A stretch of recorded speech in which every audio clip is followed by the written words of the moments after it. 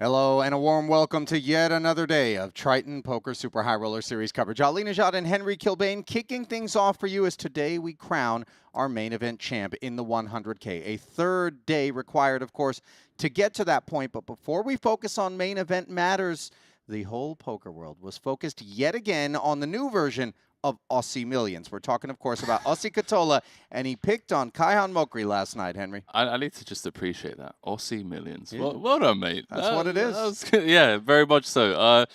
Kaihan, you know, he said to me in the coffee lounge the other day, he's like, I'm sick of all of these guys talking about Foxen and other people that have played Aussie, and he's just like, they're not getting it done. I need to go back in and show Aussie how it's done. And then, sure enough, yeah, Kaihan won the first 2 of 3 matches played last night in very quick success. And how much were they playing for? Pray tell? 2 million apiece. So a casual 4 milli first stacked 2 up. match. Yeah. Did they then escalate, as tends to be the case? Aussie likes to martingale his way through these things. Yeah, he's a sharp customer, and yeah, they doubled the stakes to 4 million. And look, it looked like Mokri was going to go for the clean sweep, 3 for 3, Ace King coming up short against Queen 10. In that $4 million heads-up match. So, yeah, Aussie getting somewhat fortunate there with the 40% equity to actually close that one out. After that third and final match, Mokri, who looked like he didn't have a lot left in the coffers, he was sat inside the cafe and actually said, you know what? I don't know what happened in that third match. He actually said, I had brain fog. I played horribly. Oh, really? So, I thought it was a moment of humility, obviously, and, maybe not so much so given the result where it's easier to say I played horribly than when you win. But, it was nice to see that kind of self-effacing. He ended up break even, except, as you know, Henry, premiums are paid by those who wish to square off against Aussie. And that's where maybe he has a little bit of an edge, not unlike betting banker in Baccarat. You have to pay that vig. Yeah, when you end up paying vig, what ends up happening is, the win rate that is required, obviously goes up. So in a typical, me and you play heads up, I need a 1 big blind win rate in order to be profitable. But when you do pay that vig, what ends up happening, I was speaking with, Mokri, I think he ends up needing like more than a 8 big blind per 100 win rate, which, makes it pretty tough. If Aussie decides to play aggressive like he did with the Queen 10, where he just sticks it in your eye with 40%, all of a sudden that jam becomes profitable, even though, equity-wise it's behind. Yeah, that's definitely something to think about before you go looking at Aussie and thinking, why are you giving your money away? He is a very sharp guy, that's for sure. All right, we did take 132 players to start yesterday's coverage of the main event, and then we whittled them all the way down to 16 into the wee hours. Poker was required to get down to that point, but that's where we're going to pick things up. And Katola was part of that conversation as well. He was. Very early on, he was stealing the limelight once again in this main event. He ran away with the chip lead earlier with a double elimination. And then he ran into Mr. Triton himself, our 12-time champion and Triton ambassador Jason Koon. Basically just came in with the 1, 2, 3, you know, the 3-piece and a can of Coke. You know, just knocked him out of the tournament. Went from 1.5 million to out the door. And yeah, and then it was, you know, Jason, chip leader with, I want to say like 65, 70 left as we worked our way down into or towards the money. And yeah, a couple of big names on the outside looking in, Ali. You know, it's a tough money bubble to kind of go home empty-handed with. That bubble burst at 39, and Koon himself would fade away just inside of the money, unable to kind of capitalize on the spoils from the confrontations with Katola, who, by the way, if you do want to take a peek at Monarch socials, he's had some very choice and seemingly bitter words for Jason on the back end of that. I think, yeah, you know, the gauntlet's been thrown down here in Jeju. Let's just put it that way. He's calling out jungle, wants to play jungle again. He wants to play Jason. Jason saying that I think he'd happily play, you know, and actually have a decent-sized piece of himself as well. So let's see if that actually materializes into something. You know, I've never been to Pamplona. You know, I'm not a bullfighter, but I do know that if one messes with bulls, the likes of Jason Koon, you can get the horn. So be careful lest you be fiscally gored. I know Monarch obviously has plenty in the coffers, but, you know, still food for thought. On the outside, as you mentioned, many players who had a shot and plenty of talent, and yet the heartbreak, something you need to be prepared for if you're going to make a run at a main. Yeah, and interestingly, I was just looking now at the people that were on the outside looking in. Artur busted in 49th, and I remember when he busted, it's like, okay, Alex Foxen's still in. Ivan Liao, player of the year leaderboard race implications could be huge. And then quite literally the very next hand, Alex Foxen busted out just 9 off the money. And you see, you know, Lun, Winfred Yu, Surzat, who I know you've mentioned time and time again, man, just cannot seem to catch a break. Wang Ye, who's posted several big scores here, out in 44th. Kristen Foxen, ace king against kings, just 2 off the money. It's yeah, you know, you play high stakes and you can't help but feel empathy sometimes towards some of these people who just, you know, receive a cold deck. Our defending Jeju main event champ, Huang Wenji, also falling outside of the money, as did our Montenegro main event champ, Jesse Lonis. So there's not going to be any this season repeats in that respect. And we did mention 16, what we're going to come back to. And let's unpack a little bit of what we're going to see. We can take a peek at the leaderboard where we're going to find Germany's Christoph Vogelsang up top, Henry, and he knows a thing about deep finishes at mains. Yeah, Christoph is just an absolute stud. He's had a couple of deep runs here already in Jeju. I want to say it was the 50K he was chip leading with like 14 left to then bust in 12th. That's the one that Punat went on to win. And if I recall correctly, it just boiled down to losing a couple of key flips. So I don't think he's going to be, you know, celebrating prematurely here because he's been in this spot already in Jeju. He knows that, you know, just because he's coming back as the chip leader with 16 left, he's still got his work cut. He's got a very, very tough field in front of him, and he's going to just, you know, try and stay dialed in. Generally, in this part of the world, the number 4 regarded as unlucky, but this is his 4th deep run, and he finished 4th in the main in Montenegro. We'll keep an eye, obviously, on Christoph Vogelsang. Obviously, eye's going to be trained on the likes of Alex Ponikovs and Ben Heath for good reason, by the way, Henry, because they're the names that Ben, maybe to a lesser extent, as we talk about Ike often in that respect. But those two guys, top 4 stacks right now, and maybe some of the best without a title. Yeah, I think Ponikovs, Ike, and Heath, you know, always the names that get brought up when we talk about, okay, who are some of the best in the world that don't have a title? You know, Ponikovs, just millions in earnings, so many crossbar finishes as well. Kick things off in Madrid 2022 with a final table run in the main event, unable to convert. The guy's got over 18 million in Triton earnings. Well, listen, 18 million without a title. And by the way, he's done it in relatively condensed order. He wasn't around 2016 at the inception of Triton, so that just makes things that much more impressive. China, always impressive at Jeju. They've got 3 of the top 7 stacks, talking about Wukong Wu, talking about Shu Liang, rather, the Sleeping Dragon, and of course, Lei Yu. Eyes going to be trained on those 3, but how about Paul Phua? Triton founding player, boss as we call him. Here he is, in spite of burning the candle at both ends, playing those cash games overnight, light on sleep. $4.5 million, good for a 5th place stack. I mean, look at this. 20 million in Triton earnings, 1 title, #1 on Malaysia's all-time money list. Would love nothing more than to take down a main event, you know, especially on the back end of seeing another Triton founding player and good friend Richard Young picking up his 3rd title. You know, it's one of those conversations where, you know, you win one and you kind of think anyone can win a tournament. It's the 2nd Triton trophy that I feel like the players really enjoy, because just you get to say, look, it wasn't a fluke. Right. You know, I belong here. I know how to close these out, kind of thing. Breaking the seal pretty difficult, and unfortunately, Richard Young's run broke in 17th, a deep run. Tip of the hat to him after winning that 50K short deck. Who else jumps out? There's a couple of Americans in here right now. Byron Kaverman, Nick Pietrangelo, Henry. Yeah, I mean, Byron, I'm someone I don't know all too much about. I remember speaking to a couple of close friends and said he's kind of a bit of a lone wolf. You know, shows up, plays these high rollers. He's been playing them since kind of like the early inception of the, you know, back in the day where 10Ks was kind of like the biggest buy-in tournament. He was originally there at the start, playing 10Ks, playing 25Ks. So great to see him here in 2025, playing 100K and making a deep run. Of course, Pietrangelo as well, one of the best. Guess who else we're seeing again? No surprises when the Austrian banner flies tall. Samuel Muller, the young man with just poise and experience beyond his years, just getting it done. Yeah, part of that poker code crew, and is just his presence and demeanor at the table. It's like he's been doing this for 40 years, almost. Just he's so stoic.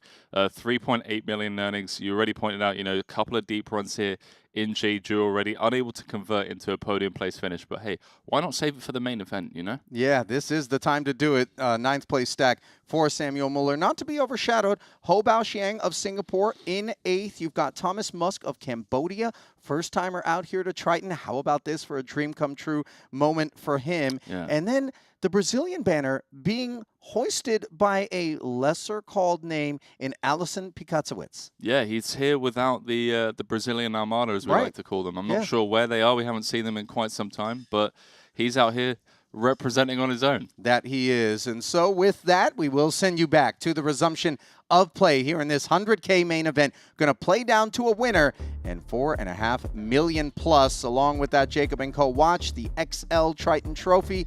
It all goes down today. Good luck, gents. Maybe the most luck needs to be issued to Henrik Hecklen and James Chen, by the way, who shared a bite after play concluded last night and sharing a plight as well. 16 and 12 bigs, respectively, for Henrik and James.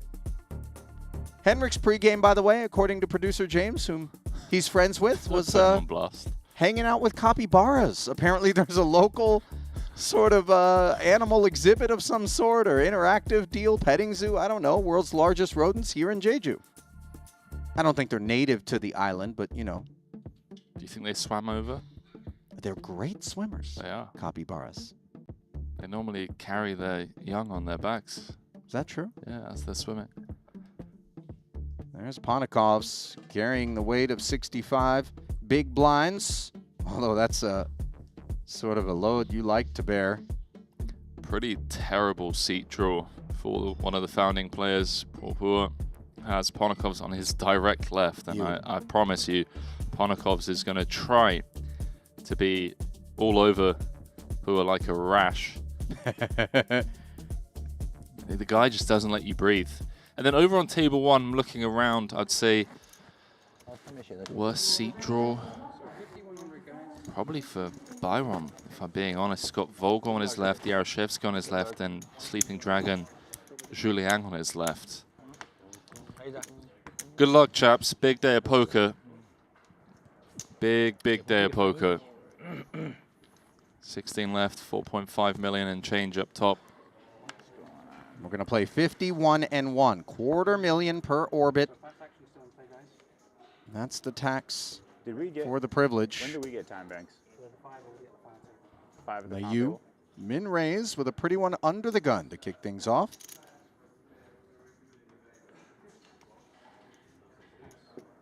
The deck has been cold here. That's 2. In Jeju.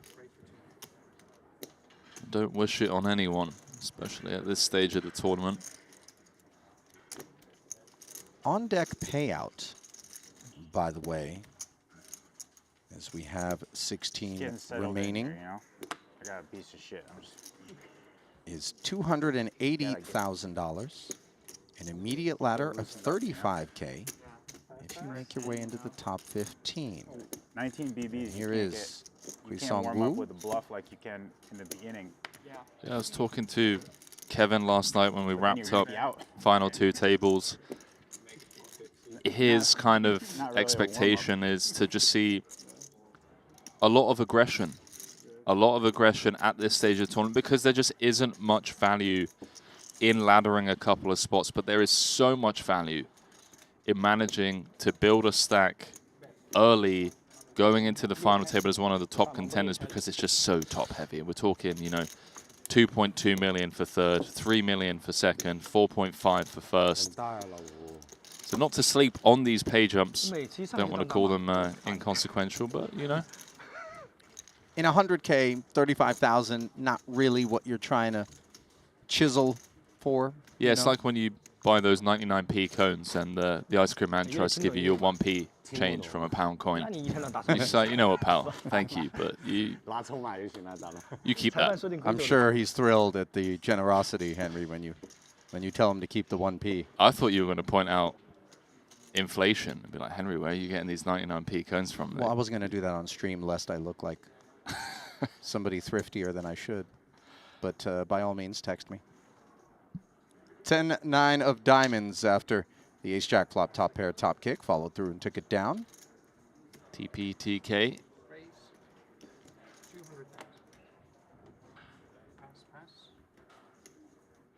Uh-oh. 200. Not going to be the price point. Courtesy of these 2 kings for the Sleeping Dragon. Yeah, double check. Make sure that they are 2 red kings. Have you ever been in that spot, Henry, playing live, where you thought you could have sworn you had X, and then all of a sudden, as you windmill it, something else altogether is what you show down? Yeah, I very vaguely remember thinking I had a flush once with 10-8 of hearts, and it was 10 of diamonds, 8 of hearts, and I've stacked off on the river. Very proudly showed my flush, and then everyone's just like, mate, you've got 10 high. Are you okay? Maybe you sit out a round. Maybe just call it a night, you know? Let's see if Byron's going to call it a night for the 10-9 suited. Against this size, I think we just fold. You have to respect the fact that Zhuliang's 3-betting from the hijack against an under-the-gun open. And maybe like a message being sent early to Byron. I hope he doesn't shy away from playing hands, but I was going to say, you know, it's a bit dicey opening the 10-9 with the stacks that he has on his left and just immediately getting punished for it. So Xu Liang snacking. But I think that's informative.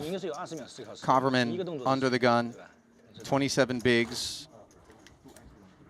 Far from the biggest stack at the table, showing the fight there.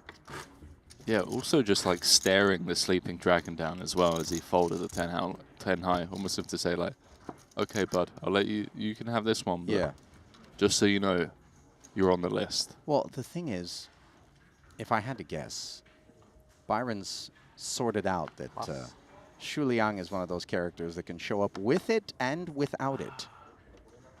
In spots such as that. Hard 8 here for Heath, not a hard decision.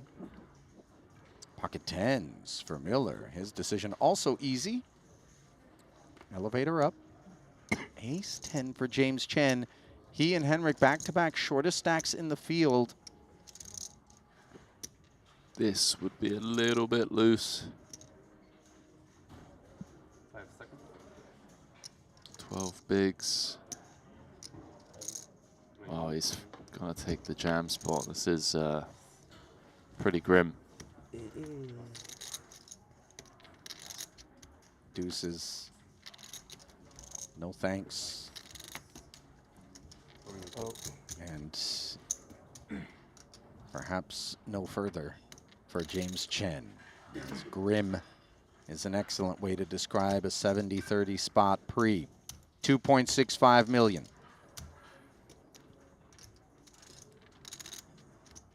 Yeah, I would have liked to see a fold here. I mean, it's easy for me to say Muller's going to be opening suited broadways, maybe some weaker ace-x.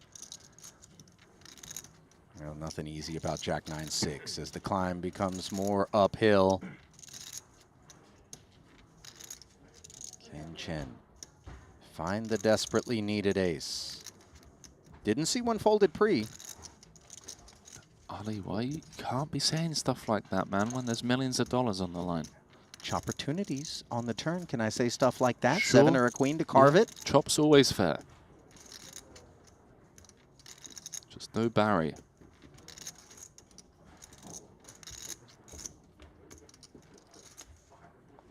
And no further battling for James Chen. Don't leave him hanging. Don't leave him hanging. There it is. Oof, that got uncomfortable.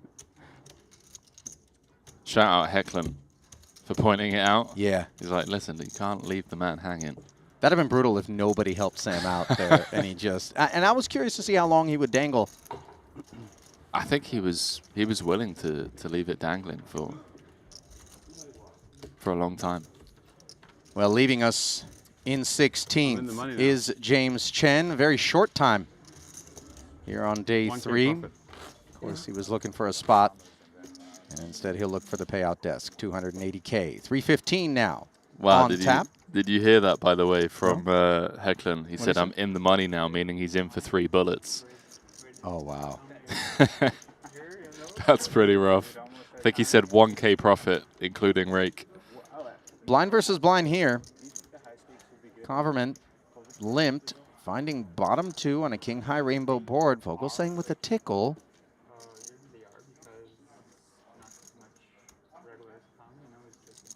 More than enough of a piece to continue. Vogel always thoughtful, taking his time. And taking the turn and finding disaster. 6s and 5s.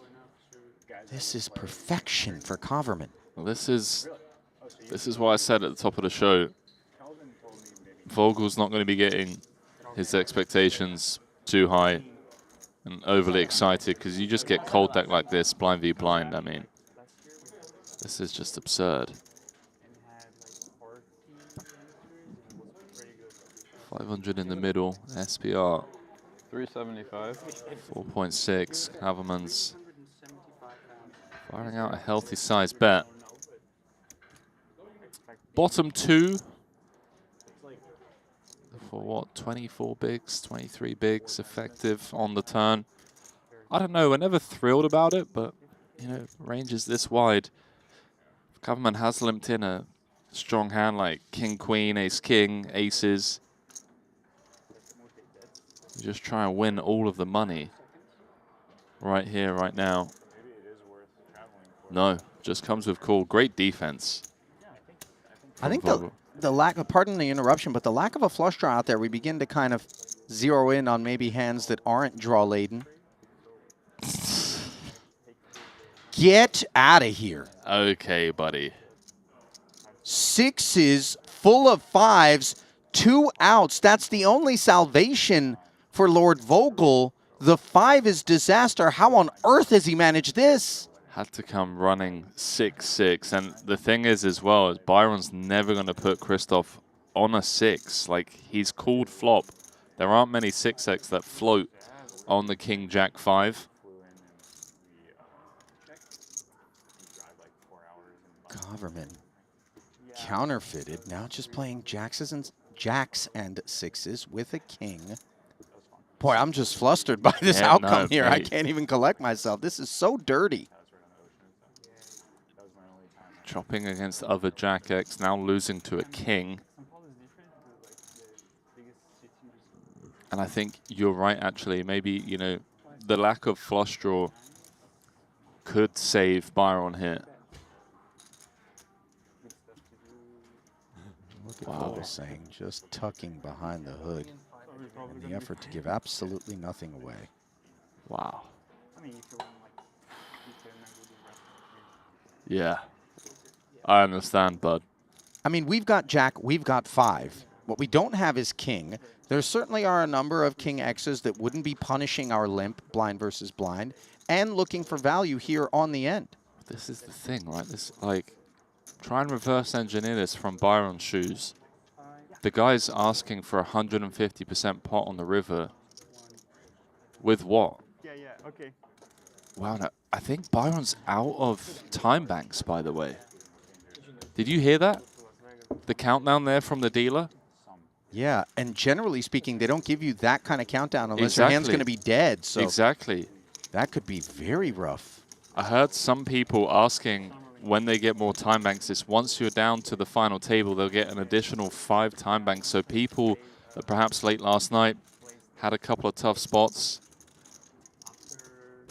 out of time banks. I can see a couple of the red time banks for Byron. Those are the pre-flop decision ones. 16. Quarter of his stack. Yeah. He was there and he says, Lost. Then I rented the Well, Byron, I can assure you that was not a good river for you. It was, in fact, the ugliest Maybe it was a of rivers good for you. river. Maybe it was a good river. This is not a good place to be. No. I was okay. He'll be left to battle with 19 Maybe I should bigs. move. Then I went back. You gotta be we're like 20 minutes up to the mountains. Ace King suited now in the aftermath as Vogelsang extending to 8.4 million in total. Sitting this one out as we extend to 200,000. Man, Byron's just on the bad end of everything so far today. This is potentially problematic, depending on how he chooses to proceed. I mean, flat's not great. Doesn't play that well multi-way. We prefer 3-betting. Especially when Wukong's opening into Vogelsang's small blind as well. Oh, man. And Song going to be heard from to the tune of all of it. Kaverman committing half of his remaining chips. And, boy, you can really sympathize with that sigh there. He's thinking, is this how I'm going to get done? I mean, he's put in half of his stack. How often do we see someone do so and then muck? I'm not sure. I would have preferred, that's why I would have preferred to see a smaller 3-bet. You know, 3-bet to like 475 and then get away from the jam. OK。发财啊，兄弟！发财呀！发财了，肯定发财。 Man, this could be a very rough day in the office for Byron. Came back with 30 bigs. He's got 1 foot out the door. 23% equity, but obviously prospects are poor. Perfect. So good. And so is the performance of an ace-jack against ace-king in a 4 million chip pot. Might Kuisong finish what Christoph started? Finish what the deck started. Yeah.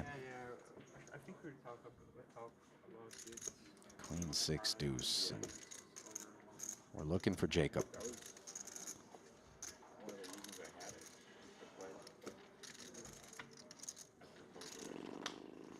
Doesn't answer the page on the turn. Will the 3-outer come in to keep Byron Kaverman involved in this main event? It shall not. That's brutal.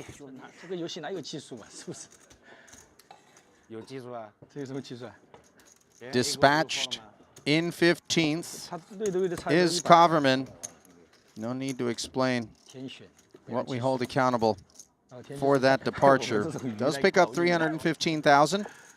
That'll be the same distribution that 14th will receive, so no ladder bestowed upon the field as he is directed to the pay desk, where I would imagine he's not going to be the happiest recipient of a 6-figure score. Man, tournament poker really is just a cruel, cruel mistress at times. To think, like, that 6 doesn't come. Say a deuce rolls off. Ali, there's 1.2 million in the middle. He probably squeezes out like another 800K. No, I mean, the 5 is just as likely as the 6 there. And they both end up with a boat, and he ends up doubling. You know what I mean? Technically not. There's only 1-5 left in the deck. Oh, That's yeah, too you're right. Forgive me. But you get what I'm coming. I know what you're it's saying. that easy to just be the other card. Exactly. If you can get a Yeah. bed, You know, where are the other whatever, but I thought it was like 44 cards in a deck or whatever it is? Right. You know, why's it got to be the 6? whatever, The landmine. like any of the Turkish airline, they're bringing blasts around, like, Byron drinks and everything the whole time. in part This right one was out just of like, here. good night. Good night. No screen is funny too. Yeah. Actually, who told me about this flight was Kiat, actually. Yeah. And when he told me, I looked it online and I found it. And I started to Sleeping search about it, Dragon. And there's like a Gonna post, the defend, guy dominated saying that it was the worst business I know. against his fellow countrymen. And then I sent to Kiat and say, "Ooh, I am scared now to fly." And he changed his flight. Oh, I wanted to see what kind of mood Because that's what he changed. Sleeping Dragon's in. Felt like a potential lead spot here. Totally fine. You just need to, like, I was sitting with I just slept. All the time. I was sitting with 754. in the airport, and Yeah, I was goes like, check, yo, check. And you know, I know what you're getting at, so Henry. it's That like board his where phone and everything. his And I'm like, range you know, there's no Wi-Fi, supposed to no perform nothing on better. this thing. And he's like, no. See if he finds it now. He's like frantically trying Knows to that you can't show down Jack high. See if you can try and fold out an ace high or a king high. I mean, we can see here it would work. Yeah, look at this, doesn't go greedy. 275, that's the kind of size he would come with a 7 or a 5 after flop goes check, check. Nice little pickup there from Juliang.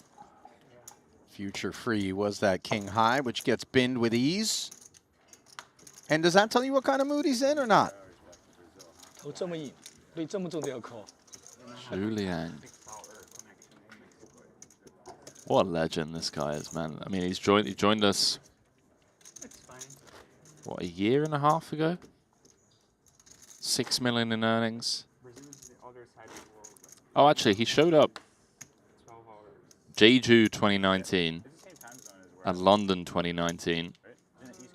Came third in the 100K short deck main for 1.2 million pounds sterling back in 2019, and then just took a big break. Showed up in Jeju 2024. The 4th place finish in the 150K for 1.56 million. He posts big results, man, every stop. Posting 200 is Alisson with ace 6 of diamonds. Christoph chewing on queen 10 of hearts. Just going to come with flat. Try and play one in position against Alisson. Juliang being invited to the party with the very tempting 10-9 of clubs. I would like to find a fold here in the weakest position at the table against Christoph. If we do proceed, then proceed with aggression.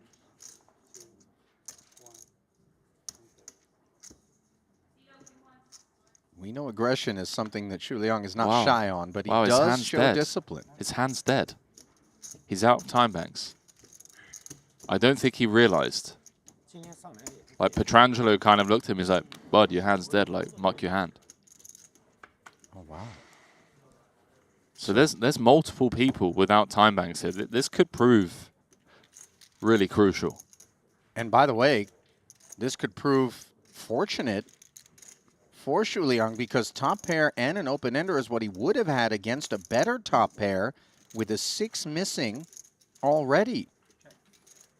No diamond out there, wrong side of the gut shot, and Piekaewicz starts us off with a check. Yeah, understandable check on this board texture. Christoph's just going to be very pair heavy. 6s, 7s, 8s, 9s, maybe even 10s. He's going to have all of the ace 10, king 10. You can see 175. hands wrapped around this flop texture. It just sprinkles out a little 25% with the bad end, or the mug's end of the straight, as I like to call it. Just going to let this one go. Christoph off to a fantastic start today. To 8.9 million. Every time his chips enter a pot, they come back with friends. Did you know that you were about to time out? Take my trip. I'm gonna race, but he told me that my card is dead. You should just say it. I know. Wow. Next time. Yeah, next time. Wow, so He was going to 3-bet? You gotta say the Julian was number. going to Raise 3-bet. 500. Can I say the race first? Yeah. I say the number. But you have to say the number pretty quick because otherwise you can Gonna be like trick small, the mini raise Yeah. or something. 也有效，就是 mini race。 Yeah, if you say the raise, raise, is tying mini the out. raise, Raise and yeah. throw in one chip or something, yeah. Yeah. But you have to say a number because otherwise you can just angle like that, right? Yeah, Say that's the true. number pretty quick, right? Yeah, yeah. Maybe Just say, 500. just say 1.1 or whatever. Okay, sure. Why you selfish? I apologize. Wow. Strays being thrown around the room. Make the final table and get Ali, 5 why are time you back. so fish? Yeah. I hope so. Because I'm out of time banks.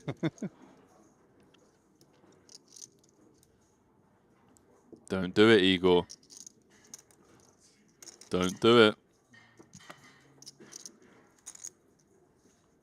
You're going to get pieced up. You know why he's thinking what he's thinking. Vogelsang's VPIP has been high. He hasn't shown them all down. How much would you buy it for? Chip leader. For now? You think the Yeah, range is just wide? one. Maybe 5K USD. 5K? 5K USD. I was thinking more like 40. That's too much. No Petrangelo trying to sell time banks. 40K a pop. 1 million buy-in tournament. 1 million. 1 million. It is now for you. No, Almost. only 100K. Wow. Not that much. You think you're stacked? You think you bought in today for 100K? I don't think so.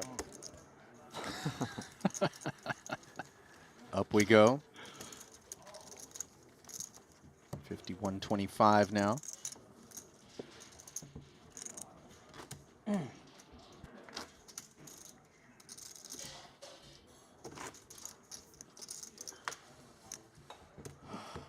No real early shakeups in terms of the leaderboard, but obviously shaken out of this one.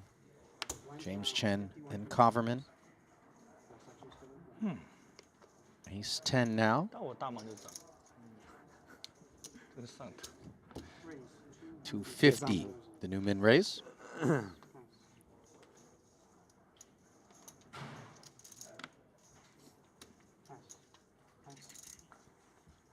$40K for a time bank. That's a good business. We're going to see some more China on China action. One of the tournament chip leaders with the Jack 3 of hearts. Really, Henry? Spades? Red corner. 675. Couple of spades out there. Against top pair. Hang on. We're not done with the ride yet. C-bet comes in briskly. Yeah, Ulle playing very fast. Love to see it. Trying to get in as many hands as possible.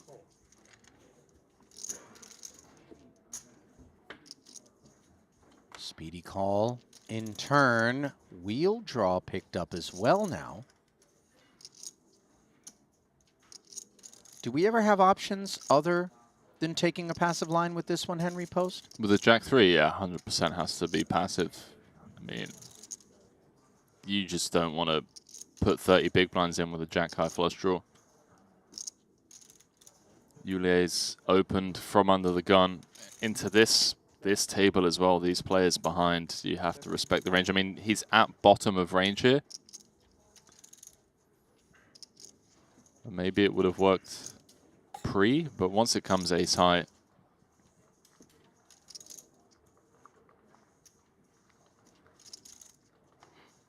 Yeah, and against this size, I like. 大的兄弟，你我到金顺造的放尼玛的，操！ I agree. Another thing about 我跟他上面能去抢你的。我 I feel the 金顺造 exact same way. 算了算了，哎呀，不跟你拼命了，我操！ oh, I didn't realize 我怕把 he 你 might 清 play. 掉了，不然我给你。 Like 金顺造， 750. 你给我看回放。 of the year now. Too like, rich. for Barcelona. To be on the draw. Yes, drawing in the pots is Leyu. You want to? Any guesses on the translation there? Yeah, you know, it could be anything. They could be talking about, hey, you want to hit the KTV later tonight? It could be, you know, I had it. Anything in between. Have you tried the hor fun that was added to the menu yesterday? You know. It's very fun, yeah. He was I definitely think it big was more a. one time before. God damn it! You have no idea how lucky you are that my draw didn't come in on the turn. At what stage of his career is he at? I mean, I think he's gonna play the World Cup next year and probably retire. Like, Yeah. and yeah. But that's just a guess, you know. Man, Eagle's seething right now. Unable to get involved. Likes dictating the pace of play himself. I don't think he's going to come apart, though. We know Igor. And No. he'll pick the right spot. Eagle's very solid. I mean, Couple I of think he's titles to very his name. talented to play the World Cup next year, so Knows how to execute on the big stage. he's probably done. Offsuit connector defends its big against the Dragon's baby suited He ace. loves to play poker. How good is he still? I mean, when he Top pair versus bottom pair. Advantage Shu. How old is he? 34, 35. I mean, he's playing like the. I don't 5K hate the starter defend that is here. almost. When we're north of 30 bigs. He made It's a tough to go 10K broke. table on W Cup now, A lot of board and he textures we didn't can know kind this of was lean a on 10K event, and he out of had the big to blind. training Ace, session queen, with 5 the club. against the small C bet. So he Maybe just we pill went one, queen, but also 35 don't just K. hate mucking as an exploit.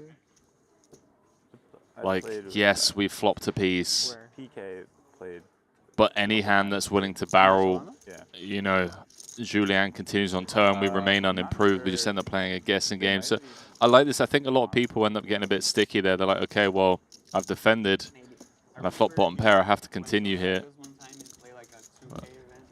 Yeah, that can become an expensive sense of obligation. So tidy procedures there as we flip over and find Alex Ponikovs and company.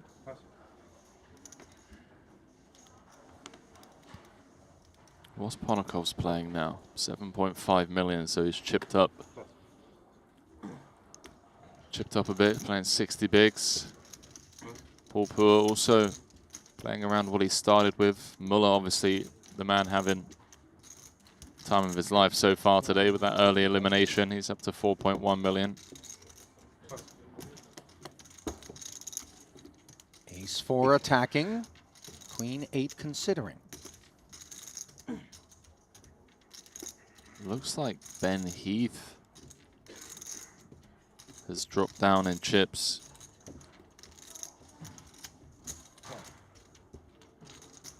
Yeah, a couple of small pots not going his way. This flop going his way, though. Top pair after defending, well out in front of the ace high. Like to see check here from Paul. Queen 7-4. He's going to continue for 175. Around quarter pot. Getting a bit of a dress down there from Ponikovs. Ponikovs with the side eye. Staring him down. As Paul does his best to kind of look disinterested. But in that confident way. Yeah, kind of like, oh, I'm comfortable right now. Like, you do whatever you want to do. We're a little bit less comfortable once we get called here. This wasn't the idea behind the C-bet. Has picked up the wheel gutter. Heath proceeding with caution. Covered. Knuckling once more. I mean, if we're going to barrel, we have to barrel big. Really try and just put the hammer on a 5 or a 7, maybe some hand that's wrapped around the 7-5, like a 6-8 or an 8-9, although maybe some of those check raise against the smaller size on the flop. But yeah, if we are going to continue, I think it needs to be an absolute bomb. Checks through, deuce, run out, clean for Heath, especially facing check on the turn. I think we can very comfortably find a value bet here. Question is, what size do we want to come with? Targeting like a 7 or a 5, what do we think those hands will pay? Even an ace high. Wow, it's going big. Yeah, it's trying to make this look polar. So Nothing gets there, and there's some draws available. That's what I'm saying. I think when all the straights brick, that's why Heath's sized up here. Nothing getting there through the back door. You see Paul chewing on this one with ace high.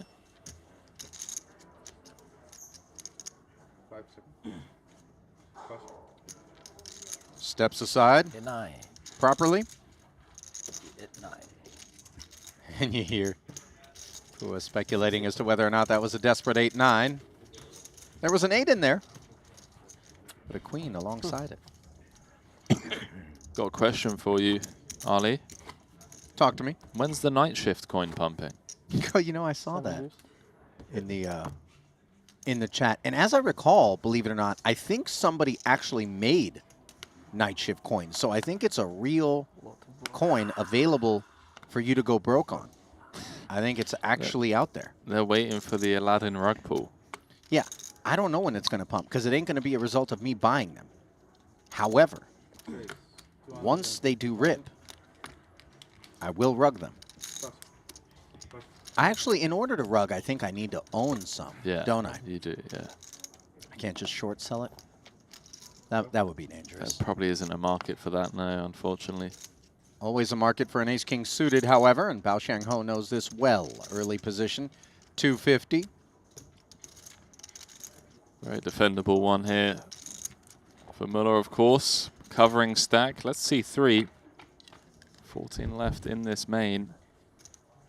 7-6-3, all spades. Muller the only player with a spade. Note the equities, by the way, chat. Muller a favorite with 2 cards to come. By 5%. This is pretty awful board texture for ace-king of hearts. And a check back consistent with that awareness. 9 of clubs. Now providing a gut shot to go with that flush draw. Curious to see what Muller thinks of this spot here. Could now probe, and if so, what size does he come with on this kind of straight and flush texture out of the big blind? And also, go ahead. I was just going to say, like, I think Muller knows enough about Wukong Ho Bao that, you know, Quang can have overpairs here that check back and pot control with ICM. He can also have, like, strong spades that check back and try and realize. But he also just correctly recognizing that Jack High has no showdown. Wants to just really put pressure on a hand like Ace King of Hearts. A nice pickup there for Muller, up to 4.4 million. And those probes on boards like that, we're pretty comfortable we're not getting raised, which makes them a lot more attractive. Yeah. Yeah, after flop goes check, check. You probe turn, don't think you're ever expecting to get raised. And if you do have to take a river, as we could see, you had plenty of equity.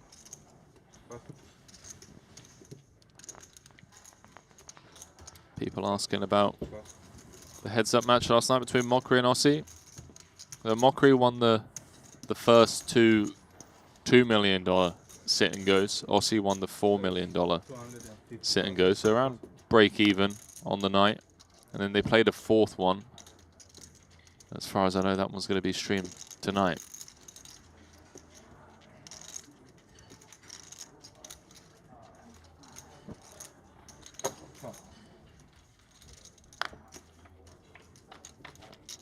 Fours against 8-6. And, well, two pair the hard way here for Ben Heath. Releasing won't be hard for Hecklen, presumably. Having failed to connect. And even these small pots like this, Henry, are painful when you're trying to find the spin. As Hecklen, granted, you know, 16 bigs coming into this pot. It's not a 5 big blind stack, but it is a stack that would like to get itself northbound, and I'm not so sure this is the turn that's going to help. Hecklen finding an 8 as Heath understandably trying to provide the opportunity for Henrik to improve and lose tokens. Yeah, I was about to say, if there's ever a spot to actually check back, surely this is the board to do it on and just pray that Hecklen connects. We're getting money from a 9 anyways, you know, and when he doesn't have a 9 and he has 8-6 offsuit, just let the 8 of clubs roll off on the turn. 6, 7, 5 in the middle. Henrik not in a hurry to barrel, by the way. Checking. 175,000. Little tickle.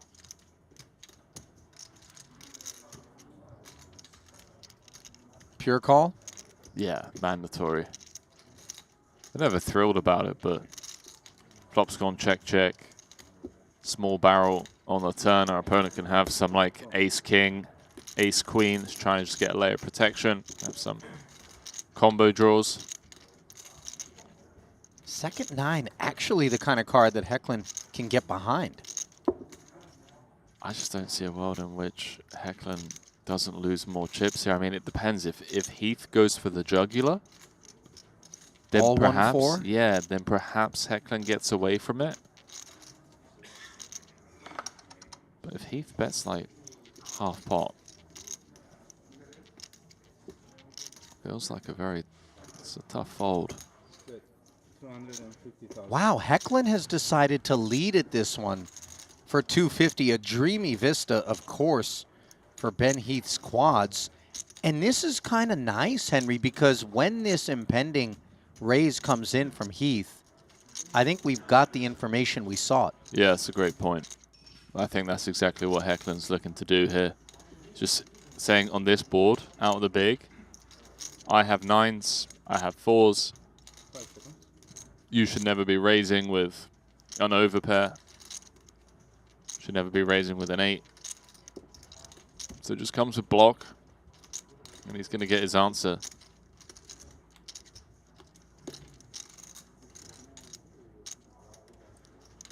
Well, Well, he apparently hasn't someone done folded it 9-10 suited as well. I don't know who it was, but would have been showered.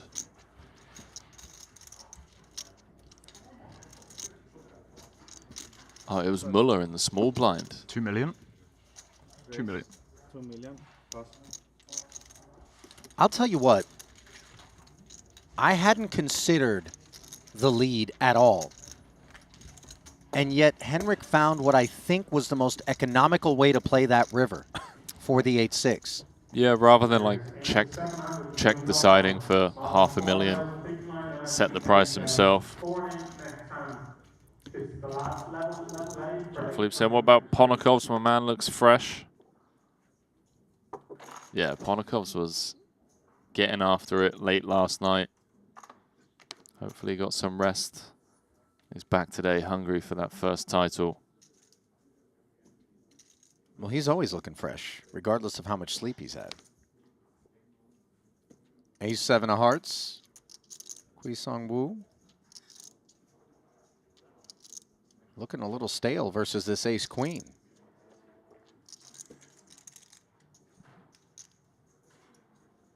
You know, this is, I believe, the 3rd time that these guys are going to tussle. Pre-flop 3-bet on this occasion. What was it you like to call it, Ulle? A civil war? Civil War, yeah. An entanglement also. No nonsense there from the ace-7. Mm-hmm. You know, I confess, Henry, there are times at 被 which, 打死了，我操，打到死了。他妈的看回放， and I'm 妈 not 你一看他就撞我一下。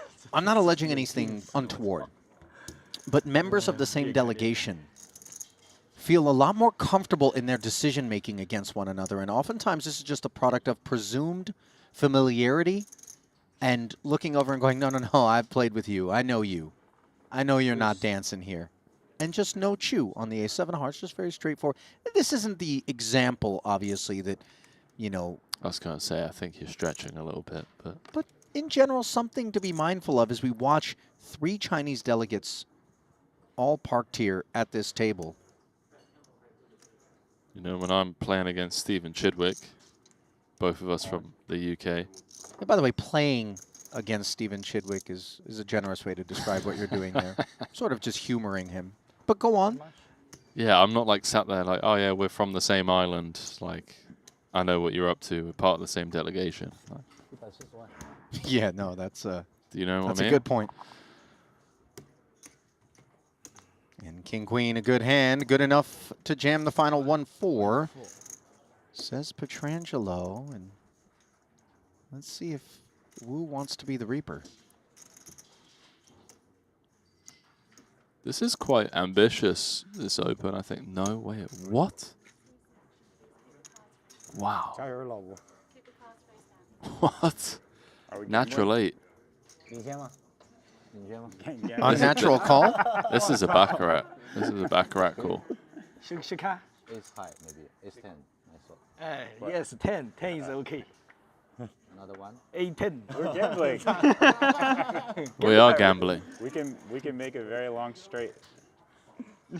I like a gambler. I don't know if you want to hear that, Ali. 14 left in a 100K main. I mean, I like gamble. Nah. You want 2?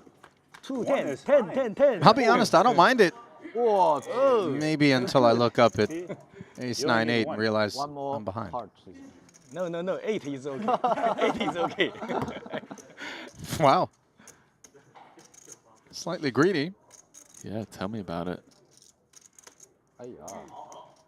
God's not punishing him on the turn. Petrangelo's fate. Millions of dollars here with my friends.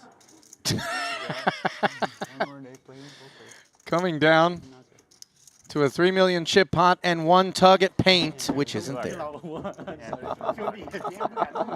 Your wish. You got to admire the way Nick is taking that in stride. You know 没办法，他不认识我。 what a competitor he is, Henry, and it's got to hurt when you feel as though the guy 他 just 这个敢推我，太年轻了。 casually wants to claim your pelt with 10 high. But this is what makes 对对，他就被我 these 惊掉了 events in the 我拿个 eyes of these A9 top shelf 我拿个 world-beating 我拿 pros 这个 BB 给他抠掉 profitable. 他 And 气 you 死 have to 了 accept 他这个 some 怎么 days you're the 能抠呢 windshield and some days you are the bug. Yes. Nicky P goes splat in 14th for 315K. Windshield 所以 wiped 说真的 right out of this 太 main. 年轻了。我枪口 How 枪 are 口 you 的 not seething 太 right 扣掉 now? 了 If you're I'm him, boiling. are you Ali. really? On his behalf? You know, no, 14 left, 4.5 million. The guy just goes, you know what? I'm going to gamble against you, my friend. but Now we're going to gamble. you got to be ready for that. 4.5 million up top. Yeah, just- you We're got- gambling. I've opened under the gun. I'm going to call it off. Let me say this. How many people do you think did that propelled Nick to this point en route? Not many. But enough. Probably none. Enough. No. No, you're wrong. It's not No. none. It's not none. Well, I'm so you telling think- you. you think This is people are day just being- 3.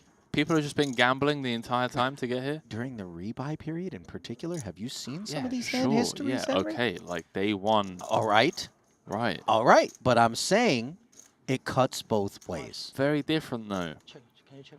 You Yeah, can it pony cuts up deeper another- here. You can pony up another 100K and re-enter when you gamble. Yeah, I get With it. late reg still open. I'm playing devil's advocate. You know this. I know. And Pietrangelo will leave the field with the 35K pay ladder. Yaroshevsky hoping not to be the first to enjoy it, as he has decided with 10-9 suited. Let's The go, jam Q-Song. cutoff. Come on. Let's gamble, baby. Is this an 8 in Baccarat? Does the ace count as a 1? It does. Yeah, there we Yeah. go. All right. He's got the 8 again. This time he's ahead. 来跟真老吴。真年轻 3.5 million chip pot. This guy might actually be my new favorite.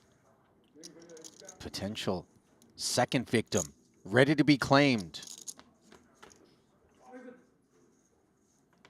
哎呦， Sevens versus an open-ender. That's a whole helping of outs. 不要吵，勾有什么？我中对了吧？ 8、90 K， 我这是不是叫对子？你要发个黑桃，发个黑桃最好 It's。nines, tens, 黑桃最 kings. 好。 They'll all work. 哎，黑桃。 What a beautiful 不 turn 是我领 card. 先吗？我 Stone 有对子，还没 brick. 对子，对不对？来个 Will the masonry continue on the river and propel Wu further? 公对， Yes, it will. 呀，老吴。 Back-to-back bust outs here. Gamble! Petrangelo's 14th and 315, followed up one hand later by a Yaroshevsky 13th place finish for 350. 还是 S。不是老吴，他们看我打你，他们也推你了。 Fourth man to fall 你淘汰了几个人呢？ on the day. 3个都是你带走的。嗯， And he's got the polo bow to go.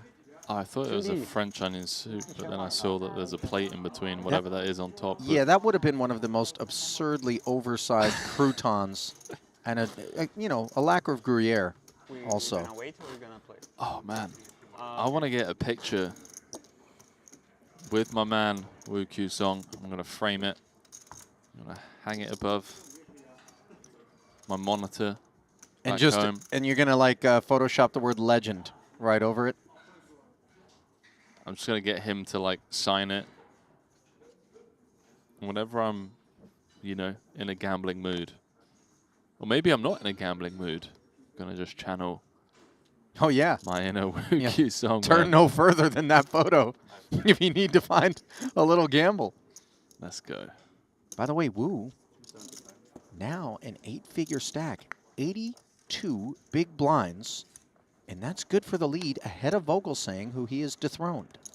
Yeah, both of them at the same table as well. There's a new sheriff in town. Shu Liang looking for some law enforcement with Queen Deuce offsuit.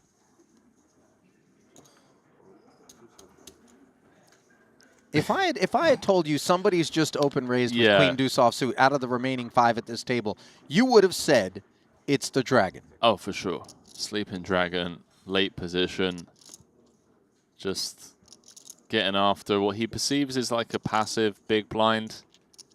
The 970, I don't know. I'm curious to see what the viewers think. It feels a little bit loose. Feels a little good, though, after the flop, doesn't it? Trip 9s. And Shu Liang doing well to check back the ace-9-9 board. I thought potentially that's the kind of texture where he would feel very invited to follow through and take it down the vast majority of the time. And yet he shows restraint. Now Lei Yu showing him 250. Yeah, it was a snap check back as well. I wonder, is Sleeping Dragon going to wake up at the wrong time? Oh, no. These are the perils of playing the game the way that Shu Liang does. Not for the faint of heart. Stone dead. 775 incinerated unbeknownst.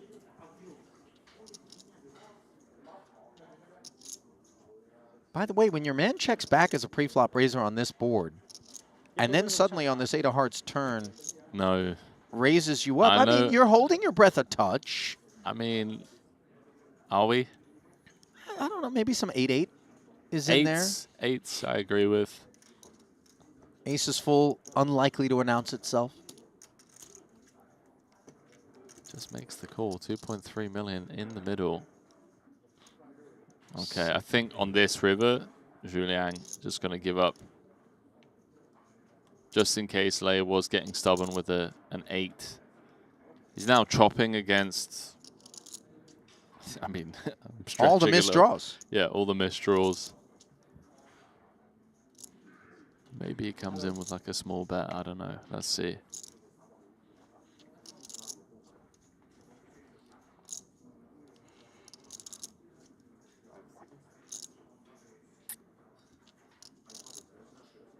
Wow, lay deep into time bank territory here.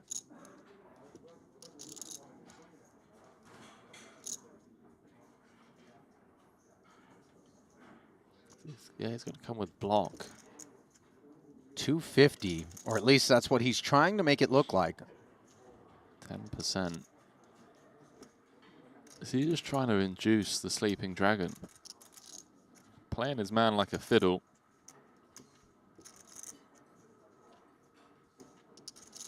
Let's see if Liang takes the bait here.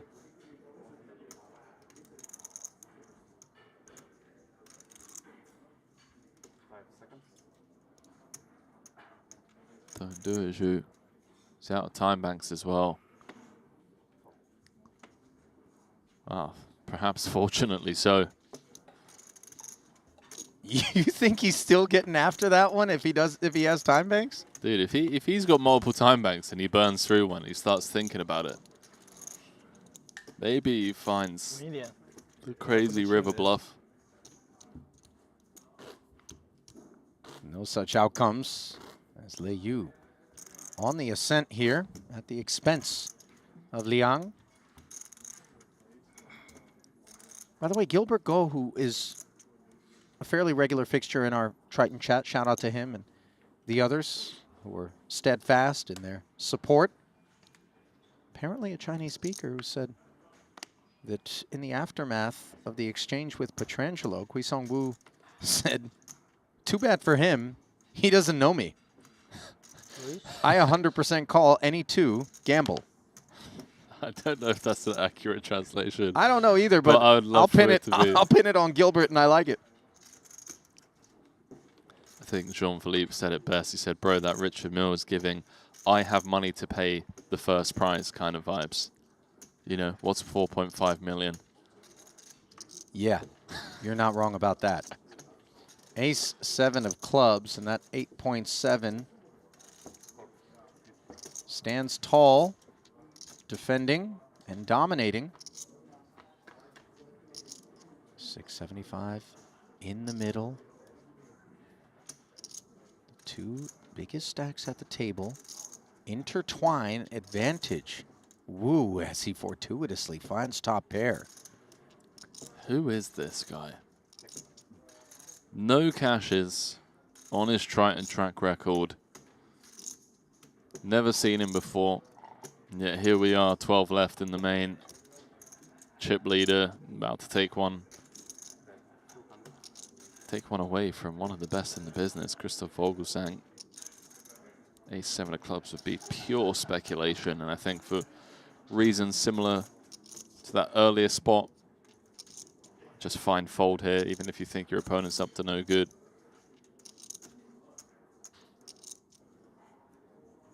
No club out there. Yeah. What are we thinking? Where are we going? Oh, Christoph Okay. disagrees. Just thinks there's too much value in ace high.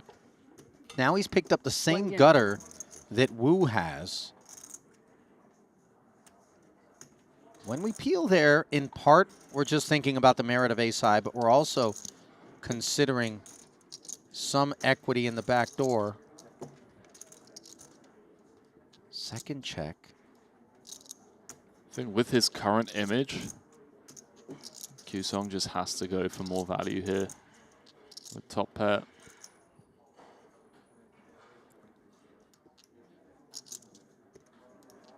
Is that like 2/3 spot? A little bit less, around 60%.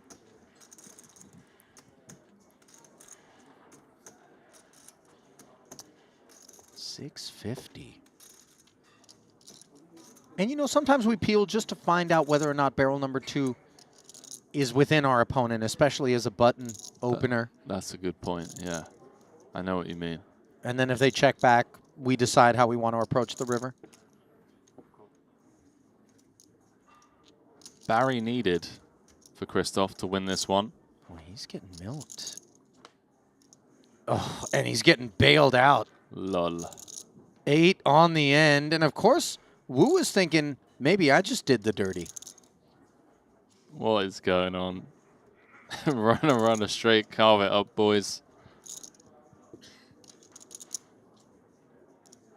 This one, a draw. It's one of those spots where I think like only Q Song can have 10-7 here. Although I guess Vogelsang could have 10-7 of spades, but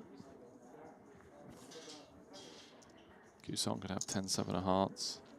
2.4 million in the middle. Sucks that we have a king now. We block a top pair that we'd want to get value from.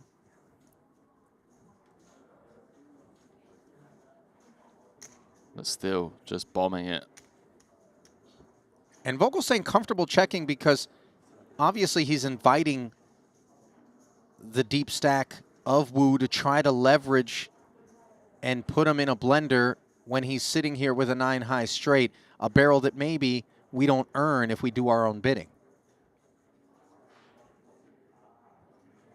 So I don't quite understand what you mean. If Christoph leads, Okay. maybe we don't get paid here. Whereas when he checks, Right. he opens the door to Wu Right. trying to pressure him as the other second biggest stack out here deep in this field. I like it. I think, you know, with all of like the Jack 10, Queen 10 spades missing, there's just a lot of things that miss, right? A lot of bluffs. So just checking it on over. I think Vogelsang is trying to figure out whether he wants to raise here or just come with call. I think I lean into the camp of just call. Oh my. This is going to raise some eyebrows. Vogelsang has check raised, and you see the head shake. You assume 10-7 lurks, and instead just a helping of disappointment as they carve this one up. And you know, whenever somebody tries to give me an earful there, I'm like, but ace-7 over king-7. You know what I mean? Who got lucky first, pal? Yeah. Just before you go getting incredulous, relax. Yeah, don't go shaking your head at me, buddy. 其实黑桃吧，说一手啊，我在瑞士有什么意义嘛？已经打这样子，我也没意义了。他打了去个瑞士，他就套了了。Can you believe this German fish? 没必要认你，但你有气势，我肯定有啊，他老吴有气势，我有他没有，但我在瑞没意思，瑞套吃了。 I mean, what a clown. Ace high. Did you see the flop? You saw the flop, right? King 9-5. 2 spades, no club. Calls flop. WTF. Calls turn. This guy? This guy was a cheap leader coming in? 为什么那个 This guy. How many titles? How many millions in earnings? Go back under your hood. Sit me any day. Oh, there we go. You trust me? Top pair. Well, now the English comes out. You check call me, buddy? He said, Yes, he said top you don't pair. trust me, I think. So stronger. I thought he said you check call me. Is that what he said? I don't know. think so. Oh, they all work.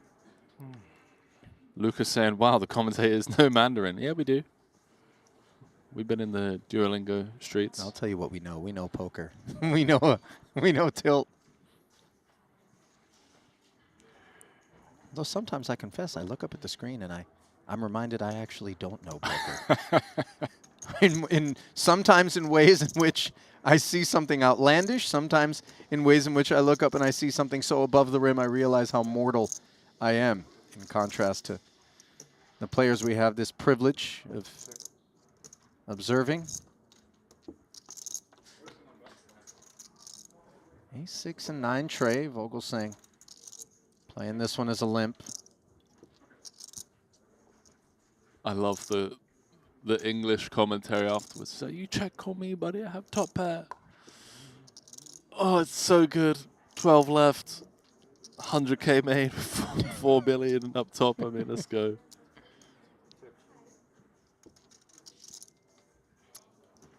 Vogel now on the Queen Jack 7. I'll just try and get his ace-sided showdown. Looks like we've had Henrik Hecklen brought over. 6 of hearts on a turn. Yeah, Vogelsang already had the best hand. Now he's got a pair. Modest improvement. Nothing to be thrilled with.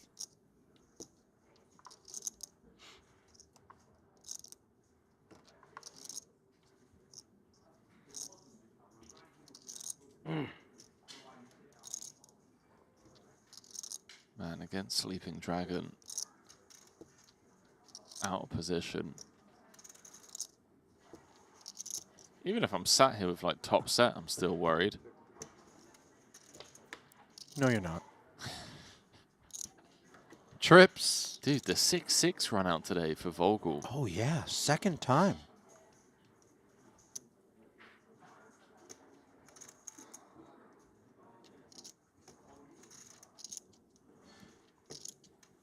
Now he's just praying that Julien was pot controlling a jack. Very unlikely, but still.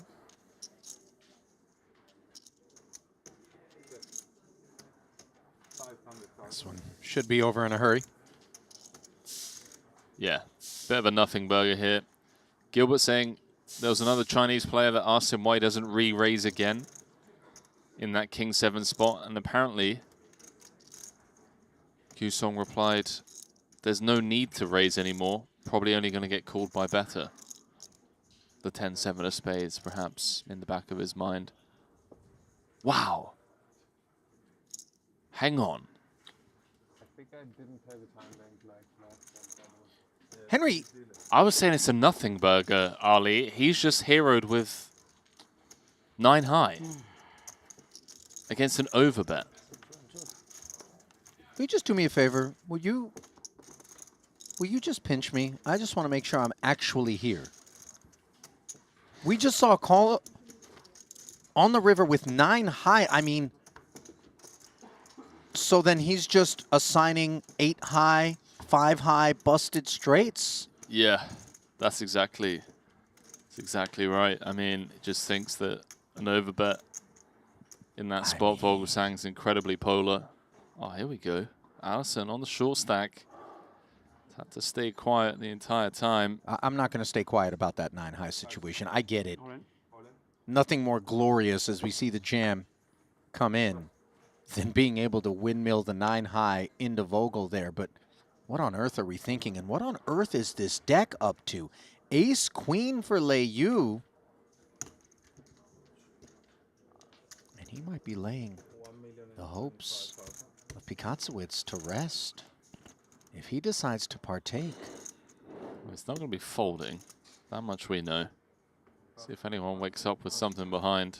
The flat looks mighty, and perhaps the King-Jack under other circumstances would have as well, but a snap fold, understandably from Hecklen.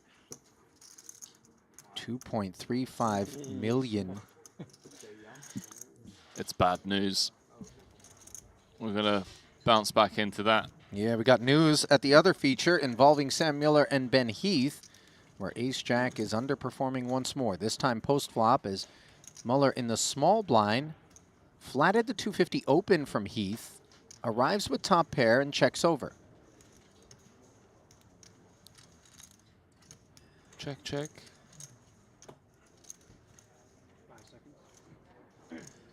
Yeah. Heath just has to respect the flatting range out of the small. He's going to have a lot of pocket pairs, suited broadways. And good things can happen as well, you know. You check back with the ace-jack, turn top pair, and get value from a hand you have dominated. Let's see how Muller feels about this 7 of diamonds turn. Now, he just wants to try and get this one to showdown.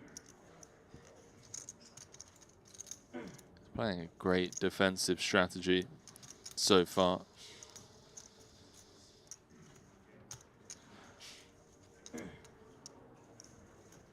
What do you got over there? I see you.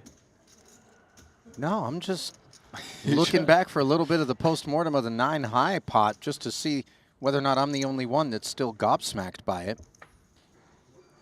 The 4-liner on board, freezing the action on the turn. Wow, this is interesting. Maybe Heath finds a way to win this one now. It's checked all the way down to the river. Yeah, you could see a lot of King X behaving that way if sudden activations are permitted by Muller. Do you like block into 750 ever? Not really. I don't think it achieves that much. He agrees. Never getting a king to fold. And I don't think we're ever getting called by worse, so let's slip it on over to Heath. I mean, this feels like one of our better bluff candidates. No, just going to take a showdown. One is up to 4.9 million. So, back on over Ace-Queen against Ace-Jack for the Brazilians tournament life. Word coming down from the chat that Alisson is known as the Blonde Devil in the Brazilian poker realm. Is he? I want to get that verified. I don't really know where we turn for such things, but He does look devilish, doesn't he? Anyone folded the jack? So look at him, cheeky devil. mum was the word until Alisson inquired, as Henrik saying, I folded a jack. I also folded a king, luck sacks. Ace-Queen, still in the lead. Piekaewicz would be okay with a 5. Deuce. Much happier with a jack. Deuce works for the chop as well now. Can he stick around with 12 left? Yes! I say Running pairs on the board here are a real thing. Devilish run out. I'd stop short of calling it satanic, but naughty. So Ace-Jack's not supposed to be sat there with any more chips left. 踩了一个不两个，我抬一个5，抬一个勾，抬一个勾，明天马上投，我操，他两 Should 个 we take a whack at this one? 马上投。 Yeah, You first. these effing luck sacks.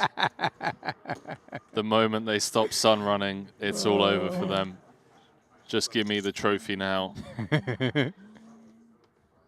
我看出来了，你也就干我的本事了。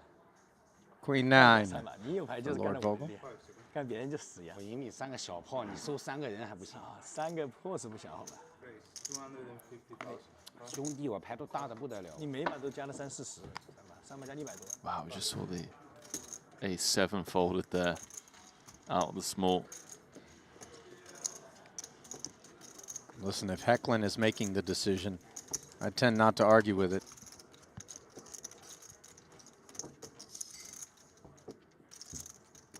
Former main event winner right there. Shi Yuan Zhu in the chat saying the translation is not bad, at least no jack. So they were celebrating the fact that they didn't lose the pot. I like that. Some perspective.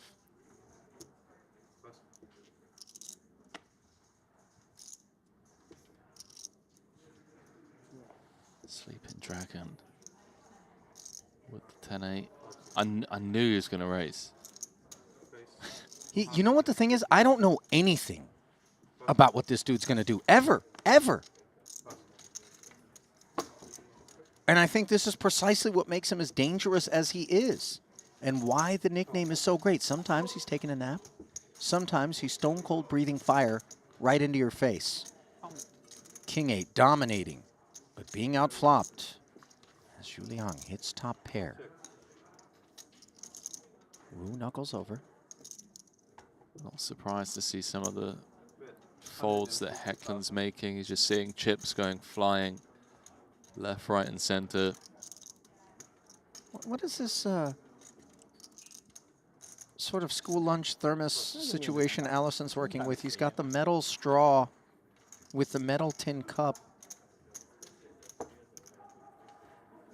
What's that drink that Bone broth. Felipe Ramos likes to drink? Is it Bone broth. kava or something? No, it's the no, it's not bone broth. It's that he steeps it at the table.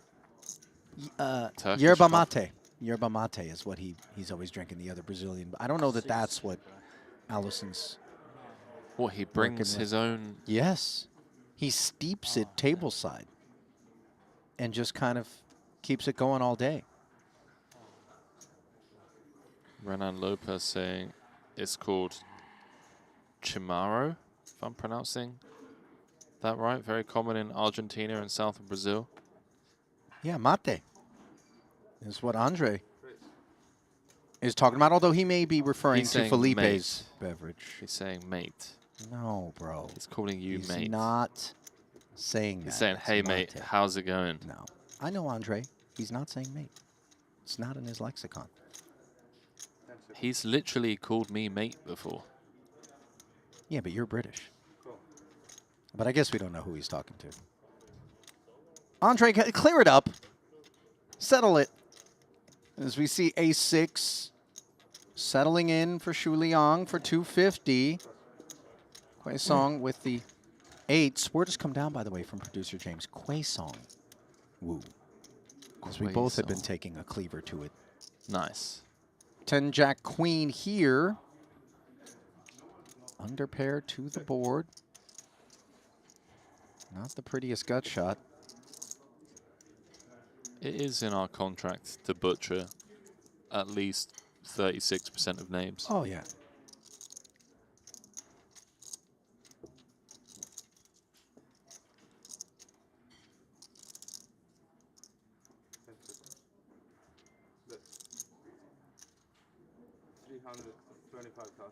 $325,000. Maybe 8's just fine the muck here. 3 overs, you don't know if your 9 is a clean out. I mean, even your 8. 打的就好了。Free flow I no issue。走啊！对几啊？第8。发这个3个帽子怎么有点烫？我操！算了，哎呀，他妈有点深呢。You in on this Brazilian beverage, by the way? This chimarrão, I guess. The Brazilian contingent in the chat is quite confident is what our man Alisson is sipping on. What do you think the effects of chimarrão are? You think it's a kind of like a mood evening, kind of chill you out deal, or just like wind down? Nothing chill here as Bao Qiang Ho is wound up for $1.5 million as a jam from the button over the top of a Sam Muller Open. Sam with the 6s.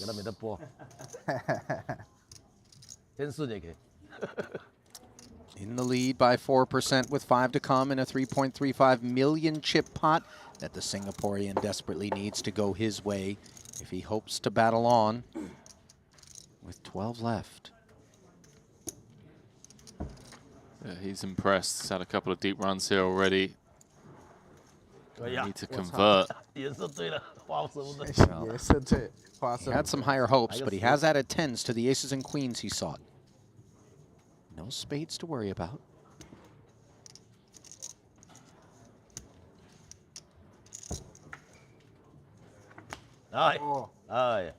Wrap it up as the Broadway comes in. And Bao Qiang Ho says, not so fast, Sammy boy.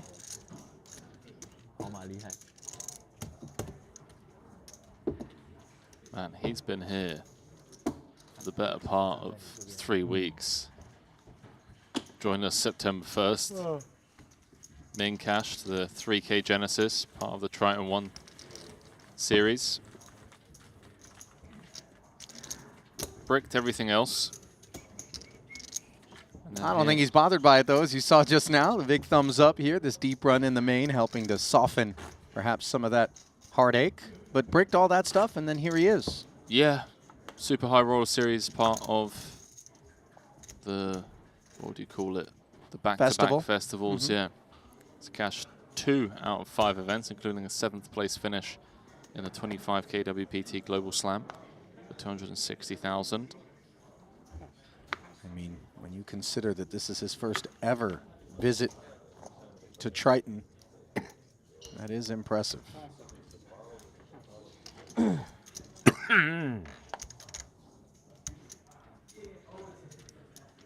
Queen 7, unimpressive. Let's see how impressed by deuces Phua is. Small blind in that seat that you said at the top of the broadcast, Henry, is the worst in the room. And, well, if the seat's bad, so's the hand. Ponikov's 2 10s.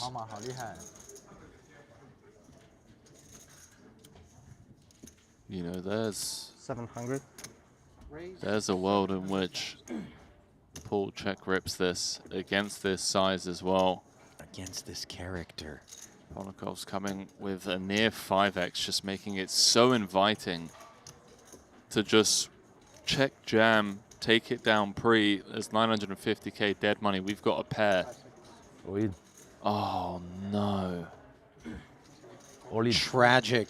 And you saw the writing on the wall, Henry. Any pair？哇！完了，最小的对。 Disastrous developments 他有对了， for the boss. 没办法，是这样打的。 Good luck, gentlemen. He sees his suits dominated as well. Doesn't get a whole lot worse, does it?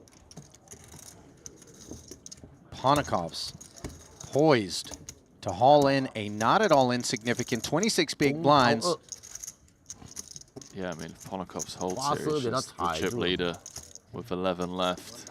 He sized it to perfection, inducing the limp jam, just making it so appealing. Yeah, 125 became 700, became 3.2. And what will become of Paul Phua? That's what we're waiting to find out. 6.5 million in the middle. Any ducks on the pond? Not yet.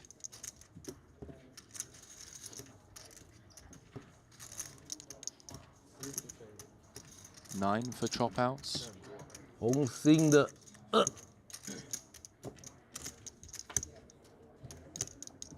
哎呦，操！ No such luck. It's going to have to be a 2-ball in the corner pocket for Phua to fight on. The weight of this one can't be overstated for Alex. GG。 And his hunt for the title will continue as the balance transfer takes place. GG's to the boss. GG's indeed. Number one on Malaysia's all-time money list. Title winner. With a bit of a bitter-sweet run here on day 3. That's, you know, byproduct of having Ponikov's on your left. You have to come up with a counter strategy, and the counter strategy is normally aggression. And sometimes you just run into it, like Ponikov's is going to have hands. Not to get too deep into the hypotheticals, right? But the other thing is nobody opened that pot. If someone opens that pot and you're sat there with deuces in the small, maybe you bin it, maybe you flat, and then Ponikov's 3-bets. There's so many ways it doesn't play out like that, and yet it's precisely how it played out. So $350,000 will be awarded I think to Phua. Once the option that is chosen is limp, that Paul always goes broke there. I think if he Absent anyone else in the pot, though, you mean? Absent anyone else. Yeah. If he decides to raise, if he comes with like 3.5x, then I don't think he goes broke. But once he goes limp, Ponikov's with the near 5x. There's just so much dead money. We can generate so many folds because obviously Ponikov's going to be very polar there. Ponikov's generating so many chips. In fact, more than anyone else in the room now. The chip leader, 11.3 million coming into this one. 90 bigs, raise and take from the 2 6s. Be afraid. Be very afraid. If you think winning this one's going to be easy, you are dead wrong. And I'm not talking about Ponikov's. I'm talking to the rest of the field because his hunger, and for that matter, Ben Heath's, although Heath's at 33 bigs, at present, not as much of a threat. But the appetite for title number 1, coupled with the talent, is going to be something that strikes fear. Yeah, Ponikov's chip lead with, what, 2.3x average, 11 left. It's his tournament to lose. I think he wins this like 25% of the time, 30% of the time. Not a horse you want to bet against. ever, let alone when he's out in front on the track, as he is here. Now then, Lei Yu, sixes. 250,000. Button min raise. King Jack suited for Vogel. Could see the flat here out the small. It does cover. Can apply pressure post. It does open the door to make it a three-way affair. So perhaps Vogelsang just decides to do the leaning himself. Pre-flop, trying to apply pressure. Just comes with call. Sleeping Dragon gets out of the way. Laid to rest is the king six. Yeah, some interference with both hands. Jack 5-3, some interference to what was the best hand as Vogel finds top pair. It's a board texture that Ulle could lose money on as well. Only one overcard.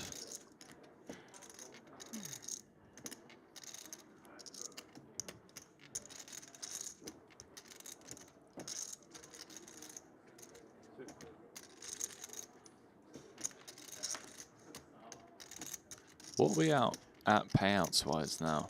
400,000? Wow, 400,000. Okay. So everyone here has earned themselves 120,000 extra so far today.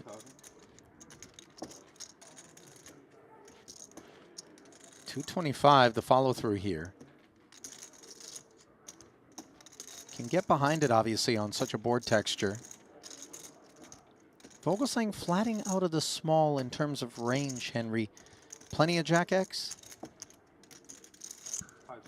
I mean, sure. Yeah. But not just such hands. Not, I was about to say, like, yes, you know, when we can see the cards, sometimes it's, I think we can all be a bit biased. But yeah, he's going to have hands like King Jack, but he's also just going to have hands that fold, maybe some like 10-9 suited. Well, this board's bias continues to be in favor of Vogelsang, though Yu has picked up a gutter.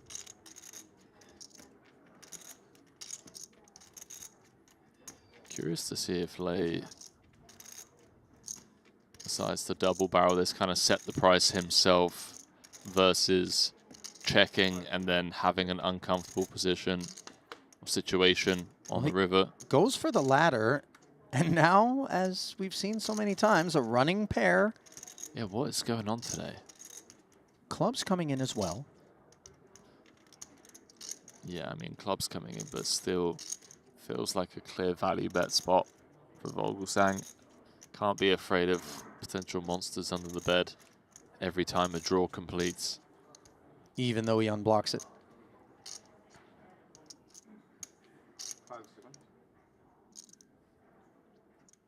So doing his own bidding. Is this third pot? 400,000. Yes, it is. Now it would get really spicy. If we just close one eye and look at the six of clubs and decide that it's more than it is. Yeah, exactly. Against third pot, just feel like, okay, this guy just never has a flush. Try and get 8s, 9s to fold, try and get a jack to fold. Just hit him with like the 1.6 million. Good luck, buddy. Here's the thing. We're fourth in chips. Only 3 people have more tokens than we do. If it goes wrong, all of a sudden we reel down the leaderboard. I'm not saying we can never take chances, but perhaps that's in part what ushers the 2 6s into the bin versus into something more ambitious. Yeah, I don't know. I feel like a big raise there would have been a credible line. It's going to have plenty of suited hands on the button. We are not on an immediate ladder, by the way. 400K will go to both 11th and 10th. Do we get a cut of that? Of what? Of the 400K payout? You and I. That is. You know, all this time we've been working with one another, and you've never asked me that question. I'm not clear why suddenly. Everything all right? I mean, is rent coming due, or? I mean, I just felt like, you know, you don't ask, you don't get. That's a great point. But here's the deal. I'm going to let you ask. What if we just go around with like a 1% tip jar? And it just says tips for kind words. Just bribing people. Well, Anyone that doesn't tip, we just call them stingy. It's like, wow, this guy just won 4.5 million and didn't tip us. The pregame show, all we do is have a hit list of people that didn't contribute to the jar that morning. Well, look at the contributions from 9 deuce. I don't know why this seems to be a holding that Liang has espoused on the day as the dirty diaper activates for Hecklen. Not exactly rich with chips, so that raise versus none other than Sleeping Dragon out of the big with absolute stone cold dust. Probably just Something always, that, you know. Yeah, always expecting Liang to jam pretty much, top of range, given how shallow he was. I'm going to provide just advice to anyone, whether they're playing against Zhu Liang, whether they happen to be in this booth, whether they're out there in the chat trying to speculate. Expectation with regard to whatever it is you might wish to surmise the dragon is going to do is going to yield more shock and disappointment than anything else. 9 high, he called the river for 500 against Vogelsang earlier. He was close. Yeah. Vogel just had trips, Close in that you're either right or you're wrong. Yeah, exactly. So it's just one outcome away from the right one. Oh, here's the right one for Hecklen. Patience. Oh, man, I'm having flashbacks, bro. You talking about the Punsri Hecklen? Yeah. On the stone money bubble in the 50K here in Jeju, where they were 1 and 2 in chips. In this very card room, I mean, it's a different situation here, but perhaps just as much equity at stake. All right, authorization comes down quickly on this occasion for the cards to get on their backs, and Hecklen obviously not out of the woods, and he knows it. Yeah, Why can't the man have queens? Yeah, he have to come. You too, Ulle. Long chip. While Yu is on the receiving end of the cooler right now, the flop could very much flip the script on these 2 red kings, which it does not. 10-5-3, hanging on, is the Dane. Oh, not the painful way. You thinking deuce 4, you dirtbag? No, I'm just saying, like, just turn a river. Yeah, you get the clean flop, the spadeless 10-5-3. Clean turn as well, by the way. And a clean river as well. So Hecklen will emerge with 22 bigs on the back of that. Yu will slip, but not fall. He's been patient. He's been incredibly patient.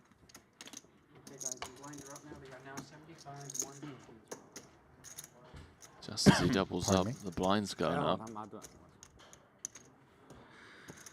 Henrik knows his stuff here, and it's not something exclusive to him, but this kind of end game down here, close to this final table, where the ICM becomes prevalent, he's going to make the right decisions. For this, we can be comfortable with. Very studied. He's taken down a main event before. 825, 900 total with the small blind. 6. Oh, ready for. Let me fight. He would much prefer to be 300 big blinds deep in a Macau cash game, but beggars can't be choosers. I'll tell you what, I don't think he's going to slight this potential 4.5 million that a little spin up could position him for. 推我盲口，不骗你，我都想好了，我都牌都不看了，是不是？分6、7个币。 So 11 left.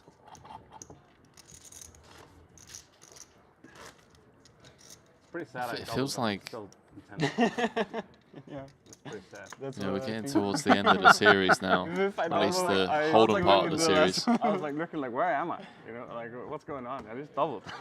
It's pretty chill from here on out. Last one. Last two. Yeah. 4 card magic. I Yeah, think but the I was PLO also guys kind of have something to say about how chill it is. Same thing. Yeah, even if I double, it's still 5 behind PLO you. events Yeah. and a half-half. Yeah. Unless, Short like, deck front-loaded everyone's this time spades, around. it's cool. Look at the success they had in the short deck as well. Yeah, the unscheduled 200K maybe suggesting the game is very much alive and well. All in.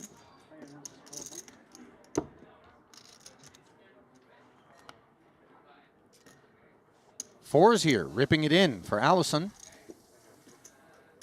What do you think? You think we grab a badge here with Queen 9? Natural 9, baby. Sasha one Wu. Was that Hecklen that just responded in perfect? I believe so. Chinese bro just said, yeah, 850,000. Yeah. Oh my. A flat Okay, from the triple, small. maybe it has it. Yeah, maybe. Do we want to gang up with King Jack? Implicit collusion here? Overcall? No. No, we don't. Okay. Even though we had more hand than I have big Hui hand. Song.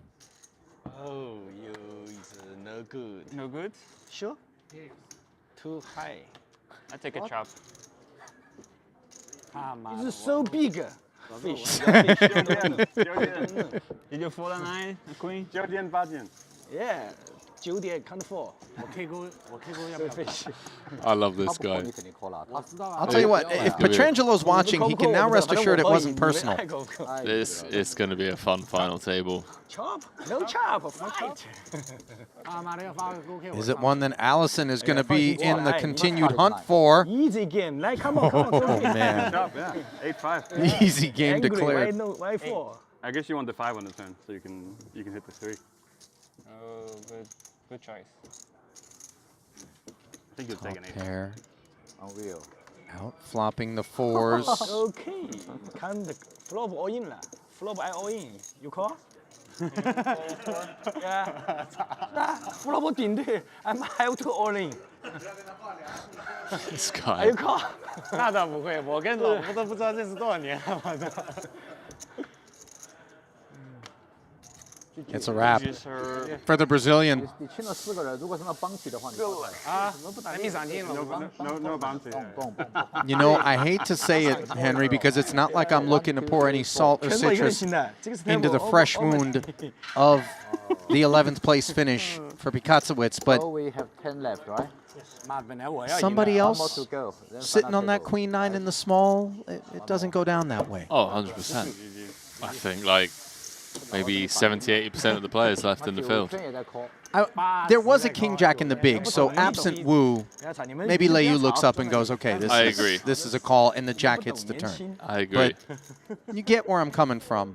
But I love how on the turn, Ulle was like, oh, Okay. I have a jack. And then Wu Song's immediate response was, well, you would never have seen the turn, buddy. I'm just all in on the flop. Like you just never get to see the turn. 前面说什么？说10个人什么？就不让用时间卡了是吗？红色的没用了。 Man. So, final table bubble. And now a bit of a ladder. Ollie, $77,000. Yeah, 400K for a 10th place finish, 477 for 9th, and more importantly, of course, a visit to the FT of a Triton main.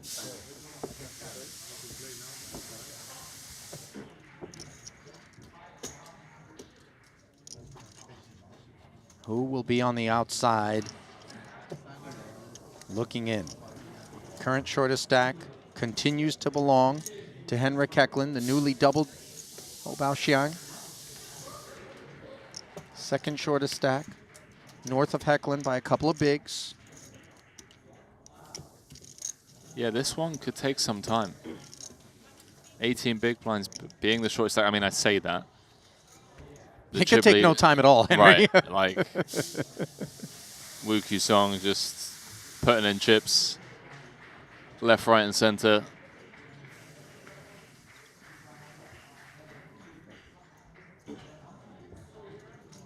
Man, some serious Chinese representation here. It's the same story last time round. Heath in the small. Covering Muller. Ace-10.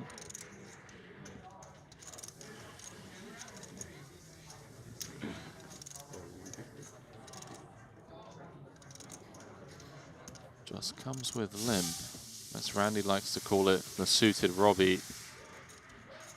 Muller in the big. So let's see 3. As the ace high treads lightly and treads its way into top pair. Muller will have no interest.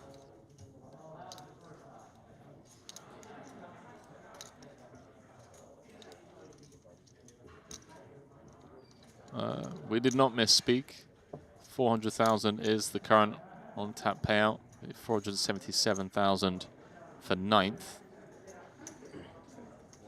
But feel free to, you know, fly on over to Jeju and come and do our jobs for us. Easy, Henry. Don't get triggered. Heath pulling the trigger. 150K.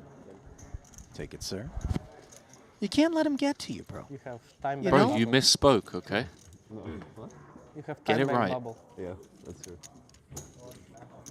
Very important. These gave me a little bit of security. Disproportionate amount They of our took chat, even I the think, red is ones. a very healthy and supportive group. No, I love the chat. Have a lot of regulars now as well, where just Yeah. kind of know each other on a first name basis.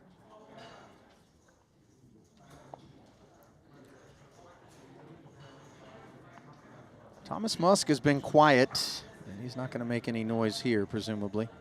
He's been quiet just because he's been card dead. Oh, hang on. I spoke too soon. Why did you awaken 300, right? the beast?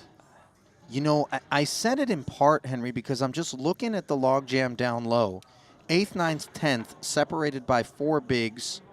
If you want to broaden it from 5th down to 10th, 9 bigs separating those guys. 27 for Lei Yu in 5th, 18 for Hecklen down in 10th. So decisions to venture out are risky.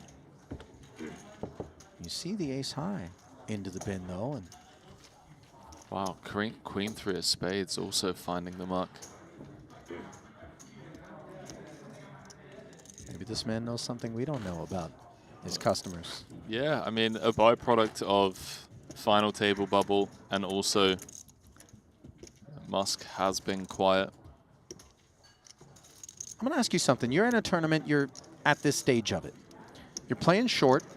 You've had an opportunity to watch on the day what the opposition is feeling like, what sort of hands they're showing up with, what their VPIPs are. Are you ever specifically exactly opening 3.5 pots in the based main. on who's in the big, updated. who's in the small, Or maybe not just from a it's chip just, stack perspective, but from an individual opponent perspective? Less so considering your hand.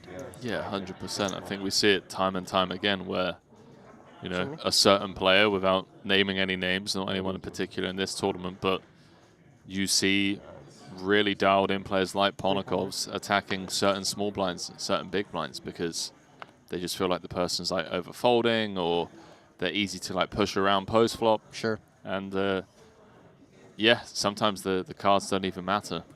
So targeting a very real thing then. Yeah, of course. I mean, you get targeted in your game all the time. Yeah, but it doesn't go well for the people that do it, just for the record. Unless I'm running like absolute death, which has happened. I've had a really good player one time show up in a spot, and I was just like, what were you thinking?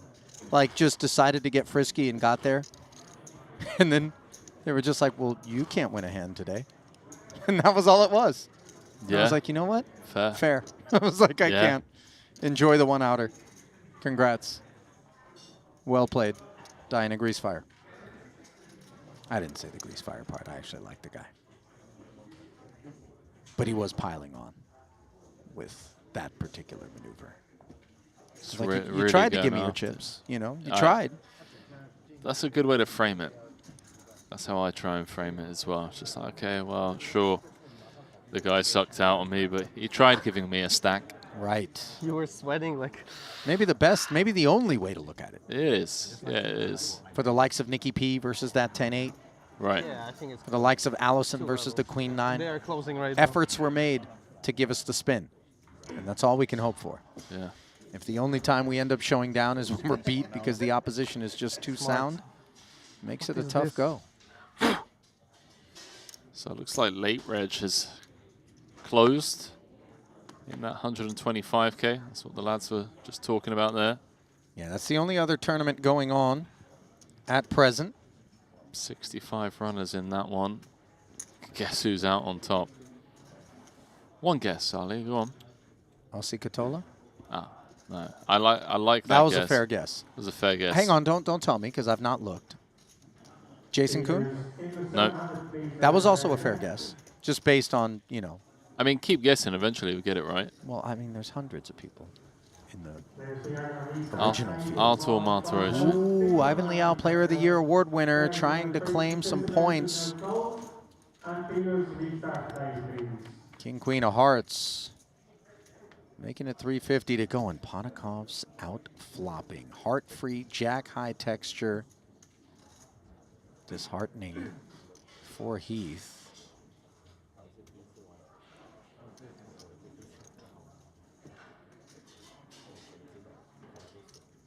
If he wasn't playing poker, the image there suggests a man that's just been told he has days to live. He's put the check back. Oh, man. Ooh. Reminds me of Sir Watts as well. Yes. Watson has a terrifically depressive affect at the table. Beloved, of course. He really took it on the chin in this one, by the way. Did Sir Watts. It was a tough exit. Yeah? Not a tough turn here for Heath. I don't remember the particulars, if I'm being honest. I think it was an overpair against the underpair that set it up on him, I believe. Yeah. That wasn't what finished him off, but it was basically where the heavy lifting happened. I like the defensiveness from Ben on the flop. Defensive play. Just checking with the 2 overs. A lot of good things can happen. Case in point here. And he's going to check this back once more. Wow. You just see a lot of great players keeping pots small. Especially on sopping wet textures like this, where there's 2 flush draws, ton of straight draws. And 4.5 million up top. And a very aggressive opponent. You just don't want to open the action for Ponikovs to get silly. That's right. 225. 225. Ponikov's leading. That's a size that I think if we've arrived at the river as strong as kings with a queen kicker, just a call is the only way forward. No club in hand. I agree. I think Heath is maybe, was shaking Ponikovs down with a bit of a stare down there. See if he can pick up on some weakness perhaps. But yeah, it's just always cool. He's going to use a time bank. He's never folding this. Never folding this, but he has a very disguised top pair, so I think the question is whether we want to raise or not. Really? You think he'd be willing to open the action with Ponikov's able to really stick him in a blender? Yeah, I think so. Got a strong top pair. Against this size, he does find the raise. You know, and this is what separates great from good, isn't it? The reflexive and comfortable thing to do is just click call but the top tier. Thin value here. Being pursued by Ben Heath. Well, hang on, because the hand's not over yet. Well, and this is the issue, isn't it? By raising, you reopen the action for Ponakov's. Right. I don't think Ponakov's is thinking call. He's either going to muck or make you regret it. And the muck does come in. Well, Ben Heath showing a lot of fight as the two Could rebluff your bluff. high stakes pros. There you go. You just heard Ponakov say, Yeah. could rebluff your bluff. Now we know it wasn't a bluff, but it wasn't exactly a hand that would have been comfortable in the face of that potential Ponakov's 3-bet on the end. With that, Ben Heath climbing north of the 5.7 million chip average. 4 players ahead of that threshold. 6 below it.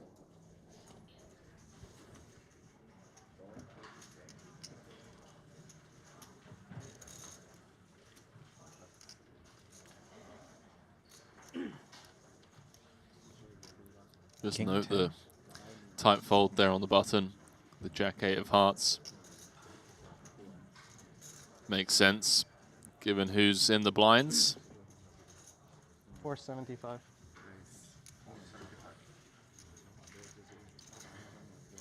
Potential round 2 here. Heath with a defendable King-6 of hearts.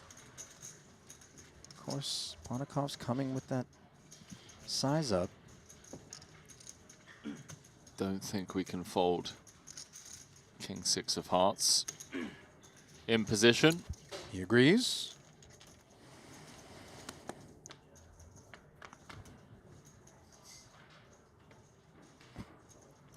Two clubs, 2 8s, and a jack. Ponakov's retaining the advantage.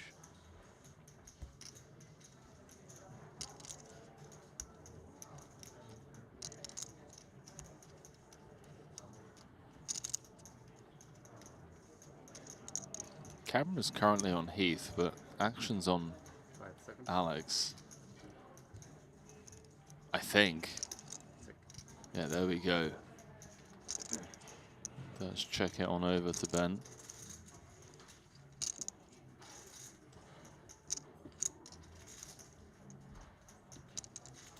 What do you like here, Henry? Quad 8s, No. preferably. If you have the King-6 Pocket of hearts. jacks. Sure. Maybe that Jack-8 of hearts that folded the button. Yeah, I'd like any of those 3 hands. How about this? Do you like the 275? I mean, it's one of those hands where, you know, I don't think we ever expect to make the best hand. It's not like we can get blown off of an insane amount of equity. So starting to build the pot in position and just basically say that our range connects well with this board. Try and fold out 2 random cards. Ponakov's digging his heels in, by the way. Yeah, sticky customer. He's a tough guy to play against.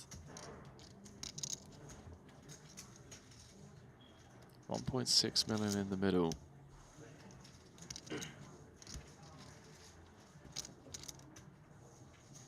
Appreciate the efforts from Heath, by the way, to consistently check in on the image of Ponakov's.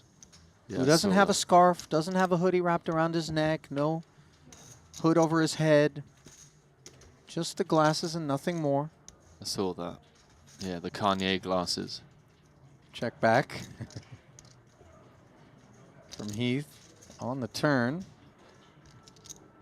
Now that 10 of spades could convince itself it's worth more than just King-10 high after the 7 rolls off.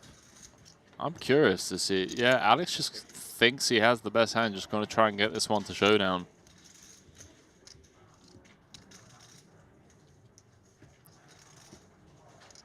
Does Ben think that King High, no kicker, has enough showdown here? Being, Queen 10, Queen 9, not many hands, if I'm being honest, but checks it down, and Ponokov's up to 11.2 million. Heath's just double checking that it's not a chop. So took his one shot at it on the flop, and this round goes to Alex. Alex creating a bit of a gap between himself and the rest of this table.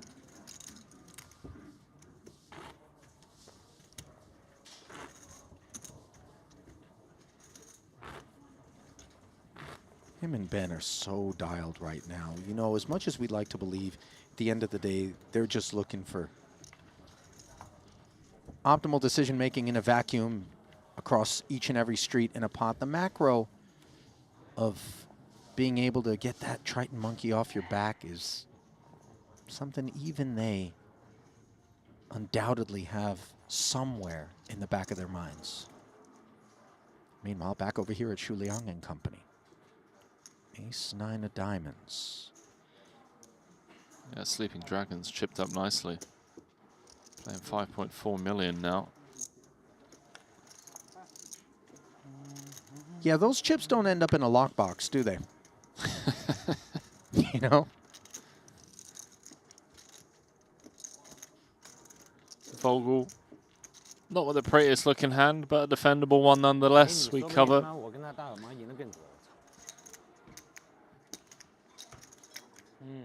是不是？他包几下我的？啊？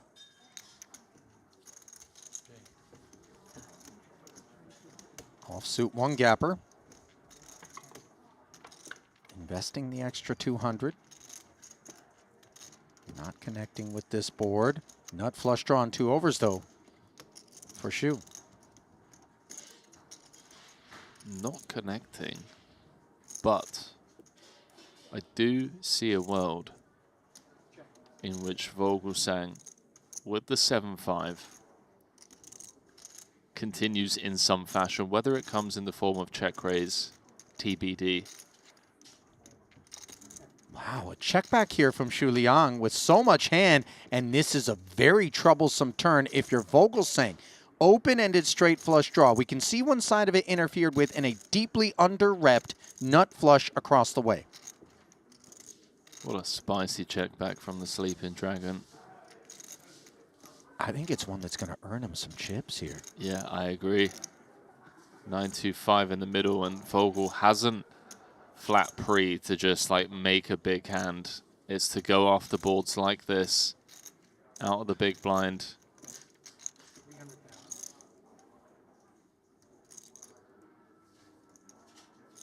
Probes for third pot. I mean, and it's always tempting to like raise, but you don't want to give away the strength of your hand. It does just make the call. 1.5 million out there. Quite content to permit Vogelsang to get overly ambitious here, as a King of Hearts is a deflating river arrival with 1.5 million in the middle. 7 high, never a winner. Will Vogelsang wave the white flag? Oh, not with this combo. I think Zhu Liang just has so many 1 diamond holdings. I'd be very surprised. Wow, that's a disciplined check. Big time. That's a very disciplined check. I think it's a check also brought on by perceptions that Shu Liang is just on the stickier side. That's true. This is the guy that Hero called us with 9 high earlier on. I don't know if word has come down. Yeah. But yeah, maybe a great adjustment being made there. Don't forget, Zhu Liang's out of time banks.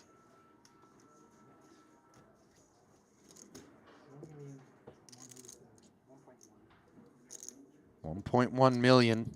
Doesn't take a whole lot of time to know we want a barrel here.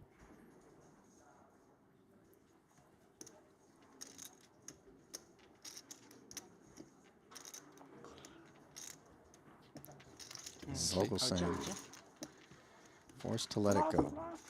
Sleeping Dragon up to 6.3 milli. 哦，这好起来了吧？ 好起来了。 More than average now. 4th in chips. 把他老外打下来就好打了，他筹码都不好打。 What's the post-mortem being said here? This fish. I'm sat here with the nut flush. He's betting into me. Wukong Wu and Christoph Vogelsang now level in chips after Xu Liang snacked on the German. 42 bigs for him midfield in Blueville. You see Hecklen bringing up the rear, found the double with Kings versus Ace King, and continues to be whittled away at. 可以稳进 FT 了。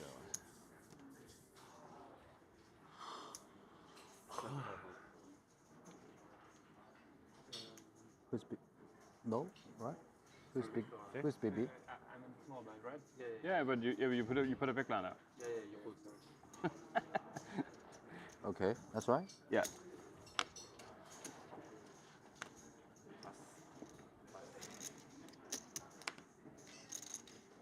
Bunch of rags down over here. Round to the blinds. Ding, ding, ding. Yeah. Vogel against Sleeping Dragon, round 4. Jack 8 not going to concede.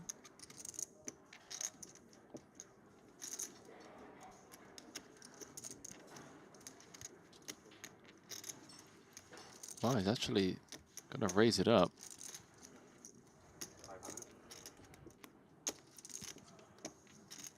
.3x. Sleeping Dragon, not one to back down from a sword fight.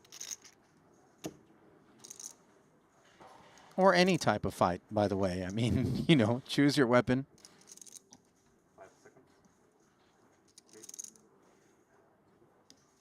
Nunchucks, stars. Just saying. Bottom pair, backdoor clubs versus the Jack High gutter. We can see a pot building here. Yeah. 1.1 in the middle. Would like to see Vogel continue to apply pressure. We're on the final table bubble. We have equity drawing live to the nuts.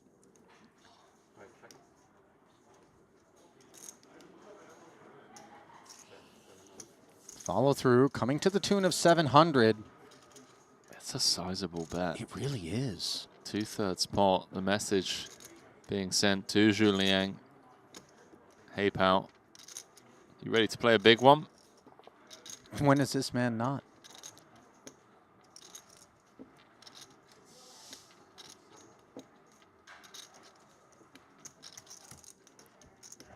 I just love it.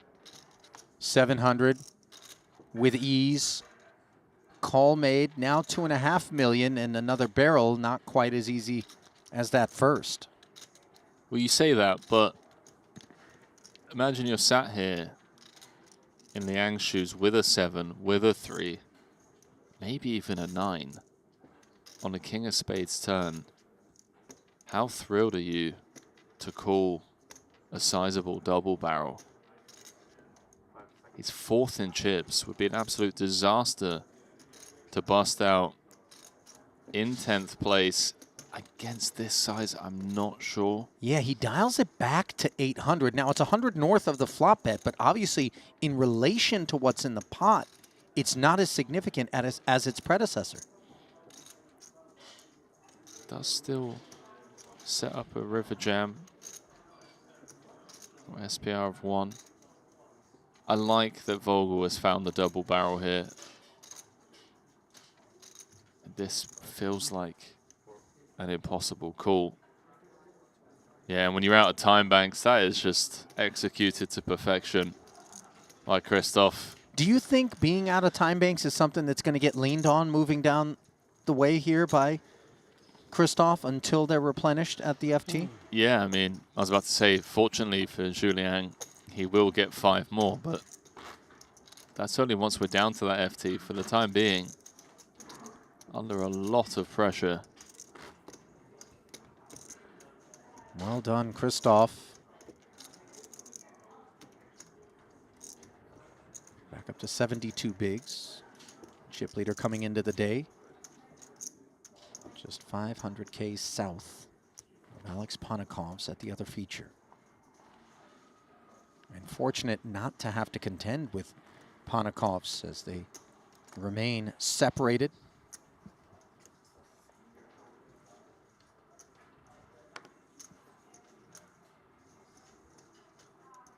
I just have a suspicion that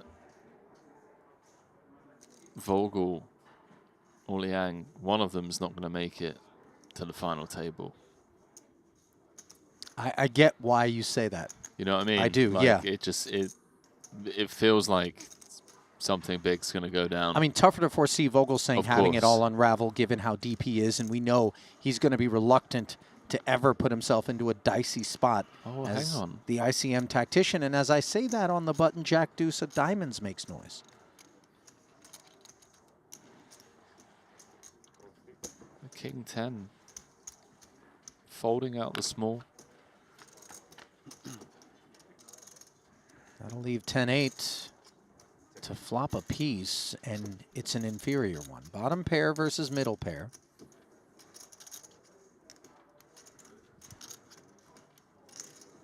Unfortunate for Hecklen. I mean, he's one of the shortest stacks, if not the shortest stack in the room.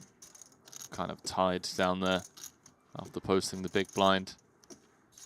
10-8's a lot of hand against the button open. Tough to flop a pair. And at the 175 price point, we're never getting away. Never folding. I mean, if we're folding to this size, then we should just be folding pre.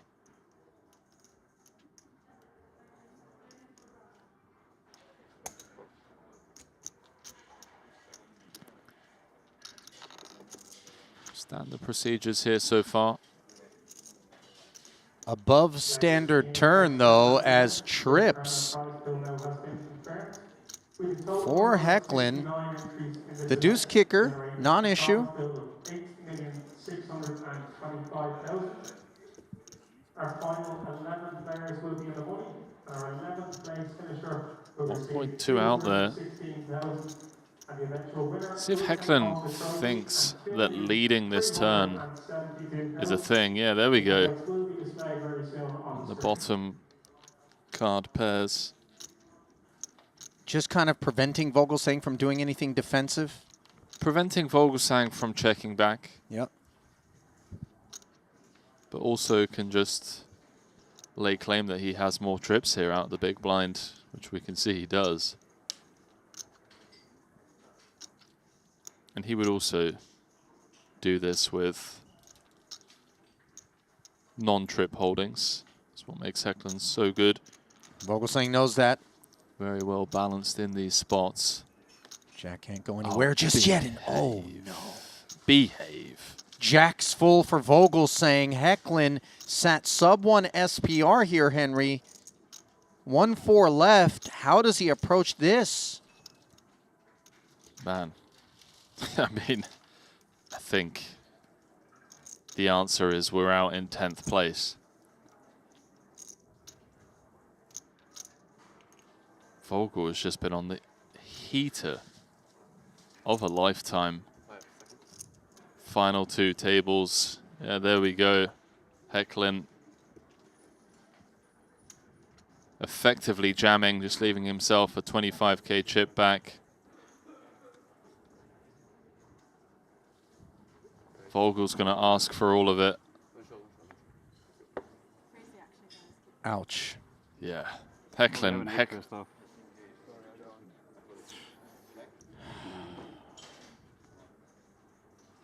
See Hecklen saying, I hope you have an 8, Christoph.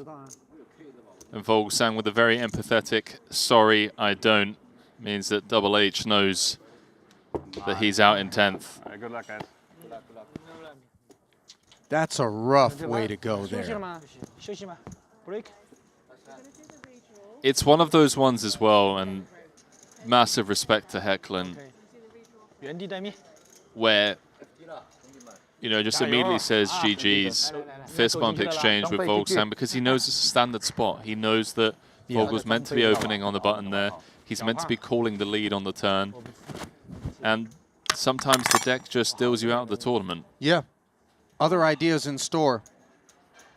我操，他也进了哈！ As the 真 poker 牛逼啊 gods play a role in vanquishing Henrik Hecklen, who did outperform one of the 2 shortest stacks in the field. Coming into the day, a number of ladders obtained, ultimately no further than 10th for the Dane, as he will collect the final 400K distribution. 477 now on lockup as the final 9 are set.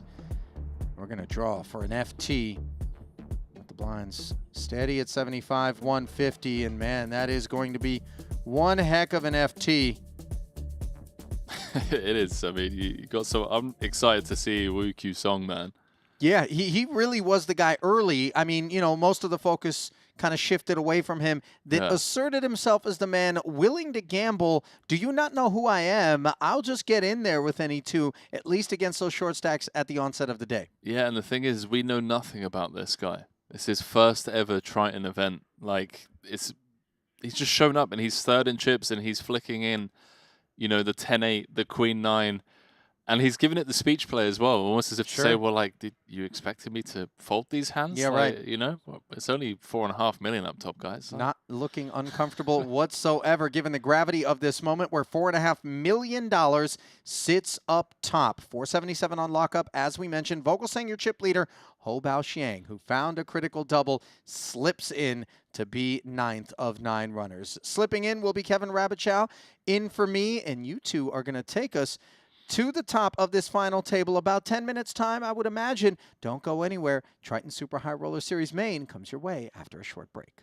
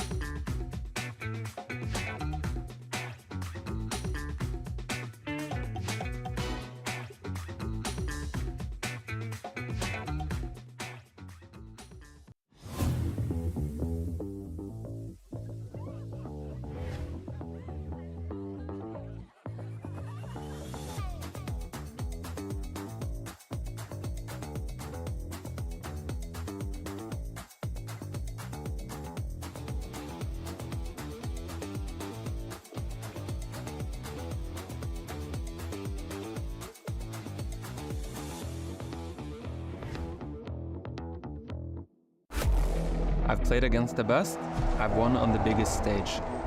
But what if I told you, it's not just about luck or talent. It's about using the right tools. GTO Wizard is the fastest and most efficient way to study any spot in poker. This is how you level up your game. This is how you unlock your potential. Don't get left behind. Get GTO Wizard today. Beat the best, crush the rest.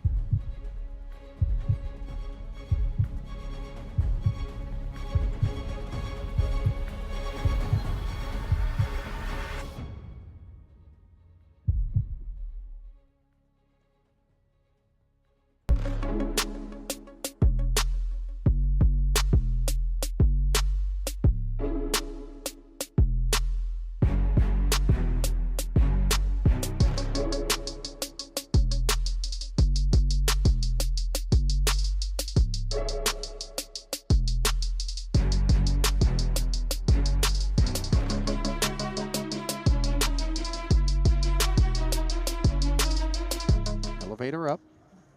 Ace 10 for James Chen. He and Henrik back-to-back shortest stacks in the field. This would be a little bit loose. 5 seconds. 12 bigs. Oh, he's gonna take the jam spot. This is pretty grim. Deuces. No thanks. Oh. And perhaps no further for James Chen. As grim is an excellent way to describe a 70-30 spot pre. 2.65 million.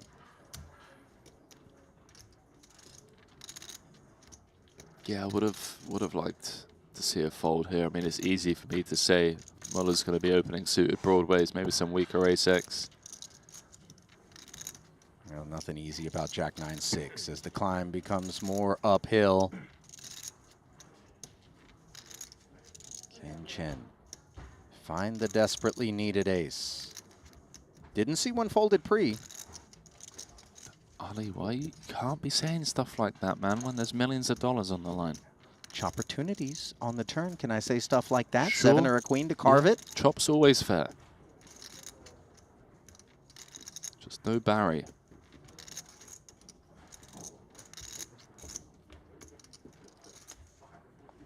And no further battling for James Chen. Don't leave him hanging. Don't leave him hanging. There it is. Oof, that got uncomfortable.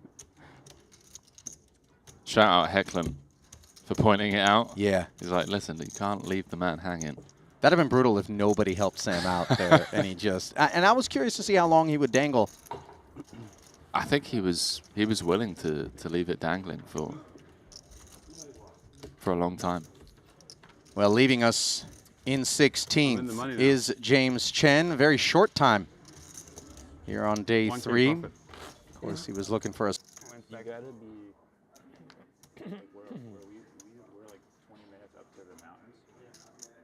He's king suited now in the aftermath as Vogelsang extending to 8.4 million in total. Sitting this one out as we extend to 200,000. Man, Byron's just on the bad end of everything so far today. This is potentially problematic, depending on how he chooses to proceed. I mean, flat's not great. Doesn't play that well multi-way. We prefer 3-betting. Especially when Wukong's opening into Vogelsang's small blind as well. Oh, man. And Song going to be heard from to the tune of all of it. Kaverman committing half of his remaining chips. And, boy, you can really sympathize with that sigh there. He's thinking, is this how I'm going to get done? I mean, he's put in half of his stack. How often do we see someone do so and then muck? I'm not sure. I would have preferred, that's why I would have preferred to see a smaller 3-bet.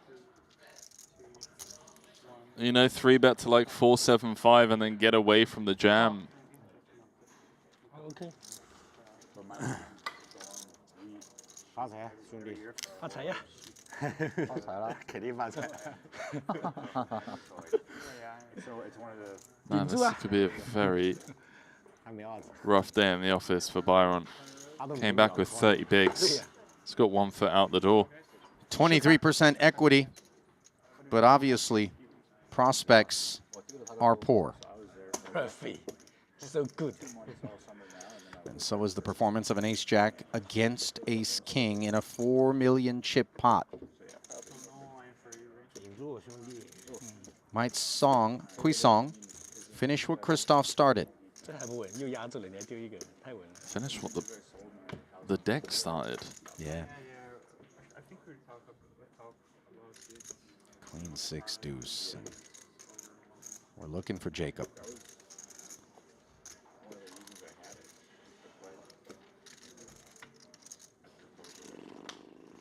Doesn't answer the page on the turn.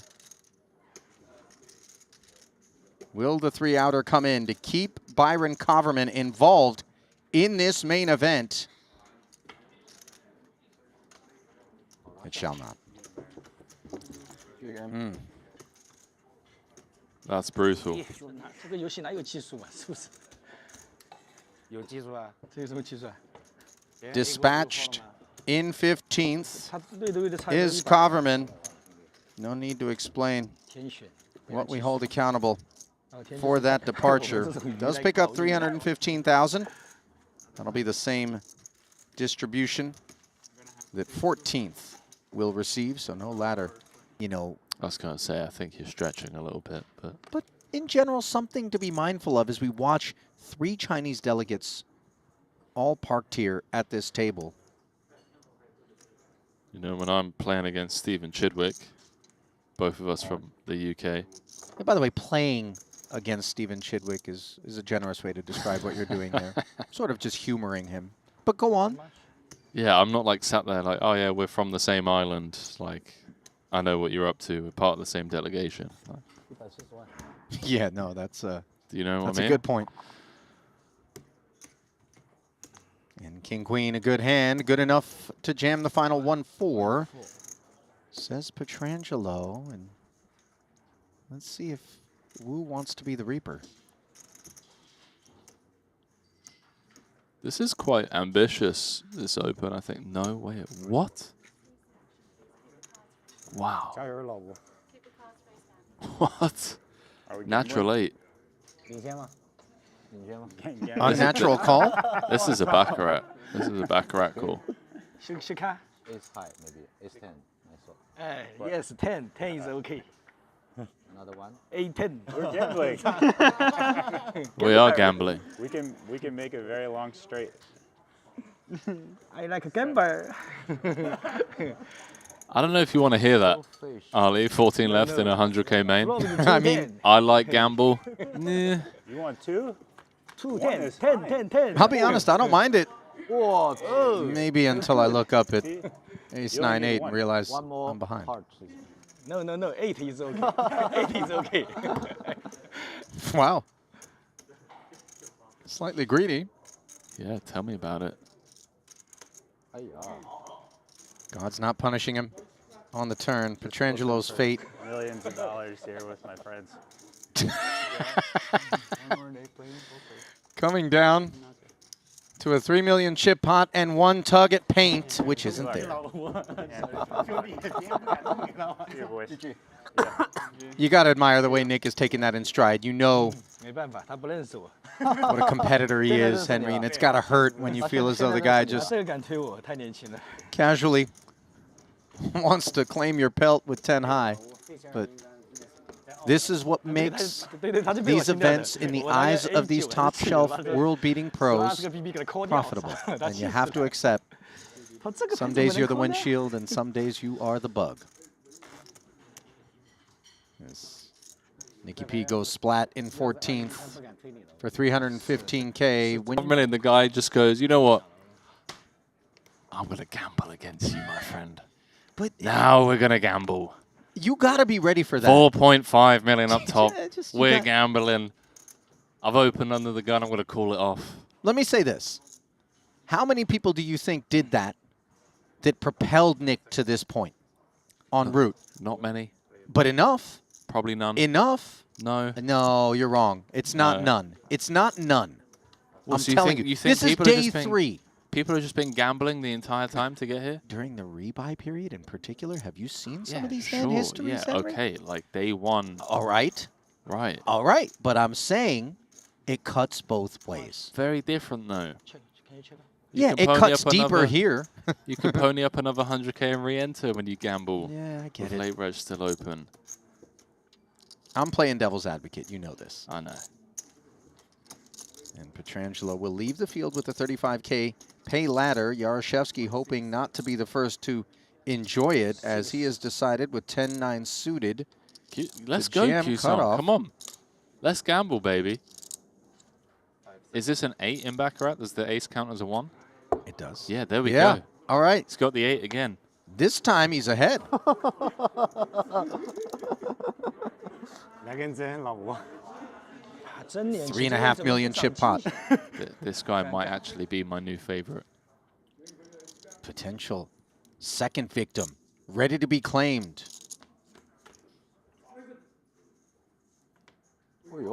Sevens versus an open-ender. That's a whole helping of outs. It's 9s,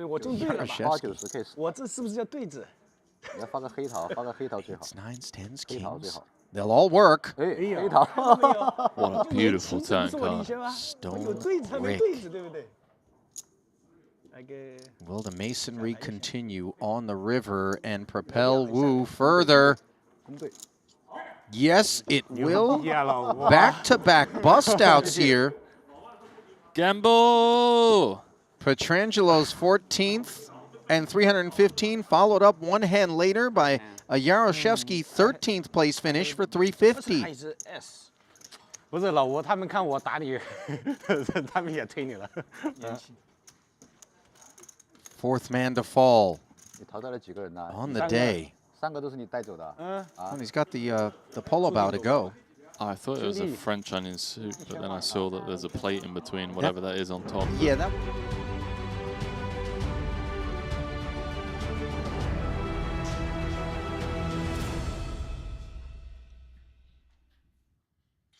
Just a few moments away from throwing it down to Marianella for the introduction to this final table here.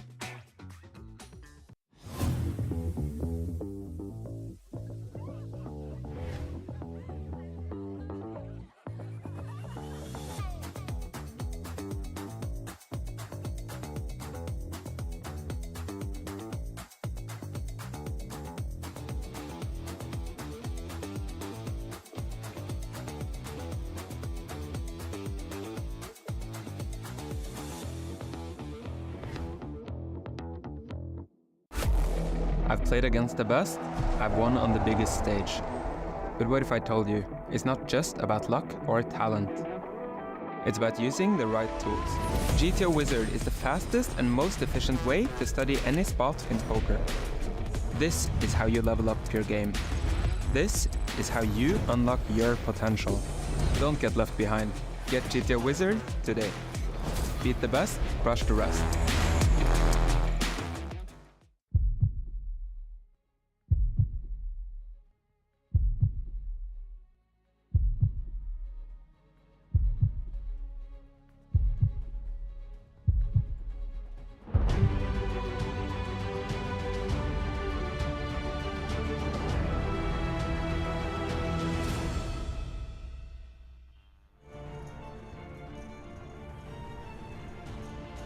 Ladies and gentlemen, welcome to the final table of the $100,000 Jeju main event.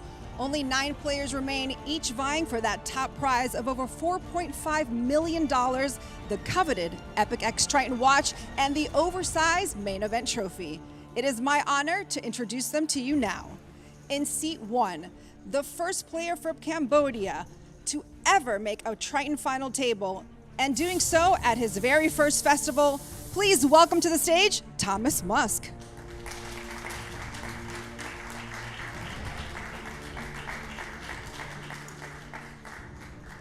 In seat 2, Latvia's all-time money list leader with over 18 million in Triton earnings, still chasing that elusive first title. Please welcome Alex Panikov.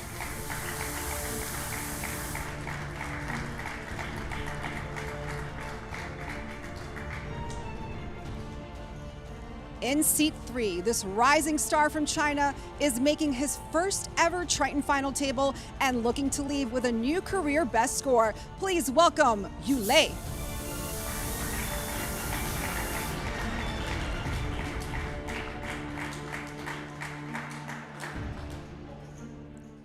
In seat 5, a Triton title holder and one of the most successful poker players in the history of the game. With over 40 million in global earnings, please welcome chip leader, Kristen Foxen.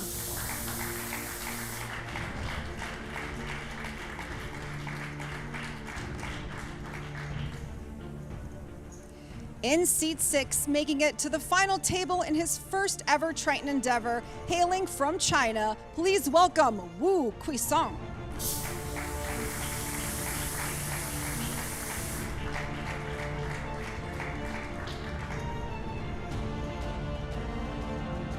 In seat 7, also making his Triton debut here in Jeju and finding himself at his first final table, already securing a career best payday, please welcome Bao Qiang.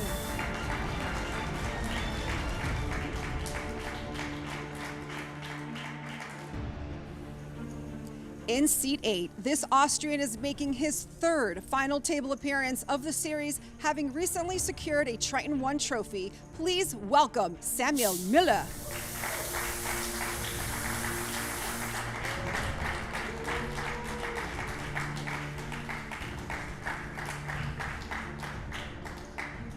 In seat 9, making his 12th final table appearance at Triton with over 14 million in tour earnings, including a runner-up finish at the Triton Million. Please welcome Ben Heath.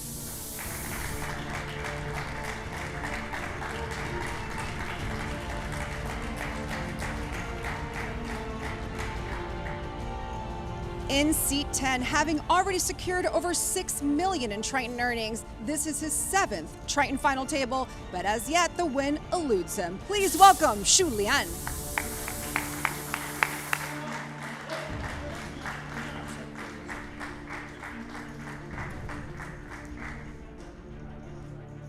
Shuffle up and deal.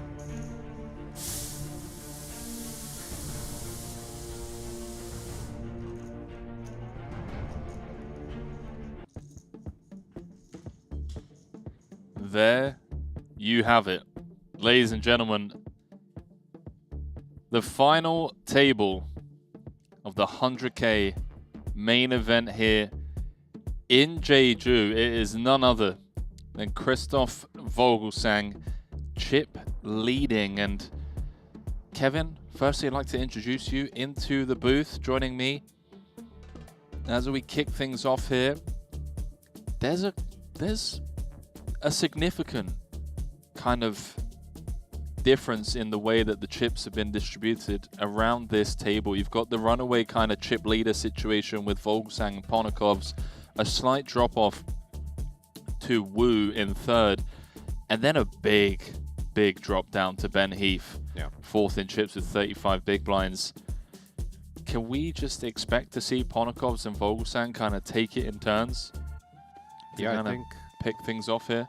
I mean, how do you really deal with facing a Ponokov's 3-bet or a Vogelsang 3-bet if you're Shu Liang, Sam Mueller, Ulle? When you're on 25 to 30 big blinds and a 3-bet kind of asks you to commit your stack early. Is it possible so the big ones are in front? Thank you. I think looking at the seat draw, kind of feel like Muller actually has one of the best seats. Yeah, it's true. He gets away a little easier in the cutoff and on the button. 3 shorter stacks to Sam's left. Yeah, and also just opposite side of the table for him from Ponokovs and Vogelsang. Talking of Muller, here he is. Hand number 1. The man really has impressed it. Note the Queen-Jack suited fold up front from Xiang. That's a nice pass off of the short stack, 9-handed.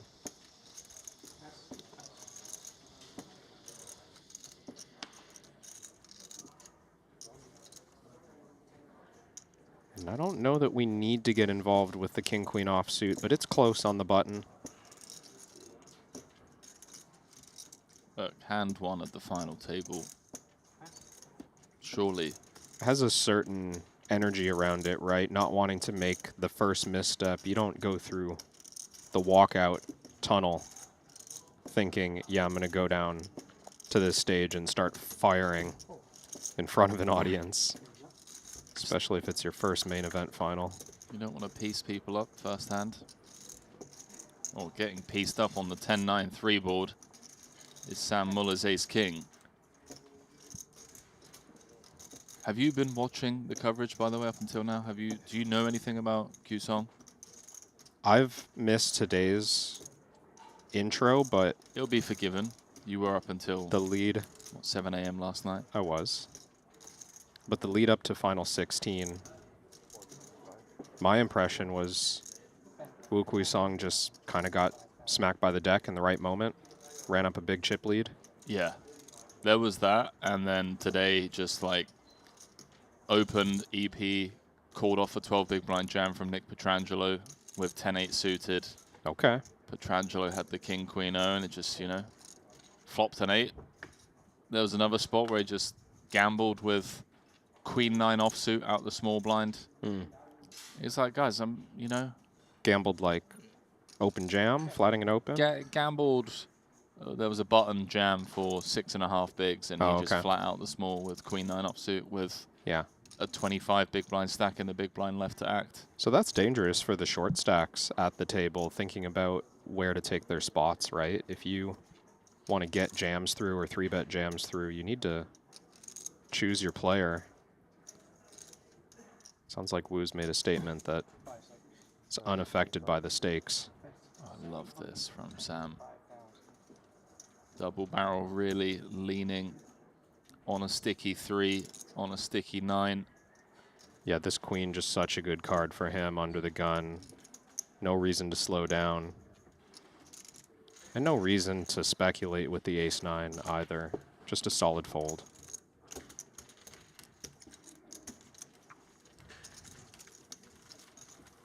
A strong start to the final table. For Muller, who moves up to 4th in chips with that one. And as we mentioned, 3.8 million in Triton earnings. No title yet. Out of the Super High Roller Series. Did come 2nd in Monte Carlo back in November 2024. Roman Hrabets in the 40K Mystery Bounty. Picked up a title in the 2K One Night Bounty Quattro, part of the Triton 1 series. He's had 2 final tables already here in Jeju. He's cashed for 1.4 million. 300.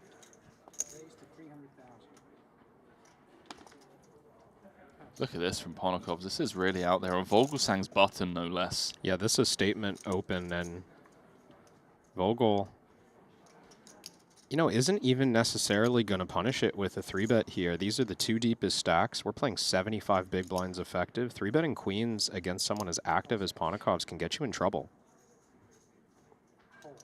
Just a flat on the button.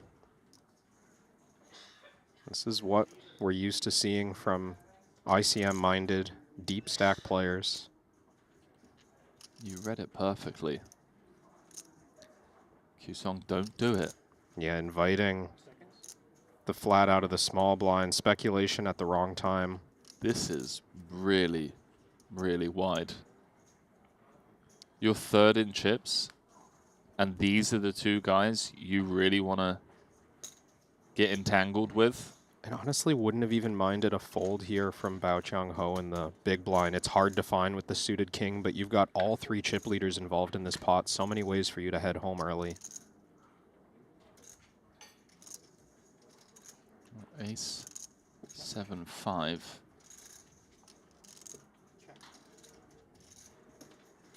Nobody connecting with this. I mean, sure, Bao's got 3rd pair. No aces out there. Advantage Vogelsang both for overall range and in this hand with pocket queens, queen of clubs. Although I don't see a reason really to stab here. You do sometimes see 4 ways, just let's try and thin this field out a little bit, clear out some stuff. Vogel's content. 10 of hearts turn. Q-Song turning pair of 10s. See how he feels about this. You know, a bet here could work. He's going to check it through.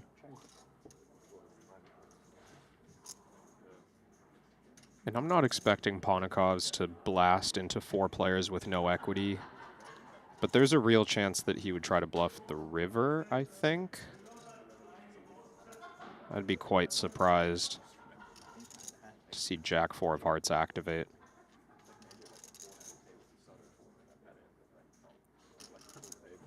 What about now for Vogelsang? No guarantees the queens are good. I mean, lots of caution is always exercised in multi-way pots. 4 ways at a final table, no less. I think Vogelsang believes an ace is out there still a reasonable amount of the time. Oh, man. Runner, runner has been the theme of the day. 10-jack run out. I think it's time to go for value. Because of that caution you see players exercise, it's so likely that an ace will just check through once more and see showdown. We can't allow that.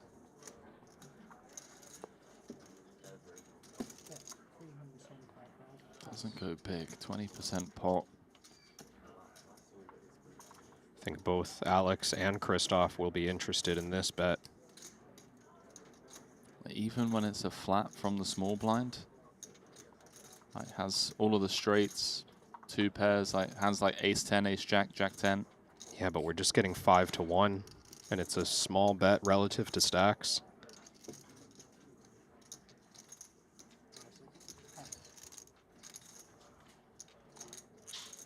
I don't think Christoph can get away now that he has the opportunity to close the action. The question for me is just, are we going to try and find a bluff raise, or do we pay this off?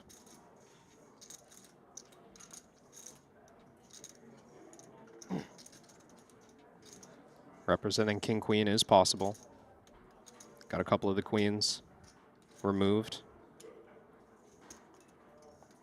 He'll just flat. The rest of the table gonna see. Yeah, notable showdown. They flatted jack 10-0.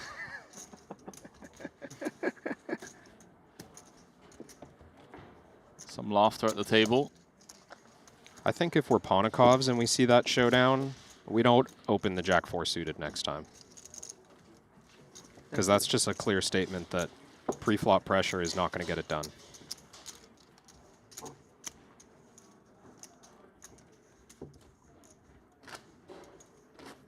You know when you said the other day, Henry, that we could use a commentator cam for reactions? I recall. Not the reaction to the hand that just completed, but if the viewers could see my reaction to you polishing off that coffee in the way that you just did. Yeah, just fingering the rest of, you know. Sorry? The leftovers. Yeah, just, you know, fingering it all up. You don't do that? That's an accurate description of what happened. You're not a fan? I suppose we don't need the cam. That was a vivid description. You just have to... Well done. I mean, who doesn't? Who doesn't do that? Well, you said that Ponikovs may opt to pass up some opportunities. Oh, come on, man. This is out there. Okay, everyone, buckle up.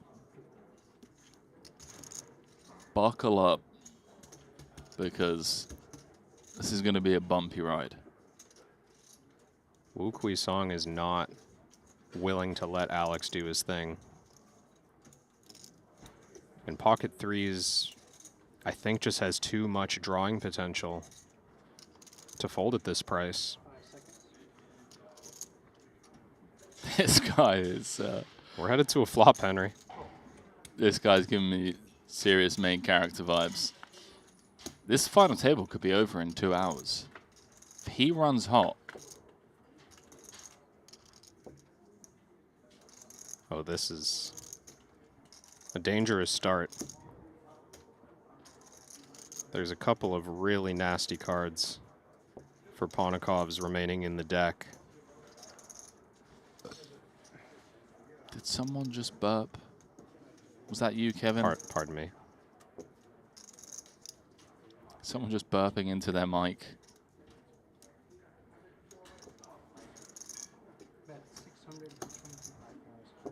Reasonable to think that the ace-6 can clear out something on this board, when it comes 7-5-4, you don't necessarily expect Ponikov's flatting range to connect all that well.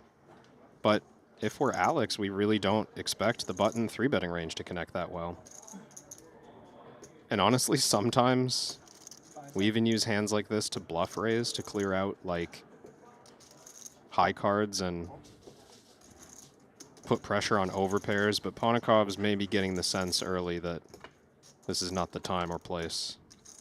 I just love the fact that all of the short stacks are just watching some of the hands that have played out already this final table and maybe making mental notes. Yeah. That perhaps we just play snug. Checks through. What a brutal river. And this is the problem with Q-Song. Third in chips. Just showing a willingness very early that he wants to play big pots with the likes of Vogelsang and Ponikov's. And I think it's time to put in a big bet. If we're Alex, there's no guarantee that an ace is going to reopen the action on the river. Oh, he's going to slide it on over. I think Ponikov's knows his man. I mean, if we're up against ace-king, ace-queen, I guess we expect a bet, but ace-6, maybe we can just check it back. Avoided a big potential implosion there, really. I don't see how Q-Song would have gotten away from a large river bet. What did you come with? You just come with like the 2.5? Yeah, just size up, go for full pot, probably. Represent a set or a straight. Wow. So early showings here from Wukong Wu that he's willing to play big pots. And what you guys can do at home, you can run some of these spots over on the #1 learning app for poker players. Plenty of GTO over at GTO Wizard. Perhaps not so much here at this final table. But you know, you can run these exact hands. Find the perfect move. Give the players credit, Henry. There's plenty of GTO coming. And you know, if there's not, that's not a slight. For a final table like this, I don't want GTO. I want to see people just swinging for the fences. 4.5 million up top. It's an absolute bloodbath. Thomas Musk opening a bit light here, +1 off of the 20 big blind stack, and Ponikov's just going to get involved again. 675. Willing to commit. 3-betting to induce here.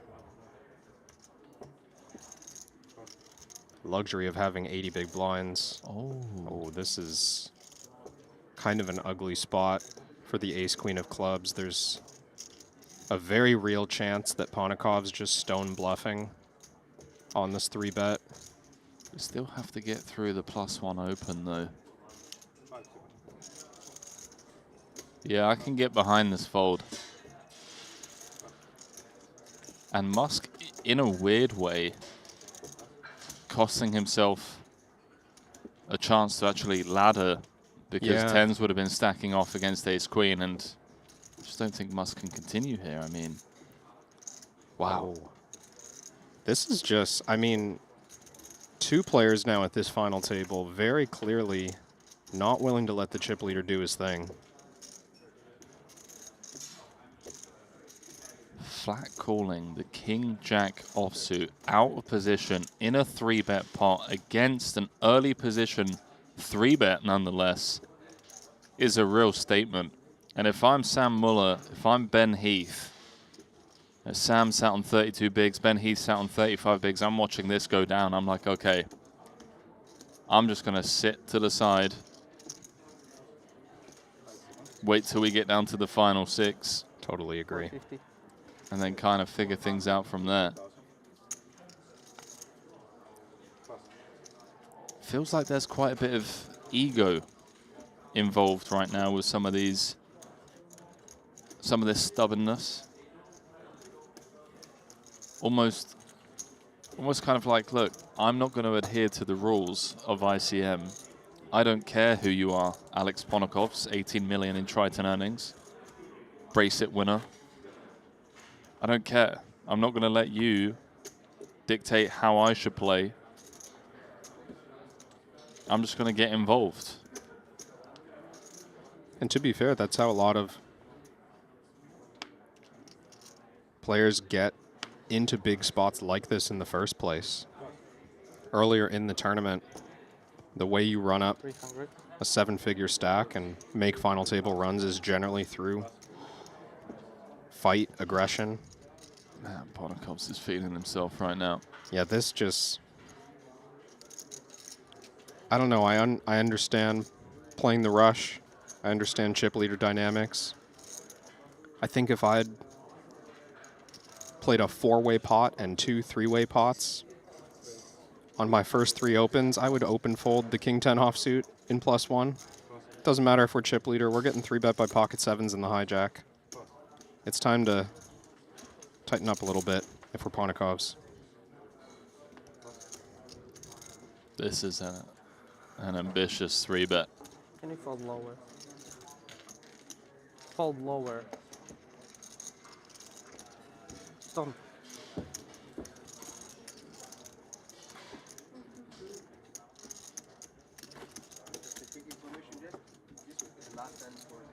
Michael Curtin in the chat saying 100K buy-in is wild.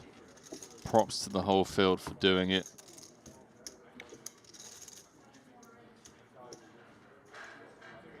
Triton Super High Roller Series main event. That's what they're playing for, the trophy. And the Triton Epic X Skeleton Sports Watch can only be earned by winning the Triton main, whether it be a Hold'em, a PLO, or a short deck. Hope we're all enjoying the show. A lot of love in the chat for Cambodia's Thomas Musk. A lot of chat from Singapore as well for Bao. Let us know who you're rooting for.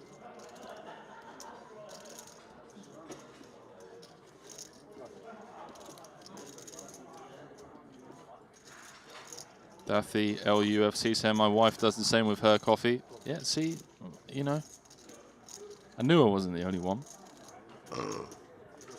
Wow. What the?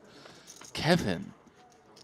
Dude, we're live on air right now. You can't just full-on burp for a second time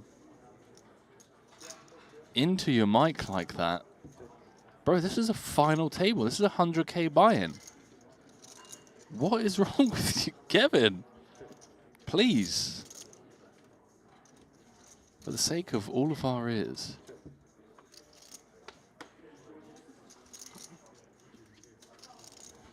I'm not going to throw around any accusations here. But I have my suspicions. Here it comes. On who that was. New level? Or one more? I think it was Lei Yu.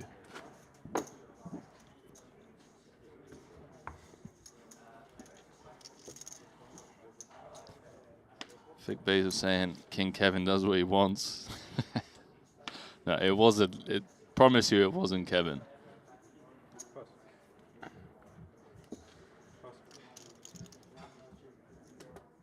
Adrian saying, is there a price tag on the watch? There's actually not.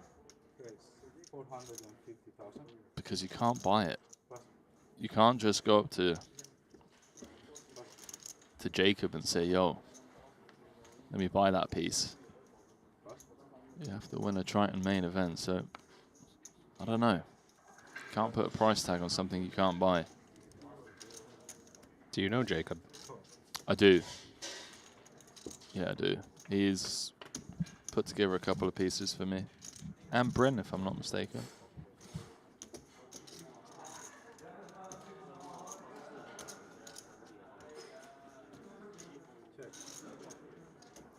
James in the chat saying, settle down, mate. If the bloke wants the burp, let him burp. Yeah, Kevin, please.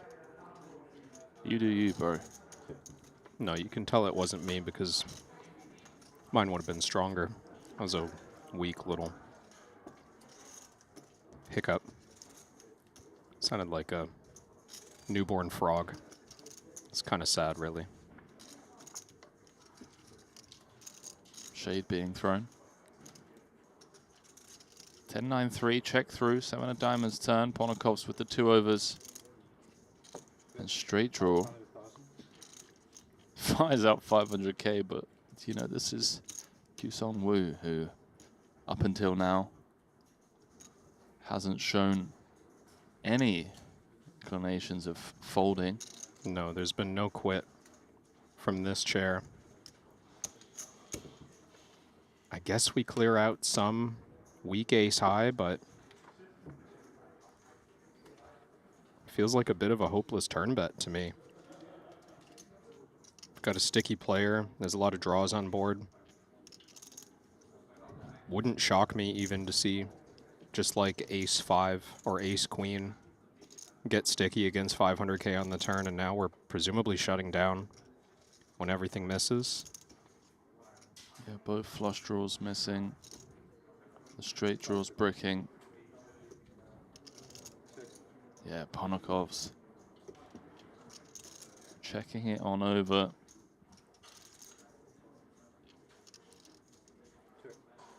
Man, these two trading blows once more. What is that, round 3? If we exclude the multi-way pot. Yeah, I was going to say they've gone post-flop. They're both just trying to... 3 occasions. The 3-bet with pocket 7s just got it through. Yeah, they're both trying to earn the chip lead. Ponokov's so far out on top. Wukong Wu showing that he's not going to go down without a fight.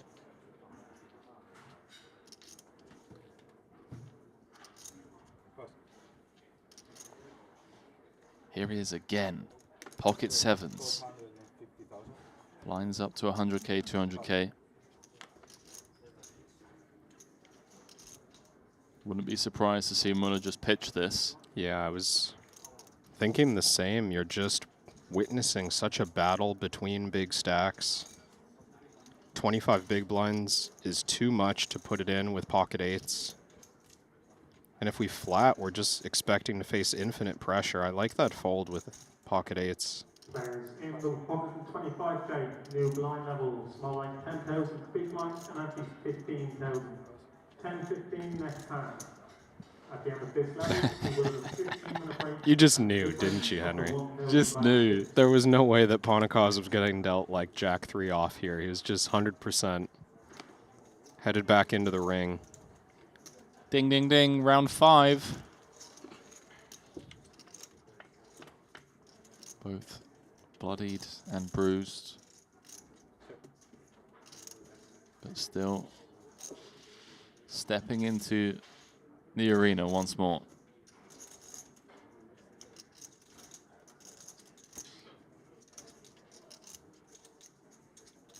C-bet probably just gets it done here.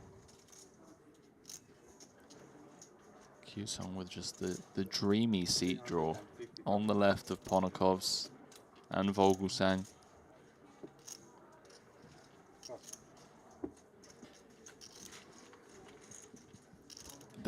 There's just going to be one of these guys is going home in 9th or 8th. I'm calling it now. And the other's taking home a trophy. Yeah, the other's and just 4.5 million. Is just going to win a 100 big blind pot. There's an implosion coming from somewhere. Wouldn't surprise me if it's like a cut-off open for Ponokovs in a big blind defend kind of situation. Good luck, sir. No one wants to be the first to bust the final table.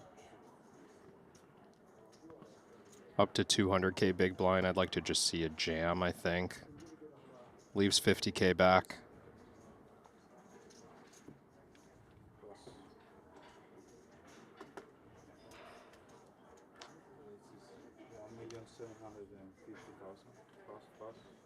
I'm going to fold all the way around to the big blind.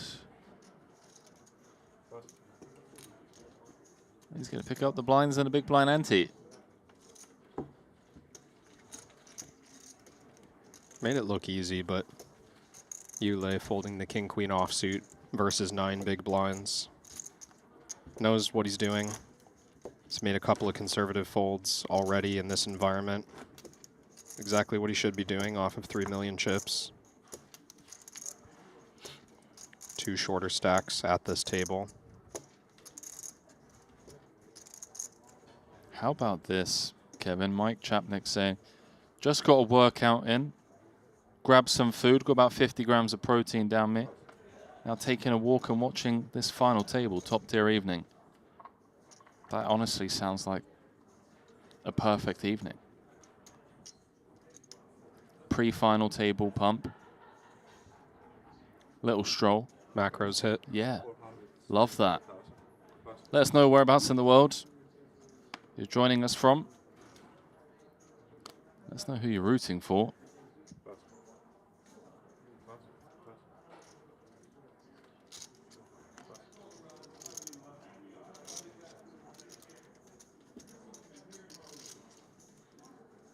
Let it go, Q-Song, let it go. 8-5 offsuit. It's a near 2.5x open. I don't think he came here to fold his big blind, Henry.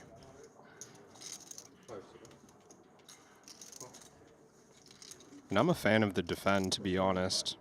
Heath gonna miss a lot of low boards. 8-5 gonna get plenty of opportunities to apply pressure post-flop. Well, this isn't one of them. King 7-3 rainbow. About as dry and disconnected as it can possibly come.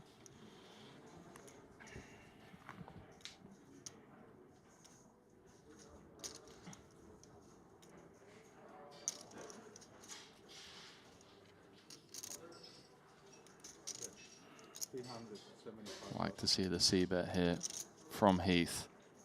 He's just going to take this one down. It's always a bit nervy. You know, when you see these guys just playing really big pots. But I like, you know, the experience that Heath has, I think, is really gonna help him navigate a final table like this.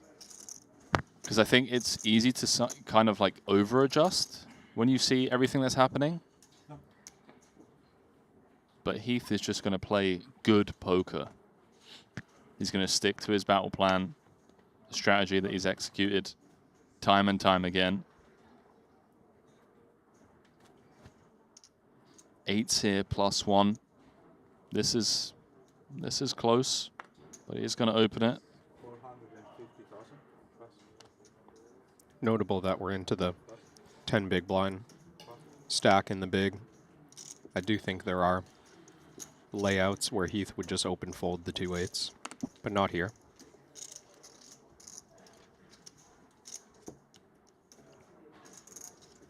Let's see how Quisong is going to continue against a covered stack. Just flatting the ace-9 of diamonds gives Bao Qiang Ho chance to overcall the queen-8. He's in rough shape. I was about to say, how do you feel about overcalling with the queen-8 off of 10 bigs? I do think this one's close, especially being in position on Quisong. You're a little more likely to realize your equity. It was the previous one with the king-5 of diamonds that I felt not so great about. Couple of overs to Heath's pocket 8s. Feels like the perfect hand to check this and pocket 10s. If we start betting here, it feels like we're setting up a multi-street bluff, perhaps. Can't expect money to go in good on this flop. There is the check. 5 of diamonds making its way to the turn. Quisong with 81% lock on the hand.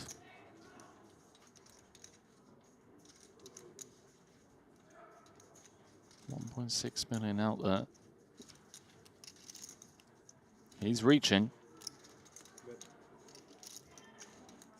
Seen a lot of these like small probes from Q-Song.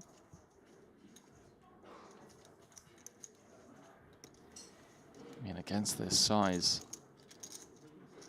I think we got to see a river. It's just a little too likely that we're up against ace-5 suited, pocket 6s, pocket 7s. The price is really good to just hope for river check.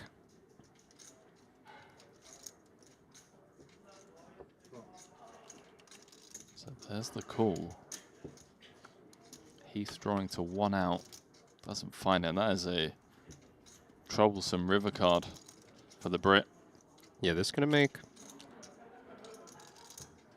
it feel like ace-9 suited is the best hand quite often. And it wouldn't be typical for Heath to check behind like a low showdown draw and then bluff here. So I'd like to see Wukong go for value. You've got the image to get paid off by a light hand right now. Well, I mean, against that size. It's very tough. Can see Heath doesn't love it. He knows he interferes with bluffs, but you start to worry that you're value catching. Such a disaster to fold here and find out later that Wukong had 2 6s.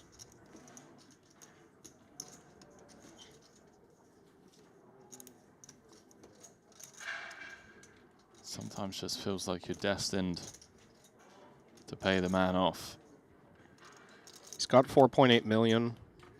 This wouldn't be a devastating blow to call and lose. Would remain in the same chip position relative to the table. And it's a big opportunity. You call and win here and you're even chipped with Wukong. That's kind of a big deal. I think this would lead me to just pay the man and hope that I'm good 20% of the time. Flicks in the call. And he's going to get shown the ace-9. And we have ourselves a new chip leader.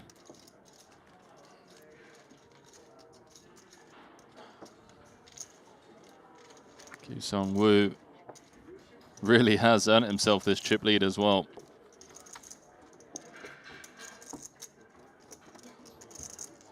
So now you have this weird situation. Wukong, Ponikov, Vogelsang, all playing around 60 big blinds.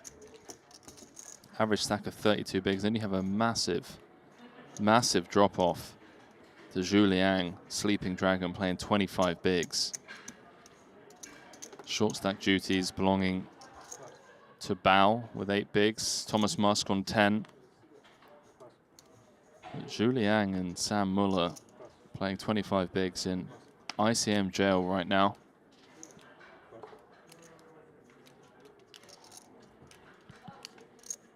Ace in the cutoff for Vogel.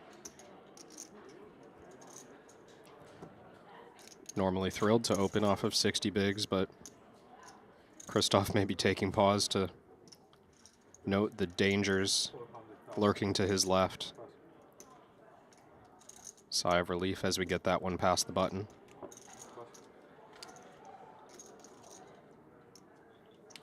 And it's fringy for Sam. Not mandatory to call any 2 suited when you're covered, and there's that ICM dynamic that you just laid out, Henry. I think that's a good fold.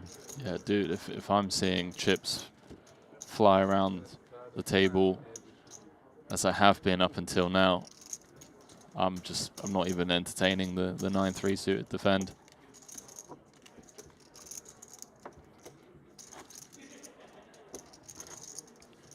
Everyone guaranteed $477,000 for their run here in this 100K main. $98,000 ladder between 8th and 9th. 4.57 million up top. Where's that main event trophy going?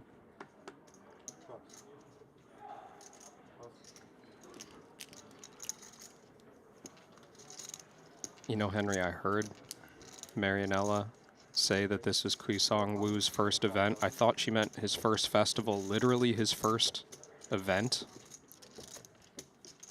I'm just seeing a blank Triton track record. Oh yeah, at Triton, yeah. At Triton, not all time. That would be unusual.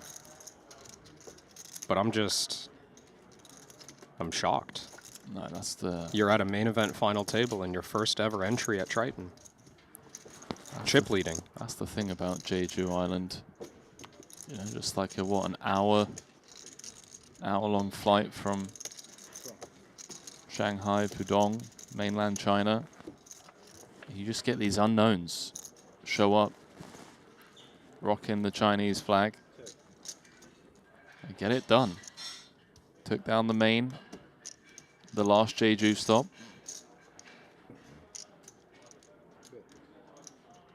Continue here from the 7 high hearts. Heath no heart in hand.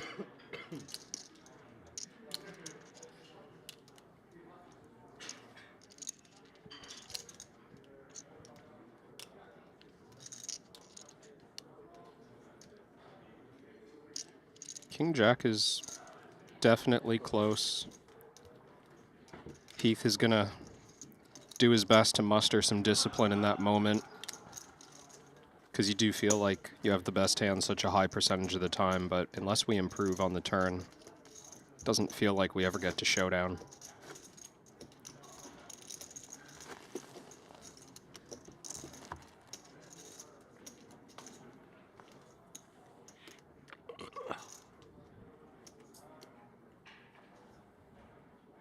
Okay, that one was Henry, guys. I'm sorry.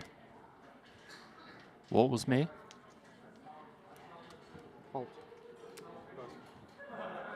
Yeah, likely story.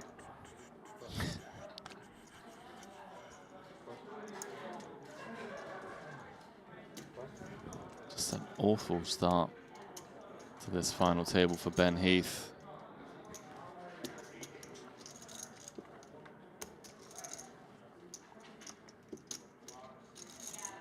Considering limp here,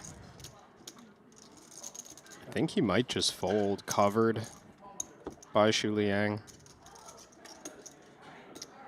Shows him the 10-9 suited, he wasn't going anywhere.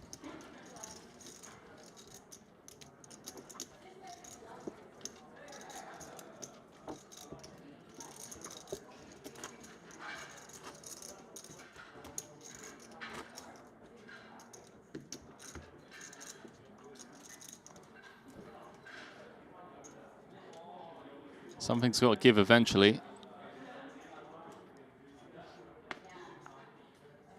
What's up, Luca? Luca in the chat saying shout out to Kevin and Henry. They're doing a great job. Thank you, mate.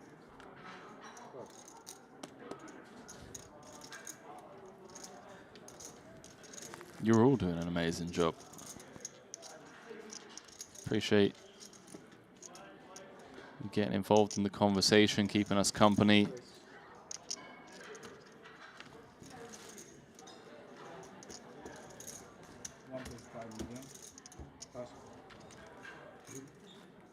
Oh. Are we just running this? First likely confrontation. King, Queen of Spades. It seems like the money has to go in. We're dominating a number of hands that Bao Qiang Ho would commit with here. All in. Ben's going to isolate. Good luck, chaps.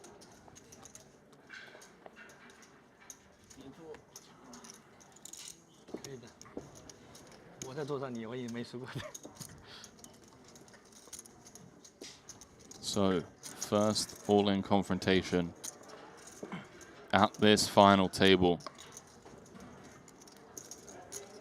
Is the balloon gonna pop? Or is Singapore gonna get a double? Okay then. Not even a sweat. Bao flopped dead. by Ben Heath.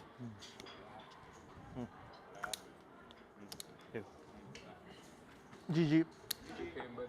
GG's indeed. He has really impressed, I must say. Came in as the shortest stack to this final table, picking up his 3rd cash out of 6 events played. Thank you. At this super high roller series. Not bad for a first venture out to the highest stakes tournament series in the world. Collecting over 800K across 6 tournaments. As Singapore's Bao Qiang Ho heads home in 9th. $477,000 for his efforts here in this main event run. We're down to 8, Kevin. Something finally gave. Everyone guaranteed $575,000 for their efforts.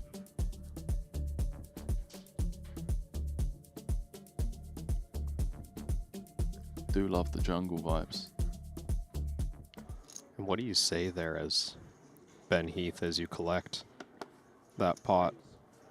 You expect some banter, some time, you know, for when you're all in at risk to appreciate the sweat. Have a little back and forth and, oh, you're just out. Yeah, I think you just, you quietly collect the pot.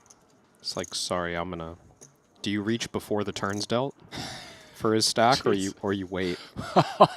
Kevin, that's so brutal, dude. This one also brutal. Ulle just saw Ben Heath scoop a monster pot with the King Queen. Is he going to look to do the same? What's Ponokov's dreaming up here out the big?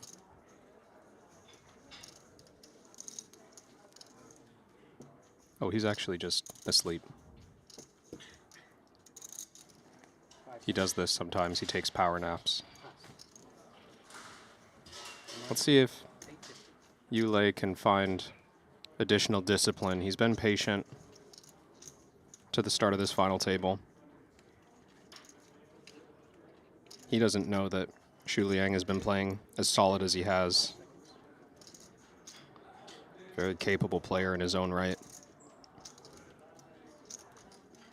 Feels like our options are 4-bet or fold, but the price is quite good for our suited king-queen.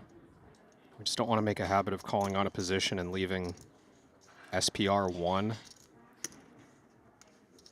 So often going to have to commit the rest post-flop.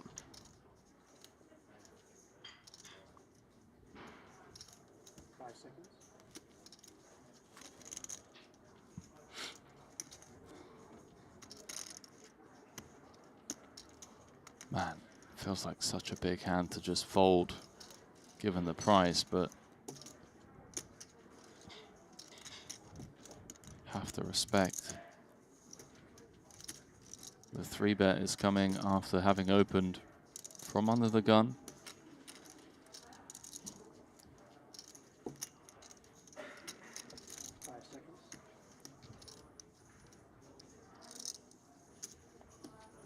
Comes with call.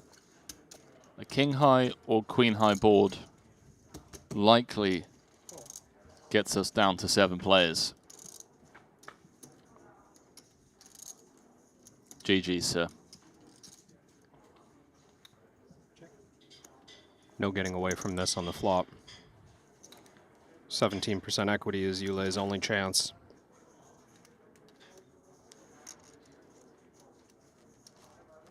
See if the poker gods want to smile down on Ulle today.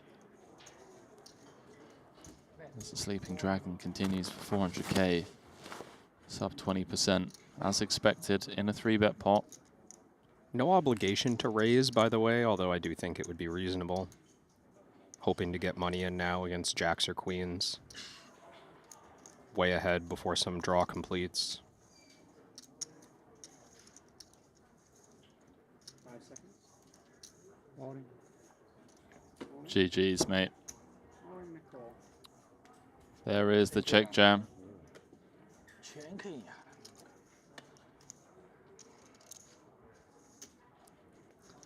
The writing is on the wall.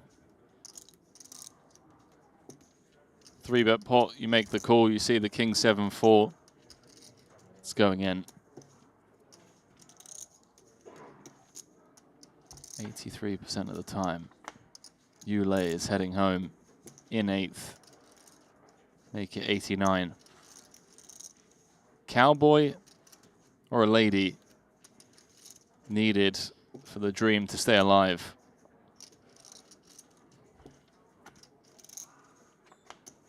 Not to be. We have our second casualty at this final table.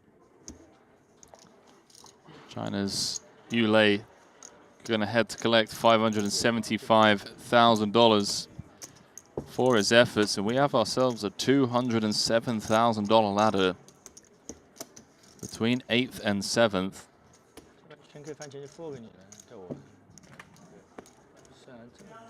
The sleeping dragon waking up with the goods on the button. He's now up to 8.6 million.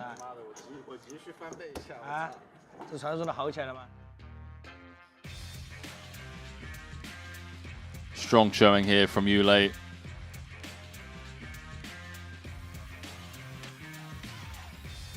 Had to collect a very healthy 6-figure payout. Career best for him. Did join us in Jeju 2024.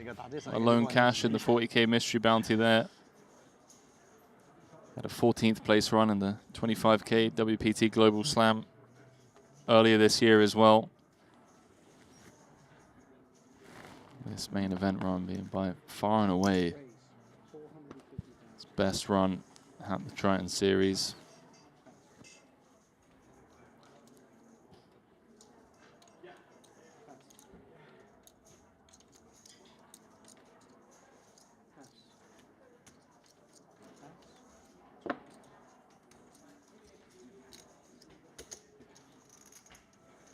So a couple of quick eliminations.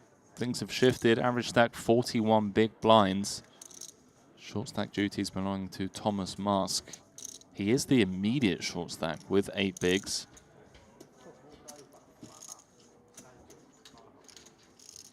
Just been through the blinds. 6th in chips is Sam Muller, playing 21 bigs. Chip leader is Wukong Wu, who's flopped best here against 2nd in chips, Christoph Vogelsang. Opportunity for Vogelsang, however. Double gutter here with the ace-10.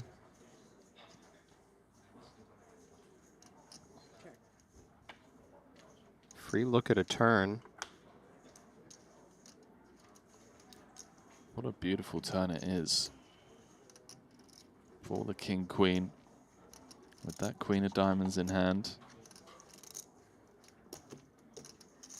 Let's see if Christoph reads strength into this check behind. Normally, if you open under the gun and miss a board with 2 Broadway cards on it, you would stab. So a check back feels like a paired hand to me, at a minimum.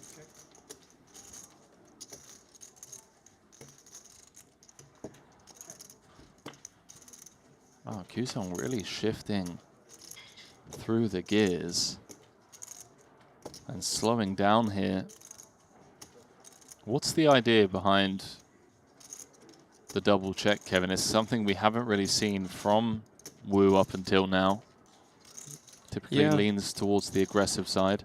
And I'm not sure if his perception of Vogelsang is that of a tighter player at this final table, or if this is just a gear change, as you suggested. I mean, King-Queen has options. Certainly it's not thrilled about playing a massive pot, but good enough to bet for value at various points in this hand. The river, no exception here.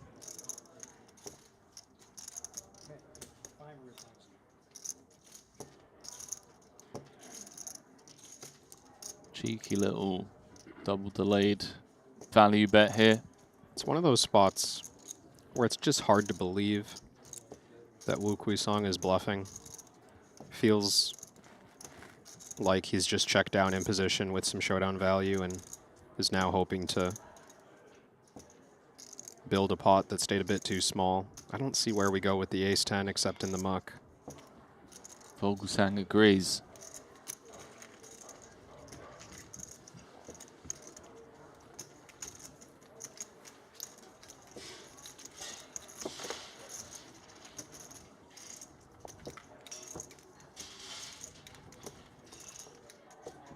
Trip saver for some, this main event.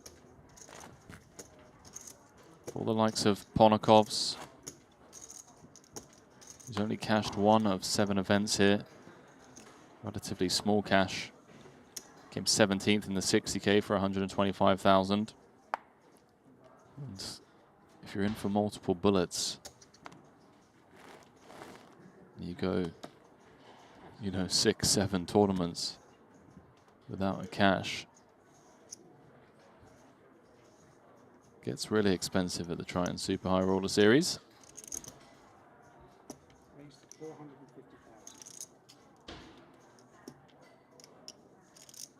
Good luck, Musk. Ace Jack, 7.5 bigs. I see one of Zhu Liang's queens busy in the hand. But Vogelsang, well, hang on a minute. Is Kuisong going to get involved? Yeah, might not be needed. If Kuisong does call here with the 3s, Sleeping Dragon's going to get out of the way. Would be unfortunate for Musk. He's in great shape against Queen Jack offsuit. Pocket 3's not needing to get involved, but baby. Oh, man. Call. Just a call.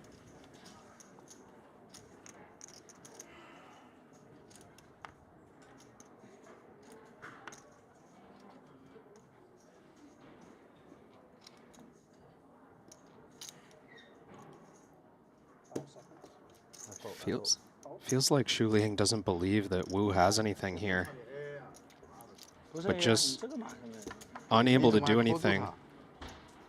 我操！妈了个逼！本来我和你跑的，无所谓。我操！我跟你跑好一点啊，对不对？我踩住你了，你还拿了我一张2次。我操！这牌你怎么 call 住？怎么想的呀 Christoph looking on in absolute disbelief. Gamble, just gamble. 这牌他妈打！我宁愿跟你跑。Legend. 踩住我的，你不愿意和我跑。你两个都是高张，我这个手对不很好吗 Just gamble. That's all I understood. Only big one. Gamble, let's go. 但这个 call 他妈 call 的我操，把你还带进来。哎 I agree. Let's just gamble. 这剧本不是这样的。稳住。 Ace King 5. 他妈跟他跑， Fantastic start. 哎，你还有2张2次。你还好一点，这样。对对对。 For Thomas Musk. I don't see any 3s folded, by the way. 那你40多还真的死钱。 4 or deuce for a sweat. 谢谢你，谢谢你。发个10，亮哥他妈的生气了，去你妈的龙影魂，我操！对他包括你的，他包括你的。 Queen of spades. 他跟我 On the turn changes nothing. Kusong Wu said gamble, gamble. After the cards had been shown down. Can he find the 2 outer? No. Sit back down, Thomas Musk. 好起来了。等于把你俩都救了呗，把你省100多。Yeah, I have 7个 BB 我手对不合的。 Gift, okay. Free one. 100万， First play. 帮你省100万的，你要考虑。 Well, even with that double up, 我还大忙，你们在开什么个玩笑呢？ still on short stack duties.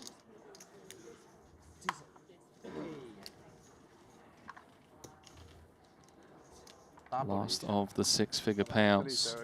We'll go to 7th place. Everyone guaranteed 782,000. 你亮个 call 进来就好了，我再多赢100万。他这个 call 真的没道理啊，对不对？没有道理 call。Just gamble。要么 4，要么 all in 嘛，对不对？他真的一点都不把你当回事的，我发现。我锤子，我的 A 上碰到鬼。 Let's do your cards together, just first. 亮哥他不把你当回事，你要惩罚他，我跟你讲。So, I mean, once you solve it, I don't care. I think it's gonna be 他 that. 说 A 他敢推，他什么牌敢 Is 推 it 啊？ or not? 他扣就扣呗，无所谓，是不是？这个牌， Just look and I. 你知道什么叫去不利的？ My eyes are there. I'm in sunglasses, so no one 去不利 knows. 的还怕这个，怕那个，这个逗逼嘛你是。人家把我踩的杠子，你本来就不好赢的，你看这么鱼有鱼命。 Kevin, I have to admit, my friend. Yeah. Oh, they're US? I aspire to be that level of rich. Big gamble play. Final table of 100K main. Just flick it in with the pair of threes. With a player behind left to act, by the way. And just declare gamble, gamble. Whole table trying to convince you, presumably, like, what are you doing? So unnecessary. That's my rough translation of the chatter. Responded to simply with, just gamble. Gamble, gamble. Tissue? Yeah, tissue.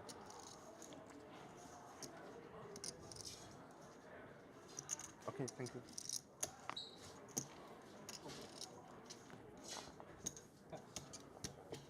Downshifting once more. Wukong flats the ace-queen offsuit against Ponikov's. Do think this is the right approach when there's 11 million effective to be played for.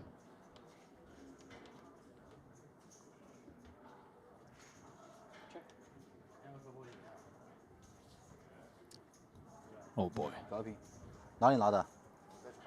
谢谢。 I mean, my prediction of one of these guys going home in 9th or 8th obviously hasn't 400. come to fruition, but I still feel like an implosion is coming. Very real possibility that check raising the ace-queen is on Wukong's mind. Where would the bluffs come from? Like a queen jack? Do jack we really 10? need to search that far to think of how Wukong Wu would bluff? I think if we're Ponikovs, we just give the man credit at this point. Very, very valid point being made by my co-commentator. He does just check call. And I think 10 of diamonds will slow things down for Ponikovs. Will it, Kevin? Many more ways to be behind.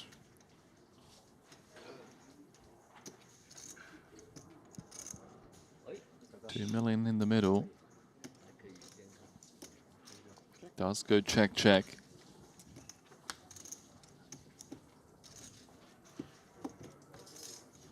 What is going on today?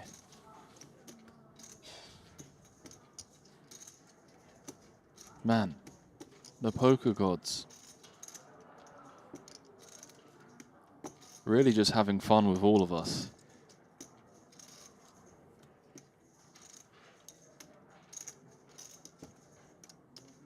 Taylor in the chat saying easily one of the most entertaining players I've seen at a final table. Yeah, this is the thing I genuinely love about Jeju. You can't deny it. You just have random Chinese players show up that we've never seen before. Case in point, Wukong Wu playing his first ever Triton event. Henry, this is a massive river bet. 1.5 times the pot. And Ponikov's near top of range. Diamond to go with it.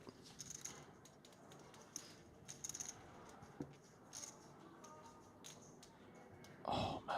He looks like he knows.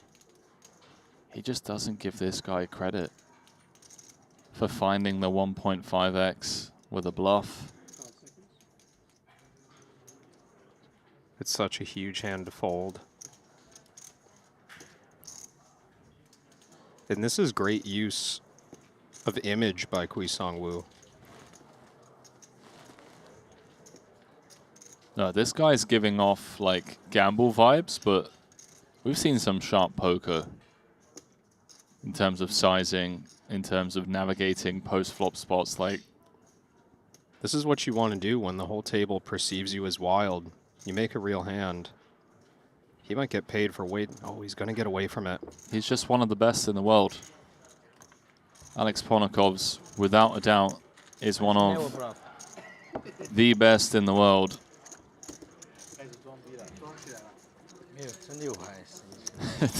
Kyuso would say never bluff. Never bluff. Never bluff. You can look way deep. He's like a Chase me. Overpod, that's you. You use against us. Avenger. He studied quickly. Yeah, he studied He quickly. learned. 什么意思啊？他说你学得很快。哎呀，是啊，他喜欢打超破嘛，然后现在你是我知道 overpod。所以我故意打个超破，我跟别人一般不打超破的。 Sorry, Kevin. Ken C in the chat saying it's an easy fold. My bad. Ponikov's, get wrecked, mate. GTO bet. Okay, I believe. Well, fortunately, there's about 50 others in the chat recognizing the discipline needed from Ponikov's there. No. Top shelf. No. Easy fold. 400. Ponikov sucks. Well, he did make the fold.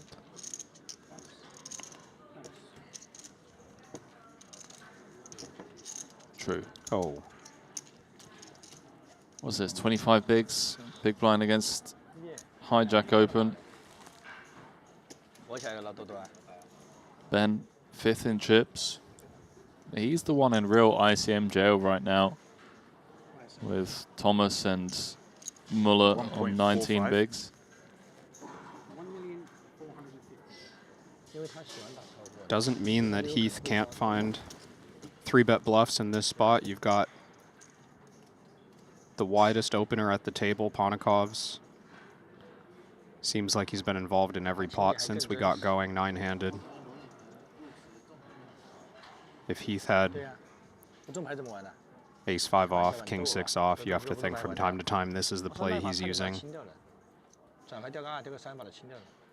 Ponikov's has chips to flat. This hasn't really managed to get anything going at this final table so far. I think he's done a pretty good job at kind of preserving his 10 million chip stack that he came into this final table with.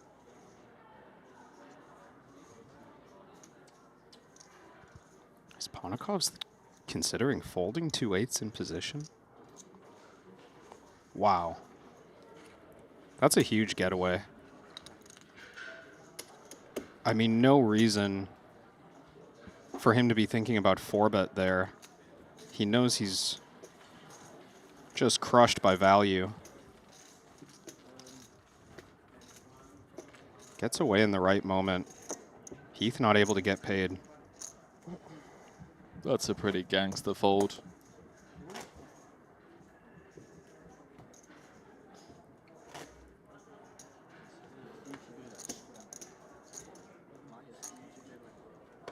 Some insane aura.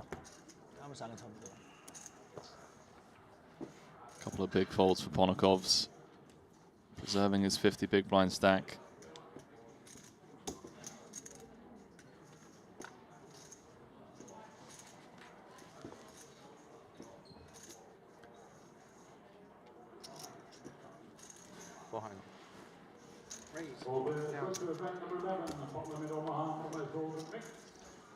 Oh my word. Are you kidding me? Aces against kings. 7 left. That's just not fair, Henry. In the Triton main, didn't Ben just have aces? The previous hand. I think it was the same too.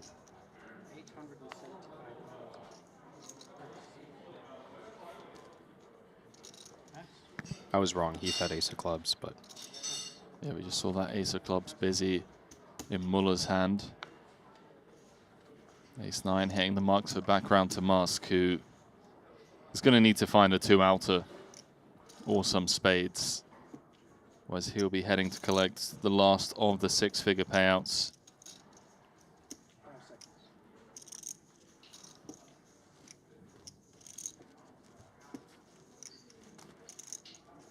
The ultimate pre-flop cooler.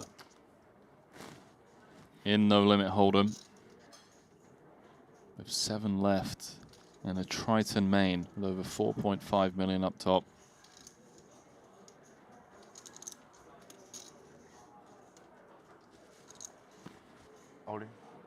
There's the jam. And there's the snap call. 8 million chip pot. Kevin, if Vogelsang holds here, he's going to be up to 16 million.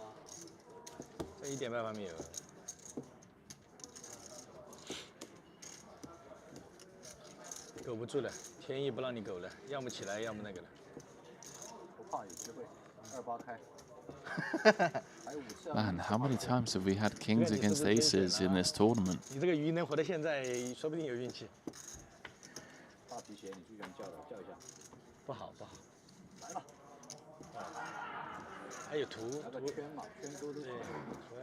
No cowboy on the flop.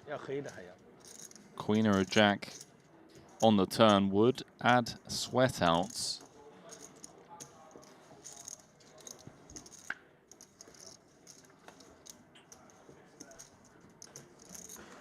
Not the spot you want to find yourself in with one card to come. Swig of the Red Bull. See if the river gives him wings.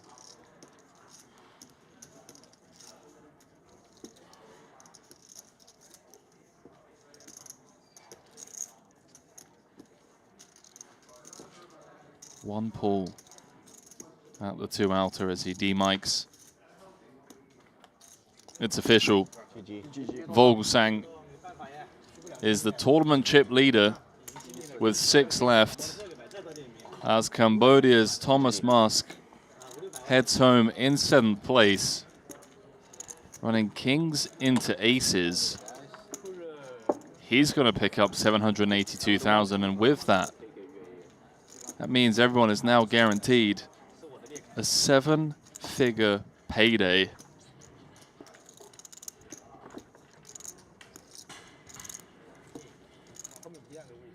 Solid performance for Musk, his first ever cash here at Triton. We see him head over there to talk with Bryn and Santosh. We're busy in that 125k. No max late reg for him, but perhaps he'll jump into that half and half later on today. Got the 30k No Limit Hold'em and PLO mix. Yeah, solid showing, of course. Well, Thomas, first ever cash at Triton Series. He's only played 3 events. Not bad, not bad. Final table run Short-handed. in the main. Same as table. So how's that changed things now, Kev? Vogelsang, chip leader, 16 million. There's only 60 mil in play, so he's got around 20% of the chips. Short stack duties belonging to Ulle. He's playing 19 big blinds. This starting to get very dicey for Sam Muller, for Ben Heath, who are near the bottom of the chip counts. Because as Christoph and Quisong separate themselves from the pack, you start to think that your best potential finish is 4th or 3rd. Every pay jump that much more meaningful. That's not going to stop Ponakovs from defending the big blind with the Jack Deuce of Hearts. Very much marches to the beat of his own drum. Alex Ponakovs, of course. He is playing deep enough here, 50 big blinds effective, that the threat of going home early, pretty small.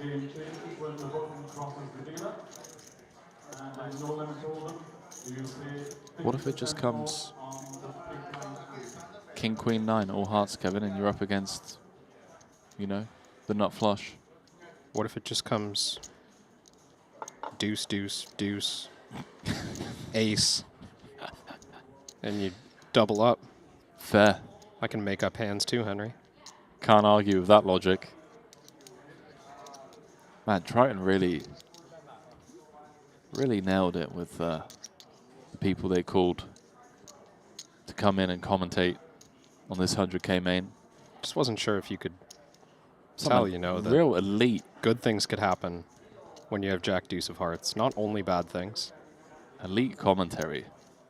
What's more likely, flush over flush or flopping quads? More likely. What's more likely? I'm just going to guess it's flush over flush. I've got no idea. Flopping quad's pretty hard. You haven't specified the hand either. Like, do I have a pocket pair, or am I dealt the Jack Deuce of Hearts? You have to admit, the commentary is getting better since 6-7 of flop. you first brought that up. That was strong insight, Henry. Man, Christoph Vogelsang came back today with 16 left as the chip leader very early on with 2 tables of 8. He cooled the hell out of Byron Kaverman. Blind versus blind. Vogelsang went runner boat to win a sizable pot off of Byron. And then, not too long removed from that, we saw him boat over boat Henrik Hecklen. That's what got us down to the final table. Well, here we are, 6 left. 29 bigs effective. Cut off against under the gun. Feels like too many chips to be all in as Heath, and I don't take the 2 8s as a hand that's going to fold to 3-bet. Heath is going to size up, but 1.4 off of 6 million, allowing the idea that he has bluffs.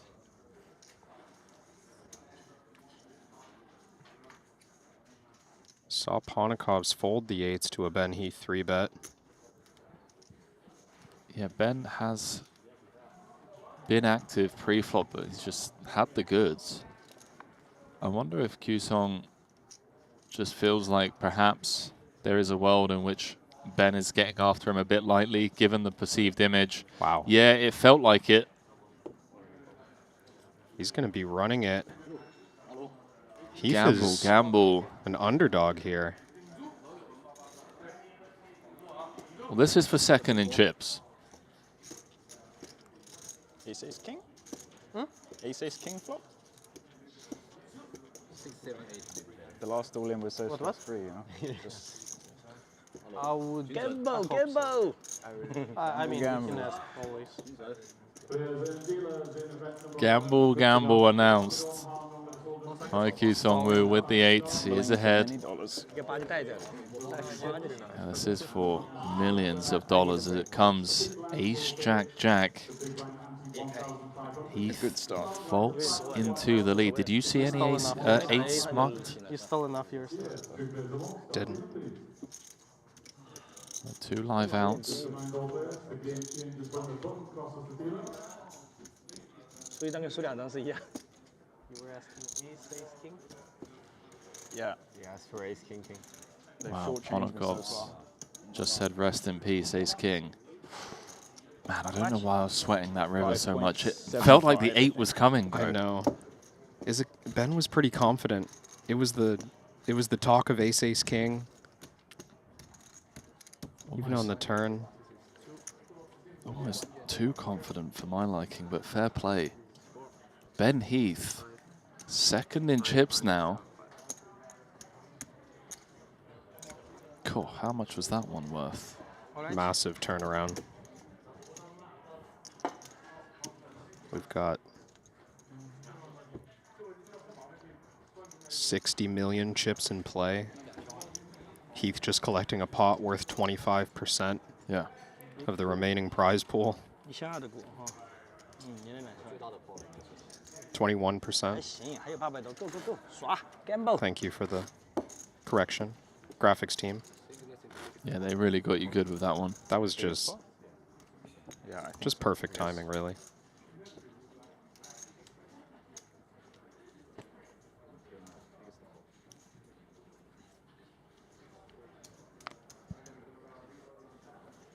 Saw Heath famously 3-outed in the Triton Million in the Bahamas.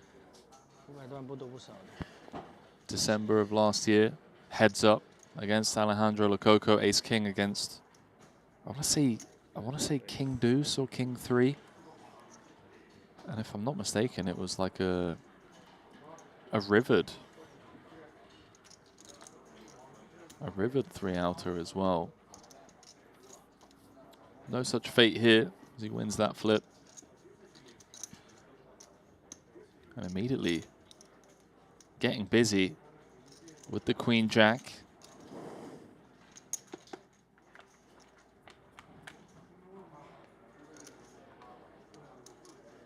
Wow. Okay, Q-Song.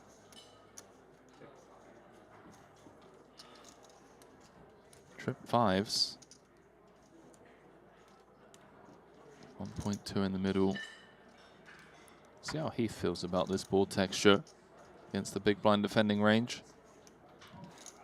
Yeah, no obligation to bet the flop, but I think general perception is that a c-bet could work. Oh, my word. Wow, that's... If Q-Song plays this aggressively, that's just kind of unavoidable for Ben to call. Man, he's checked it over once more. This might be the only way for Heath to avoid losing a big one here. So I do think check raise is going to look significantly stronger to Ben than a turn lead. Would be very clear where the queen jack is, if that's the action to come. The poker gods give and the poker gods take away. Heath just checks it back. Somewhat similarly to that spot against Ponokov's earlier, where he checked back turn with the turn top pair. He's a fantastic defensive player. I mean, we've said this time and time again. He's about to lose the minimum here. I would love an overbet, and it looks like that's exactly what's coming. Q-Song knows his image. He's just lost a big pot. This a similar challenge to the one that Ponokov's faced with the ace-5. Heath knows he's very unlikely to beat value, but you just can't fold, right?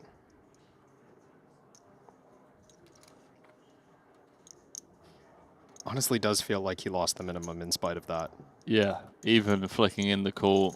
Like big turn bet, big river bet could have been on offer. Similarly challenging spot for the queen jack. Heath's going to slip back a little bit. Kind of like smirking to himself as well. Just like, really? Yeah.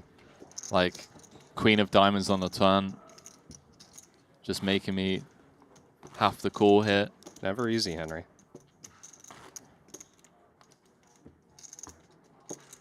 So, Q-Song Only back up to second in chips. See, I never bluff.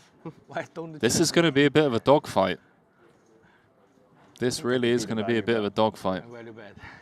48 big blind average. You've got Wukong Wu on 51, Ben Heath on 49, Ponokov's on 47, Juliang on 38.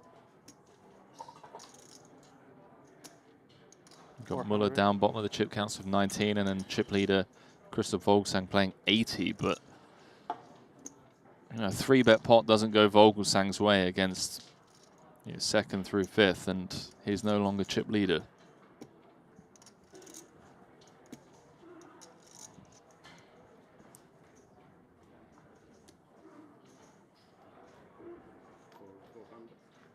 What a way to wrap up the no limit hold'em portion of the series.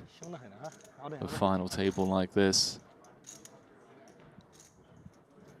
Just what the doctor ordered, Kevin.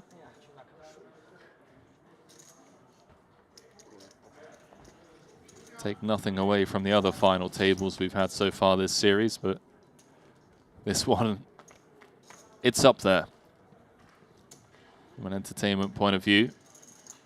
Not flush draw. Young Samuel Mulle has guaranteed himself his first 7-figure cash at a Triton series.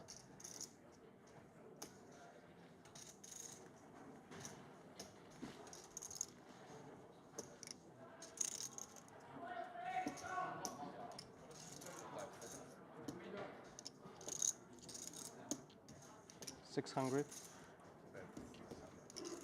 600 for 2 sixes. Ponikov's. Obvious tell. Once he opens the action, it's going to be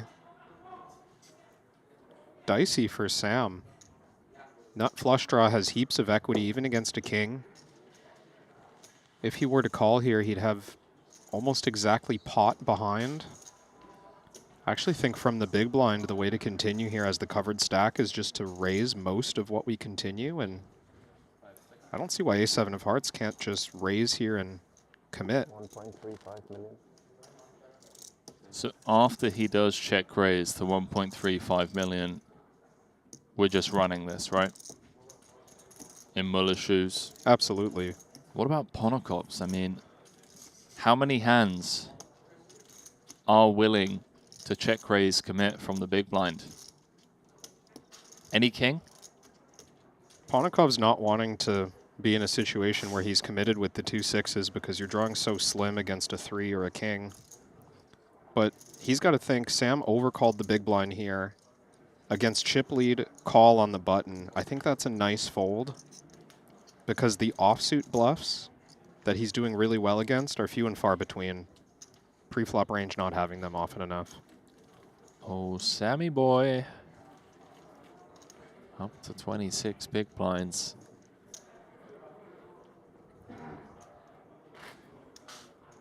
We could be 6-handed for quite some time.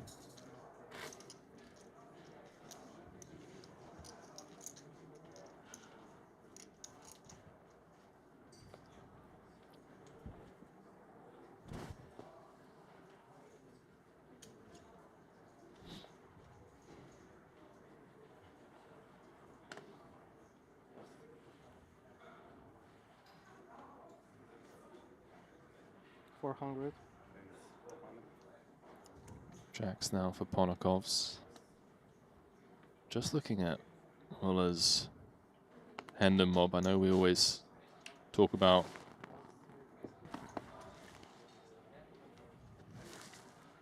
results at the Triton series. But what a resume this young man has racked up in a relatively short career.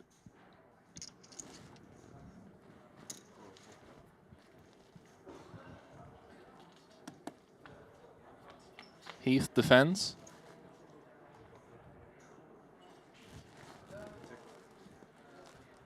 $994.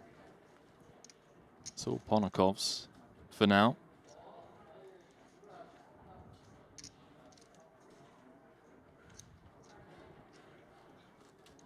We're not loving the 2 9s on board, but Jack's Jack of clubs, very strong. Check. He does check behind, kind of noting the threat and the new chip distribution. Heath covering Ponikov's in this hand. Alex not wanting to deal with those situations where we bet flop and get check raised against a capable opponent.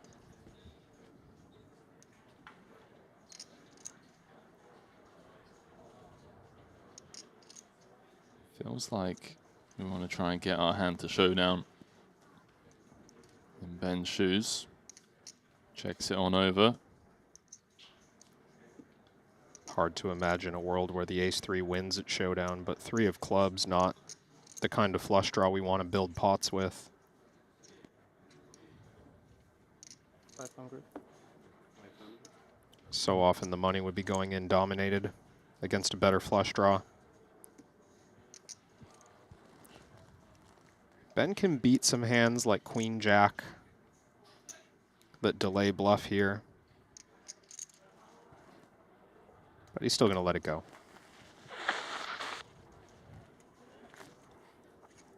I just want to kind of circle back to the conversation about Muller's Hendon mob. Kevin, just 2 years ago, is playing 300 euro buy-ins. Live. First ever live cash came 4 years ago in August 2021, Liechtenstein. Took down that first ever event for $1,287. Different stakes being played here. Yeah, just a touch. But to me, it just seems incredible what can be achieved in a relatively short time when you just put in the work, and not only just put in the work, but also, you know, have the team around you to help point you in the right direction. You just saw the chips there, 60 big blinds leading the way as we welcome you back to the break desk. Kevin, this, I know we say it time and time again, but it feels like this is anyone's game. There is no runaway chip leader. The shortest stack is Mulle with 21 big blinds. 21 big blinds, I know, okay, six-handed, not ideal, but he has room to work with, and it's the same for Vogelsang. Yes, he's the chip leader, but if one 3-bet pot doesn't go his way, all of a sudden he drops down to kind of middle of the pack, and yeah, what do you think? I mean... Yeah, 48 big blind average sounds like a lot, but Wukong Wu is doing his best to make sure that it doesn't feel like a lot when you're down there at the table. I mean, he's really driven the action and has determined the dynamic at this final table, getting involved in so many pots that players near the bottom, Xu Liang in particular, has really just, you know, maybe felt handcuffed into a certain style of play, a more conservative style of play that he's not used to being stuck with, because Wukong Wu is just insisting on being involved in every hand. Yeah, he's like, hey, lads, let's play big pots. You know, the stakes are high, 4.5 million up top. Everyone guaranteed 1,065,000 for their efforts. And yeah, I think it's worth noting the only player at this table with a Triton trophy is Christoph Vogelsang. He is currently chip leader. Everyone else looking to get the monkey off their back, as they say. And what a time to do it would be, of course, in a Triton main event. We're stepping aside for all of 10-15 minutes. Don't go too far, because when we return, a continuing coverage of this 100K main in Jeju.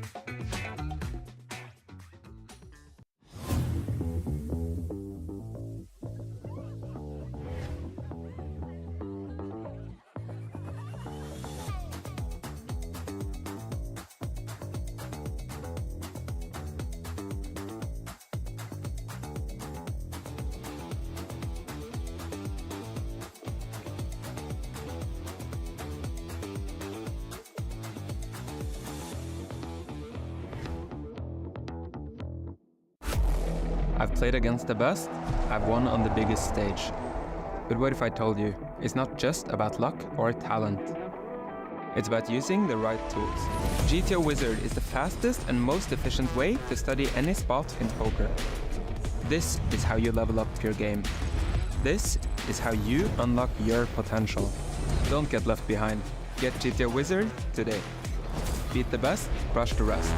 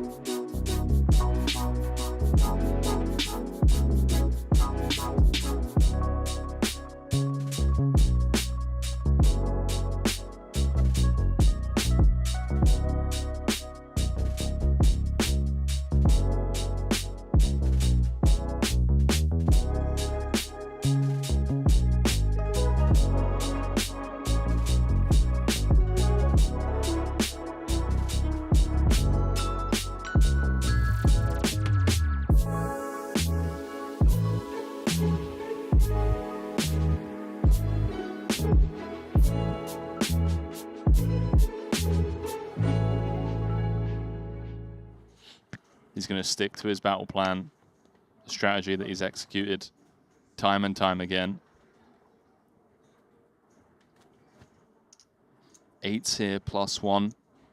This is close, but he's going to open it. Notable that we're into the 10 big blind stack in the big. I do think there are layouts where Heath would just open fold the 2 8s, but not here.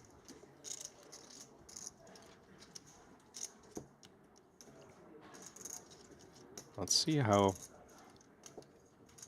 Wukong is going to continue against a covered stack. Just flatting the ace-9 of diamonds gives Bao Qiang Ho chance to overcall the queen-8. He's in rough shape. I was about to say, how do you feel about overcalling with the queen-8 off of 10 bigs? I do think this one's close, especially being in position on Wukong. You're a little more likely to realize your equity. It was the previous one with the king-5 of diamonds that I felt not so great about. Couple of overs to Heath's pocket 8s.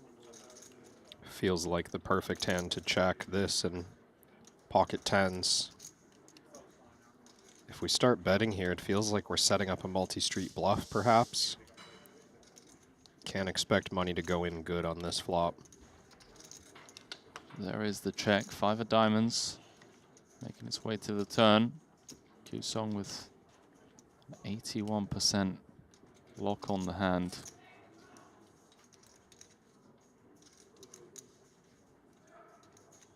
$1.6 million out there. He's reaching. Seen a lot of these like small probes from Wukong.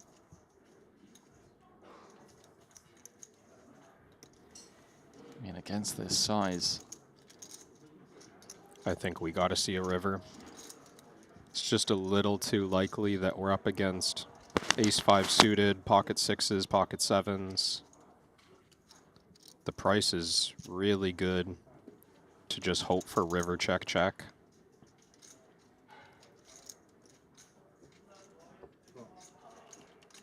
So there's the call. Heath drawing to 1 out. Doesn't find it. And that is a troublesome river card for the Brit. Yeah, this is going to make it feel like ace-9 suited is the best hand quite often. And it wouldn't be typical for Heath.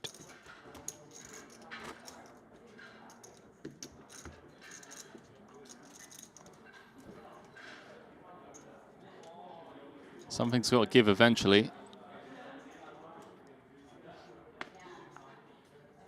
What's up, Luca? Luca in the chat saying shout out to Kevin and Henry. They're doing a great job. Thank you, mate.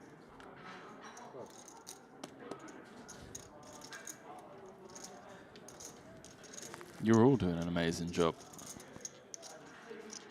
Appreciate you getting involved in the conversation, keeping us company.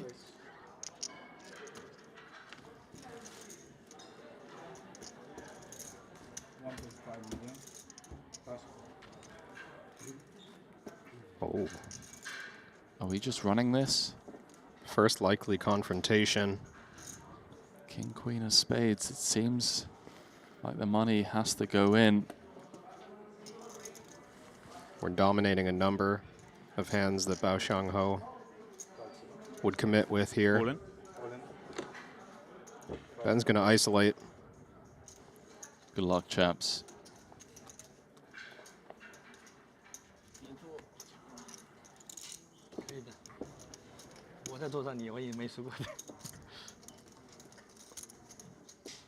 So, first all-in confrontation at this final table. Is the balloon gonna pop? Or is Singapore gonna get a double? Okay then. Not even a sweat. Bao flopped dead. Cool. By Ben Heath.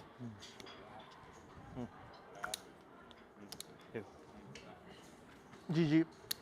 You expect some banter, some time, you know, for when you're all in at risk to appreciate the sweat.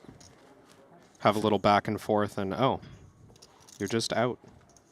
Yeah, I think you just, you quietly collect the pot. It's like, sorry, I'm gonna... Do you reach before the turn's dealt for his stack, or you wait? Kevin, that's so brutal, dude. This one. Also brutal. Ulle just saw Ben Heath scoop a monster pot with the king queen. Is he going to look to do the same? What's Ponikov streaming up here out the big?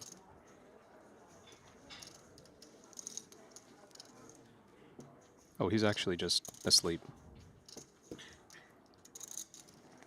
He does this sometimes. He takes power naps. Let's see if Ulle can find additional discipline. He's been patient to the start of this final table. He doesn't know that Xu Liang has been playing as solid as he has. Very capable player in his own right. Feels like our options are 4-bet or fold, but the price is quite good for our suited king-queen. We just don't want to make a habit of calling on a position and leaving SPR 1. So often going to have to commit the rest post-flop.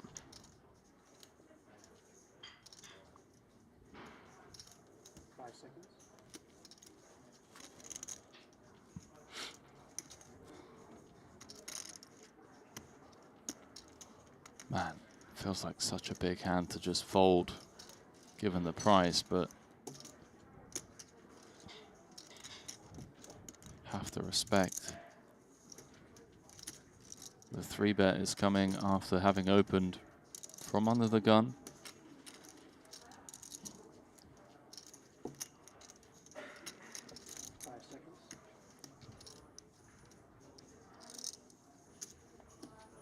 Comes with call.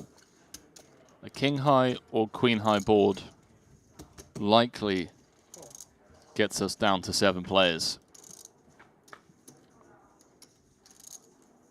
GG, sir. No getting away from this on the flop. 17% equity is Ulle's only chance.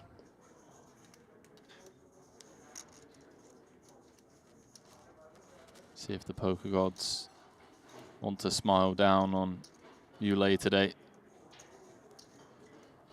As the Sleeping Dragon continues for 400k, sub 20%, as expected in a 3-bet pot. No obligation to raise, by the way, although I do think it would be reasonable. Hoping to get money in now against jacks or queens.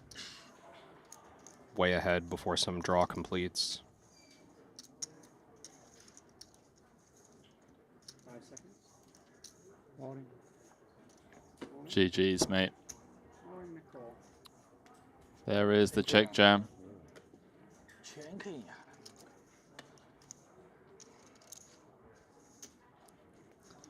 The writing is on the wall. 3-bet pot, you make the call, you see the king 7-4. It's going in. 83% of the time. Ulle is heading home in 8th. Make it 89. Cowboy or a lady needed for the dream to stay alive.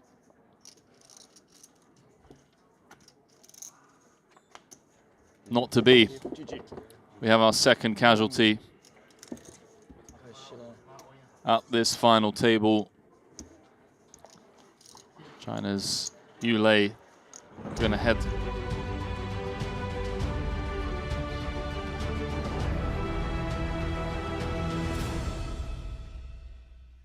And welcome back to continuing coverage of the Triton Poker Super High Roller Series Jeju 2 Festival main event. Day 3, final table rolling on. Ali Nejad back in the saddle. Kevin Rabbit Chow still here, front and center for the loss of 3 of the hopefuls of the 9 that began the journey. Kevin, let's start with a quick peek at the layout in terms of payouts, because obviously this is where the ICM begins to become worth talking about. 1 million plus as we break the 7-figure barrier upon the loss of Thomas Musk. But just look at the gap between 6th and 5th, and that's something that everybody down toward the bottom of this 6-man chip leaderboard is going to be focused on. Yeah, what I'm seeing, Ali, is the immediate pay jump is about 350,000. The next two are not that different, 400K, 450. Going from 6 to 5 to 4, very flat, which means very equal in importance, right? And if you're Shu Liang, if you're Alex Ponikov's near the middle of the chip counts right now, you're very focused on your opportunities to just collect ladders. Listen, collections have come to the tune of $600,000 in ladders already for those who are here. And among them, of course,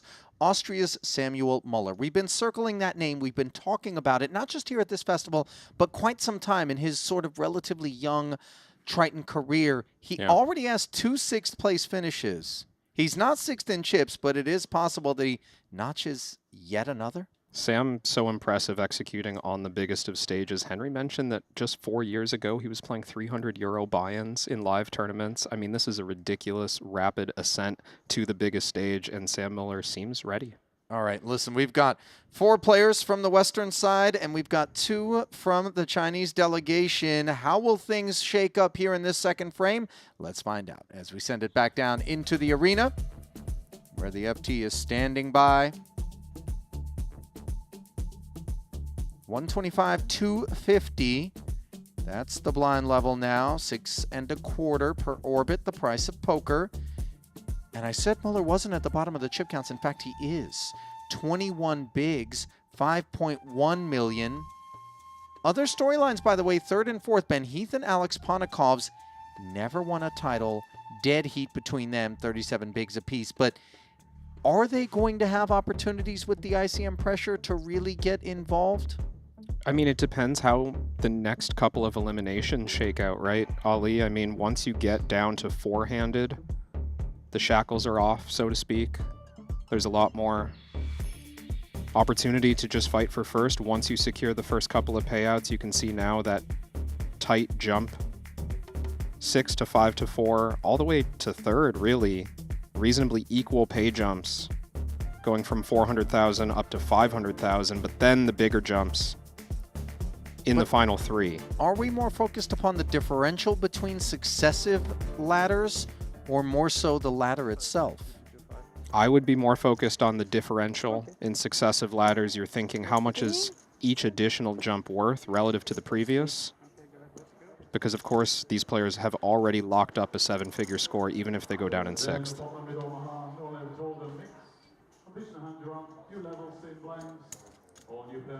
Here is Ponikov's under the gun, Queen Jack.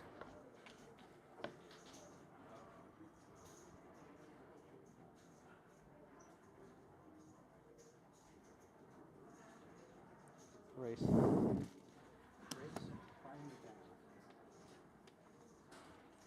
Takes it up.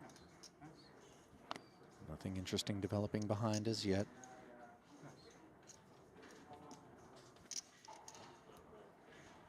Queen 10 could have been trouble for Heath. Steers clear. And Ponikov's will collect. Interestingly enough, bookending the chip counts are the only 2 players who have a Triton title. Just 1 to each of their names, that being Vogelsang and Muller. Wukong Wu, Triton newcomer. What a dream moment this is. No titles for him. We talked about Heath and Ponikov's, and for that matter, the Sleeping Dragon, also looking for number 1.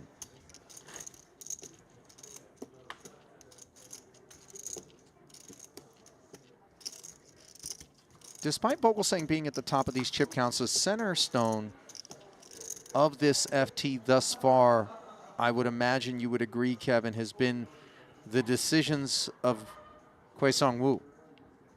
Yeah, Wukong Wu has really dictated the pace of play.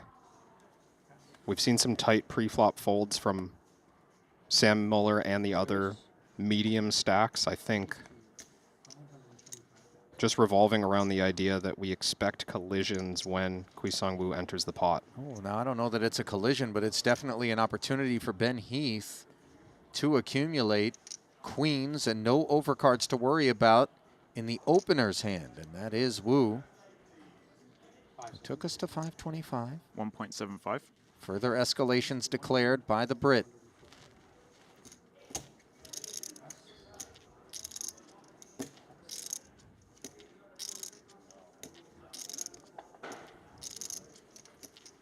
$1.2 plus more on demand here. Jack 10 offsuit, lacking durability. These two collided not long ago. Wukong Wu jamming the pocket eights. Ben Heath with the ace-king did get the full double in that confrontation. Jack 10 clearly needing to hit the muck there. And that concession will send some capital Ben's way. There's a look at the man of the moment. He hasn't looked at all intimidated by this spot that he's in. You know, sometimes Triton newcomer, we're under the lights, we're playing for 4-5 up top. You can see people seize up a little bit, you know, and it's a natural thing to expect, but not an ounce, nay, an iota or shred of that in terms of Wu's procedures on the day. No, even so much as to lead to confusion, dismay from some of the others when he got all in with those pocket threes. Some words being exchanged. Admittedly, I didn't understand. It was in Chinese with his table mates, but then broke into English just long enough to say, gamble, gamble. Yeah. Making it quite clear what he's here to do.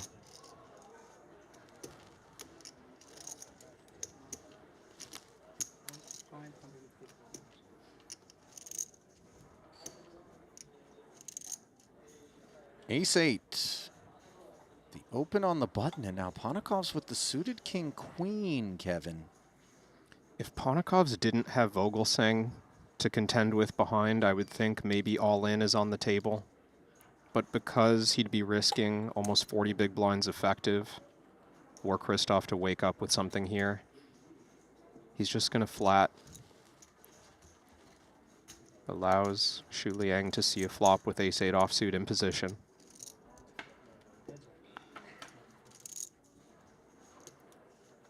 So keeping it clean is Ponikov's, and this board smacks him up for top pair.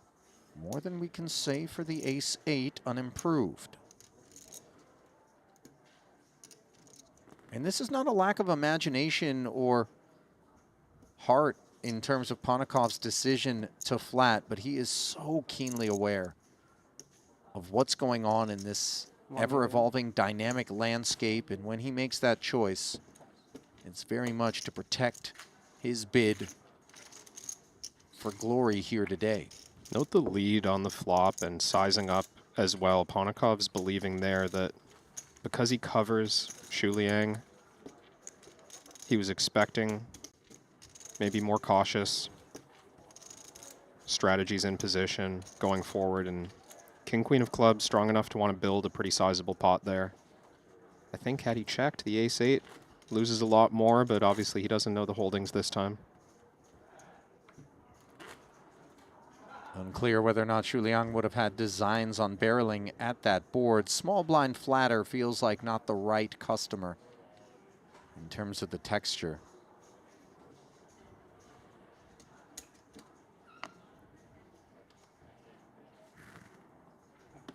Journeying onwards. Liang will sit this one out. And there's the reason why. Down to the small blind of resident ninja, Christoph Vogelsang. Seems like limping is on offer. We're not thrilled to be out of position against a dangerous stack, but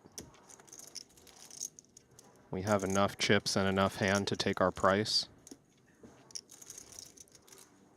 9-6 limp, getting taxed. And the raise with Queen Jack offsuit consistent with what we've seen. Wukong Wu unafraid to build pots with kind of marginal strong hands, and that going to give the opportunity maybe for Vogelsang to limp strong in the future. As we can see, it was a legitimate holding that did take us upstairs there, so sometimes we can fool ourselves into thinking somebody's simply targeting our limps with a broad array, but not the case on that occasion at least.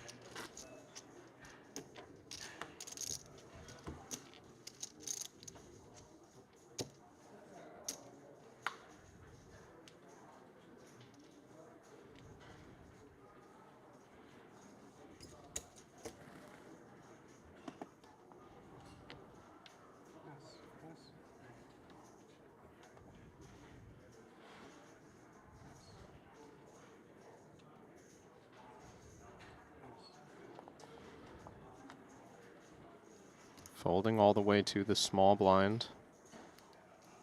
Wukong Wu covers Sam Mueller by a pretty substantial amount. 40 big blinds versus 20. I like this raise. Non-committing for the 9-deuce suited, but just a correct chip spot to put tons of pressure blind versus blind.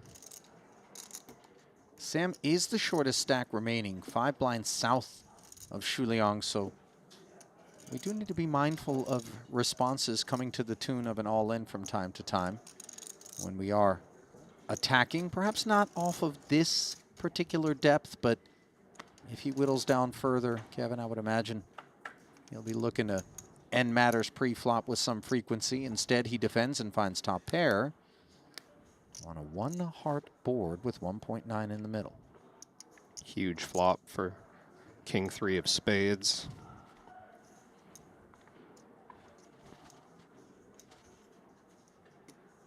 And poorly timed aggression incoming. Wu gonna bet about 1/3 of the pot. How do you feel about the choice to do so? I think it's appropriate. I mean, we've got the widest range pre-flop spot that we'll be playing at a final table. Sam Mueller is going to need a heck of a hand to continue. It just so happens he has one this time. But we can expect weaker suited connectors and low pairs to just fold to the flop bet. So much hand with not just the king, but the flush draw as well for Sam. No improvement on the turn. 9-deuce now draws dead. This would be the time to slow down with 9-deuce of hearts, if there's any. We interfere with some of the weakest hands Sam might have. And we have no backup equity. Every argument seemingly against what looks like the decision that Wukong Wu is making here as he barrels again 950. Just attacking a situation.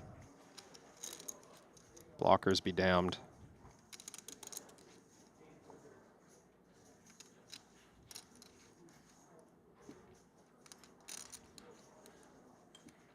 This could still be a difficult river situation for Sam if he doesn't improve.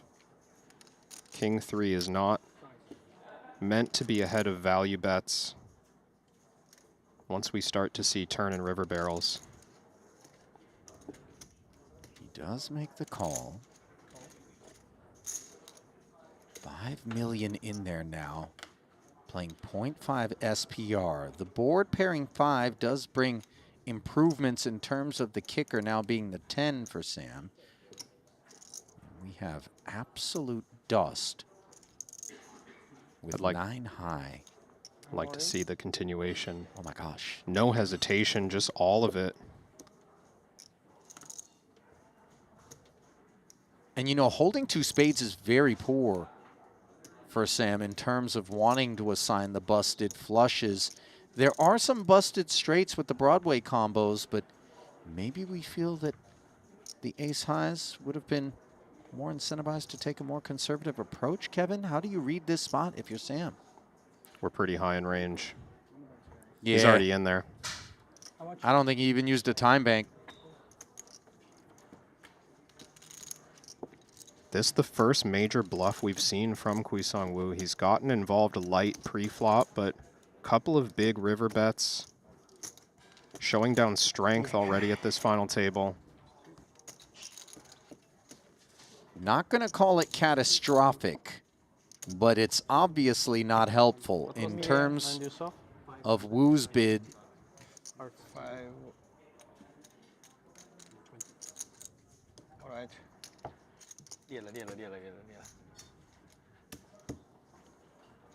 He's actually going to swap spots with Mueller now. 19 bigs in the aftermath. Mueller slipping into the logjam at midfield, involving Heath and Ponikovs.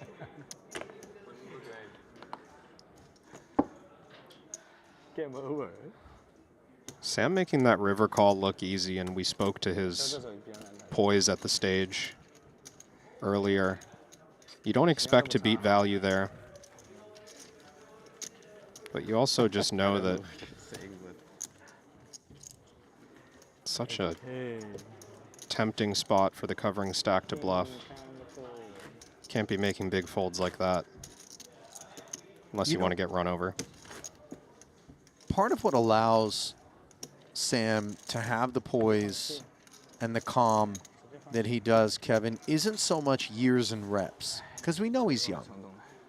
But it's, as Henry put it earlier, being studied, knowing exactly what you're supposed to do in all of these permutations, all these scenarios, in particular at the final table.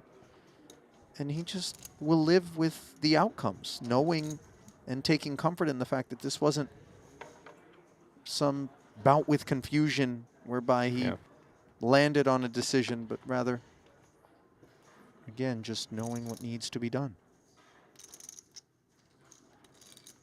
I do think it's hard to, like, there are players who know what needs to be done and still get up there and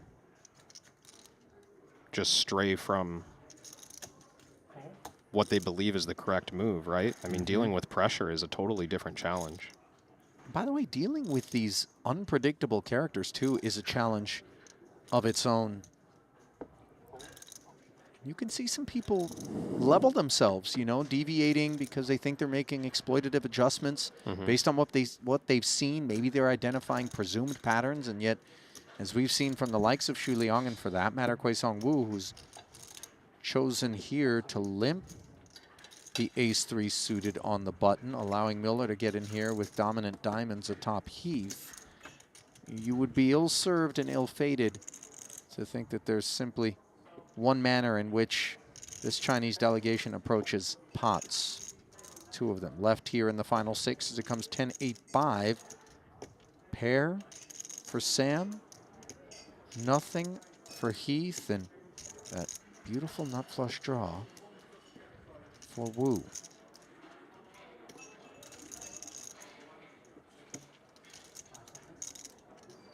It's on you.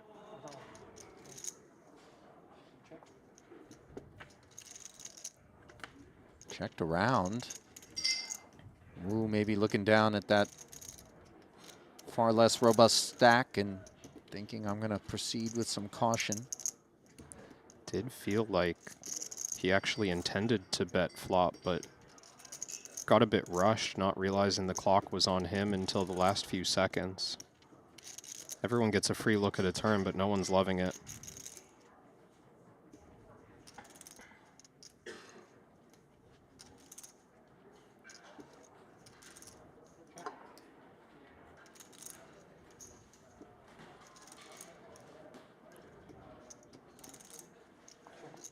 Still checking is the ace high and getting there. Unfortunately for Wu, of course, with the four-liner out there and just nothing to get excited about elsewhere in the field. Unlikely he's going to be earning chips. Does seem like the only way this pot grows is if Heath decides to bluff at this run out. Bottom of deck. Plenty of connected hands in his big blind calling range. You do rate to have a straight quite often as Heath, And you might just expect to see pretty little resistance from anything less than 2 pair on this board. I would be tempted to fire out something like half the pot, but Ben avoids bleeding those chips.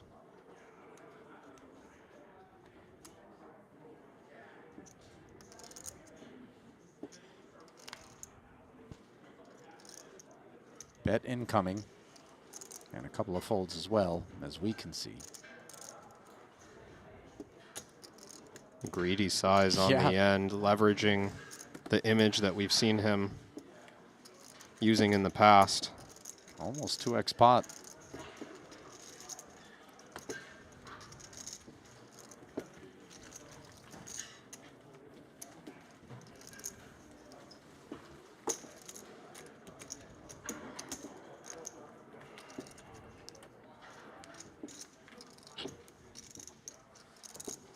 I'm always a little bit confounded when the same end that we observed 3-barrel 9 high with 0 equity, a pot later has position and the nut flush draw and never puts a chip in until he gets there. Yeah, but very different chip distribution.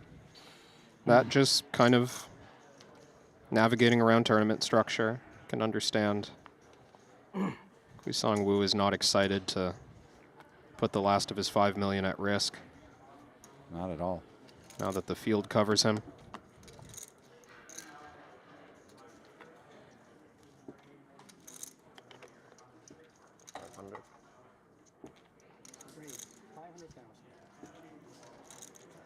$500, says Sam.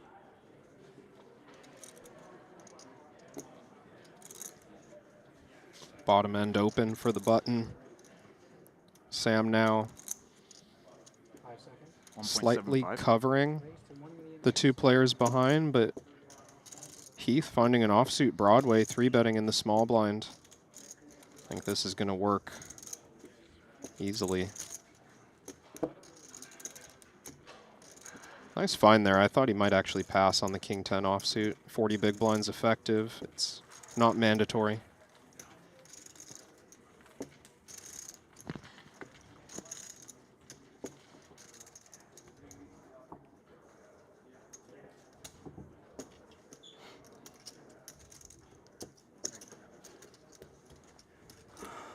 Heath unafraid to take some of the risks that ultimately he has to assume will be required for him to work further up this leaderboard.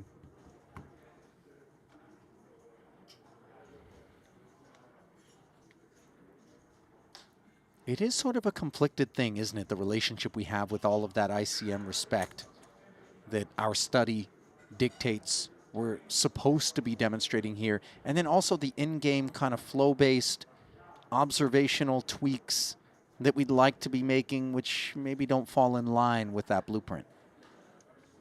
Yeah, it's why I encourage players to kind of prepare for ICM scenarios with that study, but just identify where the fringes are, right? Identify where the opportunities lie. If you've got a hand that's maybe supposed to bluff 10% of the time in theory, but you recognize a good opportunity in flow, just bluff it, right? It's going to be reasonable within those ICM constraints. Well, ace-3 of diamonds here as the jacks will get action for the active Wukong Wu, well off the high water mark. Ponikov's defending. And improving to bottom pair against top set on this monotone board. No one with the flush draw. Sometimes tempting to set the trap with this sort of hand in position. Ponikov's going to be defending almost any suited combo out of the big blind, so lots of flopped flushes available. 3 jacks, of course, strong enough to seek value. But it's hard for Alex to have much of anything on this board when the jacks are removed from the deck. You're just hoping for one of those single heart combos. Yeah, and facing half pot on this board, ace-3, I don't think is strong enough to continue. We're going to need a quality flush draw. So the 725 ends matters promptly. And another example, not that it was the most difficult one, of defending our big blind, flopping a piece, and then thinking about its prospects before deciding that there's some sort of compulsory need to peel. Yeah. I just have to evaluate the real situation in front of you. Mm-hmm. Nothing automatic about any of these spots.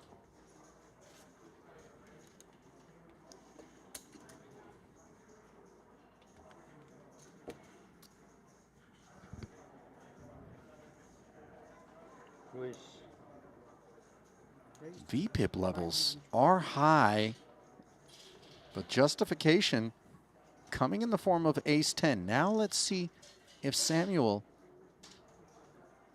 wants to go further north with this king-queen off. 1.35. There's your answer, Kevin. Can you get behind it?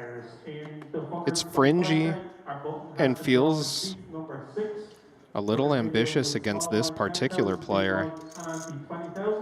But the holding also based on the VPIP and some of what we know Wukong Wu is capable of entering the arena with, you know, king-queen. Yeah, but doing all right against range. Flashing back to the 8s versus ace-king against Ben Heath, we've seen 4-bet shoves with hands that are on the lighter end. We've seen calls pre-flop that are on the lighter end. If our hand isn't raising for value, let's say, which king-queen offsuit is not in this instance from these positions, I'd be worried that these are chips that are entering too volatile of a situation. I mean, ace-10 offsuit looking just like a bit of a snap fold. But here we are using a time bank. Well, it might look that way to you. It certainly wasn't a snap for Wukong Wu, but ultimately it was a fold, and so Mueller, with good execution there, able to shed a relatively sticky opponent with a better hand. Yeah, the fold from ace-10 offsuit now, I suppose, showing the new gear that Wukong Wu has found as one of the short stacks at the table, roughly tied with Shu Liang at the bottom of the counts. And I take it there's some pride that you have in observing the adjustment there in terms of condoning that tweak? Yeah, I mean, it's time to exercise more care. When you're near the bottom, I described at the top of this frame that you get an additional 400,000 every time you outlast one player at this table, so there's a lot of money to be made by folding right now.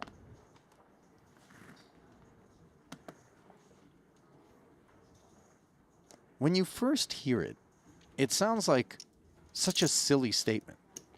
Well, how am I going to win money by folding? Well, because you sit back and watch other people cannibalize each other. And yeah, we've seen final tables where someone will get right on down to three-handed, maybe even heads up without so much as a scratch. You know, just some raise and take it here and there, 3-bet and take it, but no post-flop real altercations, no all-ins, and everybody else falls by the wayside. I mean, these two players have 24 big blinds to start this hand as they head to a flop.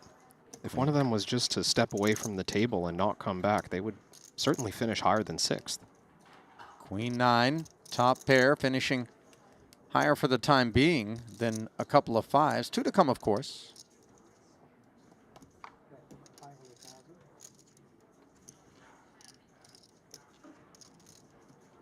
Wukong leading right out.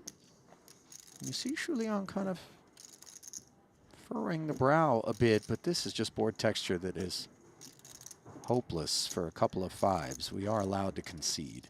Yeah, we've maybe been given a chance here to just lose no additional chips when we've gotten a poor flop for our hand, the 5s. That's precisely right.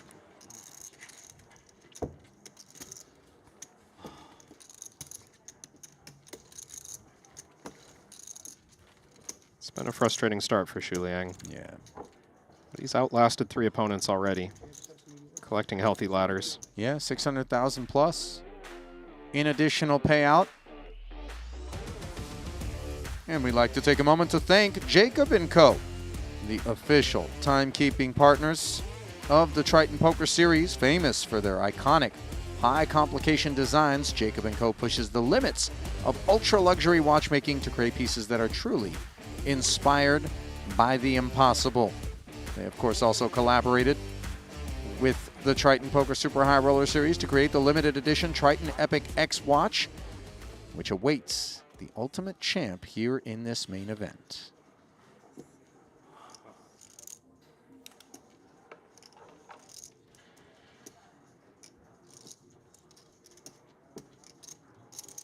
Round number 2. Button release. Sort of exciting Wu. Less excitement coming courtesy of 4 deuce of clubs. That said, he will take us up. I think, Raise, right? I think they're going to rule that a call. It's a call. Yeah, it needs to be 375 or above. Yeah. Interesting things can happen now in terms of the awkwardness that ensues when we know our opponent intended to raise, was forced to call because they didn't put in the adequate amount to at least min raise. So it's a flat, and now it's a pretty one for Sam, who obviously with the ace queen of clubs will have no problems raising it up. And if we're Wukong Wu and we know that our opponent knows we tried to raise, and then when we were forced to limp, they still put the extra money in there, we ranged them up. It looks strong, I agree, Ulle. Actually not 100% sure that the intention was to raise. But ace-queen suited, just sitting high enough up blind versus blind that it doesn't really matter for Sam. Comfortable raise regardless. Oh, I mean, he was ready to go for it.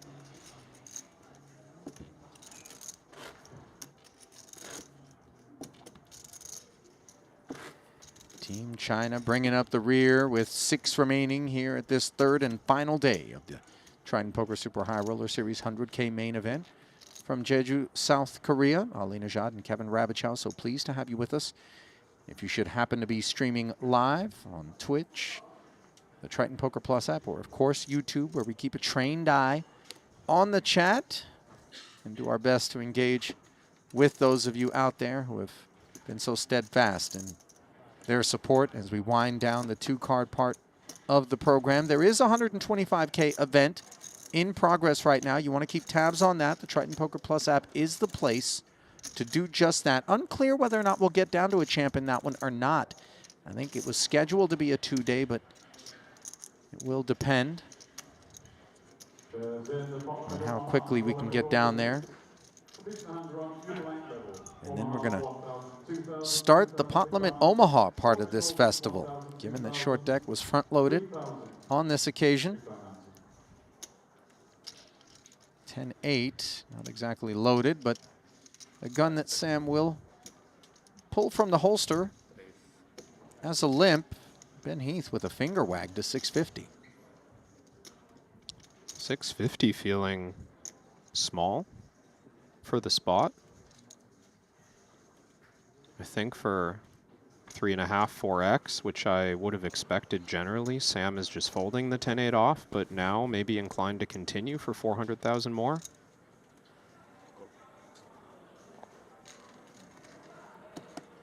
Sam hanging in there. That big little offsuit combo very much has come into favor. Courtesy of the solvers is one that unblocks the middling stuff we think we can target and get off its hand. You see exactly that is what Muller has. 10-8 off, which turns into a double gutter after he digs in on this Queen 9-6 board where Heath is unimproved and has the action checked over. Yeah, because we expect those middle cards to continue as a limp call in Sam's position, I think that Ben is not going to be attacking with small bets, high frequency. Maybe the occasional large bet, a lot of checking. Board pairing 9 after the Heath check back. if he doesn't hold the phone. Is this board now an invitation for us with 10-8? If we're going to lead out here as Sam, I think we want to go pretty sizable and represent 3 of a kind. It's not that credible Basically idea you to bet thin value when it's kind of way ahead or way behind.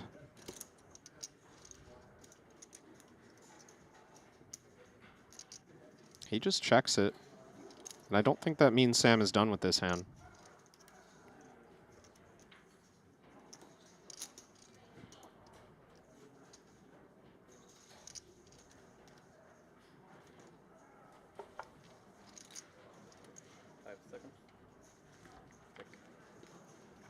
Once more, Heath checking back. Interesting river here. Backdoor flush arrives along with an ace.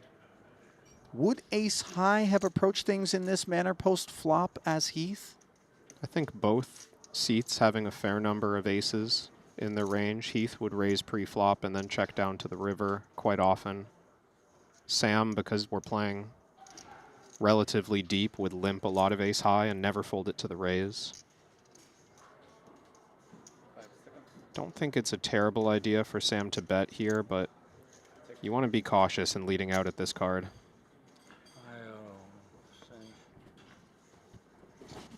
So a full shutdown. Full house. It's better than my hand.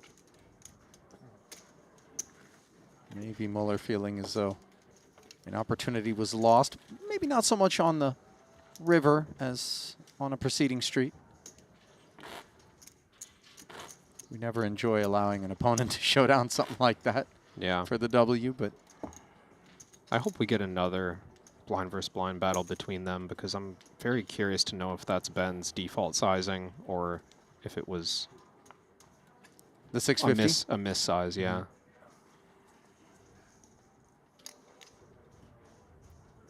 For very different reasons, I wouldn't mind it, just because they are just razor sharp out there. Not that we're looking at a dull blade here. Vogelsang, your chip leader, 14.3. 5 1/4 of it being hitched to Queen 10. And let's see if Sam Mueller won't be satisfied with that figure. Ace-Jack offsuit in particular, a pesky sort of one. Kevin. Looking strong enough to just flat. To me, I think if we 3-bet, we run the risk of just folding out worse and getting continues from better. Ace-8 off. You see Heath with no interest. Recognizing, I think, that even though the button does lure a broader range for Muller to flat with, that flat is relatively strong. Yeah, and uncapped as well. We could see Muller flatting a hand as strong as jacks or queens. King-Queen tray. As Vogelsang's strength improves to second pair, out-flopping what is now a Broadway gut shot.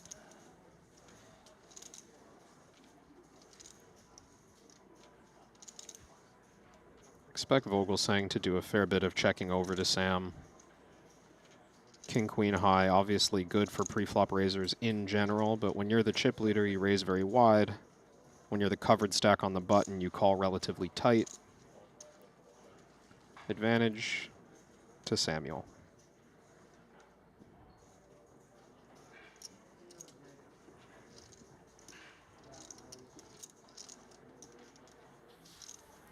Sam's going to take a free one. And he's going to find top pair. Vogelsang outturned. Does have the 10 working.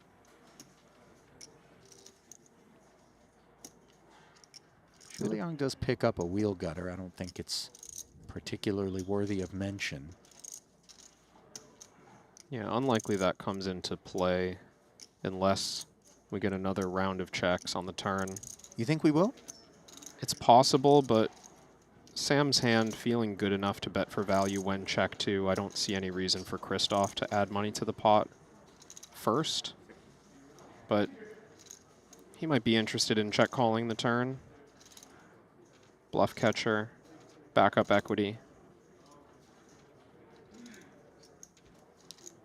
I think Sam expects hands better than ace-jack to primarily bet the turn in Christoph's position. Some traps lie from time to time.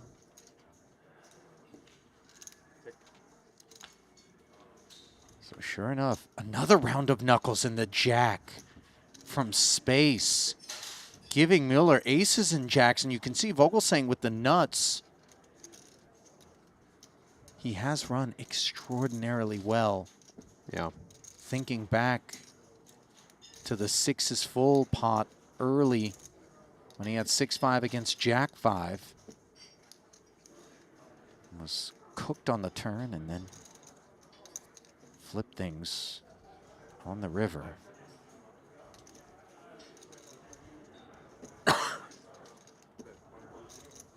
Sizable bet here, 3 ways. About 60% of the pot. Do we ever expect this bet in terms of value to be something less than the 10? No, I don't believe so.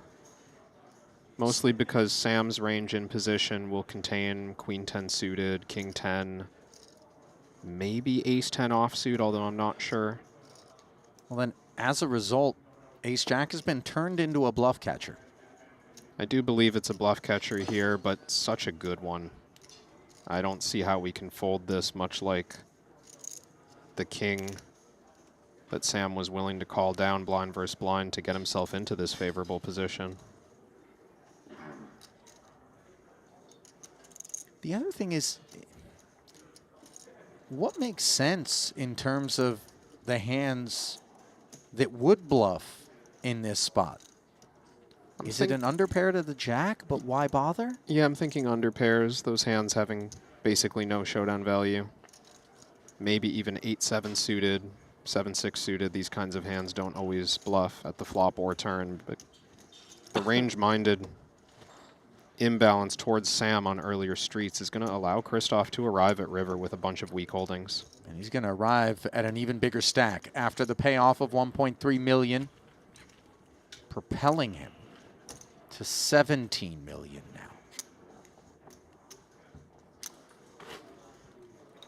Not a lot has gone wrong for that man on the day. And overdue, perhaps. We mentioned a couple of final 2-table finishes for Christoph in the events leading up to this. I mean, he's got 28 cashes coming in. This is 29th. He's been at it since Macau 2017. Yeah. Kevin. And just one title across those performances, nearly 12 million in career Triton earnings coming in. Vogelsang's high roller experience goes way back. Played high stakes cash games online as well, 15, maybe 20 years ago even. A7, raise and take there for Ben Heath, who's been at it a minute himself. But you're right, Christoph has just consistently been a fixture at these echelons. And I'll tell you what, you know, battle tested, but also showing the resolve and the perseverance, because there is no question across a 2-decade stretch that even the best in the world will succumb to a measure of variance that will test the limits of your tolerance. You know, not everybody can handle it. I mean, I'm looking back on Christoph's Hendon Mob. This might be a first for me. His very first cash on Hendon Mob was in a 50K pound buy-in at EPT London in 2013. So just jump right into the big stuff, shall we? No gradual ascent to the high stakes for Christoph. Just playing 50Ks in 2013. Played the big one for one drop, the 1 million at the World Series in 2014. Well, as I understand it, Christoph hails from a finance background, has been tremendously successful in that world. And so a lot of capital available up front. Didn't have to grind his way up as some of the others here at this final table did, including Muller, who you mentioned just a couple of short years ago. Kilbane said was playing $300 live buy-in events. Yeah. Think about the person that remembers playing against you at one of those $300 final tables in 2023. Yeah. And now is tuned into the stream and is going, wait, what? Reminiscent of Jesse Lonis. Sure. After his run in Montenegro a few months ago, 2 titles there. He was playing much the same stakes 4 years ago. Whatever was on offer. Another guy that's ridden a rocket ship of late. It's fun to see too, you know, because I think it's that dream inside all of us as poker players that, you know, we too maybe can sun run across a stretch and spin up to the point where we can take that shot, you know, have always believed in ourselves as being capable but not rolled to take it a little higher up. And it can be humbling, by the way. You know, it's not like that first shot take. You show up and just thrash everyone. Jack 9, thrashing 9-5 pre. Queen 7-6. 700 ahead brought us here. Yeah, sticky pre-flop continuation. Wukong Wu wanting to battle against the chip leader.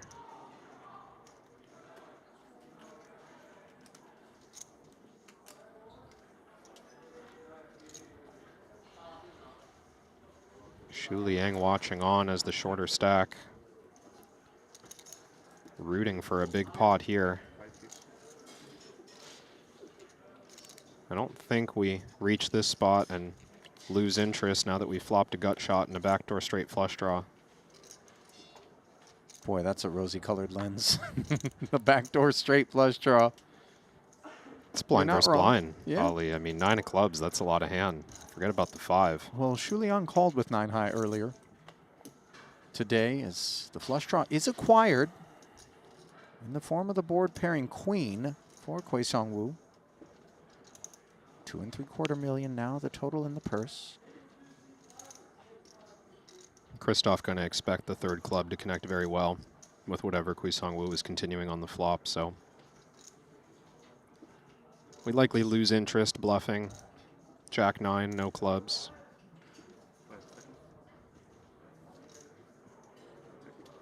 Shut down here from Vogelsang. And are we going to try to check back and realize what feels like weak equity? Or do we seize the initiative? Only Wu knows the answer with 4.9 effective to play for. That final orange chip, along with some black and white ones, will lead and take it. Nicely done from Wu. Lots of credible value hands for him in position, and having such a weak hand, he's happy to get unpaired high cards to fold. He's a scrapper. Been playing from out in front for a bit now, trying a different stack depth on for size.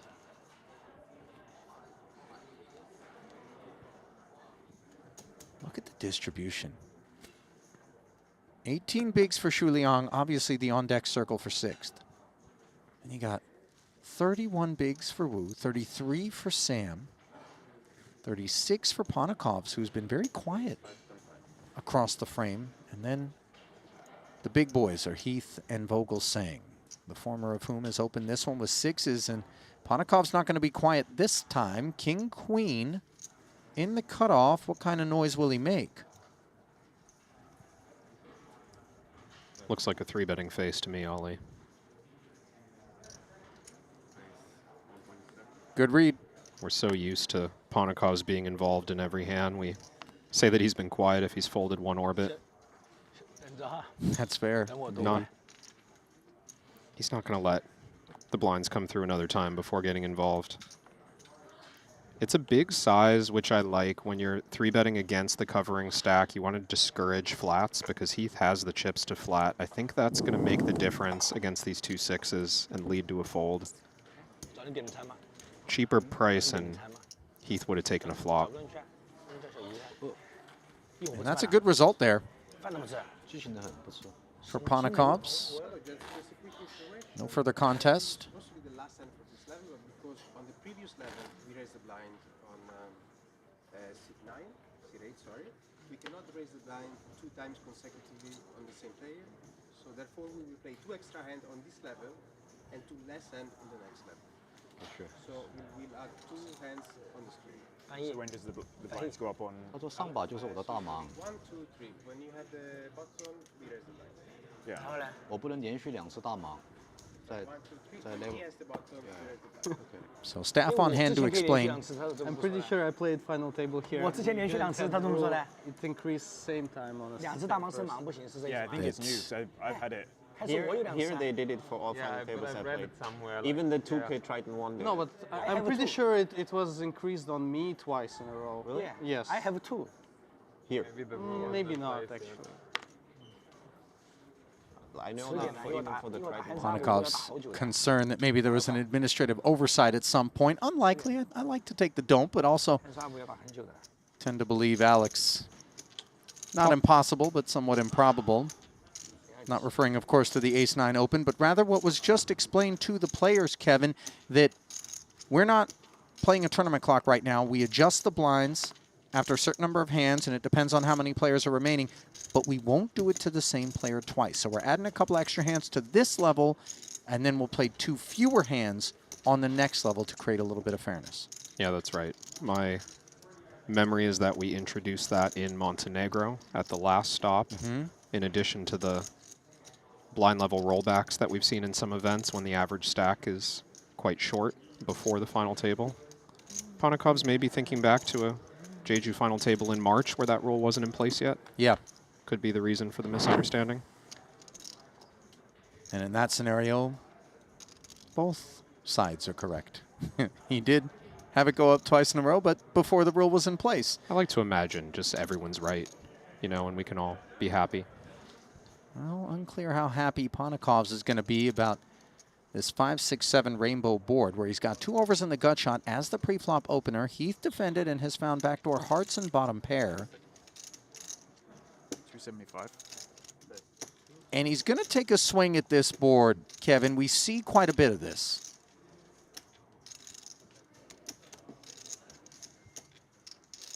Yeah, not sure that Heath would lead absolutely anything on this flop, but 5-6-7 connecting so well on average to the big blind range, and not just that, but the covering stack, encouraging Heath to steal the lead frequently.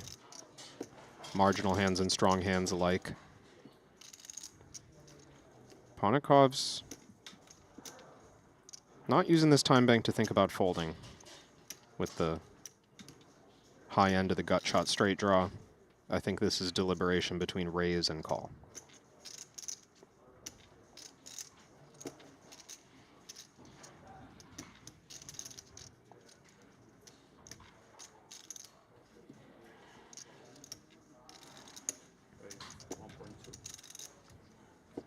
Well, as you suspected,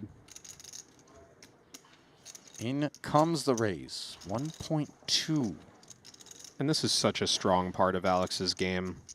I think when a lot of players see advantage boards for the big blind, they proceed only with passive defense, right? Playing calls and folds. Here, not letting the ace-5 of hearts realize its equity. And by the way, it's not as though those players respecting the range advantage when the big blind does lead into them and flatting subsequently is some gaping void in their game that needs to be addressed. It's very much more in line with standard and customary protocol, the unwritten agreement amongst top-tier, well-studied GTO players. But then you have the characters like Ponikov's, as you point out, shows that little something extra. And he makes the find, raises, and takes it there instead of having to navigate something murkier on the turn, potentially. Yeah, you just can't take for granted that Alex is going to let somebody else at the table run the show.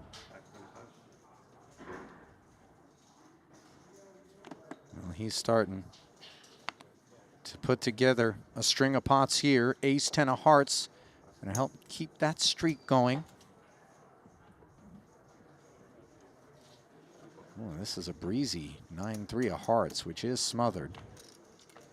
Xu Liang tired of spectating, and he's found middle pair against an open ender in a heart-free environment.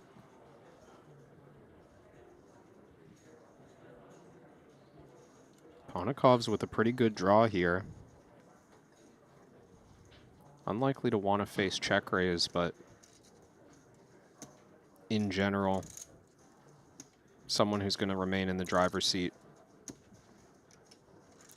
Small c-bet still a reasonable option to clear out some hands that miss this flop.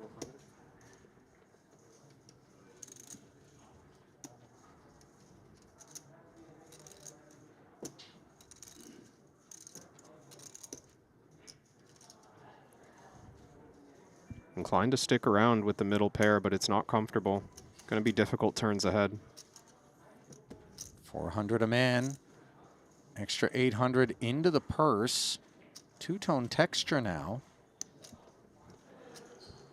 Board development, rather, that does invite a variety of hands that do not beat the 9 to continue to apply pressure here in terms of the opening range of Ponikov's. This feels like a spot to either shut it down now and hope that we improve, or even show down the best hand sometimes, or we go after all the chips across turn and river. Check back from Ponikov's. Board pairing 5. Front door flush comes home.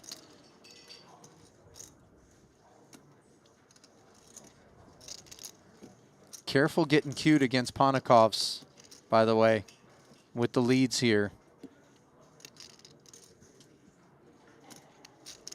I don't know, there's a chance that a small bet even just gets called by ace-10 high. You can see some missed draws available for Shu Liang here. Not suggesting necessarily that this particular pot is the one in which he rises up with this specific holding, but in general, yeah, more likely than others, as Ben Heath just learned on the flop, to ask questions of us is Ponikov's.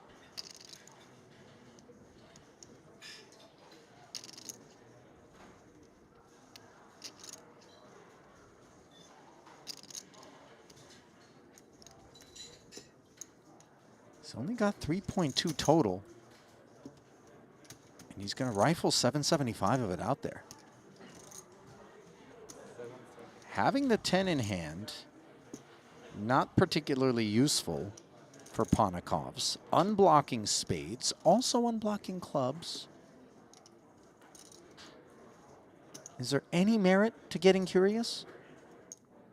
Spades completing is kind of a big deal, Ulle, and having a 10, maybe not that great, because King 10 is looking like the primary bluff that missed this board. We don't expect something like 10-6 offsuit in the pre-flop range, just a couple of suited 10s we might be ahead of. Nice disciplined fold, getting a good price on the river. And getting a needed influx of tokens is Shu Liang.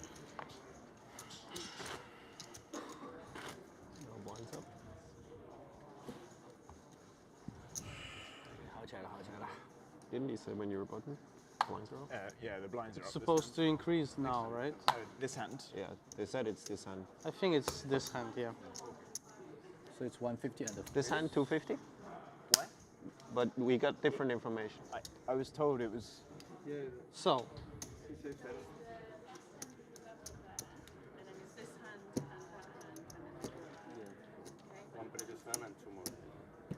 You sure? So, I post less? The other floor said it was when it was my button.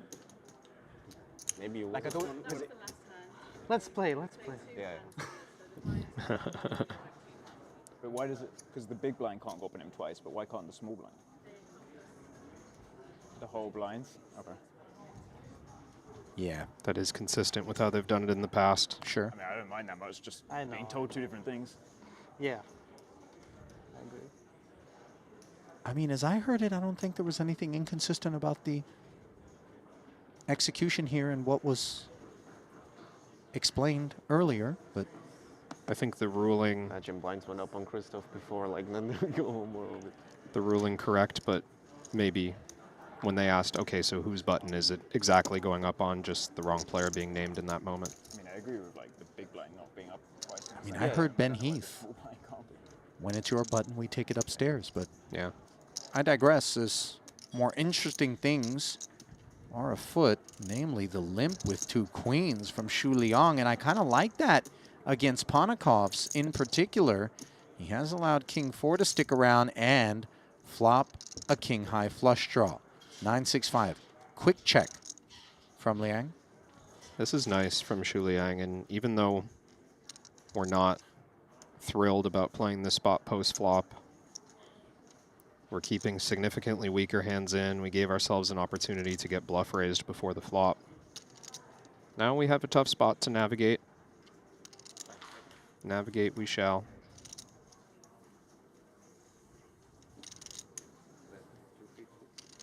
Understandable 250 from Alex.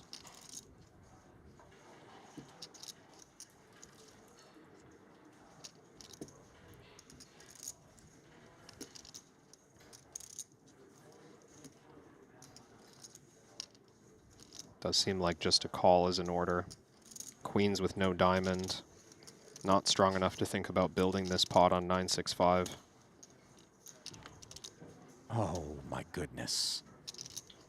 The catastrophic king of spades, as we can see, has downed the 2 queens. And one of the other issues when we do limp those 2 queens, Kevin, is we know how under-repped we are.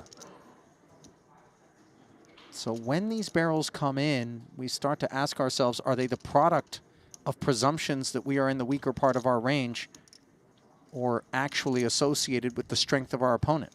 Yeah, but we can't get attached to the prior strength of these 2 queens, Ali, because there's nothing stopping Xu Liang from limping a weak hand pre-flop that is now a strong hand on this texture. Fair. Queens really declining in value, going from pre-flop to flop here. And there's plenty of better hands for Xu Liang to defend with against Ponikov's aggression. I think we can even consider fold now, but 625 does make it hard. I wouldn't blame turn call with plans of folding most rivers. So keeping an eye on Ponikov's for one more street at least are these 2 queens. Might the ace provide any respite?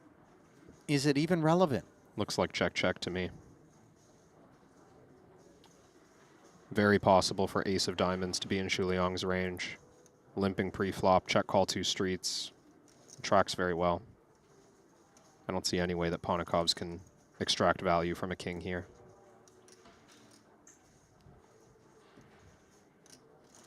So the Liang portfolio holding these depreciating assets, and now it's going to go to 0 at showdown.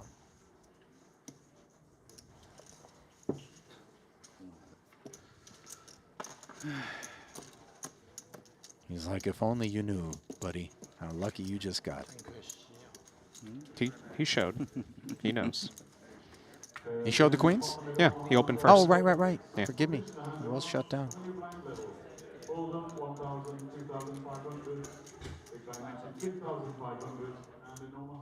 It's been that kind of day for Xu Liang. In consideration of how much of those sorts of experiences have been a part of this final table for him, he has to be pleased with the fact that he's laddered 3 times already to the tune of north of $600,000, as he will be a part of the 7-figure payout crew. But will he be a part of 5-handed play? 14 bigs now after falling to Ponikov's, as you got to look at the chip counts there. And now the prize pool, $344,000 gap between 6th and 5th. Can't overlook it, but maybe we look even further to the 4.5 plus that the eventual champion will receive here. Cannot be back to back on you, apparently. Maybe it was not a trade. 没事啦，可能就一点点大盲，就长盲的时候它的位置的问题，一点点。老外算的细得很。 It's kind of whatever rule anyway, because you can't Yeah, I game know it. It's where just it like happened. variance. It was in Barcelona. Really like different thing. Like the rules to stop stalling and stuff are like very different to this because you can't control when its hands remain anyway. It's just like a feelings thing, right?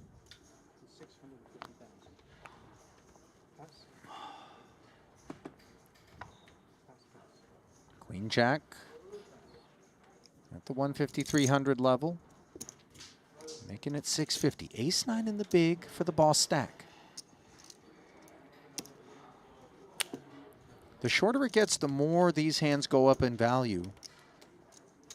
Yeah, but facing under the gun raise, don't think Christoph has the inclination to make this more expensive.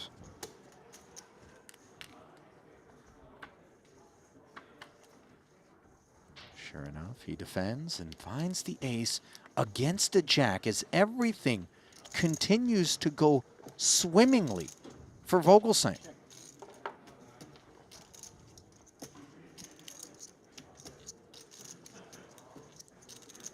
Small c-bet from under the gun would be typical procedures. With such a big advantage on ace-jack 5.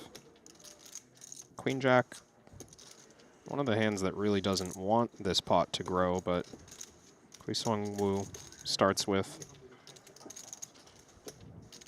just under quarter pot.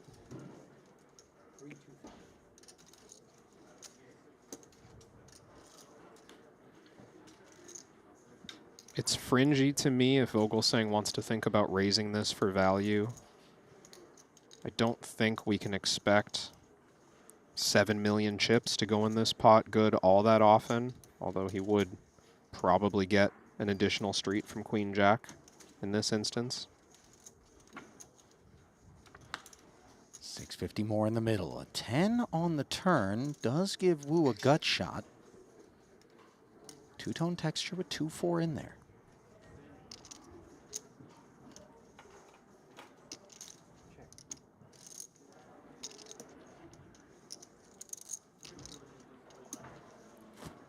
I'd like to see a shutdown here.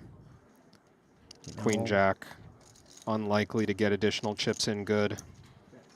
Yeah, it did feel like treading lightly would be more the order of the day, and yet stomping right into this 675.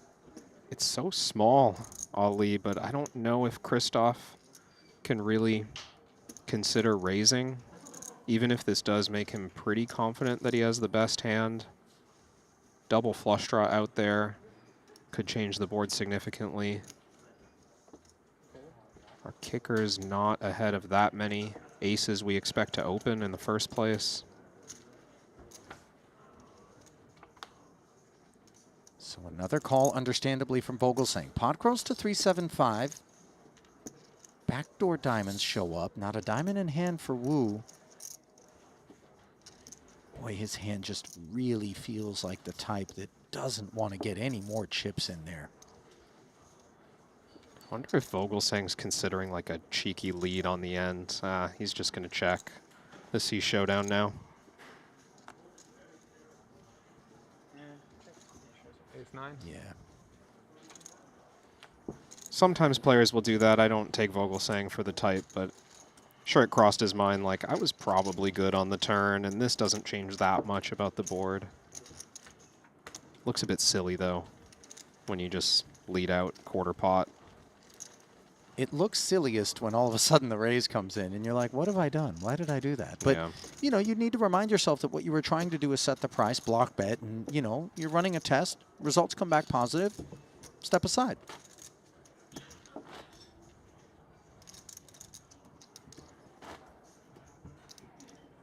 Will anyone be able to take Christoph Vogelsang off this chip lead and off this trajectory, which feels as though it's headed directly for title number 2 for the German?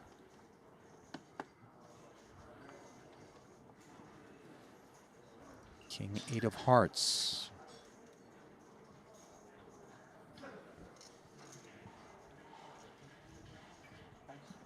Wow, big pass from Ben. Observing the players behind, not loving what he sees.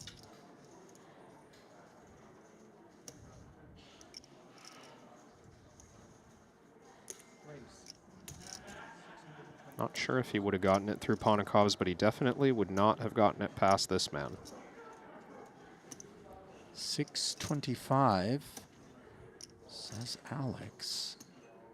Pocket queens, just the sun shining down so brightly upon Vogelsang.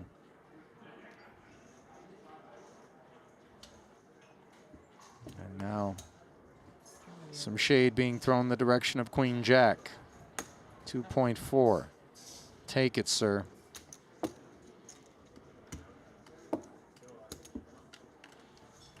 I don't think Vogelsang is susceptible to this, Kevin, but you ever been out there and so many consecutive things seem to be going your way that you can be left subconsciously or otherwise with some misplaced perception that that trend will simply continue? Yep. And so you begin to exhibit maybe more ambitious parts of your range in decision making, and then suddenly as it becomes evident that's not going to be the case and it unravels, you have this disproportionate perception that things are worse than they are, you know?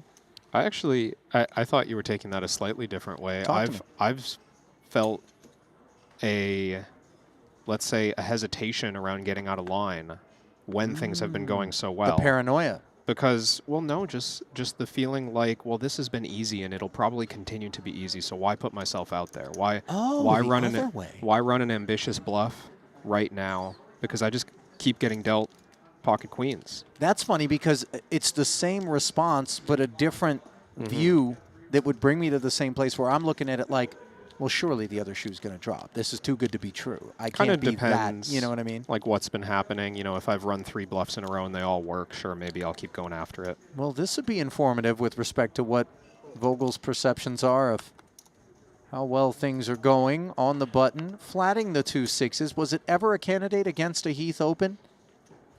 No, playing too deep here to do anything else. 6 is happy to speculate. And this is tough for Sam.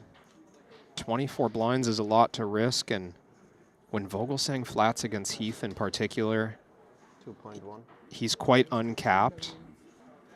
I like this bit of caution from Sam. He is going to say goodbye to that 2.1 million, but you know, in other stages of the tournament against other players, you could see him just being all in here for ace-jack and going home.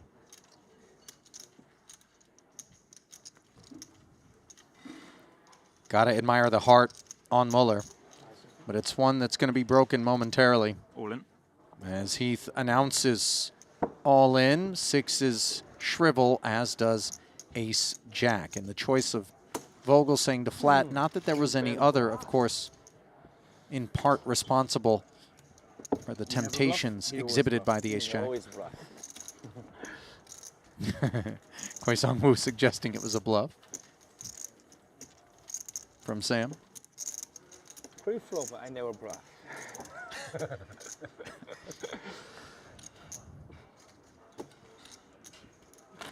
River, I have to bluff. I can't shoot. Shoot is loose. I have to bluff. It's all right. Sometimes you have to. Pre-flop kind of bluff. I love the interludes, by the way, where Ben has an opportunity to show a little personality and that great smile, because when he's in the throes of battle, you're not seeing any of that.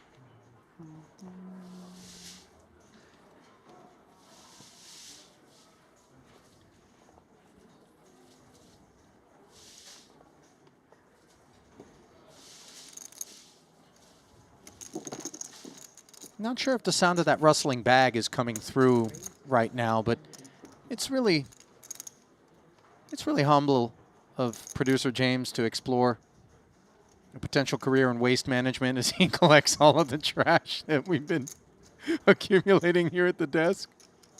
Thank you, producer James, for that.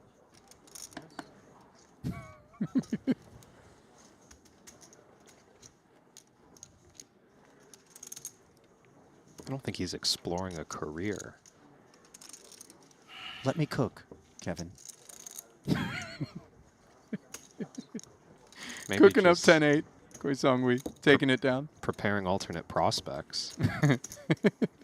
Temporary, I hope. I don't know if this could be it. Producer James could actually have his tank completely tapped. And for that matter, you and Randy, if Aussie Katola continues to want to bring us Aussie Millions on the graveyard shift here in Jeju, word is tonight, one more. What's the latest, Kevin? Do we know? The 5 million match is confirmed. For this evening? For this evening. Is that Mokri? Mokri. $5 million per person. Okay. Yeah. He played 6 with Foxen, right? Twice? 3 already times. here? 3 times $6 million match. Yikes. The first one wasn't 3? It didn't go 3, 6, 6? They played 2 days. They played for 2 and then 5 on the first day. And then they played 3 straight for 6 apiece on the second day. That's just insane. And that might be one way to describe the plight of Wukong Wu. Ace Jack running into an ace queen as Heath is heating up. And he just rips because Shu Liang behind is also quite short. Against a small 3-bet, maybe we have options, but it's hard to get away from Ace Jack for 20 blinds against the shoving range. We dominate some stuff. We're flipping frequently. You can see he's not thrilled. This is no slam dunk call.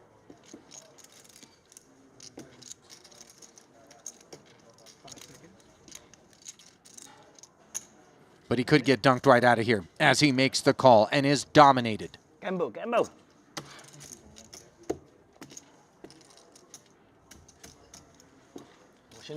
It was enough, right? Yeah. Yeah. Good luck.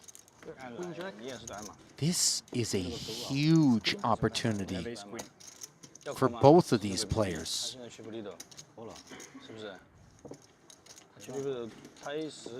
12 million plus in the middle. For Heath, a shot at the chip lead and 5-handed play. For Wu, a critical need to get lucky. And maybe vault into second. Even.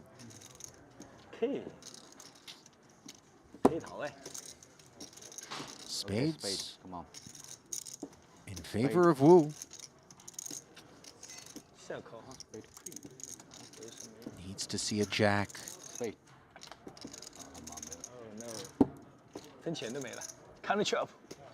Oh no. Wu's reaction to the 5 of diamonds turn. Can he find the hook? No. GG. Good game, good game. Well, I'll tell you what. We got our money's worth when it came to the excitement that Wukong Wu delivered here at this final table, Kevin. Showed a lot of heart and moxie. Did things his way, which I imagine in large part is responsible for why it is that he worked his way to this final table. And he'll live with this result. 6th place, collection of the first of the million-plus payouts, 1,065,000 to be exact. A very noble result here at his first ever Triton Super High Roller Series. In his first ever event, no less, Ulle. Wu takes home over $1 million and was briefly the chip leader of the main event. You're right. Kept good company throughout as well. But he will be absent the podium, let alone the winner's circle. 1.4 now as that 344K pay ladder is acquired. Look at the gap, growing slightly to 386,000 between 5th and 4th. Shu Liang quite pleased to be enjoying that. I mean, like whatever you prefer, but yeah, I'll stay here. We weren't having issues, right? Team, let's do it. Let's beat them. Looks as though a geographic alliance has been formed between Ponikovs and Vogelsang, or maybe just Alex looking to sweetheart Christoph to his left a bit.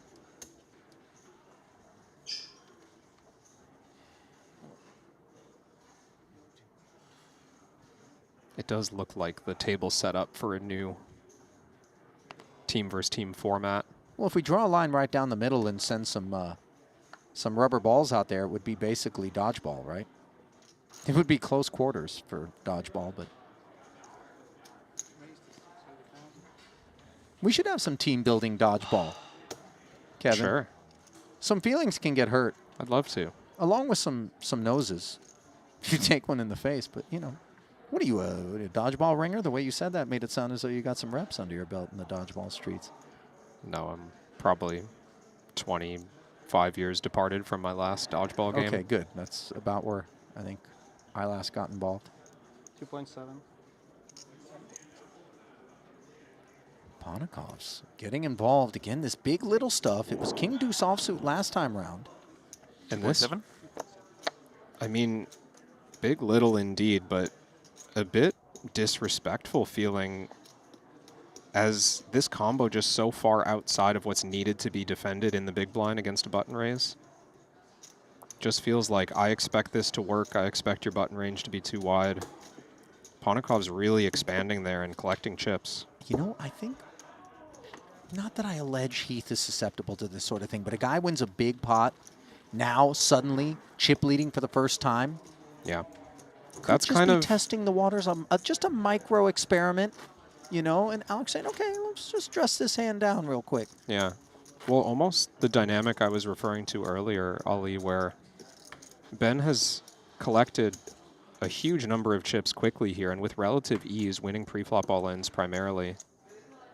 It's hard to sit on 20 million and immediately face a 3-bet and think, I'm going to saddle up and get ready for a light call.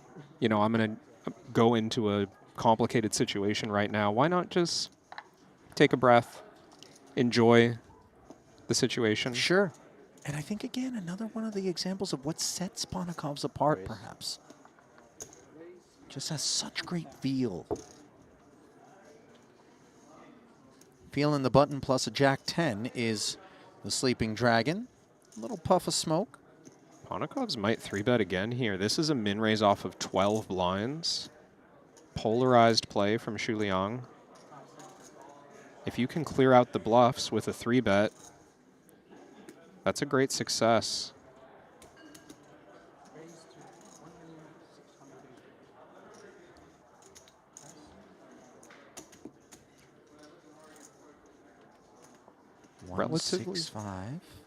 Relatively cheap price if Xu Liang wanted to really get out there and flat here. I mean, he's the lone short stack by a decent margin, but Sam Mueller obviously rooting for a confrontation in this moment. We normally just raise this hand with the intention of folding to any aggression, though, and Ponakov's definitely would have been committed against a jam.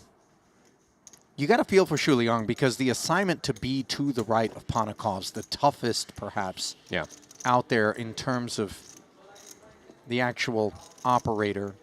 Stack depth-wise, Ponakov's assignment to the direct right of Vogelsang. Also an unpleasant one, but that was the way things took shape. A form of run good, definitely. Final table draws. Even the redraws. Where do you end up getting parked? Maybe a middling stack that's the boss stack at a table and can throw its weight around versus being midfield against some others.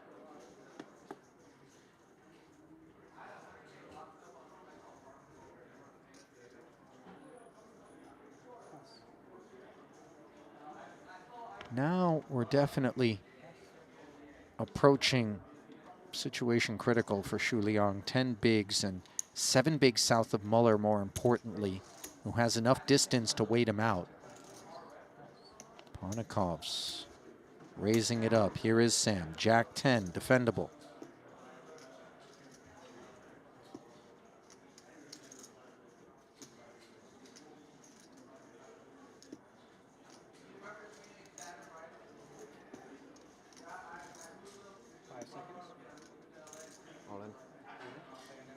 He's decided not get exact count if it's correct. To simply defend, but rather rip these 17 bigs and leveraging the fact that Xu Liang is sat there 7 blinds south of himself. It makes this move look that much stronger.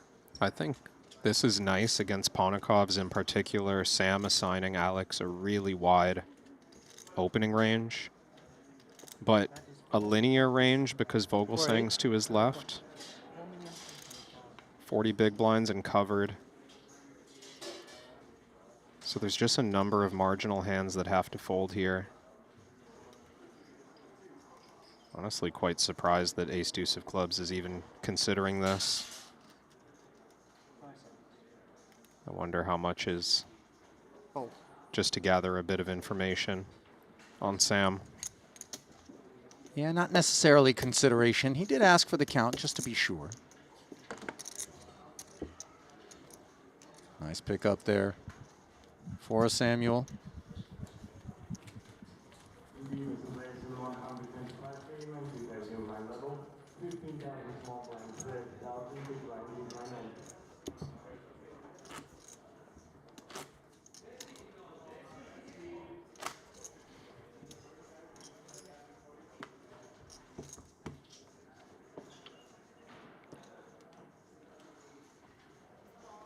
Have you seen that card?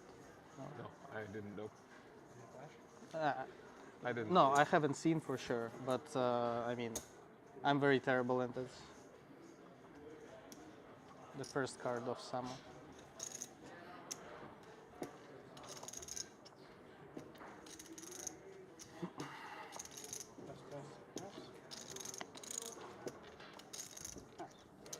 Ben gets a walk.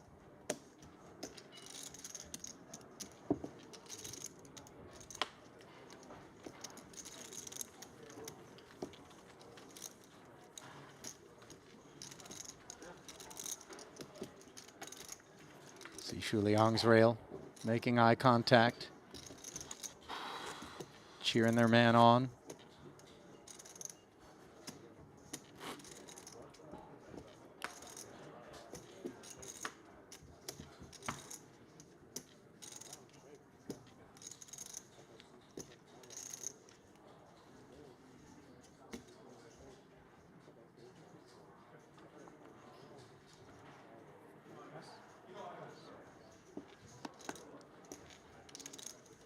Red 4's on the button now. Shu Liang in the big. Yeah, strange opportunity with the chip leader, Ben Heath, nestled between the two short stacks. Muller, I think, wants to play mostly open jams and folds, not a lot of min raising, to give Ben Heath the option. I like that fold with 2 4s. 20 big blinds felt like too much to commit. And now you set up the opportunity for Heath to jam basically 100% of the time and create a collision with Shu Liang. 5 seconds. Raise. 3,500,000. That's going to go in.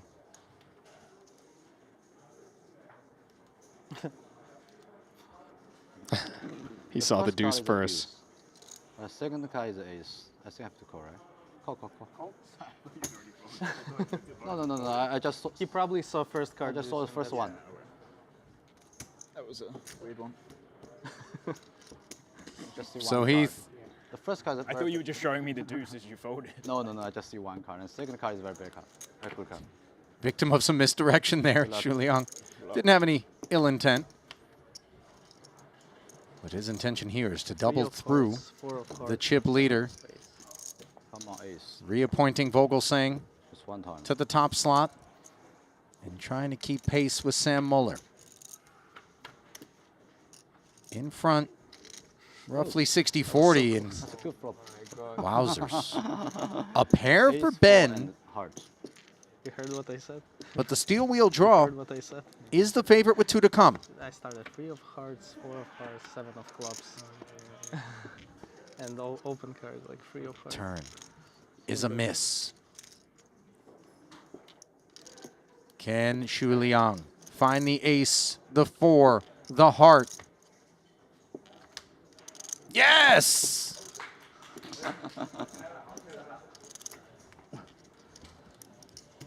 And a reserved, can't quite call it an outburst, but Yeah, no, it's fine. The deuce. I just didn't realize until after. I thought you were just showing me the deuce. bit of excitement from the rail of the Sleeping Dragon. It's my last 2 acts, so I think it doesn't matter, right? It's my last two. It's just if I... Yeah, that's why we don't allow. Okay. Like I almost threw my hand. Okay, it's okay. Thank you. Thank you.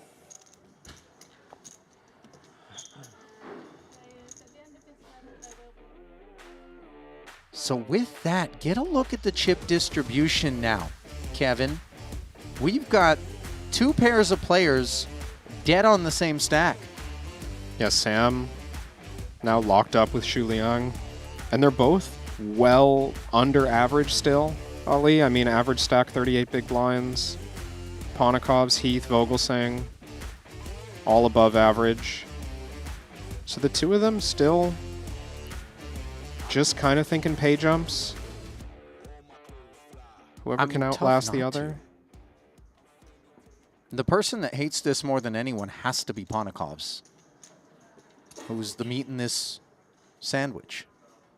To some extent, yes, but Ponikov's so close, I think, to the chip leaders that he's been approaching this as a game of, I want to set myself up for the future of running over this final table. He's thinking about title number 1. Well, Ben Heath is thinking about getting back to the top slot all alone. Ace 10.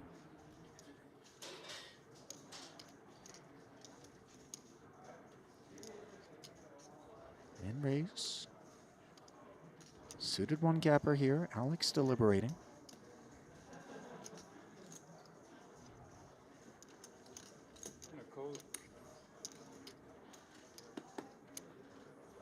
Comes with call. Doesn't find anything of note on this very disjointed King 7 deuce board. You expect Heath to stab basically dark. And this would be quite a statement check raise from Ponikov's if he reached this low into the deck. I mean, this texture is dry as the Kalahari.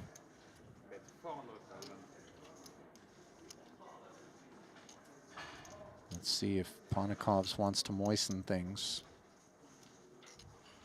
He hasn't folded yet, Ali.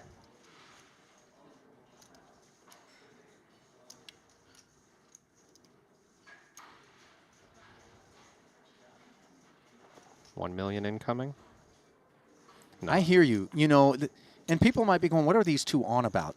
You may not know Alex Ponikov's if you've not watched enough Triton. But that's a spot right there. Far too often we've seen him do it. I think that took a great deal of discipline from Alex, to be honest. I really agree. I think he looked up at that leaderboard and thought, yeah, okay. You ever play poker with someone that has a rubber band on the wrist and then, you know, in a spot like that, they pull it and they snap it? It's just kind of one of these weird physical reminders to not get out of line, just behave. Yeah. Yeah. Slap on the back of your own hand. I know that move.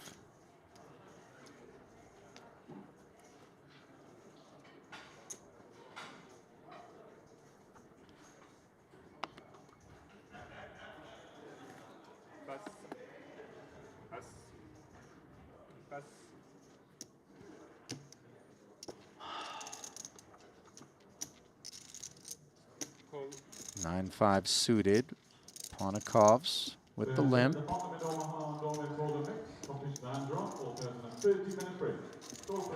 Christoph. Raisable one.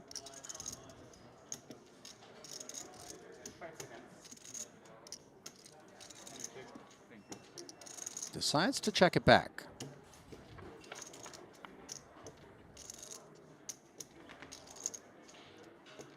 Ponikov's out flopping. Gut shot though for Christoph on this king high 2 club board.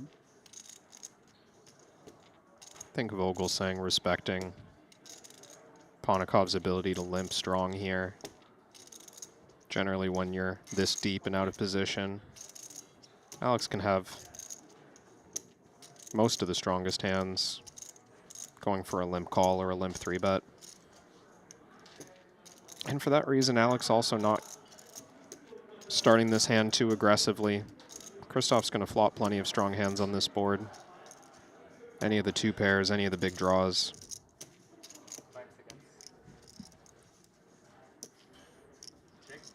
Check back. Pot stays static. Gutter required for Alex. 9-5 suited is good enough to bet for value here. Certainly not mandatory, but there's a number of draws that we would both want to bet with in Ponikov's seat and also get called by.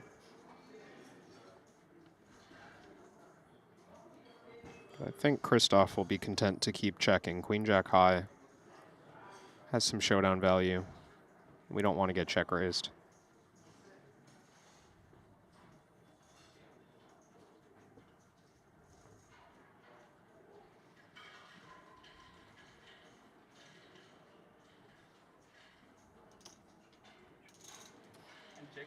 Pot stays static across another street. Backdoor hearts arrive. I think Ponikov's approach to this point has very much been mindful of the landscape we alluded to. At this point, Ponikov's isn't going to expect to lose to much other than a rivered hand. I think a king would bet at some point. Even a better 9, fairly likely to bet the turn.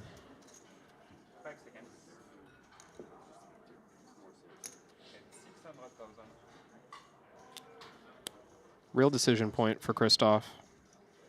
Calling's an option, raising's an option. We have the Queen of Hearts, which will matter quite a lot to remove Ponikov's best hands in this spot.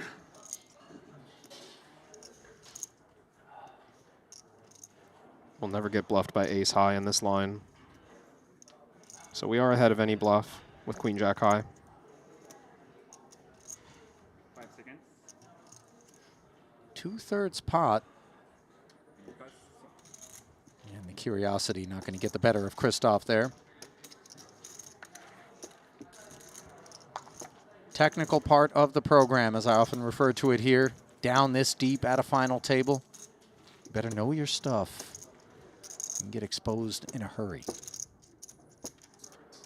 No question, these two guys have had long-term relationships with the Silicon Overlords, as Rast likes to refer to them, solvers.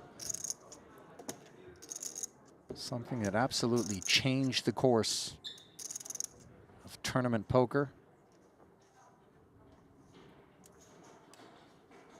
Muller and Heath, no exceptions. Undoubtedly, equally as well studied. Xu Liang I know less about. Obviously, some of the procedures we see suggest that his relationship with the Overlords may be a little bit more tumultuous, volatile. Do we see Heath? Stir in the pot with King Queen. Ace deuce of clubs here. Baby suited aces, candidates at all times in these spots. Yeah, 3-betting and flatting both crossing through Ponikov's mind in this spot. I look ahead to Sam Muller in the big blind off of a 17 big blind stack, and maybe we worry that, one, we need to size in a way to consider commitment from him, and 2, we need to worry that if we flat and face a shove from Muller in the big blind, we'll be in an awkward spot. So Alex just going for a sizable 3-bet here. Ben's got to start to notice that he's feeling a bit targeted, right? There has been more than one occasion on which it feels as though Alex has gotten after him since Heath ascended. But you got to be careful, you know, just a couple of data points, maybe inadequate. As we can see, Ponikov's had something. Yeah, but it's, I mean, the king-queen fold's still quite reasonable, but when Alex is covered and playing 30 to 40 big blinds with both Sam Muller and Xu Liang under 20, you need such a big hand to 3-bet and call it off. The frequency with which he's claiming to have that big hand is starting to seem suspicious.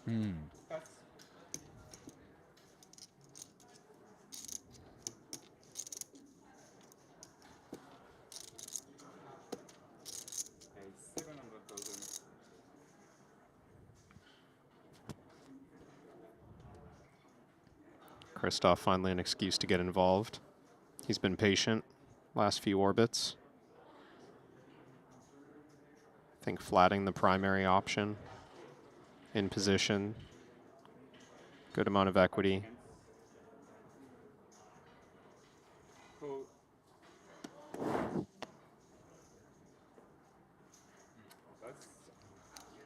And now we're starting to see Ponikovs maybe explore what he thinks might be some opportunities with something like Queen 4 of Hearts, a willingness to open here. Vogelsang direct left covering, Ben Heath in the big blind. This is precarious. You see Christoph flatting the 8-9 of spades. Now Heath with a suited king can close the action and take a price, which he does. And things not going according to script thus far.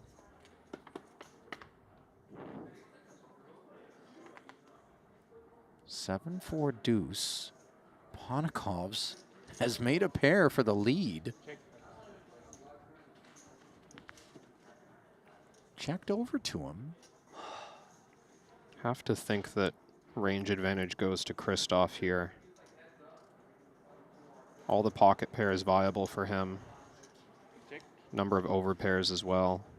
So mindful of that, despite what is above average development for this Queen 4, you see Ponikovs checking. Sort of an inquisition with respect to what Christoph's cooking. I generally like to see Christoph play this one aggressively.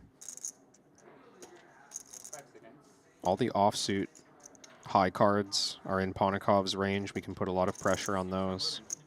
Well, he agrees as he takes a stab at this one. Just 650. Sort of looking to shepherd at least one of the two other players out of there. If not, take it down altogether. If this was a heads-up pot, Ben Heath would certainly continue King 5 of diamonds on this board. It's more difficult when Ponikovs remains behind uncapped.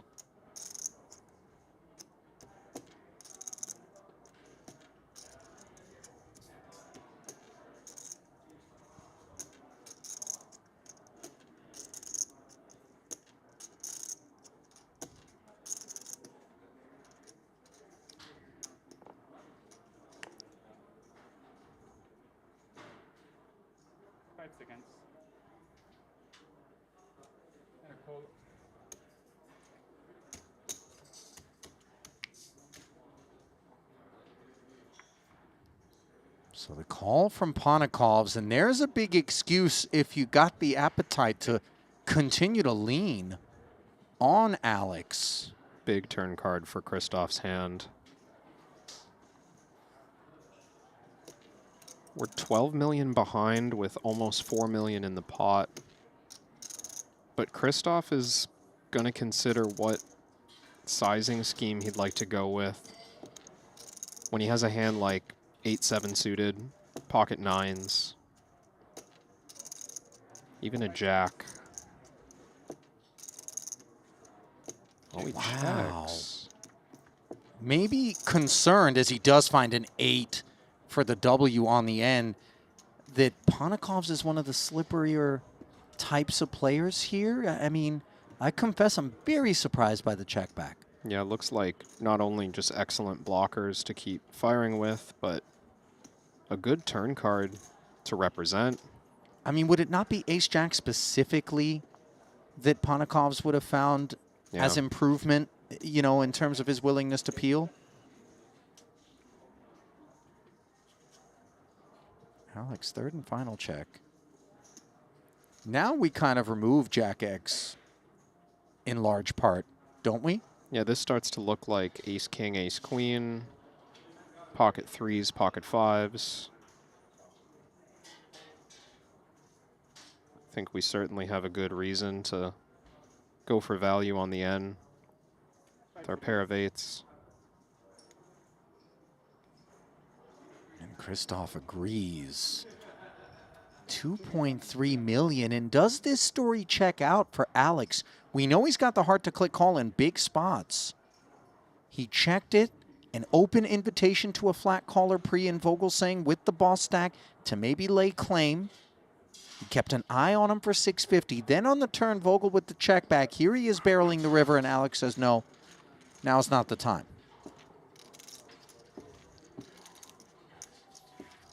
Makes the right fold there. I think that Vogelsang certainly capable of showing up with some bluffs that didn't connect with the jack, and Gets richer. The rich get richer indeed.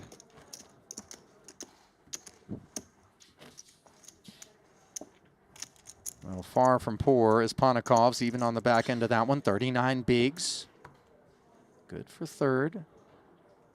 Vogelsang breaking free of Ben Heath by 8 bigs. They run 1 and 2. And then you got the neck and neck two-man caboose in the Sleeping Dragon and Samuel Muller on 18 and 17 bigs respectively.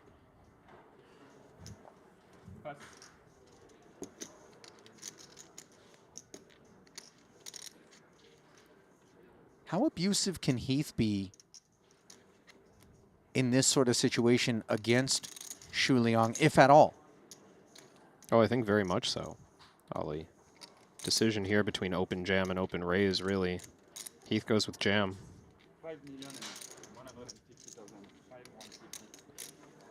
And it's the pay ladder that we can't gloss over, plus the fact that Muller's right there, neck and neck with Shu Liang, that affords Heath this opportunity, isn't it?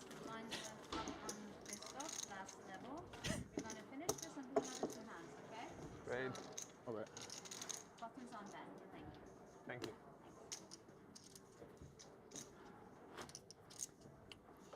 Another round of deferred blind increase by the sound of it.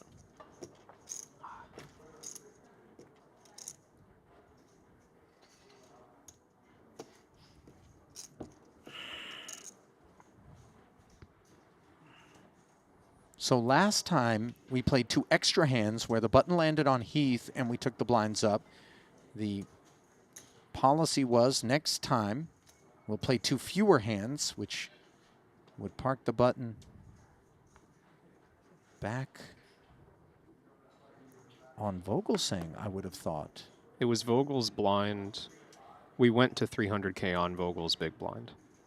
Okay. So I think they were scheduled with the 2 hands removed to go up to 400K on Vogel's big blind again right now. So we're gonna play the normal number of hands at this level, which would be 2 more. And then it's gonna go up on Heath unless someone's eliminated. Can I be honest with you? I'm lost, but I think it's okay. I hope it's okay. I don't think it's the most important aspect of what it is that we're talking about right now. As Vogelsang is talking about this suited connector, Ponikov's happy to defend with ace-10. And neither player connecting with a pair, but you see Vogelsang has this gut shot. Curious to see sizings here from Christoph, Jack 7-3. Not necessarily a range betting opportunity, but when you have the chip lead and you're leveraging against a middle stack, it's always a fine idea to just remain aggressive.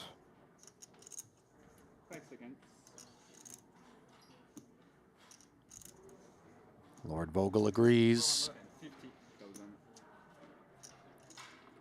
Ace-10 rates to be best somewhat often, but we're up against under the gun, 5-handed, so hijack.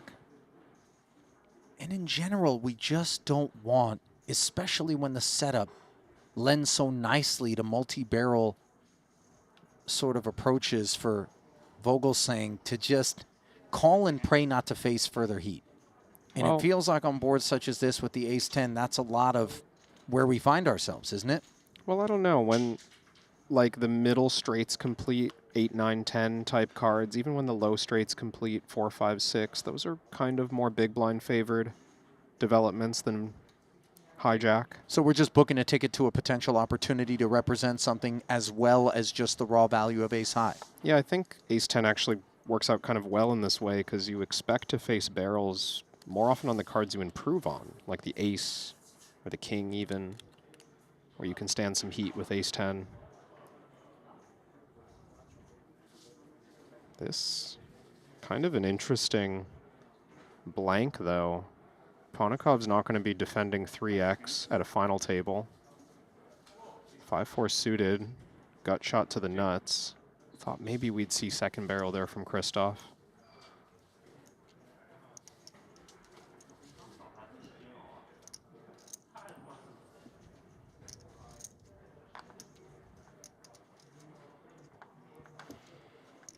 No second barrel and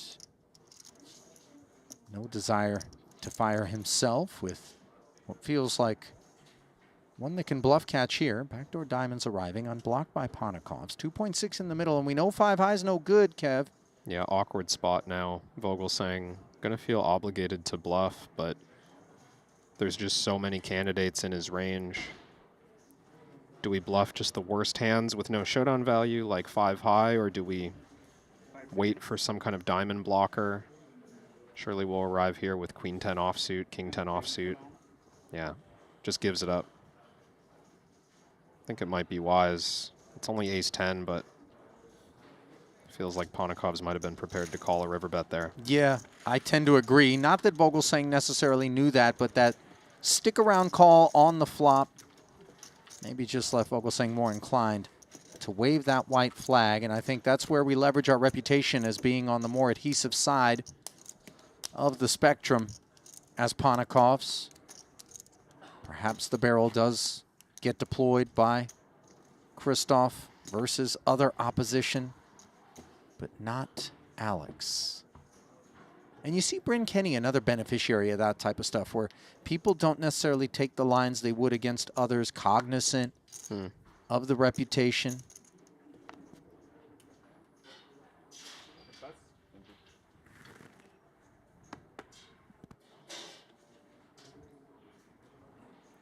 Here's Heath. 10-8 of hearts.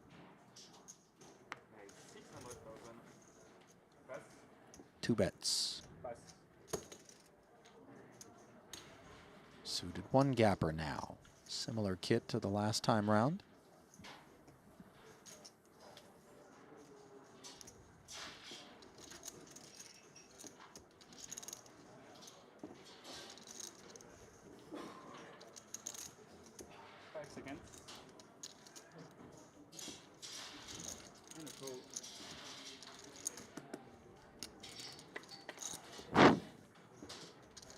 So defense brings us to the ace-10-4 board. Both players with a piece.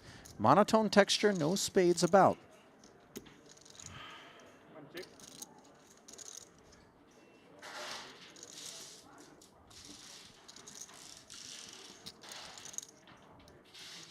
Small betting or checking, the typical procedure here, and 10-8 might want to clear out some equity.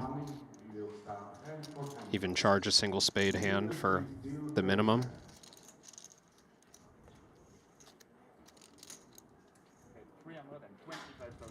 Three and a quarter is a polite size. The minimum plus a quarter. We'll see Vogelsang continue, I think. It's not thrilling, but we've made a pair, and we're getting an incredible price.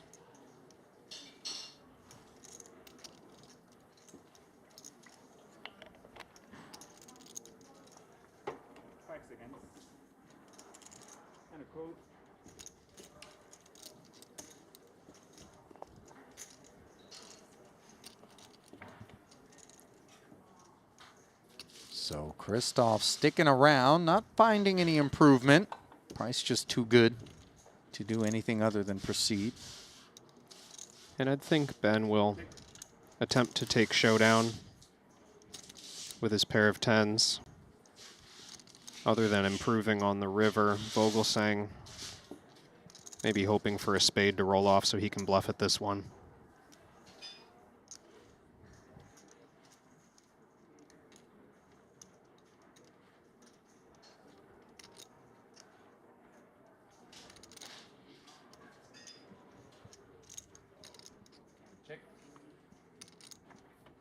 Sure enough, check, check. Nice card for both holdings.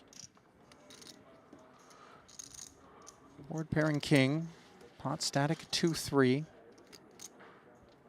We don't really expect to win as Vogel, but when we defend the big blind, there's so many offsuit hands that have one spade to bluff with. We'd be getting really out there trying to run a bluff with two pair. Would I be remiss in suggesting that we're more optimistic versus a barrel on the end than versus the check back? Not necessarily, but you get where I'm coming from. It's kind of true. Feels like 0% chance that Heath checks behind and we show the winner. Yeah.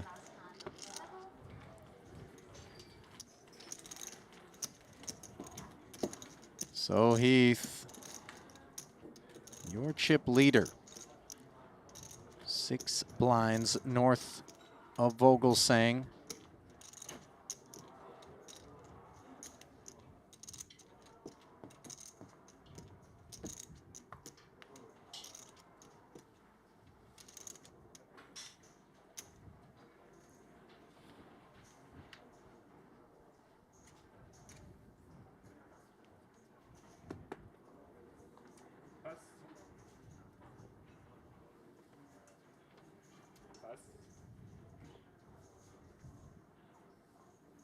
Folded around to the baby-suited connector on the button of Ponikov's.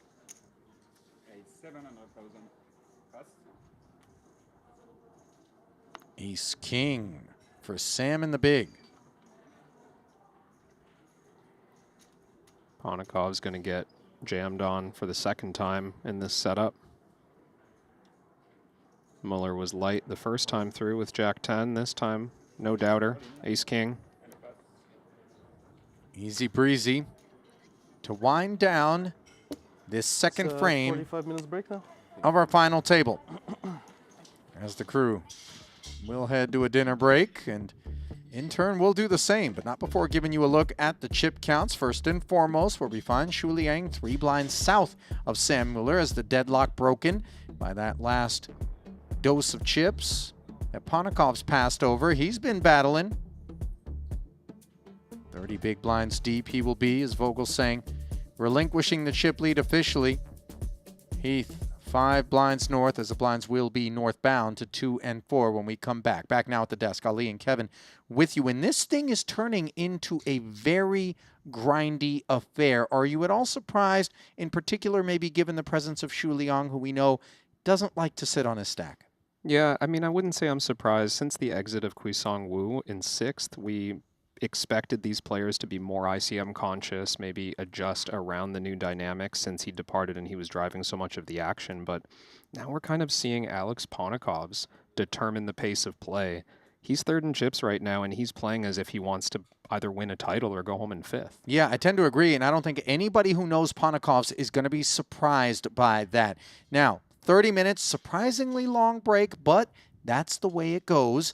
Do set your watch. Do what you need to do. Make sure you don't miss it. You've come this far. Don't abandon ship just yet. 5 remaining and 4.5 million up top. It's the main event. The final table of it, day 3, here in Jeju, comes your way in a half.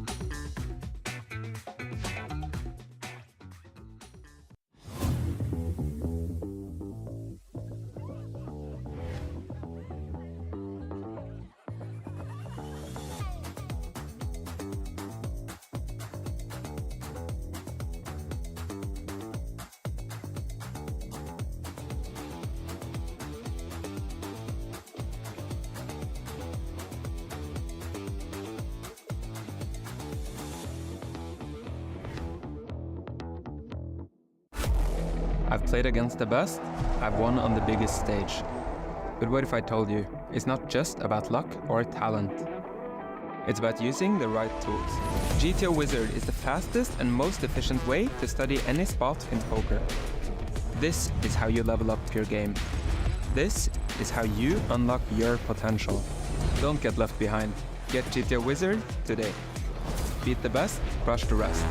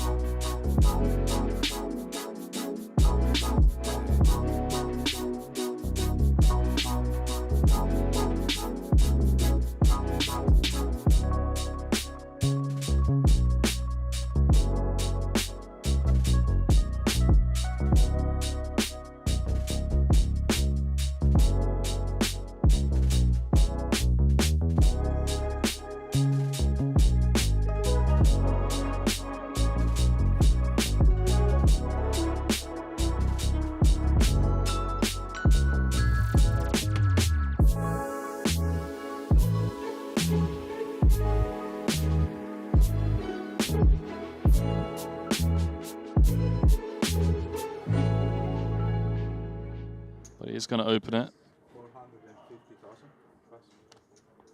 Notable that we're into the 10 big blind stack in the big.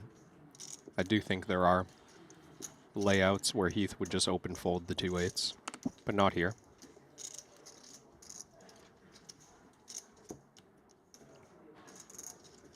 Let's see how Wukong is going to continue against a covered stack. Just flatting the ace-9 of diamonds gives Bao Qiang Ho chance to overcall the queen-8. He's in rough shape. I was about to say, how do you feel about overcalling with the queen-8 off of 10 bigs? I do think this one's close, especially being in position on Wukong. You're a little more likely to realize your equity. It was the previous one with the king-5 of diamonds that I felt not so great about. Couple of overs to Heath's pocket 8s. Feels like the perfect hand to check this and pocket 10s. If we start betting here, it feels like we're setting up a multi-street bluff, perhaps. Can't expect money to go in good on this flop. There is the check. 5 of diamonds making its way to the turn.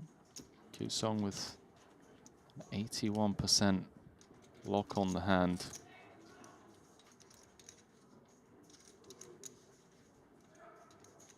$1.6 million out there. He's reaching. Seen a lot of these like small probes from Wukong.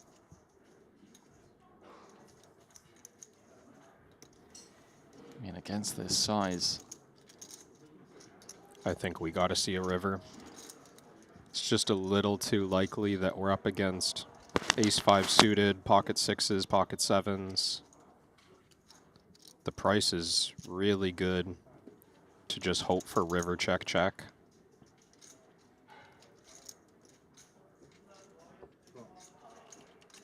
So there's the call. Heath drawing to 1 out. Doesn't find it. That is a troublesome river card for the Brit. Yeah, this is going to make it feel like ace-9 suited is the best hand quite often. And it wouldn't be typical for Heath.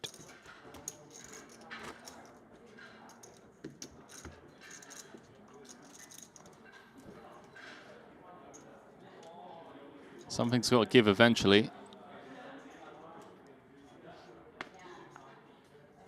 What's up, Luca? Luca in the chat saying shout out to Kevin and Henry. They're doing a great job. Thank you, mate.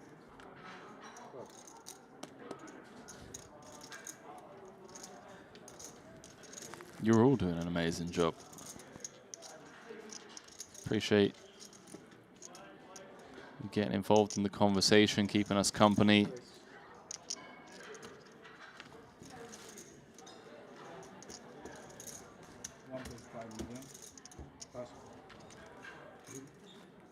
Oh. Are we just running this? First likely confrontation. King, Queen of Spades. It seems like the money has to go in. We're dominating a number of hands that Bao Qiang Ho would commit with here. Ben's going to isolate Good luck, chaps.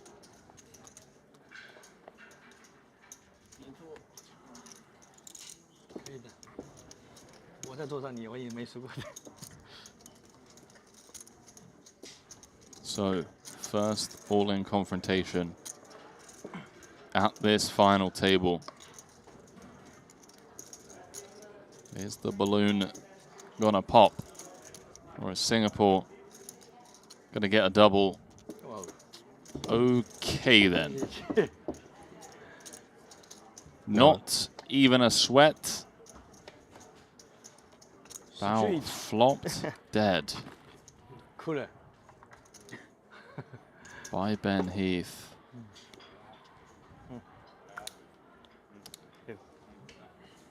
GG. You expect some banter, some time, you know, for when you're all in at risk to appreciate the sweat. Have a little back and forth and, oh, you're just out. Yeah, I think you just, you quietly collect the pot. It's like, sorry, I'm gonna... Do you reach before the turn's dealt for his stack, or you wait? Kevin, that's so brutal, dude. This one also brutal. Ulle just saw Ben Heath scoop a monster pot with the king queen. Is he going to look to do the same? What's Ponakov's dreaming up here out the big?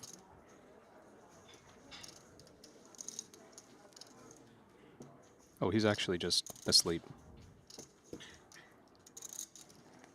He does this sometimes. He takes power naps. Let's see if Ulle can find additional discipline. He's been patient to the start of this final table. He doesn't know that Xu Liang has been playing as solid as he has. Very capable player in his own right. Feels like our options are 4-bet or fold, but the price is quite good for our suited king-queen. We just don't want to make a habit of calling on a position and leaving SPR 1. So often going to have to commit the rest post-flop.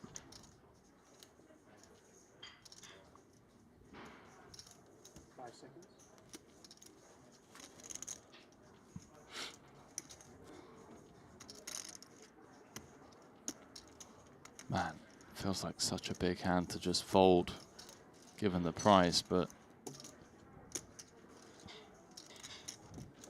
have to respect. The 3-bet is coming after having opened from under the gun.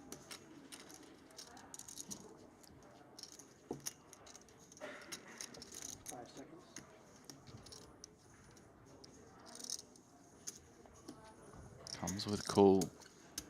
A king high or queen high board likely gets us down to 7 players. GG, sir.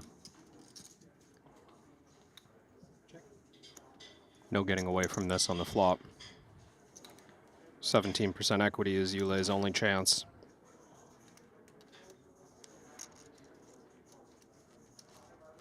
See if the poker gods want to smile down on Ulle today. As the Sleeping Dragon continues for 400k, sub 20%, as expected in a 3-bet pot. No obligation to raise, by the way, although I do think it would be reasonable. Hoping to get money in now against jacks or queens. Way ahead before some draw completes.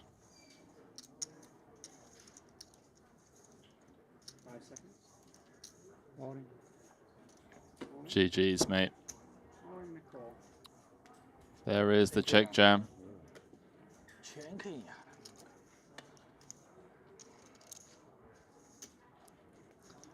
The writing is on the wall. 3-bet pot, you make the call, you see the king 7-4. It's going in. 83% of the time. Ulle is heading home in 8th. Make it 89. cowboy or a lady needed for the dream to stay alive?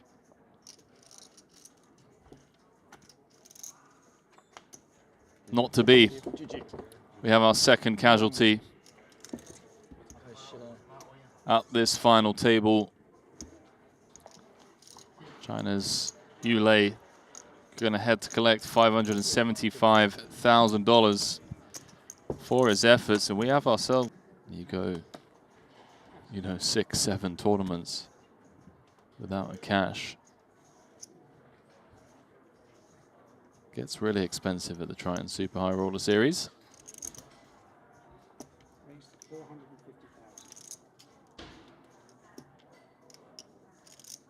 Good luck, Musk. Ace Jack, 7.5 bigs. I see one of Zhu Liang's queens busy in the hand. But Vogelsang, well, hang on a minute. Is Kuisong going to get involved? Yeah, might not be needed. If Kuisong does call here with the threes, Sleeping Dragon's going to get out the way. Would be unfortunate for Musk. He's in great shape against Queen Jack offsuit. Pocket threes not needing to get involved, but baby. Oh, man. Call. Just a call.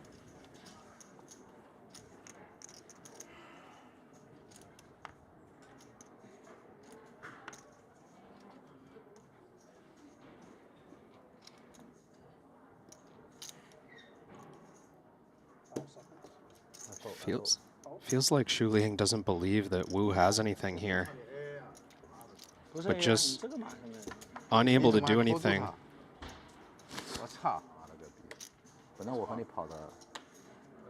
无所谓。我操，我跟你跑好一点啊，对不对？我踩住你了，你还拿了我一张outs。我操，这牌你怎么 call 住？怎么想的呀 Christoph looking on in absolute disbelief. Gamble, just gamble. 这牌他妈打。错。我宁愿跟你跑。Legend. 踩住我的，你不愿意和我跑。你两个都是高张，我这个手对不很好吗 Just gamble. That's all I understood. Late big one. Gamble, let's go. 但这个 call 他妈 call 的像，哎我操，把你还带进来。哎 I agree. Let's just gamble. 这剧本不是这样的。稳住。 Ace King 5. Fantastic start. 哎，你还有2张outs。你还好一点，这样。对。 For Thomas Musk. I don't see any threes folded, by the way. 4 or deuce for a sweat. 谢谢你。发个10，亮哥他妈的生气了，去你妈的龙影魂，我操！对他包括你的，他包括你的。 Queen of spades. 他跟我 On the turn changes nothing. Wukong Wu said gamble. After the cards had been shown down. Can he find the 2 outer? No. Sit back down, Thomas Musk. 好起来了。等于把你俩都救了呗，把你省100多，把他都在那。Yeah,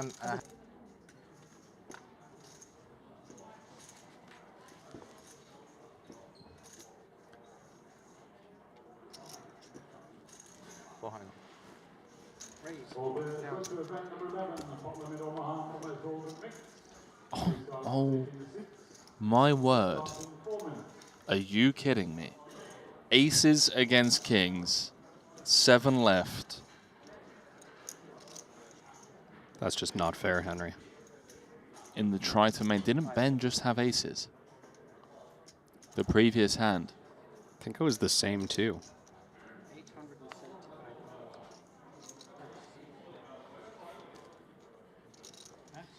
I was wrong. Heath had ace of clubs, but...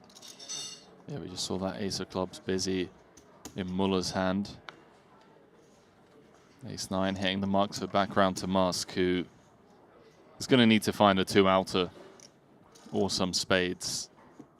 Whereas he'll be heading to collect the last of the 6-figure payouts.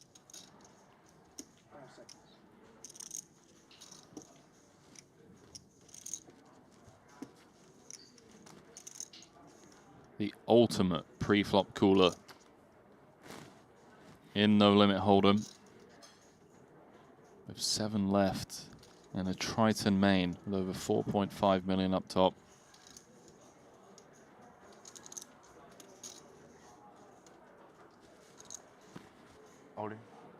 There's the jam. And there's the snap call. 8 million chip pot. Kevin, if Vogelsang holds here, he's going to be up to 16 million.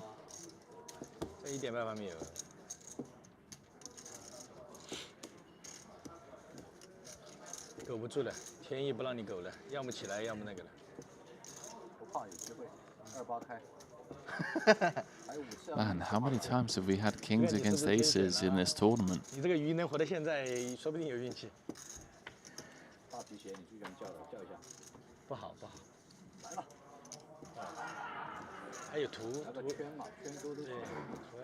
No cowboy on the flop. Queen or a jack on the turn would add sweat outs.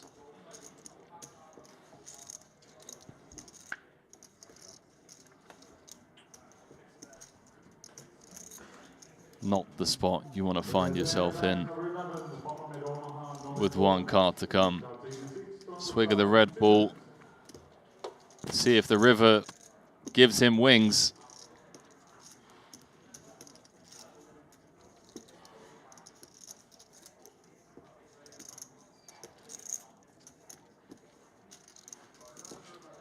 One pull at the 2 outer as he demics. It's official.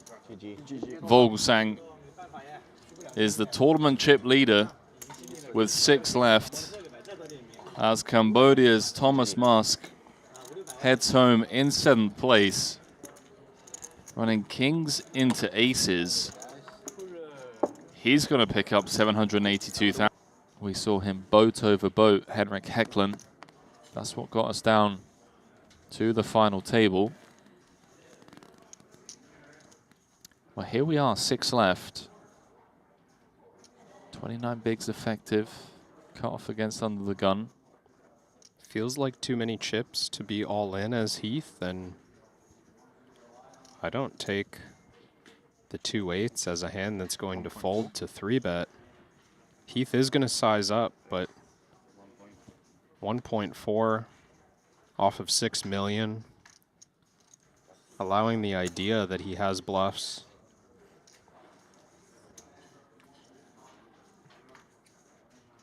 Saw Ponikov's fold the 8s to a Ben Heath 3-bet. Yeah, Ben has been active pre-flop, but he's just had the goods. I wonder if Q-Song just feels like perhaps there is a world in which Ben is getting after him a bit lightly, given the perceived image. Wow. Yeah, it felt like it. He's going to be running it. Heath is gamble. An underdog here. Well, this is for second in chips. Ace ace king? Ace ace king flop? 6, 7, 8. The last all in was so What was? free, you know. Just I would. Gamble! I mean, you Gamble. can ask always. Gamble announced. IQ Songwoo with the 8s. He is ahead. And this is for millions of dollars as it comes. Ace, Jack, Jack. Heath good start. Vaults into the lead. Did you see any ace, 8s marked? You stole enough yours. Didn't. 2 live outs. 输一张跟输2张是一样。You were asking ace ace king? Yeah. He asked for ace king king. Wow, Ponikov's just said rest in peace, ace king. Man, I don't know why I was sweating that river so much. It felt like the 8 was coming, bro. I know. Ben was pretty confident. It was the talk of ace ace king. Even on the turn. Almost too confident for my liking, but fair play. Ben Heath, second in chips now.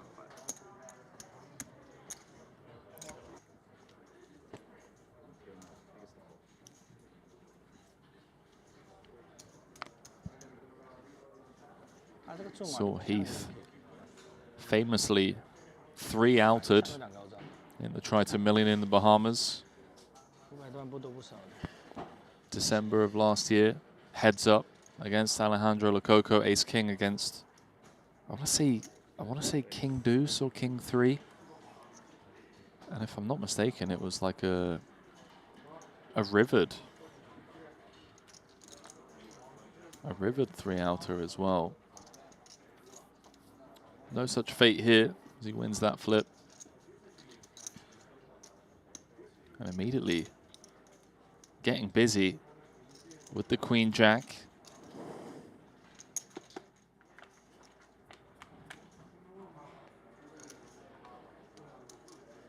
Wow. Okay, Q-Song.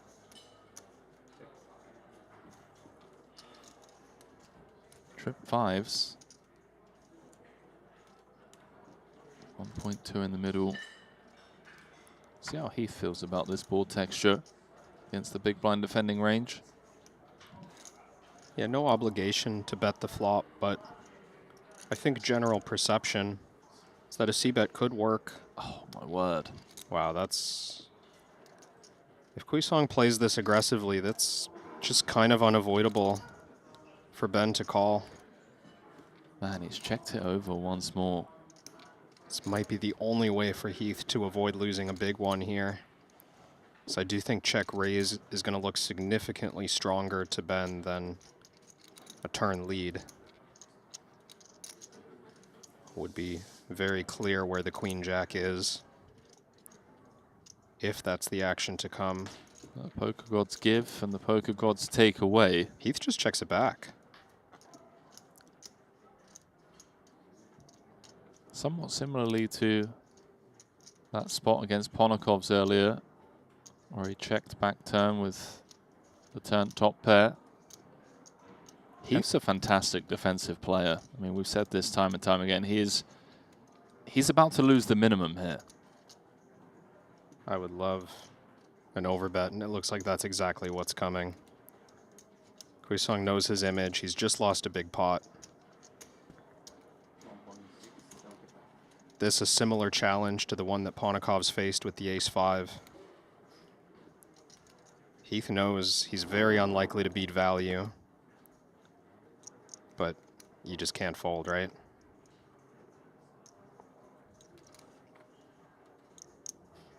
Honestly, does feel like he lost the minimum in spite of that. Yeah, even flicking in the call. Like big turn bet, big river bet could have been on offer. Similarly challenging spot for the Queen Jack.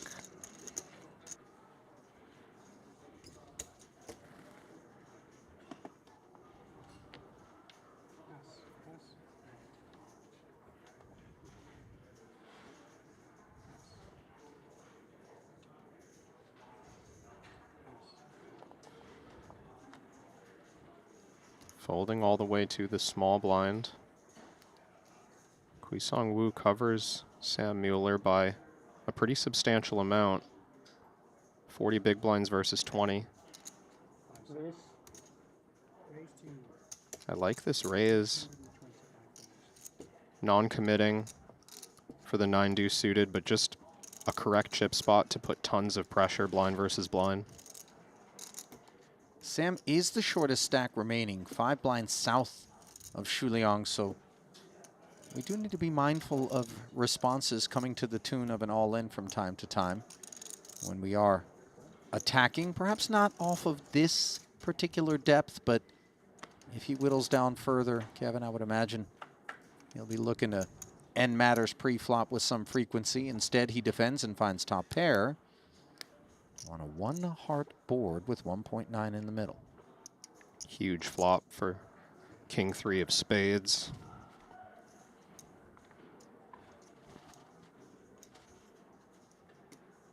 And poorly timed aggression incoming. Wu gonna bet about a third of the pot. How do you feel about the choice to do so? I think it's appropriate. I mean, we've got the widest range pre-flop spot that we'll be playing at a final table. Sam Mueller is going to need a heck of a hand to continue. It just so happens he has one this time.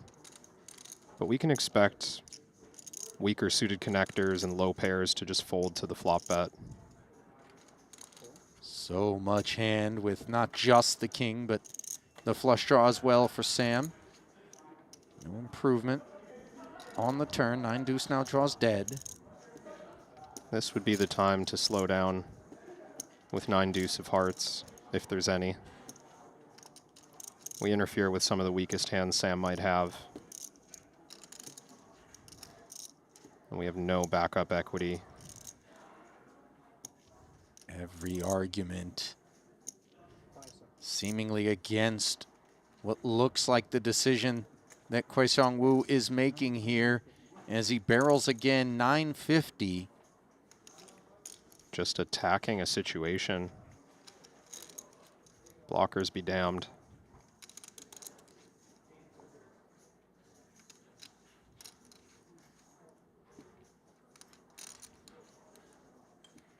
This could still be a difficult river situation for Sam if he doesn't improve. King 3 is not meant to be ahead of value bets once we start to see turn and river barrels. He does make the call. 5 million in there now, playing 0.5 SPR. The board pairing 5 does bring improvements in terms of the kicker now being the 10 for Sam. We have absolute dust with 9 high. I'd like to see the continuation. Oh my gosh. No hesitation, just all of it. And you know, holding 2 spades is very poor for Sam in terms of wanting to assign the busted flushes.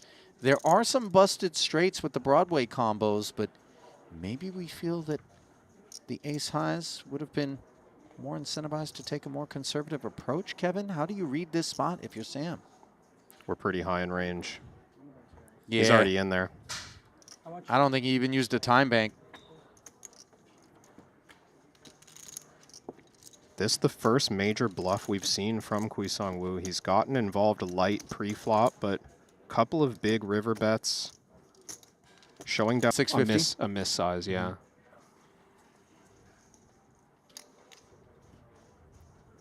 For very different reasons, I wouldn't mind it, just because they are just razor sharp out there. Not that we're looking at a dull blade here. Vogelsang, your chip leader, 14.3.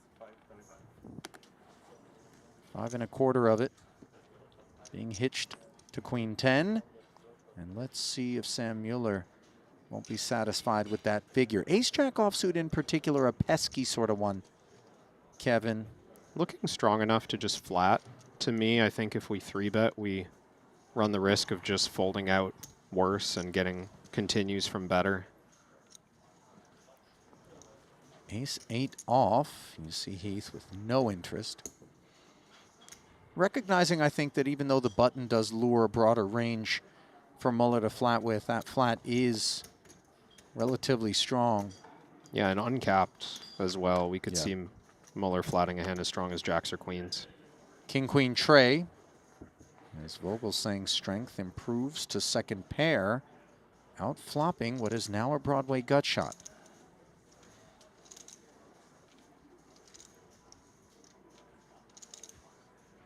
Expect Vogelsang to do a fair bit of checking over to Sam.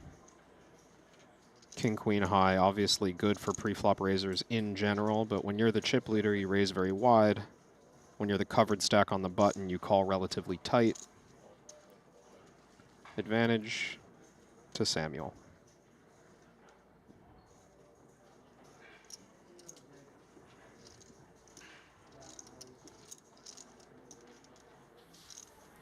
Sam's going to take a free one. And he's going to find top pair. Vogelsang outturned.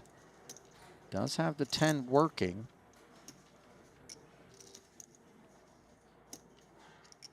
Julian does pick up a wheel gutter. I don't think it's particularly worthy of mention. Yeah, unlikely that comes into play unless we get another round of checks on the turn. You think we will? It's possible, but Sam's hand feeling good enough to bet for value when check 2. I don't see any reason for Christoph to add money to the pot first, but he might be interested in check calling the turn. Bluff catcher, backup equity. I think Sam expects hands better than ace-jack to primarily bet the turn in Christoph's position, but some traps lie from time to time.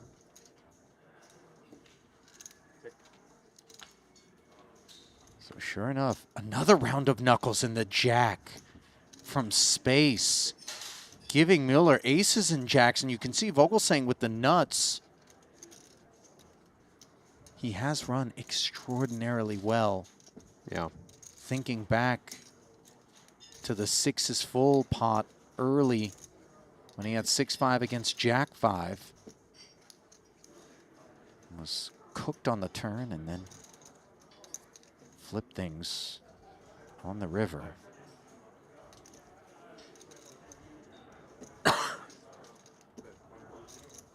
Sizable bet here, 3 ways. About 60% of the pot. Do we ever expect this bet in terms of value to be something less than the 10? No, I don't believe so. Mostly because Sam's range in position will contain.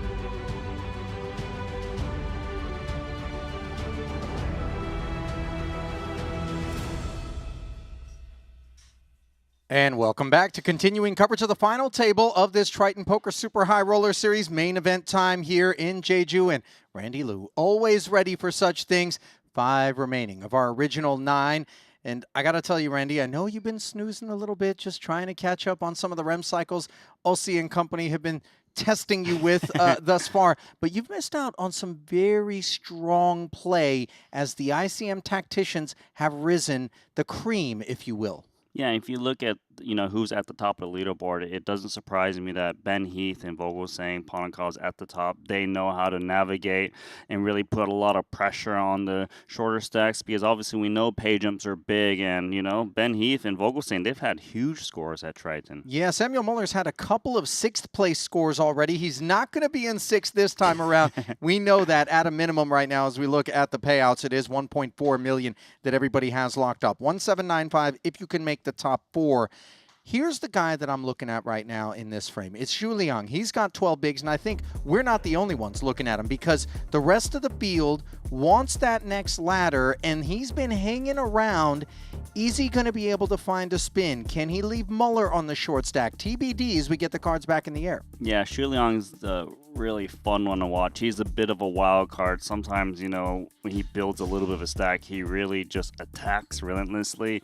He's used to big stakes, and, I'm looking at his Triton resume, and the big scores, they come in these big buy-ins. He's got a 3rd in 100K. He's got a 4th in 150K. So, he knows what to do when a lot of money's on the line. Yeah, both Vogelsang and Muller have Triton titles already. Heath, Ponakovs, and Liang looking for their first.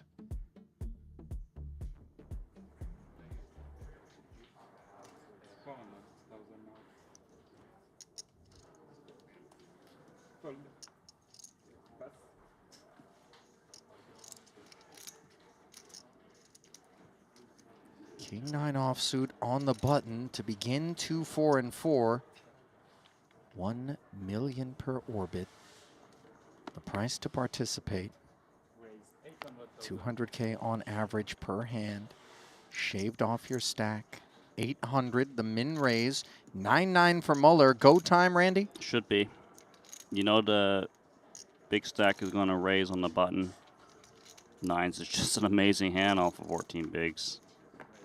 Evolve the fold equity.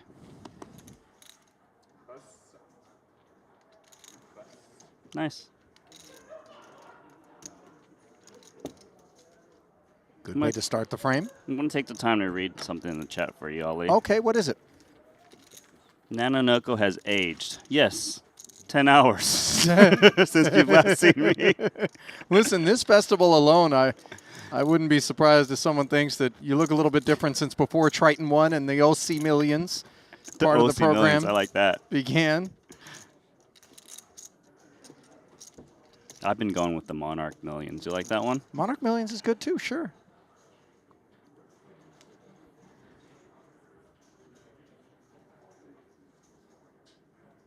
Nice little Queen Jack suited for Ponikovs. He too is one of those guys. In the big buy-ins, he just keeps getting $1 million scores. But you know, him and Heath, along with Caxton, the names that we continue to emphasize as being overdue, as being talented beyond the results in terms of titles. And he's going to work with Queen Jack suited. Short stack of Shu Liang, looks down at Queen 8, dominated.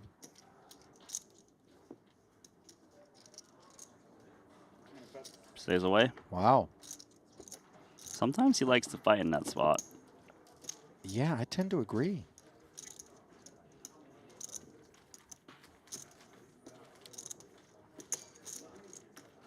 I mean, even the most active players are very aware that pay jumps are very important.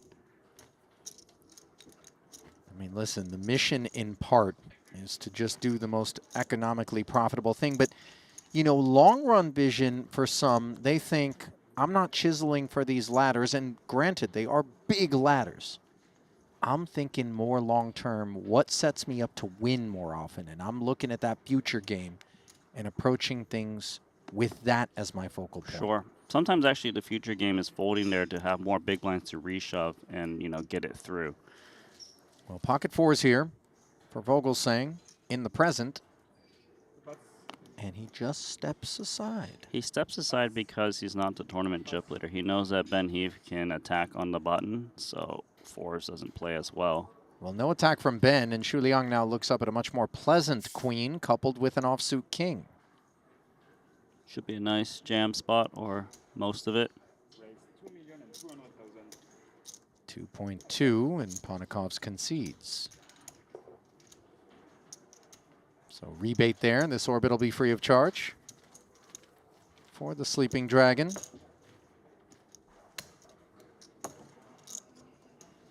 I mean, one double and he'll be awake. Right. It was Rasty that coined the Sleeping Dragon, Yes, right? yes, indeed. Right here in Jeju. Don't want to break the stack, but now we'll have to. Maybe not. I'm just gonna open rip DVD.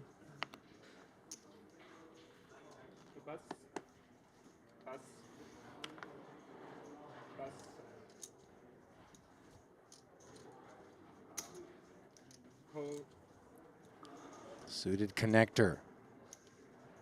Limping here for Alex. Yeah, these are the healthy stacks. Christoph been getting the better of things. He could attack with this hand pre-flop. He's got the bigger stack, so it's quite threatening. Check is all right, too. He is going to attack. Yeah, a little orange sherbet on top of that black sesame. I used to love orange sherbet. Did you really? Yeah, it was my favorite when I was a kid. I can't remember the last time I had it. Huh? It was a pretty kiddie flavor. Sure. 10-8 suited should be able to come in. Not a kiddie size, of course, 1.3. He just has enough stack where he's not threatened post-flop to be put to the test. So that's why he's able to limp call a hand like this. Meaning he can't simply barrel away with impunity, Vogel. Right. And without risking a lot of chips. Jack, Jack 3. It's an interesting one. It's interesting because Vogel is probably going to see bet a lot of his range here. The thing is, I wonder how hard Vogel actually hits this board. A lot of the hands at ISO are really polar, so like the big ace kings, ace queens, big pairs. Or it's hands like number that are very disconnected. So I feel like if Vogel connects here, it's more likely the 3 than the jack. Like, I don't think Vogel is isolating Jack 4 offsuit, for example, because it's got a little picture. And he's got a little c-bet, 1/6 pot. That jack of clubs, what Ponikovs is flirting with. Yeah, it probably is enough to continue against a very small size. Have enough equity. Ponikovs probably has a bit more jacks in range. Not sure if he would check raise or check call if he did happen to have a jack. Oh, he's nasty. Normally, the shorter stack isn't supposed to be the one that's making plays at the bigger ones. That's why Ponikovs is very dangerous.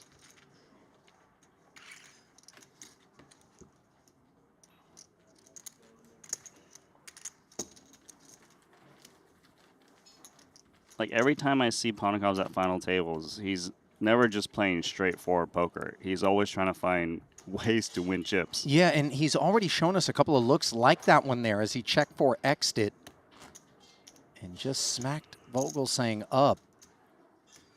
He just, more than your average top-tier reg, has the finds, you know? And I think he finds them effectively. You know, it's not like he's just always out there experimenting 100% of the time, and we're seeing him get piled on and then, you know, tuck his tail between his legs. More often than not, he's on the right side of those discretionary spots. He's a treasure hunter. He actually finds the treasure. Yeah, that's a good point.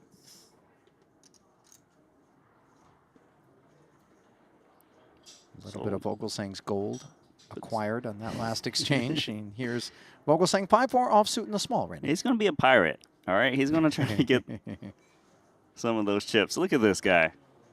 Pirate Vogelsang. Arr. 1.1. He ran into a stronger pirate. Yeah.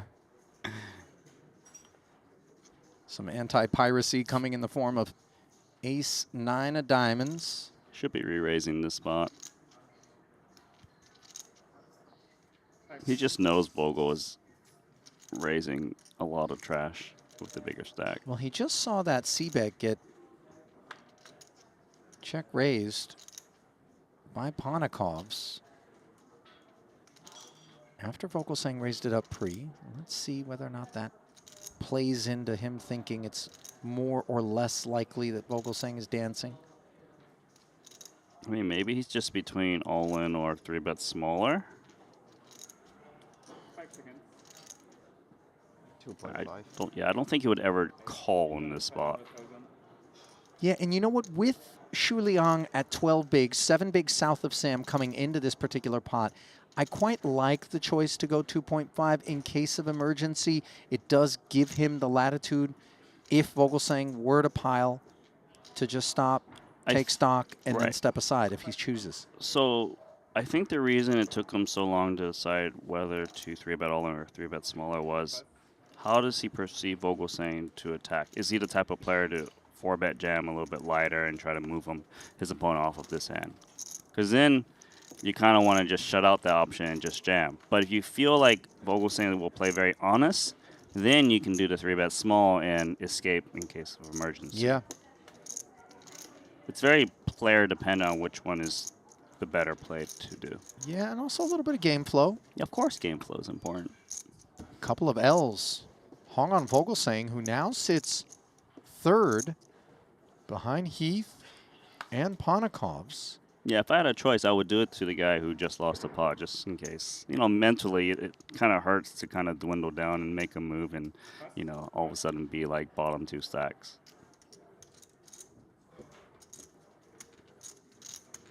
Vogel's still on 30 big blinds. He's got the button now.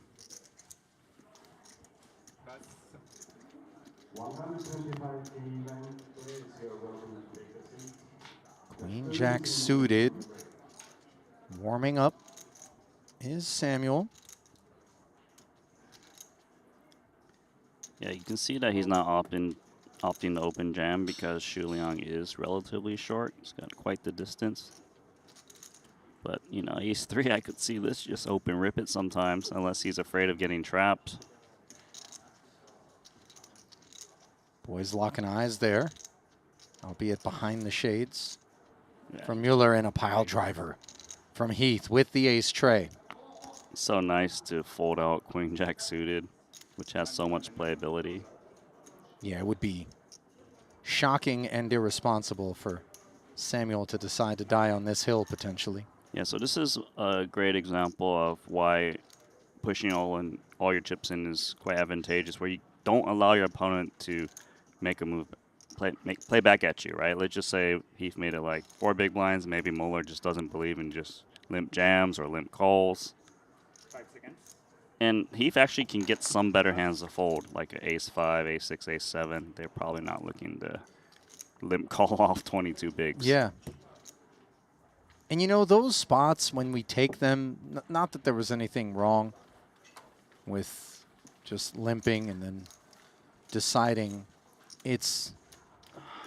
we know that the hand warrants the approach. We also know that we have to hold our breath and hope that Heath doesn't do what is so readily available to him and punish us given the ICM pressure. Yeah, so one of the things to remember in that spot is sometimes you limp and you'll just get a free flop because Ben Heath will get some garbage hands. He's not going to jam into you with like 7-deuce offsuit. He might raise. Yeah, he might raise it up. Yeah. Exactly. But then we can call against normal sizings. Exactly. So you just can't always think of worst case scenario. And also, you better be balanced and bring some limps that are traps as well. Exactly. So that your opponent can't make those moves on you all the time. 10-9. As hands move into the muck, around to Ben's small. You likely will just attack all in. Just put the pressure on Shu Liang to wake up with a hand. Well, 4.3 total. And that is exactly enough to cover Shu Liang, who has 400 out there. The 4 dangler is quite bad in this spot. I would think it's a bit too weak to call off. Even when it's ahead, you can see it's not very far ahead. When you call off and put your tournament life at risk on final tables, you want to have a decent margin of equity. More ways to maybe have 2 overs or have a dominating situation.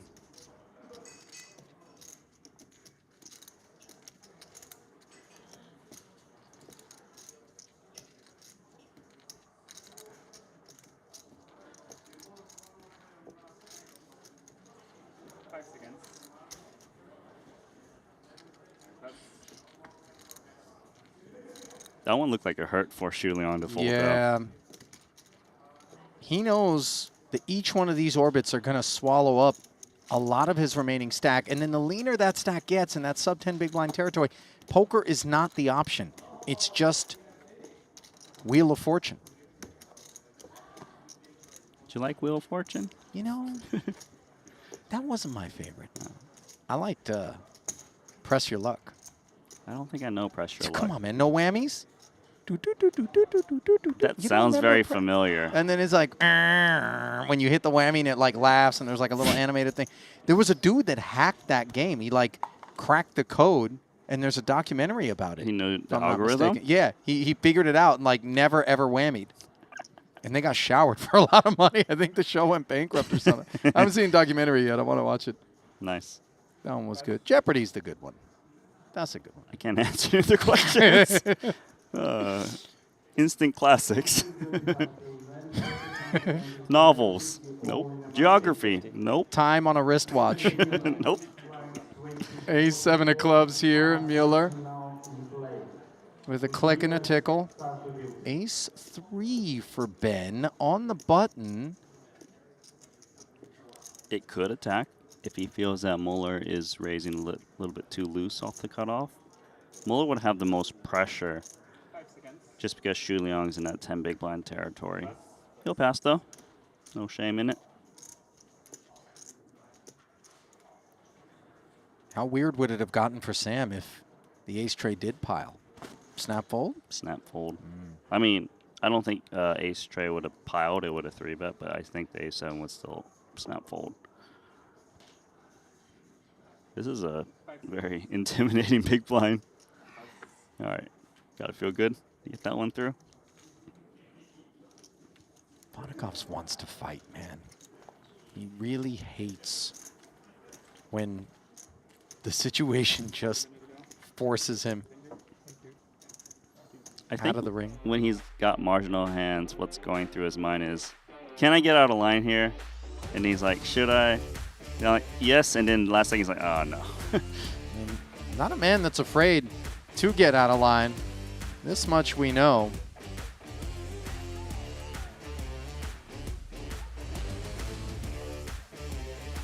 Did you check out the new Shanghai bun menu yet? Yeah. Yeah, I've danced around it a little bit. Try some new dumplings. The sumai back. Yeah. The hot I like guy's that back. the dim sum's back on the Yeah. menu. I also like that we got a new member of the Triton family in the chat, Henrik Hecklen and Petrovich. Hello. No, he asked for Welcome to you. Oh, he asked for blacks. Yeah, okay. Saying thanks for the great coverage. Our pleasure, of course. Thanks for the support.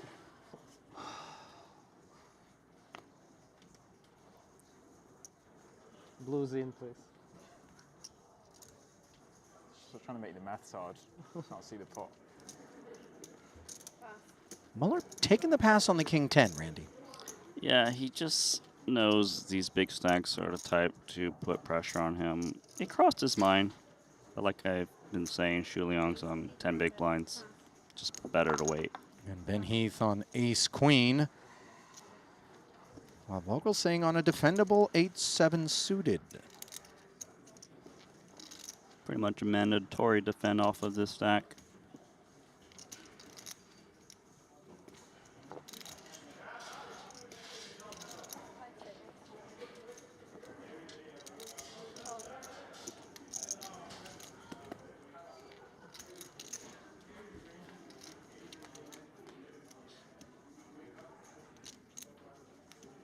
Bottom pair and an open ender.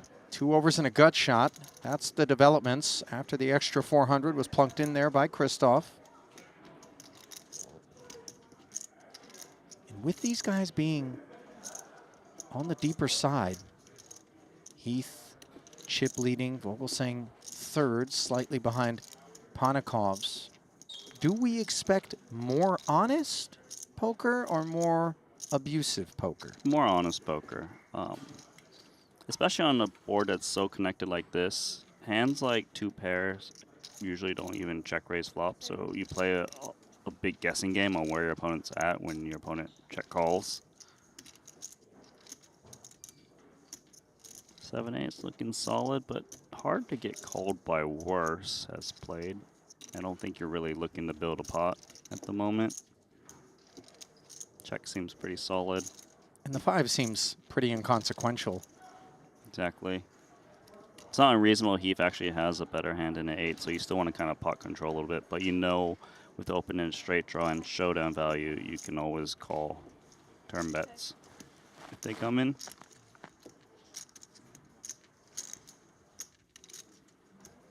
It's a good ace high. Got to the turn, I wouldn't mind checking back in position.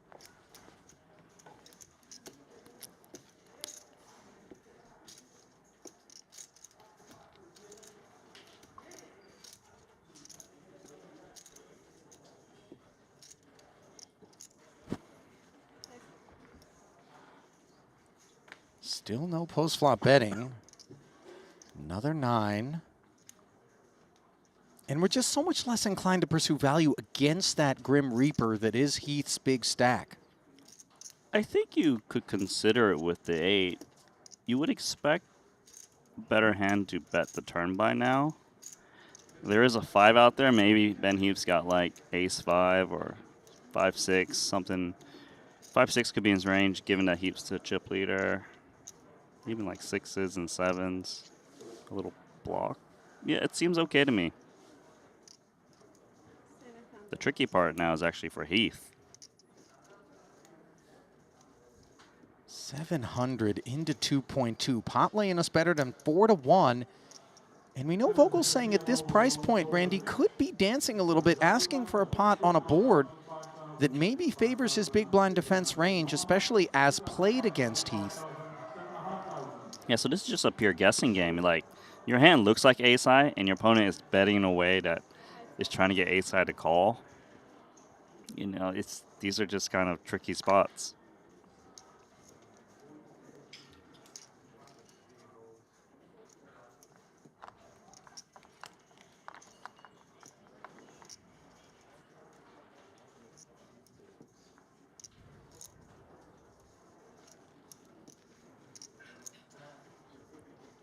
Contemplating is Heath. Doesn't want to pass another bundle Vogelsang's way, and he's using time banks. I just feel like I'm getting milked here so often if I'm Heath. Like, it should never be a block bet from like an ace-jack, for example. Maybe if Vogel was trying to attack an ace-high, you might make it a little bit larger.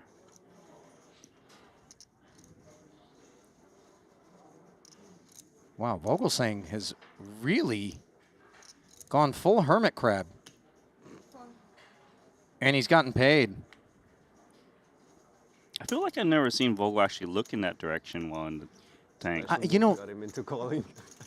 he's actually evolved to kind of conceal himself even more than I think he already had a reputation for doing. You know, the hoodie in particular with the mouth covering, and he'll pull kind of the side of the hoodie over the side of his face that's facing the player, and there he really just turned away from Heath entirely, and it has been kind of a topic of conversation in the YouTube chat with a lot of people suggesting this should not be allowed. And I wonder, Randy, whether or not you have any particular opinions, which we know that if policy changed, Vogelsang would certainly abide by it. Of course he would, because do you remember when we had the Triton the $1 million buying tournament in London? And when you found on the table, you had to wear a suit? Sure. He wore a suit. He didn't cover his face or anything. So if the rules say that you're not allowed to, then sure. And to be honest, if someone is willing to put up $100,000 to play, I think they're allowed to do what they need to within the rules. That's my opinion, at least. You know, I would say there's some players who go, listen, if I'm putting up 100K to win, if I want to show up in shorts and flip-flops and a tank top, that's what I'm going to do. There's just some egos out there, but I think in Triton in particular, people recognize this as a privilege and not a right. Yeah. And if you want to be out here, then it's best to toe the line. But this is in bounds. There is nothing that prevents Vogelsang from wearing the sunglasses and the hoodie as well, in an effort to prevent people from picking up on any live tells. And in pressure-packed situations like this one, every little bit counts. He's sweating, though, right? You know, under the lights at the FT, I would imagine a bit of a potpourri right now inside that hoodie, and not the good kind. Meanwhile, Muller, red 6 is here. The good kind of fan.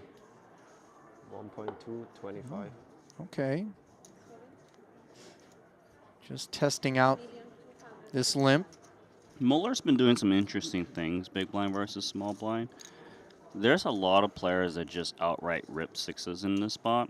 And like before, he 3-bet smallish with ace-9 suited where others might jam. It's very cool to see these big blind versus small blind strategies kind of shifting with time. For now, he is forced to play a post-flop spot, and that's one of the dangers of isolating small. So Muller doing his part to try to conceal the live tells as he and Mosbach have taken to hoodies around the neck. And taking to this flop will be Vogelsang, top pair, versus Muller, who's been out-flopped but has a gutter. Yeah, so some of Muller's pre-flop bluffs actually hit this board a bit. So I would say that Vogelsang probably doesn't lead too often here, even though you might expect that the small blind limp could easily hit this range. Yeah, this makes sense so far. And for 6s, you don't really want to get blown off for your hand. You have very clean outs to the 7. So you'd want to just slow it down. And that's precisely what Sam does. And I don't think the king of spades is going to see Vogelsang speeding up. Yeah, you tend to check over to the pre-flop raiser when an ace or a king rolls off after a flop check through. With a pre-flop raise in the face of Vogel's limp from Muller, does Christoph range him toward either top or bottom and out of the middle of his range? So the middle is like the queen and jack stuff for Okay. these blind versus blind situations. I think 9 random could be in Muller's range, but I also think like king little is also in his range. I don't think like king jack or king 10 is. These hands tend to check back because they don't get blown off of it off of 20 blinds. So let's see with the second check in front of him how Muller proceeds. Check feels available and nice. Samuel agrees. 4 doesn't feel complicated, but it's not helpful either. I'd feel very good about 10-9 right now, because if Muller did actually have a king, whether it be king small or like ace king, king queen, he probably would bet the turn with a flush draw and gutter out there. So the 10-9 should be able to go for value against some kind of 8x that kind of bluffed pre that has showdown.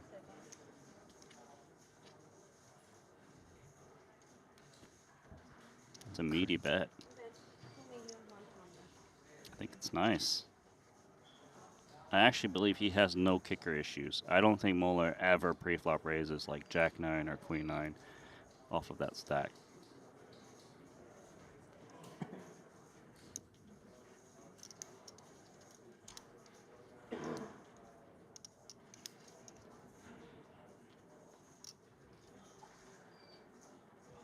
.1 into 285. Stone bluff catch here. Yeah, pretty much. Another one of those guessing games. I don't think the blocker due to 6-7 really matters in this spot.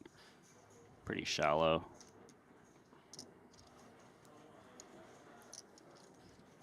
I guess Muller's hand does kind of look like an ace-queen or ace-jack as played. Once again, it's just, are you trying to bluff me off a weak range with a big bet?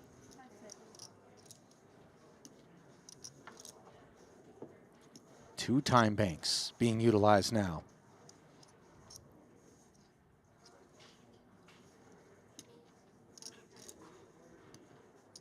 It'd be great if Sam stood up and just, without Vogel realizing it, walked over and then gently pulled the hood back around in the other direction and then sat down again.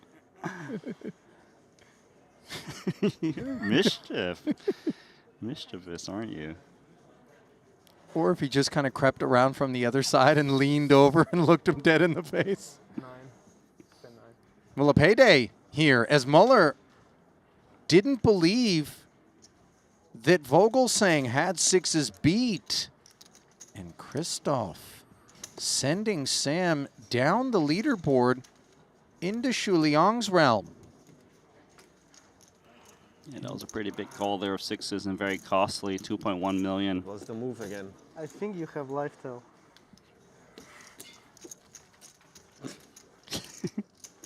This is value? Yeah. I should have known. You got to appreciate that. I mean, the majority of the time, a value bet should be a value bet, right? So sure. Christoph For 700. takes it in stride. He gets a lot of heat, Randy, from, I think, the general public and, you know, some sporting ribbing, I think, from some of his peers, centered around the speed of his play, in part, centered around, of course, his tendency to cloak up more than many others. I know he's definitely improved on the speed tremendously. Yes, 100%. Like, on the nonsense pots, he just folds very quickly. Ace-5, gonna attack.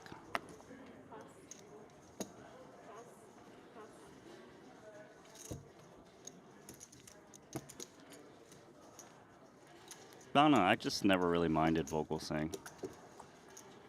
Even though, like, he's taken money from me online in the cash game streets back in the day. And I don't know, he's just a friendly guy. When I met him, he's like, hey, Randy. I'm like, oh, you took my money. But he's so friendly, I don't mind it. No, he really is one of the sweetest souls in any given field.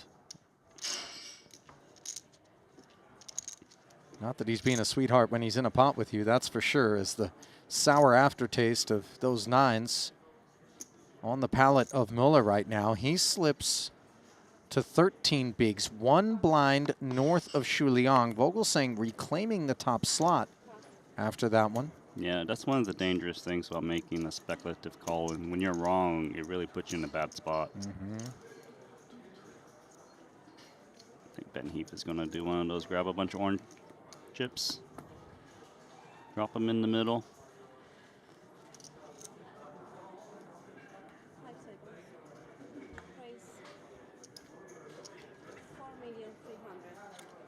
Heath piling it in there, trying to catch Shu Liang.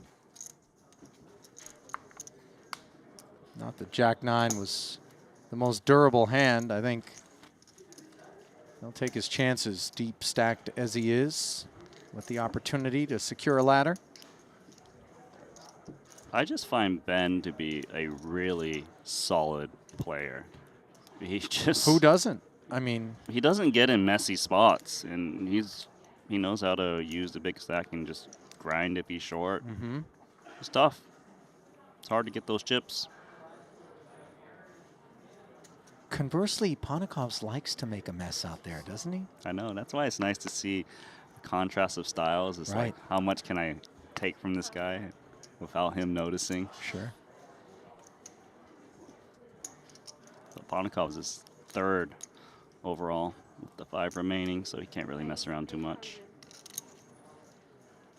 Although we did see him check raise earlier with 10-8 high.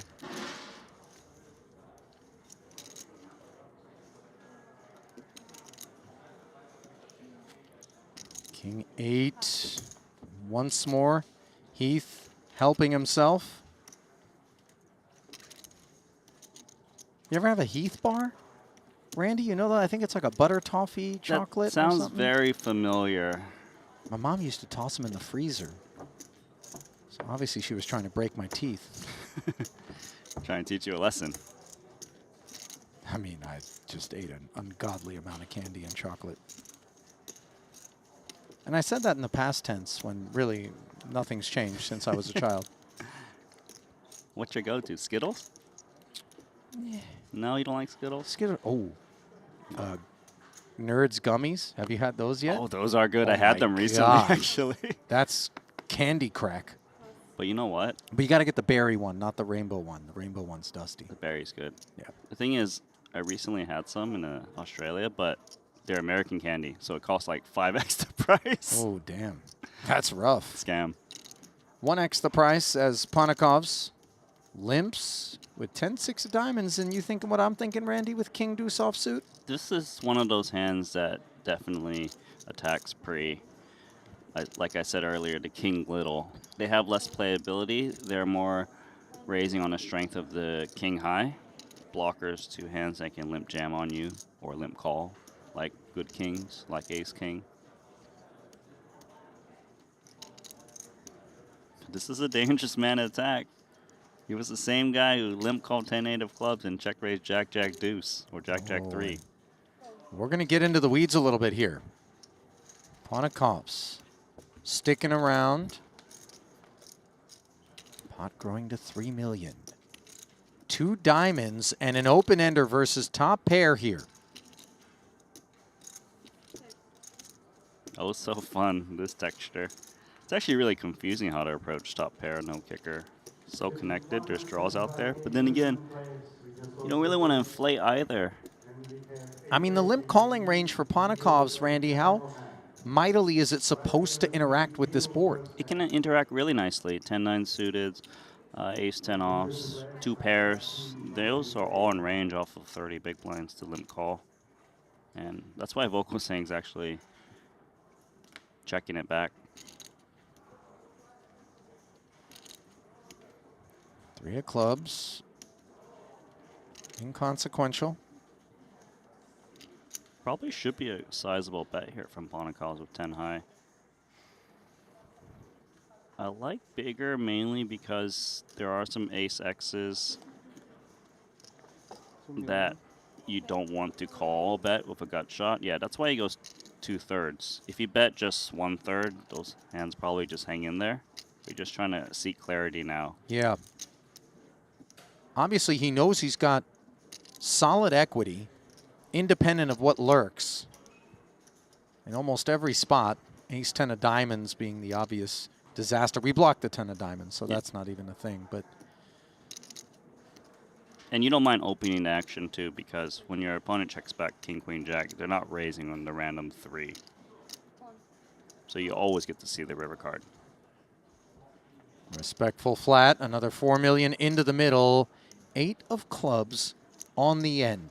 Ponikov's has built himself a 7 million chip pot. Is he going to try to sink his teeth into it? 10 high, never a winner. It's tough. I'll say this, it's very likely Vogelsang at best has 1 pair. You just don't know which one it is. Is it the king X that's usually calling a bet? Or is it like an ace, queen, ace, jack? How much does it matter which pair it is? If it's 1 pair, 9.4 back, You gotta can't we ask for apply a lot. enough pressure? You have to put a lot of chips in to get down like the 1 pair. And listen, you got to show a lot of disregard for a 9 big blind Shu Liang and a 13 big blind Sam Muller if you are going to bring proper ammo to this river spot. You're right. I feel like you have to bet like 5 to 6 million at the minimum.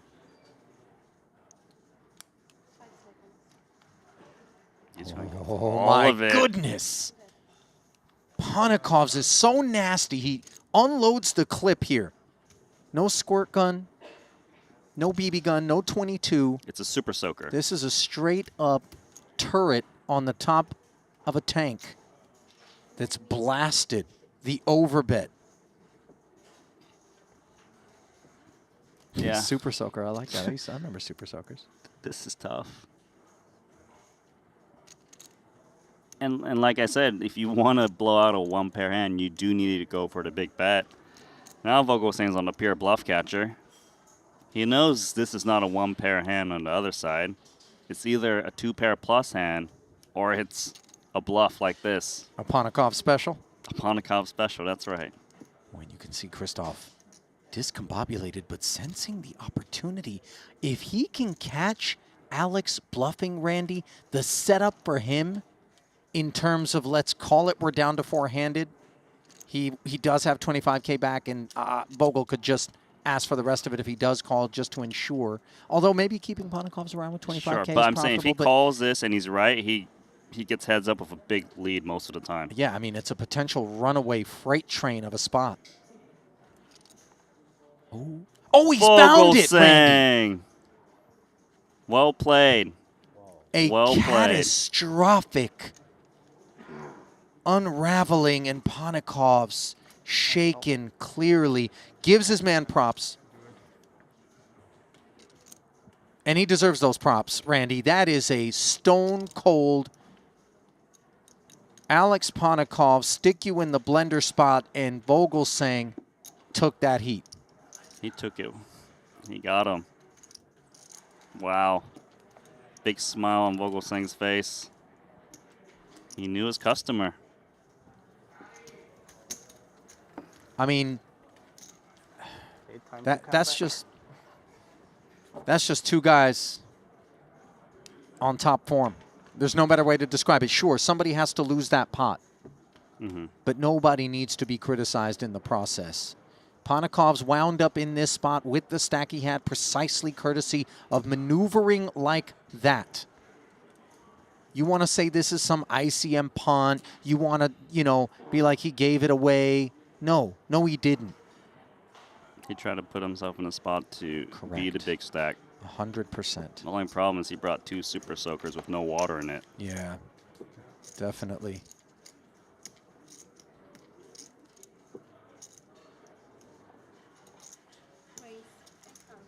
It's like a RPG, but no grenade. Oh, he's got ace king with 1 chip. Get him. I think your excitement's adorable there, Randy. I mean, I'm happy for him, but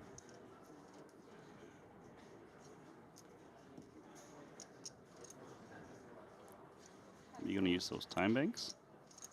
I mean, he can't stall for a ladder. Just sticks a quarter in the machine.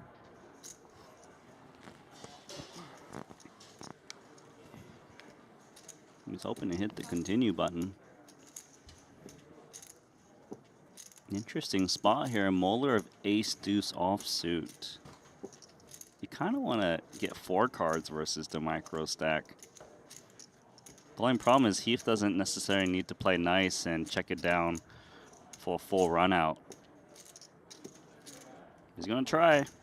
Team play potentially here in the effort to vanquish Panakovs and finish what Vogel started. But, of course, there is a side pot to play for. Heath surveying precisely how much Mueller has back. Alex playing for 500K, by the way. That's a 20x. Gonna be tough, though. Heath pairs the 10. Now, how inclined has Ben to keep Mueller around? Not very, right? Just given the 1.7 available? Yeah, I would probably bet. The 1.7 is quite important. Your 10's vulnerable. Plus, you might be able to stack Mueller, who's only got 4 million chips back. You don't really mind if 10 more BBs happen to go in. Yeah, I like building this spot. It makes more sense to check down if you both have really shallow stacks. Well, Panakovs might be feeling like this doesn't make any sense, and it's not making any dollars, as we can see. Ace-King versus Queen-10. This not the hand we'll be talking about when it comes to his potential demise. If he can't find the, how do you say a 20 up? I mean, again, you know, that's what it is. That's for you to tell me. And that's for bringing Panakovs closer to a 5th place finish.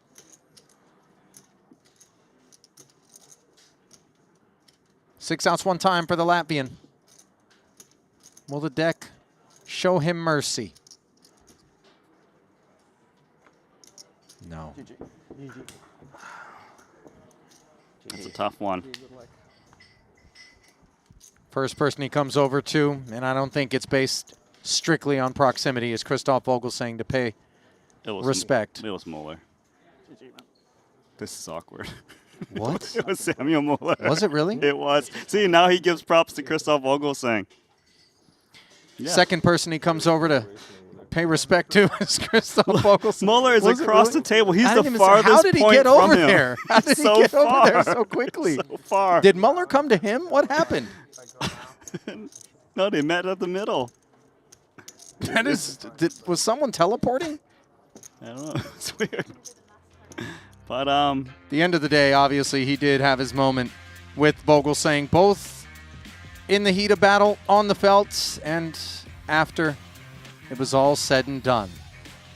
Took destiny and fate into his own hands, did Alex Panakovs, as he so often does, and this is what makes him a fearsome foe. But it's also what leaves him occasionally on the outside looking in, as he will be here, leaving behind 4 to do battle. it really is rough for him because he's going to think back to all these huge final tables where he got 3rd, 4th, 2nd. Like, did he push it a little too much? 1.4 million will be pushed into his bankroll as the 4 remaining players play for the near 1.8, 2.223 if you crack the top 3. It's 400K plus. Vogelsang getting busy in the aftermath. 77 bigs, Randy. The setup is so sweet for him. Heath shackled with 46 bigs, and Muller and Liang jockeying to avoid that 4th place payout. I mean, how lovely is that for Muller and Shu Liang? They had sub 10 big blinds. They got a pay jump, and one of them is going to get at least top 3. Yeah. It's a good day for the short stacks. I'll tell you what, this is an illustration precisely of what Kevin Rabichow was talking about during the prior frame. Folding can be profitable. You know, there's no lack of respect. It's not like someone looks back at a final table and says, oh, that guy didn't deserve 3rd. No, he made the right decisions. You know what I mean? He avoided collisions and confrontations and maybe identified some people that were speeding a bit and might be likely to bust, you know, not acknowledging the ICM. And this is all real. We had plenty of final tables at Triton where folding won a lot of money, you know, like Seth Davies, he got third in that big score. Ben Heath got second in Triton Million. I believe he was like a short stack for a lot of it. It's a real thing. Sometimes guns blazing is the way to go. Yeah. We'll remember you. Unfortunately, he fired a blank and got caught. Now then, Muller, absent a Vogel open. Ace high, take it.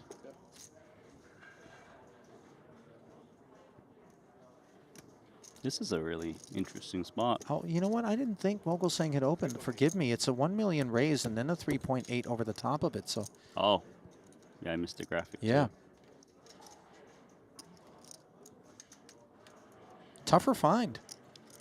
That's a nice find from A7, especially with a Shu Liang short stack out there. He must feel like he actually has fold equity, which he barely does with 3.8. Yeah, Vogel's gonna make the call. He's not gonna let Muller accidentally chip a little bit up some more. So here we go, King 5 of clubs versus A7. Muller taking this spot.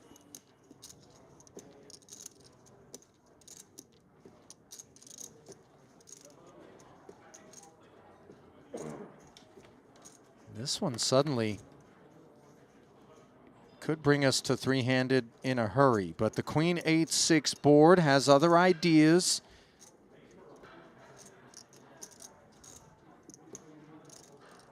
Can Sam find a critical double here? Turn card, delivering gutters. 7? He doesn't want to find a pair of sevens. He was cheering for a 7. Did he? Before though. Of course, the 7's no good now, as I recall.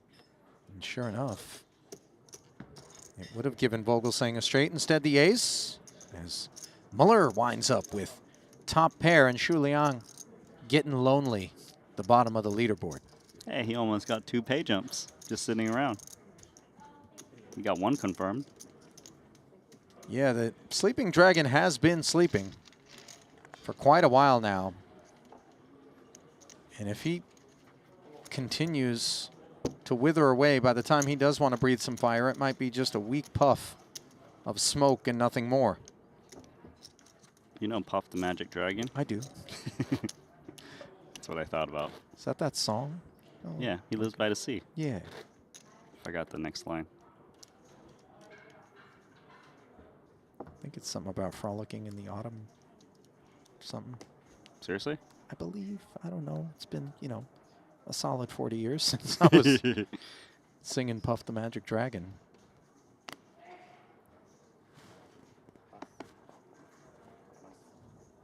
Puffing on Vogelsang was Muller. Yep, squeeze him out. There you go. Suited King, a qualifier. I think you're safe. How much is it? Yeah, it's definitely safe. Offsuit Doyle. No good. Christoph saying, I think you're safe. It's a nice chip up. Let's not oversell it, but, you know. It is a nice chip up. What? Jesus.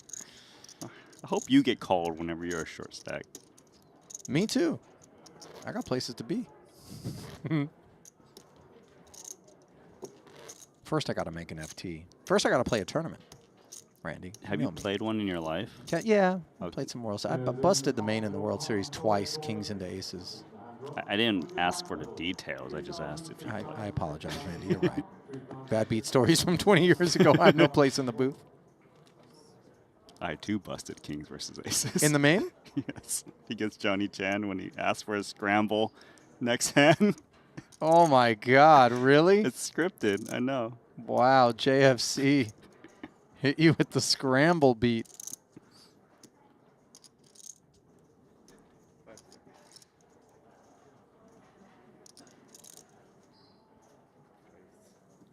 Vogel.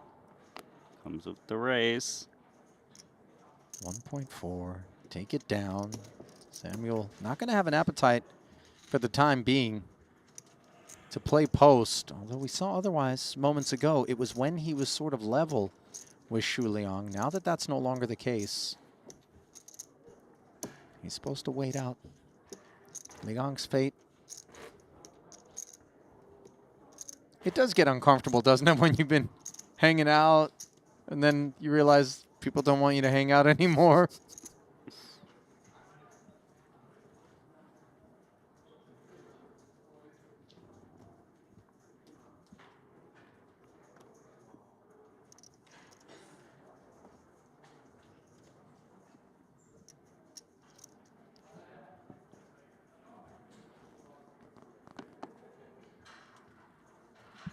Seems like Vogel's going to come in.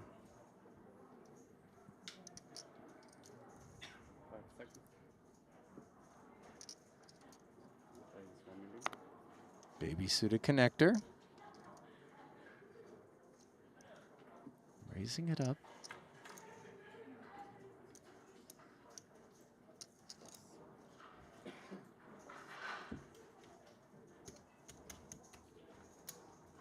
Concession from both blinds. Do you happen to know if Vogel was to collect all the chips at this final table, does he keep the hoodie up? You mean like right through to the interview and, Yeah. and the photo op and everything? Exactly. How does it happen that stacks up there get wrong? I mean, I'm sure there's a market. I think I'm betting that don't. But the odds if he does, just imagine. Small chance I didn't pay attention when I got paid. I don't think you're getting a huge... 100 to 1, no? Stop. So you would take 100 to 1. Listen, if you have that bookie on speed dial, pass his number my way. Slightly off too. Let's raise it up, Queen 10. Oh no, mine's good. It's the small bet. Impending and confirmed. Ace 10 for Sam Muller. This could be an opportunity to show you exactly what we mean when we talk about ICM. He's got 15 bigs. Shu Liang has 8.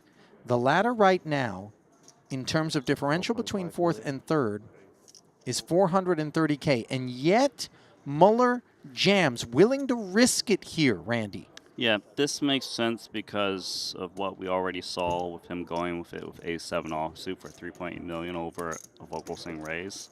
He feels there's just so much fold equity, the value of chipping up to put himself in a better stop to get a top 2 finish outweighs him potentially busting out in fourth. And even for chips, that hand is For chips, it's solid. definitely solid, I mean, yes. so But there's other players that have different appetites, right? They're like, I don't know, is it worth it? Because Shu Liang is on just 6 big blinds, so he is going to be forced in soon. you know the one that people always talk about is if you get dealt aces on the bubble of the World Series of Poker main event. That's the one I always hear, right? And you got chips. You're not like short. How much? What do you do? There's a lot of people that say it's a no-brainer. You just put it in the bin. Wait for the bubble to burst and then do your thing. People have done it. People have folded aces. Well, Shu Liang's doing it here with King 4 once again. The opportunity to rip with King High into Vogelsang. Last time it was 10 deuce that got binned. This time, better looking Queen 6. Run it. So, Wheel of Fortune for Shu Liang, 6.9, the jackpot. Can we do Plinko instead? I'll allow it. Okay.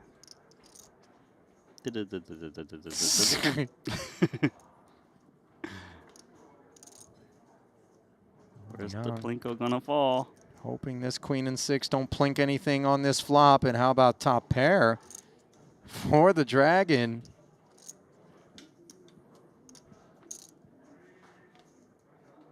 And sew it up on the turn. Back to sleep? No, I think, you know. Some life? Yeah. He's climbing out of bed, brushing his teeth. 14 bigs. Nobody more irritated by that development than Sam Muller, who was trying to put some daylight between himself and Liang. Gap narrowed there. Flesh wound for Vogelsang. These guys aren't giving an inch, Randy. The short stacks are fighting Vogel. Not making it easy for him. Even Ben Heath, he doesn't like to see these short stacks double. He was very comfy in second. Now the gap has closed and he's got 2 10s.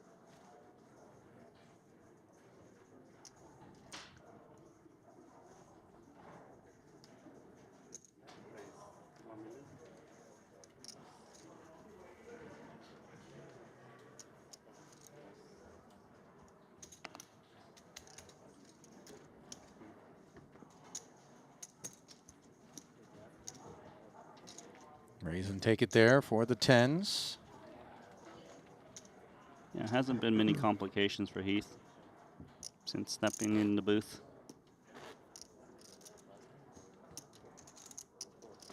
They just have you off by 500, right? They just have you with an extra 500K, I think. Sorry? They just have you with an extra 500K. Yeah, now I've 8.35. Right? So it will adjust, 7, right? 8.35. But it will adjust. Oh, yeah, yeah. So now you're good at it. Yeah, it's slightly too much. I think like 500K. And in terms of things not having been complicated for Heath, Randy, as you touched on, his play style avoids the messy things. Exactly that. No avoiding King, Queen of Hearts, and no desire to either. For Vogelsang on the button. Here he comes.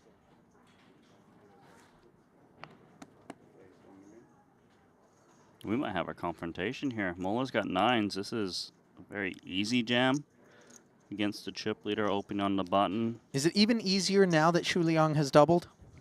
Yeah, because you don't have to sweat the short stack getting in. Oh, ace queen for Heath. This is complicated. Because ace queen should do very well against Muller's range, but then again, it's the chip leader covering you behind. Because sometimes you call 8 million and then the chip leader jams over and then you have to burn so many chips. I mean, isn't he doing even better against Vogelsang's range? I mean, in terms of than against Muller's? Hands that, if they table the hands. Mm. Right, like, so it's hard to say because Vogelsang could actually have a hand. Should be like, yeah. Wow. So with Good hand, I would have called. 3-bet jam, 4-bet rejam, Vogelsang can do nothing but bow out, and Samuel Muller is hoping that won't be what's in his future as he threatens with the 2 overs, 1 queen in the bin. And just look at the size of this pot, 18.2 million, and the gravity of it not lost on the boys as they share a fist bump pre-flop. But they don't share similar hand strength. Set of 9s. Muller looking to chomp down. Not going to be able to do it just yet as the king brings the gutter. But the river doesn't bring anything dirty as Heath brings forward a big helping of his chips to be passed over. Vogel would have won a hand. Just saying. You know. King, Queen of Hearts. You're really sick. And he did say he was calling if Ben Heath didn't go in with ace queen there. I mean, Heath's only play was to jam, right? I mean, if he's going to play the hand. Just to make sure Vogel doesn't back raise.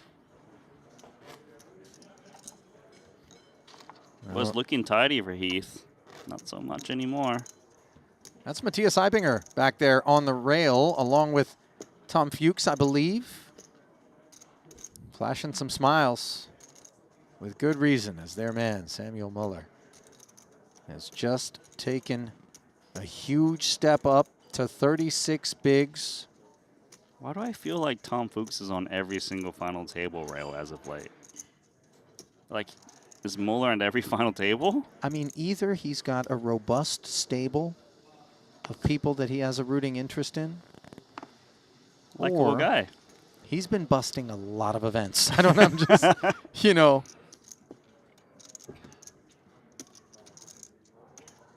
Raise and take here for Christoph.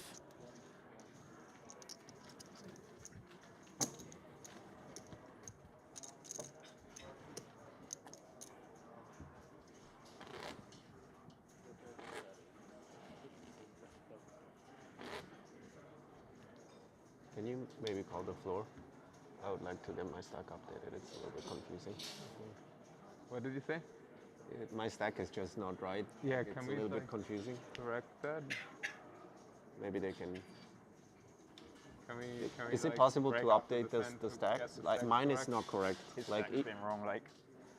I don't know how it happens, but it's definitely not correct. Yeah. Actually looks right. Right? Isn't that right? Yeah, that's 10, 15. Right at the moment. 17.5, 18. Wait, what? Oh, is it? I'm sorry. The fuck? It's been wrong a lot, but it's currently right. So now everyone's stack is correct, right? I could have sworn it was like wrong all the time. I have an idea why. Talk to me. It's possible the number post on top is incorporating the big blind and 1.3. subtracting it. That's why he said he was down 500K earlier.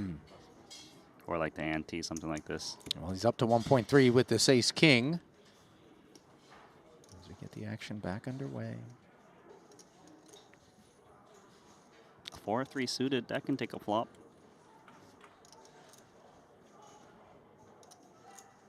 It is on the larger size, the pre-flop raise. Trying to dissuade the chip leader from defending, but not going to work.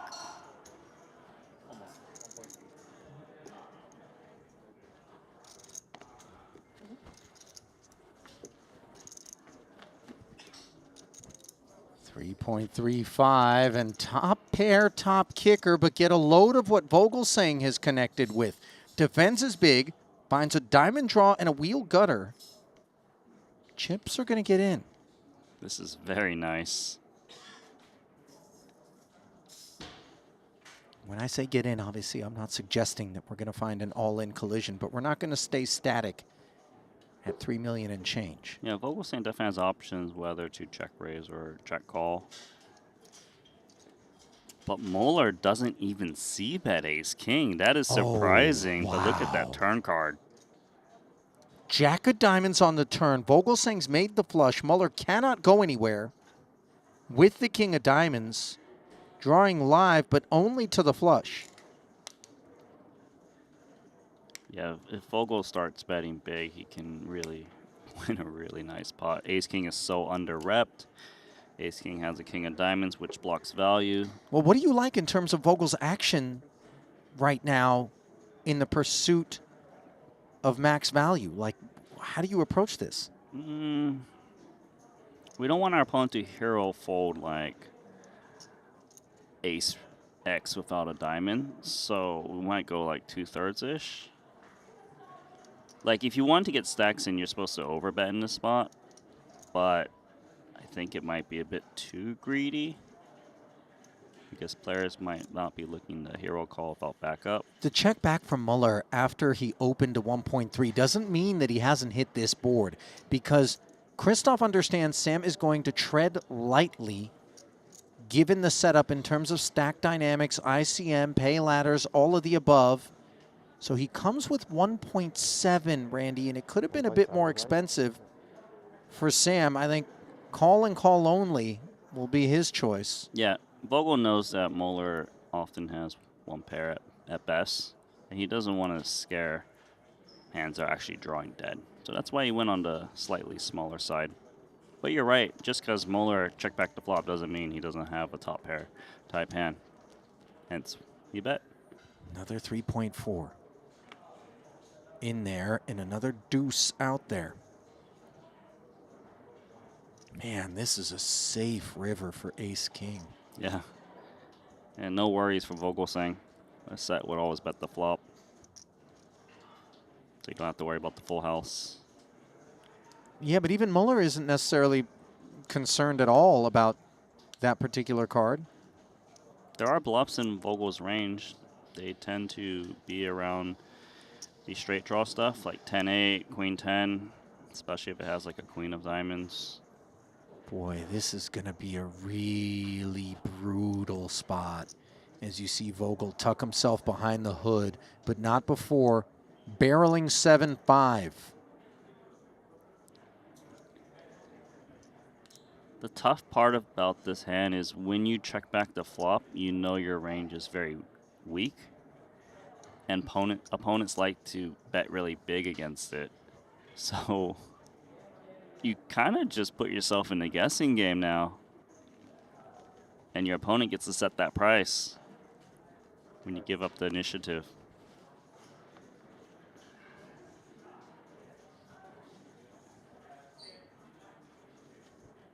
Boy, Muller, not many hands removed from those pocket nines, thrusting him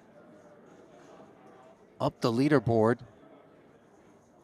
And now he could be sent reeling right back down it if he clicks call. Can you ever fold?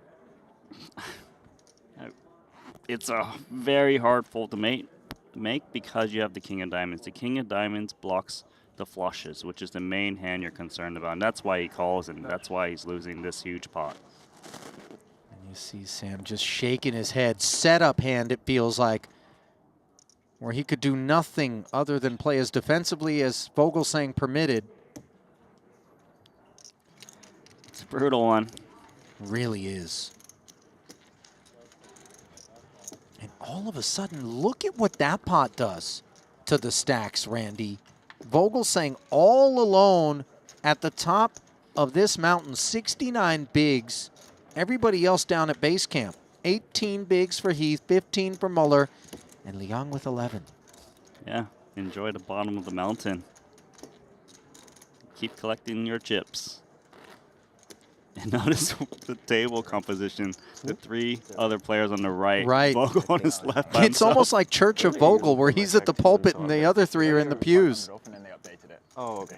And then we thought it was again, and then it wasn't.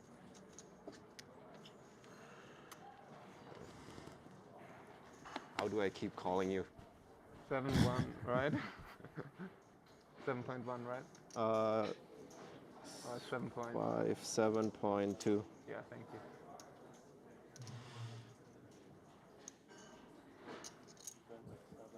Boy, it really has been Vogelsang's day in the sun so far here in this main. As the storm clouds gather around Muller. You let him win a hand. Yeah. If you really want to send Muller into orbit, right after you muck, you go, oh, I win one, you win one. Oh, I hate that one. That one is, I just, and it's always the needle when they say it, right? Mm-hmm. It's never like, oh yeah, I want a cap pot, you want a cap pot. No. Yeah. It's always like raisin, take the blinds, and the other guy stacked you for multi-buy-ins.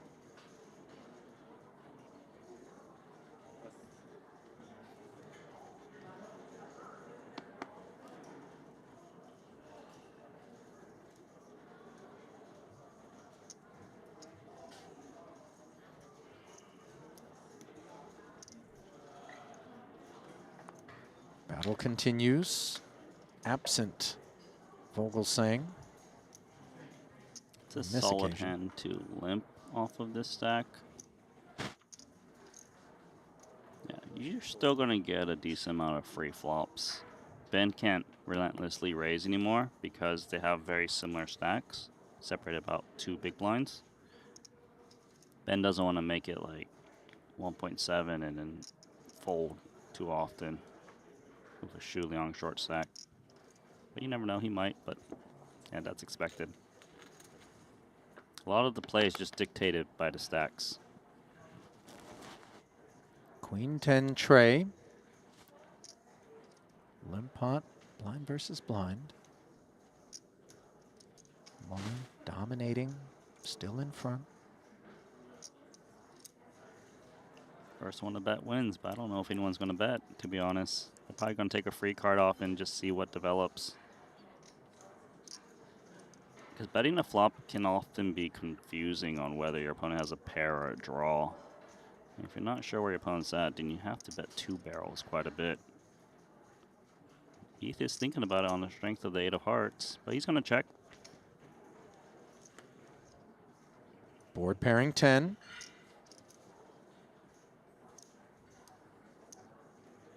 This one doesn't rate to make the highlight reel. Sure about that? No, just kidding. I mean, he goes. I like over my bet, side. Min raise, re-raise all in on the turn.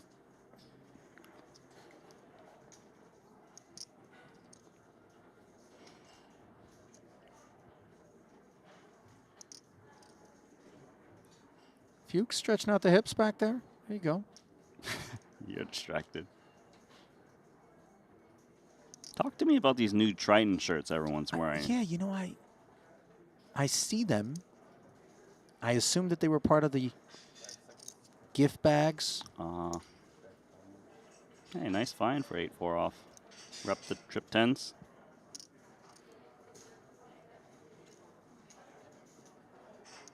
He made it healthy to try to make sure king highs stay away.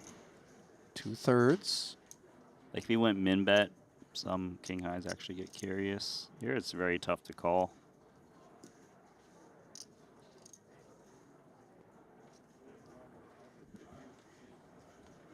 And Muller does concede.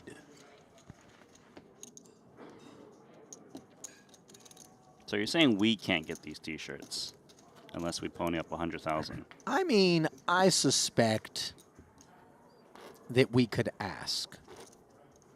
And in fact, I think we do better if you ask, Randy. Hey, why are you sending me in? I'm the problem child around here. You know that. You're the OG. Well, if I get one, I'm getting an extra small. Make What do sure you want to see me in a midriff? What's going on? No, actually, I don't. Neither do I. Extra large. Well, that's just me in a muumuu. A muumuu? Yeah, like those, you know, Mustafa was wearing, it's not called a muumuu, but it's a traditional, I believe, Tunisian garb, like men wear it. It's kind of, it's not a dress, but you know what I mean. Sure. Vogelsang has found 10 million, and Xu Liang has found one. King, queen, surely he knows it's time. Yeah. Just good enough. Wow, he's going to be thrilled at this.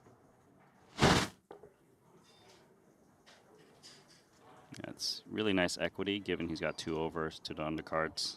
And the idea behind ripping the 9-8 is we're less concerned with Heath or Muller unless they happen to wake up super high in range, being willing to get in there. More focused upon the big blind of Xu Liang, and focused upon this 10-8-4 board is Vogelsang, having outflopped. Xu Liang does not look amused, does not have a spade.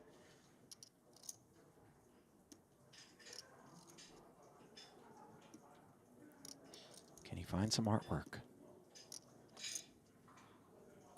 Not yet. It's going to take a king or a queen, Randy, or we're going to be down to 3. Is there a painting?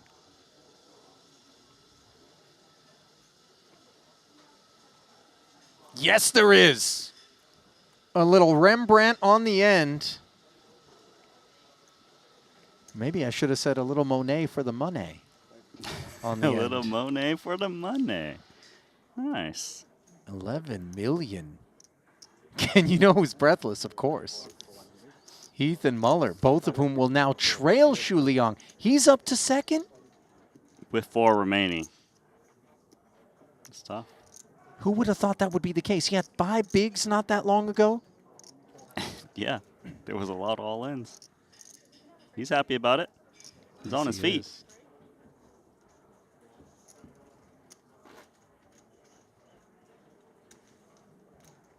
Can I ask you a question? I'm a little embarrassed to ask. What? Is the Monet Lisa? No, Monet was a famous painter. M-O-N-E-T. Ah. Mona Lisa. is what you're thinking. But you know what? I appreciate the vulnerability of having been willing to ask that publicly on the record in a way that will be ridiculed for perhaps the rest of your life. By the way, I'm not fronting like I'm some museum gallerist. You know what I mean? I just I know you don't look like three the type painters to go around the Louvre looking at paintings. I've been to Paris so many times, and I'm like, I'm good on the Louvre. That place sucks. Whatever. You went? The outside's nice. The inside's no good? The inside's Most dust. people pay to see the inside, Randy. You know that, right? Yep. King, queen. Dominating King 10. As Muller opens this one. Flat from Shu Liang. And the idea behind flatting here, newly minted into second, is what, Randy? He doesn't feel comfortable 3-betting it and getting it against the 7.5 million stack. And then folding seems too tight. But the problem here is you let your opponent move you off the hand. Yeah, and that's solver bait right there. The ace-5 of hearts. Vogelsang stuffs it and clears the field. Clawing back some of the chips he passed over.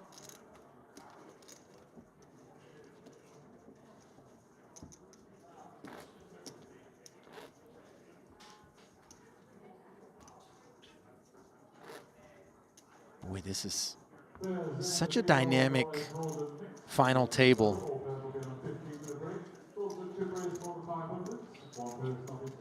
And it's one that has been dominated by Christoph Vogelsang of late. Okay, they just updated it. 6.45. Let's always wait for that and then start. Yeah. That's right, right? That's should be like this. That's 900.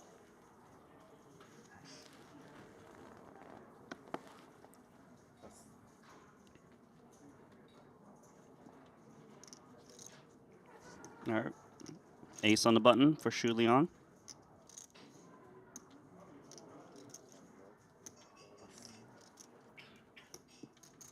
He passes. Shocked? There's something about that Vogelsang stack to his left that's got him worried. Perhaps the sheer size of it. 62 bigs. Yeah.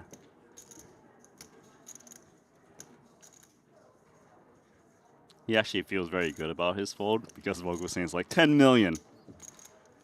Although I don't think that Vogel was going to attack with King 9 off had there been a pre-flop raise.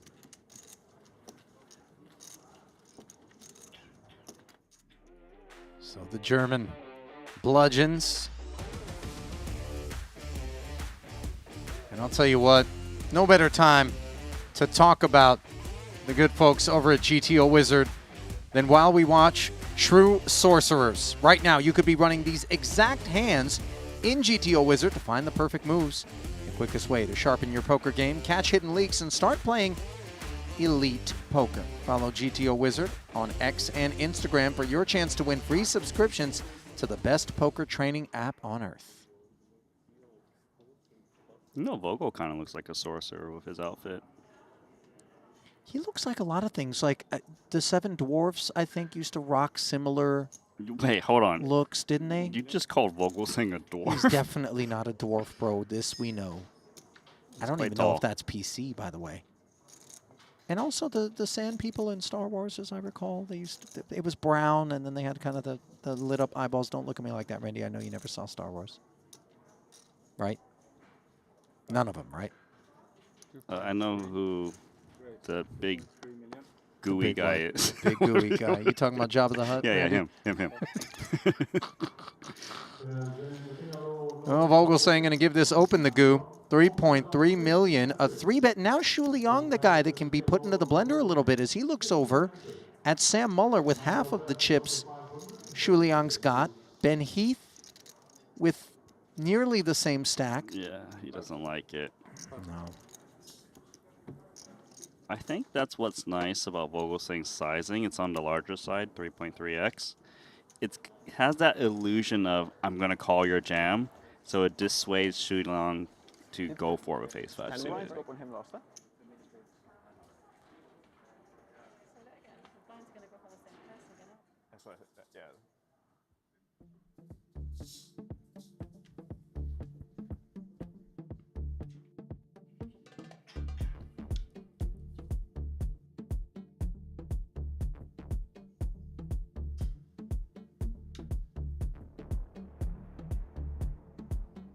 Some discussion right now about whether or not the blinds are going to be going up just yet.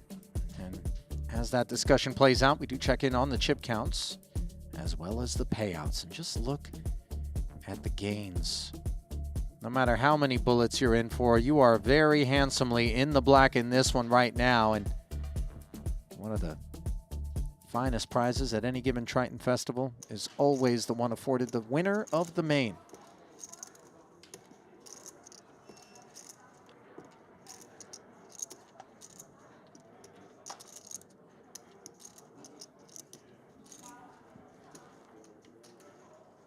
King Jack. 10 million. Once more the hammer dropped by Vogelsang. And dropping out of there will be the entirety of the field.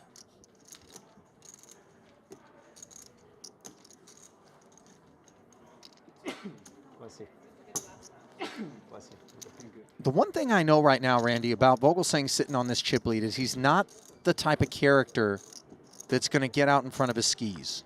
So it's He's just two more hands, right? This one. Gonna do. This is the last one. Yeah.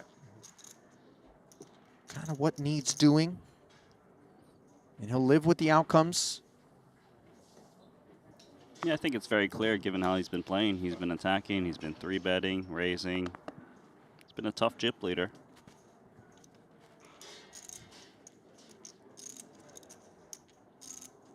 I'll tell you who's been tough to get rid of. It's the Sleeping Dragon. Reptilian resiliency, but here he is with pocket eights. He rips it into Vogelsang. Ace King wakes up, and all of a sudden the man second in chips, who fought so hard and so patiently to get himself here, could easily end up out the door. 55-45, a 10% edge heading to the flop, but my goodness, this one broke out of left field. This is going to be exciting for players on the sideline. I don't think Heath and Muller are just going to head to the break without soaking this one in. 16-6 in the middle. King, Queen, 5. Top pair for Vogelsang. Real risk of elimination for Shu Liang.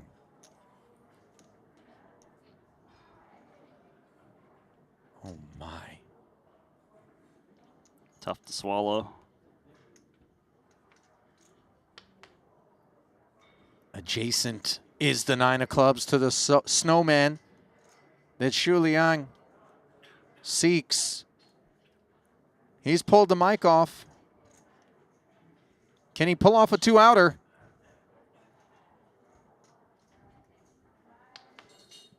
No, he can't. And that is a very demoralizing way to punctuate a frame where Shu Liang looked like he had finally been rewarded. And instead, he is dispatched. 1.8 million for 4th place. And there has been no shortage of support from Chinese fans in the chat. But that's going to do it as the Dragon is put to rest. Yeah, but once again, another deep finish, a top 4 in 100K, 150K. He's just a specialist with big buy-ins, so unable to get that W once again. Well, you can't say the word big right now, Randy, without focusing upon the sheer volume of gaming tokens that have been bestowed upon Christoph Vogelsang.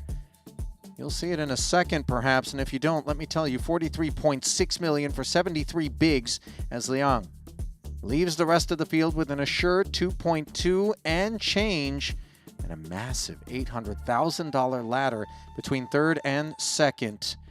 As we bring you back to the desk, Ali and Randy here with you, a bit breathless after that collision, which again came out of left field. Eights, ace, king, just a car crash, as Henry likes to put it, and on the wrong end of it, Shu Liang. Yeah, and it was the last hand right before the break, so extended break for Shu Liang, but like we said, good finish, and Christoph Vogelsang, he's got all of the chips, a dream spot. I'll tell you what, this break is going to be one that he is going to be just fine with taking as he collects himself.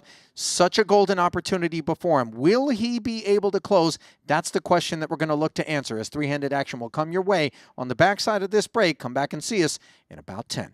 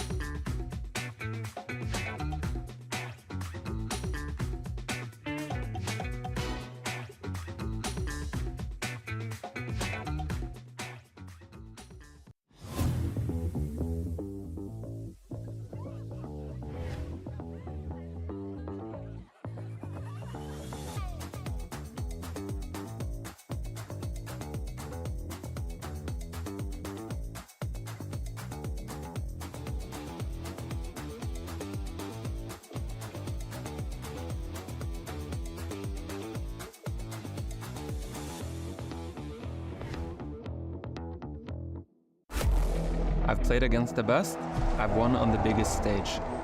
But what if I told you, it's not just about luck or talent. It's about using the right tools.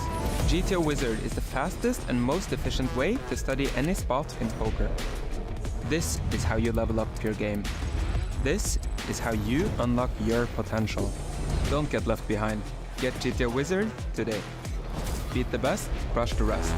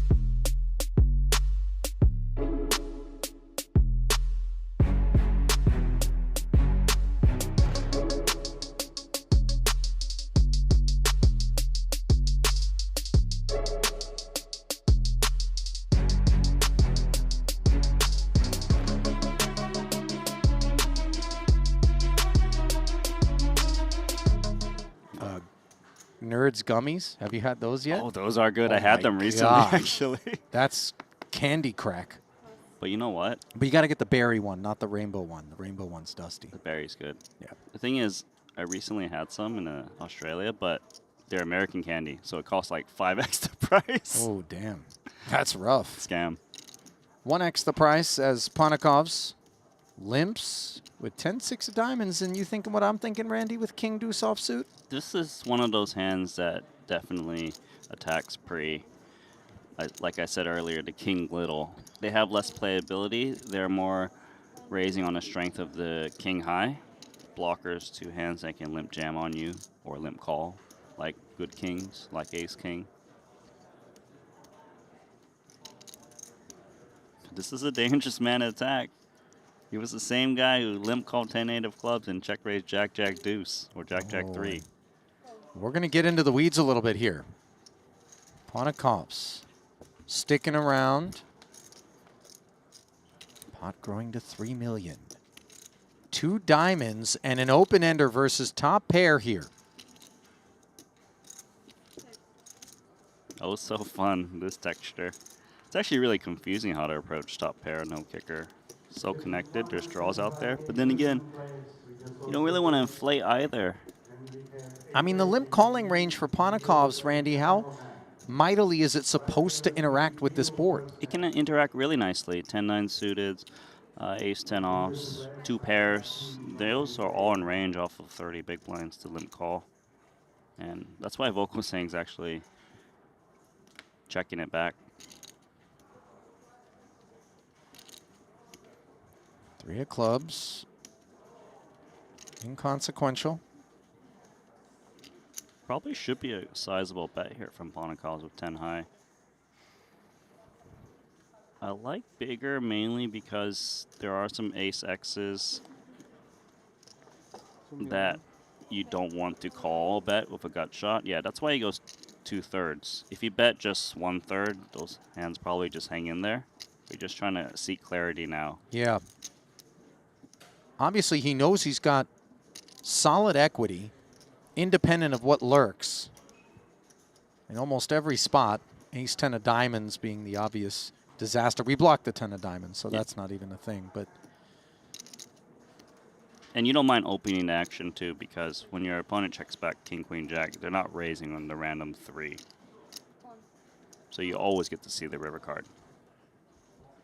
Respectful flat, another 4 million into the middle. 8 of clubs on the end. Ponikov's has built himself a 7 million chip pot. Is he going to try to sink his teeth into it? 10 high, never a winner. It's tough. I'll say this, it's very likely Vogelsang at best has 1 pair.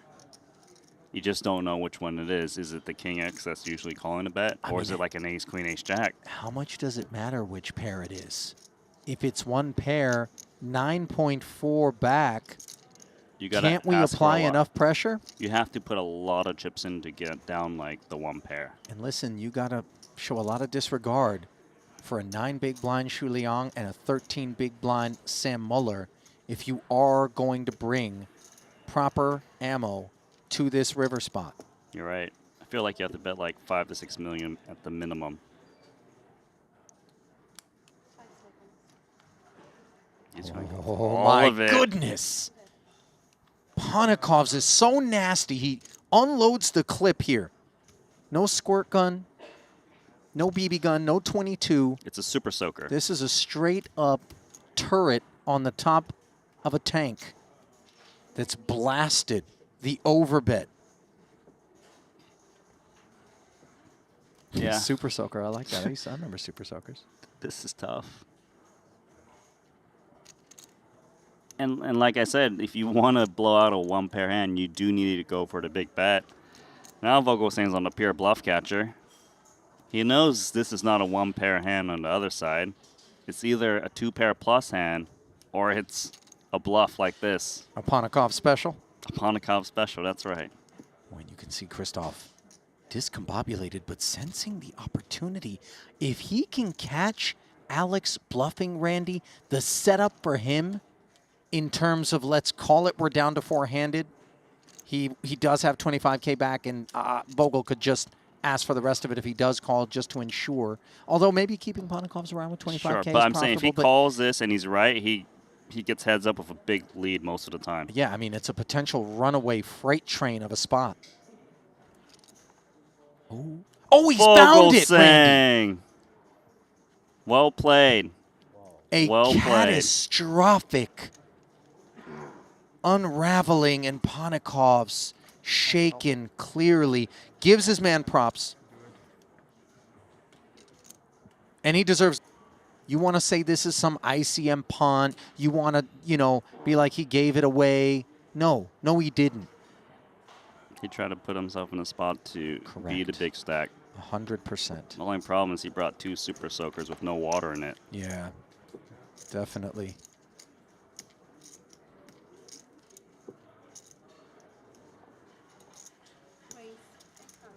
It's like a RPG, but no grenade. Oh, he's got ace king with 1 chip. Get him. I think your excitement's adorable there, Randy. I mean, I'm happy for him, but.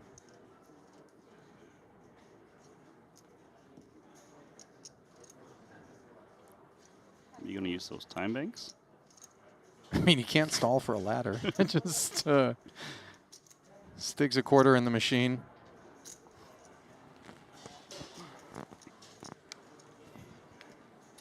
He's hoping to hit the continue button. Interesting spot here. Molar of ace deuce offsuit. You kind of want to get 4 cards versus the micro stack. The only problem is Heath doesn't necessarily need to play nice and check it down for a full run out. He's going to try. Team play potentially here in the effort to vanquish Ponikov's and finish what Vogel started. But, of course, there is a side pot to play for. Heath surveying precisely how much Mueller has back. Alex playing for 500K, by the way. That's a 20x.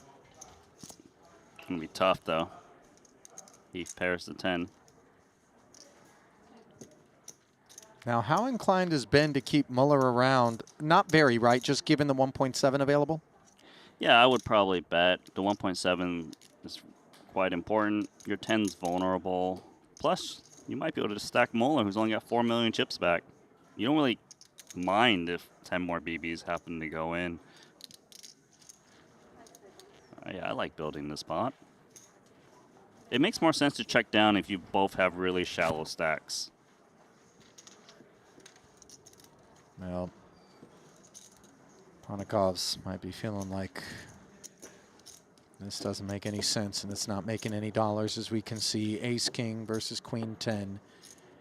This not the hand we'll be talking about when it comes to his potential demise. If he can't find the, how do you say a 20 up? I mean, again, you know, That's what it is. That's for you to tell me. And that's for bringing Ponikovs closer to a 5th place finish.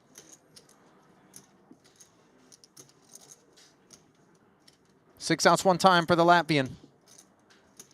Will the deck show him mercy? No. That's a tough one. First person he comes over to, and I don't think it's based strictly on proximity, is Christoph Vogelsang to pay respect. It was Muller. This is awkward. What? It was Samuel Muller. Was it really? It was. See, now he gives props to Christoph Vogelsang. Yeah. Second person he comes over to pay respect to is Christoph Vogelsang. Muller is across the table. He's I the didn't even say- farthest How did he point get from over him. there? How did he So get over there far. so quickly? So far. Did Muller come to him? What happened? No, they met at the middle. That is, was someone teleporting? I don't know. It's weird. But the end of the day, obviously, he did have his moment with Vogelsang, both in the heat of battle on the felts and after it was all said and done. Took destiny and fate into his own hands, did Alex Ponikovs, as he so often does.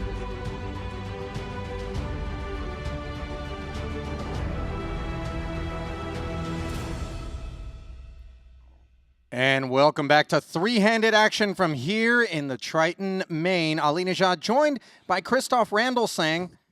There he is. Randy is gone beneath the hood. You don't want anybody to pick up on any reads based on who your prediction is to win this one, Randy, or do we just surmise based on the visual who you're picking? My pick is Christoph Vogelsang. I don't blame you one bit. 43.6 million in front of the German right now on the hunt for title number 2. Ben Heath sitting in second, not so far north of Sam Muller, who also already has a title, but Heath looking for number 1. And when we consider that this is the biggest gap between two payouts that we've had thus far, 800,000, Randy, how much of a grind is Heath going to make this to try to outlast Muller? He's going to grind very heavily because there's a huge gap between first and second. Heath doesn't benefit that much from doubling up, so he should try to let Muller get it in first. All right, they're going to be playing 300, 600, 600, 1.5 million per orbit, and an orbit is only 3 short hands, 9 bigs, playing 14 bigs, 5 north of Muller is Ben Heath. And I got to tell you, this is where Christoph Vogelsang rates to just run away with this thing. He can just pound. He's been claiming souls. Yeah. And Shu Liang was his last soul, and Alex Ponikovs. I mean, Shu Liang, by the way, you know, that was a brutal way to wind down that frame because he had just found the double. He had just gotten into second. He had been so disciplined and so patient, and yet he is on the outside as we get set to send it back inside to the arena where day 3 of this Triton main resumes. There they are, the final 3 in the arena as the Church of Vogel is back in session.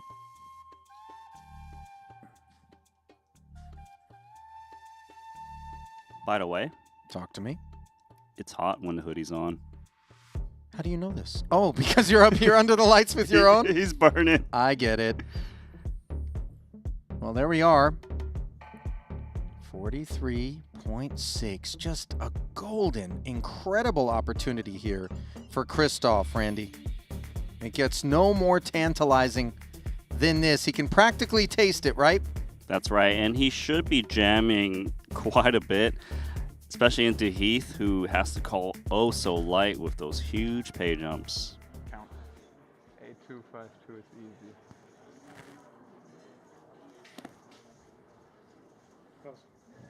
So here we go. Ace Trace suited. I mean, a mandatory jam with this big stack. Payne incoming. Yep.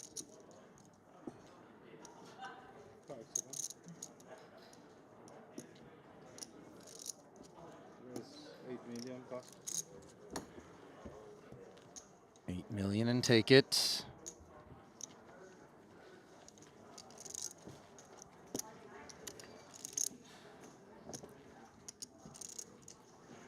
Nothing unexpected about that first exchange.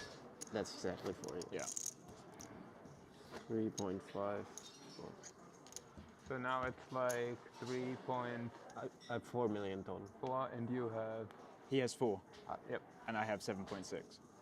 4 and 7.6. Okay, thanks. 7-3 offsuit, not too good.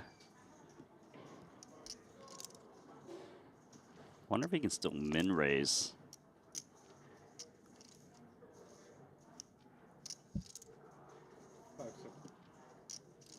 I mean, even bottom of range, we come with it? It's mainly because he knows Ben Heath is in ICM jail, comfy in second. Sure. So Ben is not supposed to defend the big blind without a really strong hand. So a hand like King 6 is probably just going to hit the muck.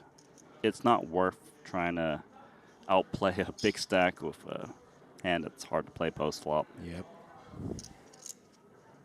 And that's why you can raise 7-3 offsuit on the button.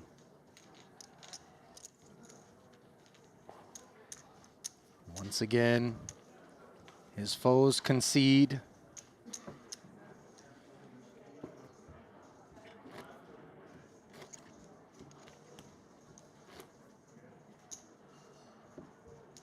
Muller down to 6 bigs, Randy. Heath 2x more than Sam.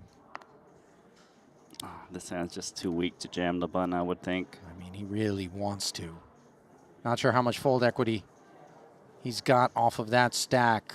So expect to be spinning against Vogelsang, I would imagine, the vast majority of the time. And if that's the case, 8 high not performing so well. So into the bin it goes. And now Heath, a suited queen. He might even open fold. It wouldn't surprise me. Nor me. I think jamming's too risky with this many chips. Easy game. I mean, this is just the invincibility cheat code right now for Vogel.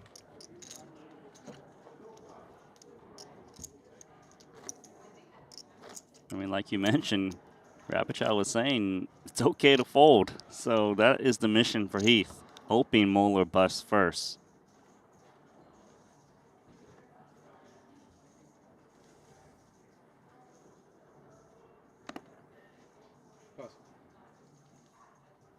And Heath likes it that it folds over to Vogelsang, who can likely jam a lot of small blinds into Moeller. But man, this hand is weak.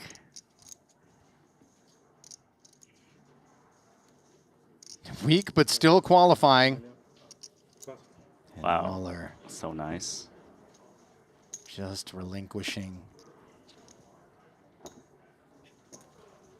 7-4 suited it was. Yeah. You know, Moeller and Heath are just killing each other right now.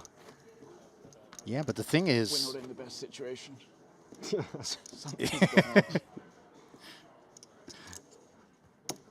Once he walk the plank first. Right. Been nice knowing you, buddy.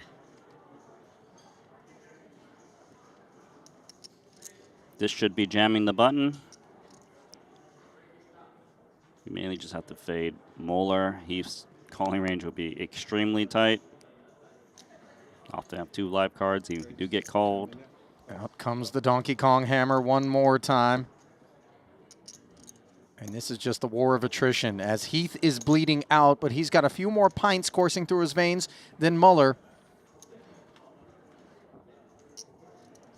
And it's actually kind of brutal that Sam hasn't found a hand to dig in with, because the longer it takes for him to take this spin against Vogelsang, the lighter Heath ends up in terms of his stack, because he's just not looking to play one at all. Exactly. Nada Moeller is going to be the big blind very soon. He's only got 4 big blinds, so if he jams his next button, the big blind, even Heath, he could call it off because there's not much more to call off. Mm-hmm.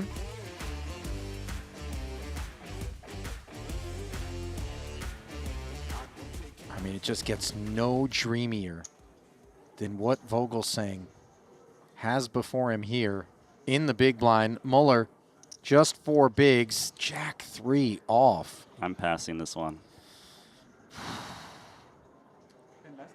And once we do pass it, half our stack is going to be involuntarily committed in the very next hand. That's demoralizing. Heath was in the same neighborhood, and Vogelsang was ready. Not that he was going to bother looking.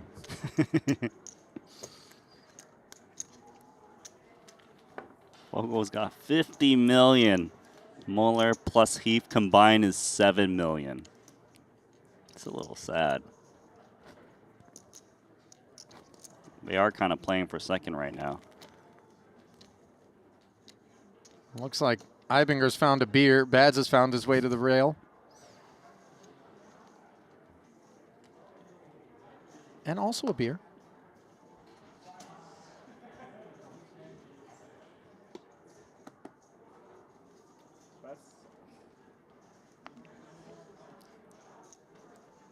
Queen 4, punishment incoming.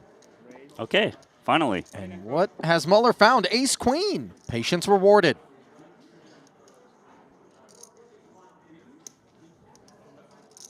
Ben Heath is anti-sweating Muller oh so much.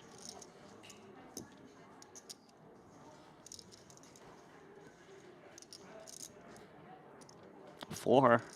Take us to heads up. Such a great spot. 76% to double. Are we going to heads up Randy? or what? This one's on you. The sailboat on the flop, and this is very consistent with the script that Vogelsang has been enjoying here at the final table thus far. Tragic for Sam Muller. 3.8 million. Can you find the 2-legged 4? Or a 5? Let us go from 3 outs to 7. Let us do something other than finish in third. That's obviously what his rail is hoping for. What does the deck have in mind?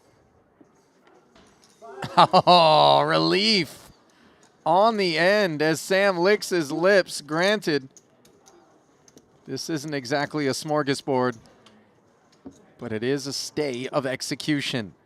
Tom Fuchs looks happy. And rooted on Samuel Muller.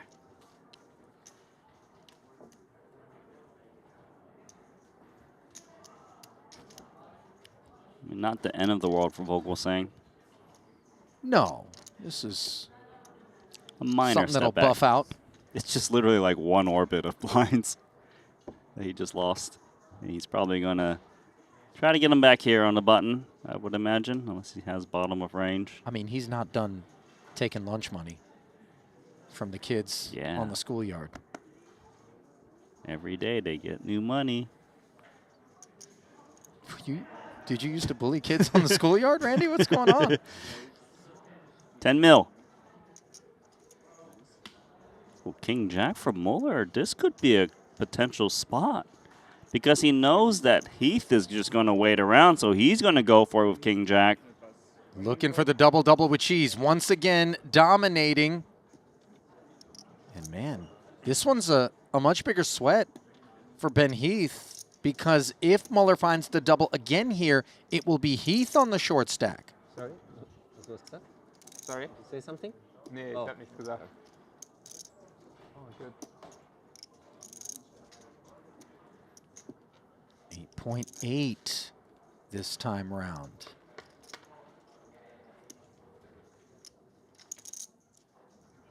Ace, queen, queen, the king, jack, cozy. I'd say that's a pretty nice flop for King Jack. Sure.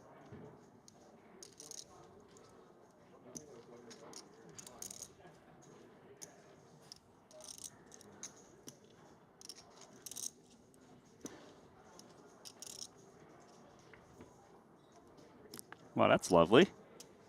Can't lose. Ace on the turn, double paired board here. A queen or an ace for the chop.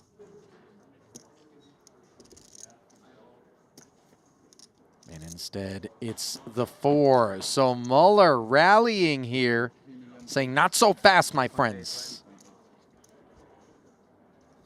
Yeah, this starts to be a little bit annoying for Vogelsang. Still in a great spot, but he would have preferred if Muller and Heath had very similar stacks. 100%. But then again, I suppose Muller is going to be quite snug now. A role reversal between Heath and Muller.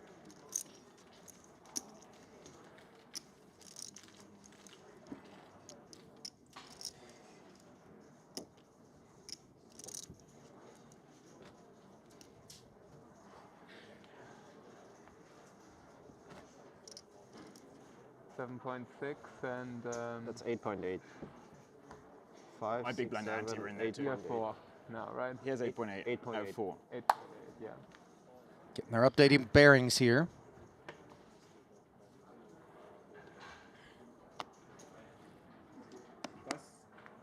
Gotta go with this, Heath. Jack 8 of diamonds. And taking his turn.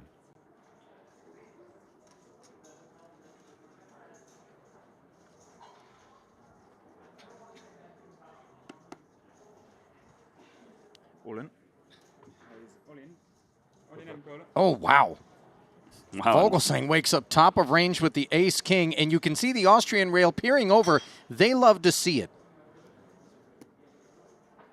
And this was not the way things rated to play out for Ben Heath, Randy, with this 800K ladder slipping away from him.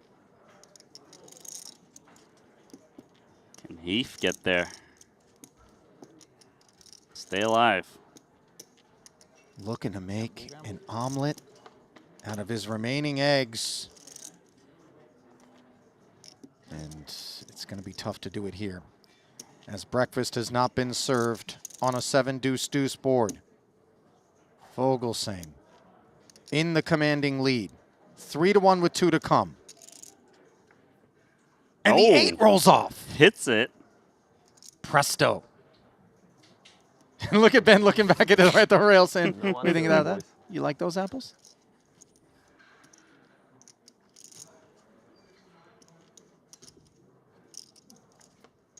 And no ace or king on the end means Ben Heath is going to put the pressure back on Muller. So Vogelsang has doubled Muller twice and Heath once. But still, a very big lead.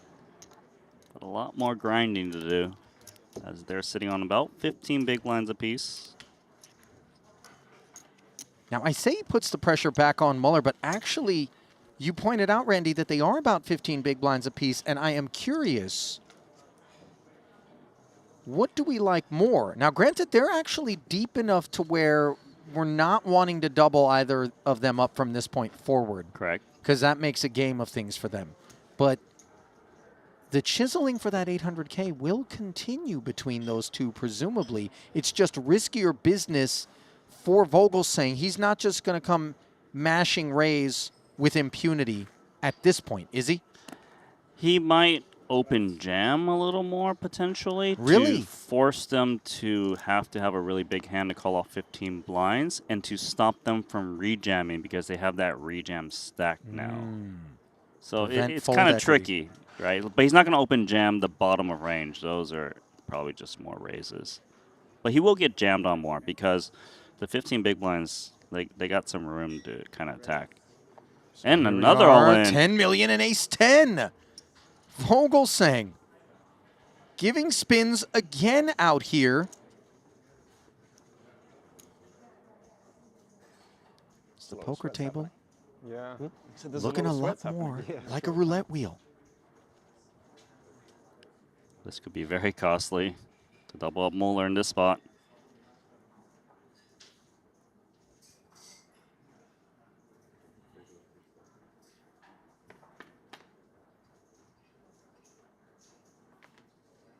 Jack 8-7, a gutter for Vogelsang on the monotone board. Ace 10 holding on. Can Muller bounce all the way off of 4 bigs into 30?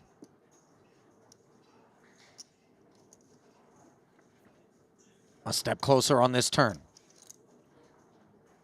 Only a queen or a 10 would see him on the outside. Can the young Austrian hold? Yes, he can. Nice hold. He's won 3 all-ins against this man. And Heath has won 1 against Vogel. It's a bit of a problem now for Vogelsang. Right? Muller's got about 30 big blinds or so. And listen, this is a little bit annoying if you're Vogelsang. You kind of felt as though I'm supposed to get the heads up in a hurry. 2 guys sub 10 bigs. Now they've all doubled. And Sam into a 30-ish big blind stack. We're down to 52 bigs. If he were to double through us again, roll reversal, and Heath sat with 14 bigs, he has some time. Yeah, I kind of also feel like having Muller double of the 2 is worse because he's got direct position. Muller with around 30 big blinds, big blind versus small blind, can call raises now. He can defend the big blind against the button opens of Vogelsang, which means that Vogelsang can't relentlessly raise any 2 anymore, given he's got a healthy stack as you see on the screen.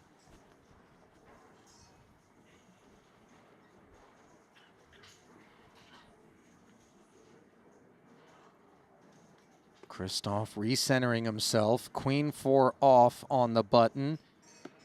As we've got a brand new ball game here, 3-handed. The final table of the main. Resiliency has been shown by both Muller and Heath. Let's see what kind of look Christoph gives us. A different one. Yeah, he can't open jam anymore because Muller's too deep. He prefers min-raising into Heath than Muller in the spot with a hand like this.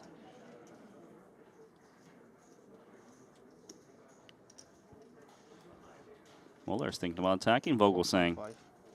He's relentless. Ace 8, 4.5. A wag of the finger, and Queen 4 is going to crumble, Randy. This is remarkable. Yeah, that's what I'm saying. You don't want to double up Muller. Muller's the type of guy that puts his chips in motion. Not going to just sit back, as we've seen. 5 seconds.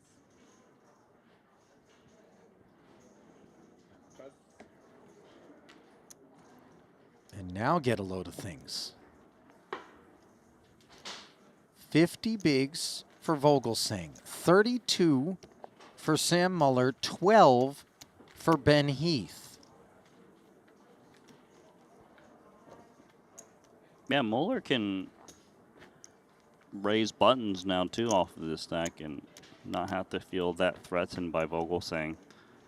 He's just in a great spot at the moment. Heath really needs to just create a situation for himself to try to chip up.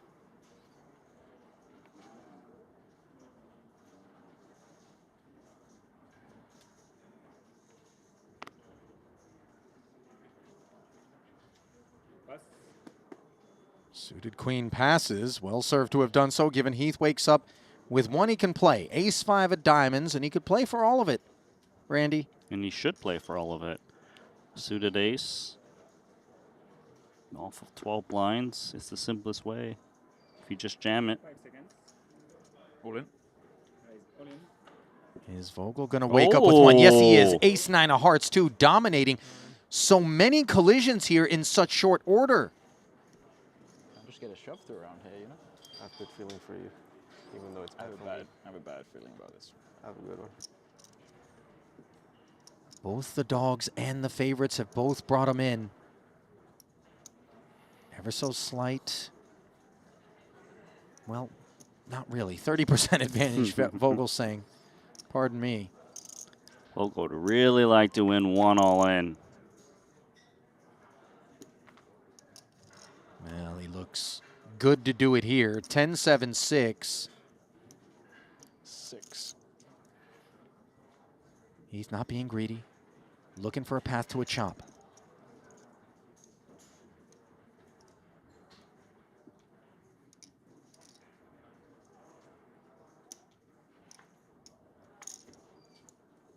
And he's given 1.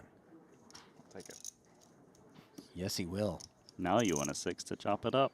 5 for a clean winner. 10 does the trick. So does the 6 to carve up this 15.4 and allow Ben Heath to continue to do battle. But the 4 on the end, and it's a wrap for Ben Heath. This is not what we expected when we brought you back. Three-handed action, and yet it is how the cookie hath crumbled. But still, another nice run for Ben Heath. I mean, 2.2 million plus for the 3rd place finish, but title number 1 is going to have to wait for Ben. Yeah, come again, And one of the 2 remaining players who are squaring off heads up are going to pick up title number 2. As a result of that departure, a guaranteed payday of 3 million plus for those he leaves behind. And I'll tell you what, I don't think Ben Heath is going to reflect upon that final table, Randy, based on what we observed and think to himself, I should have done X, Y, or Z differently. He played a really solid game and got a nice result, 2.2 million. He should be happy. Yeah, it's exactly the kind of thing that we have come to expect from one of the steadiest and steeliest operators at Triton. But his operation comes to a close as we bring you back to the desk. Heads up play, getting set, and we do have some particulars to tend to, so there will be a break. But as we get there, just look at what Muller has managed.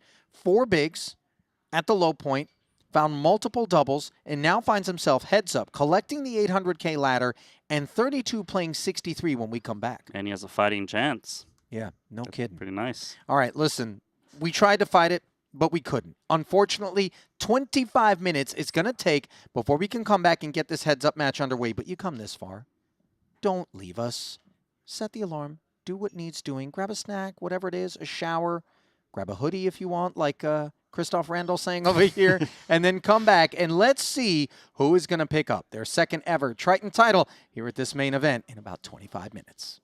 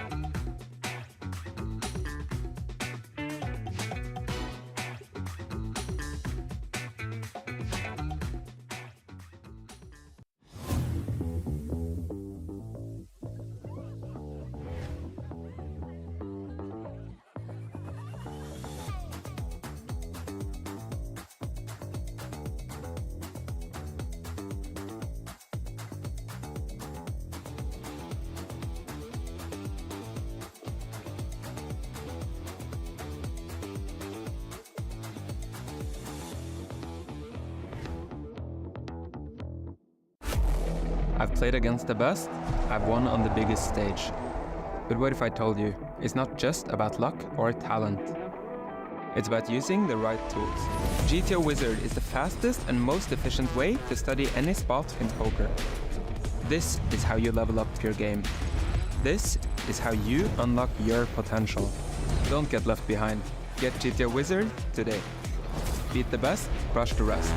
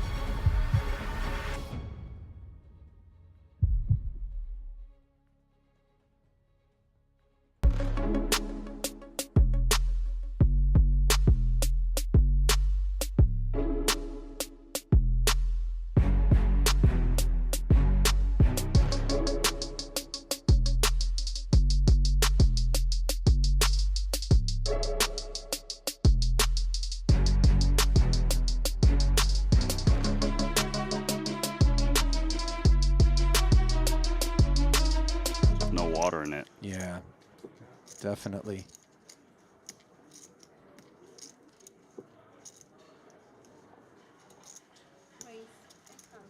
It's like a RPG, but no grenade.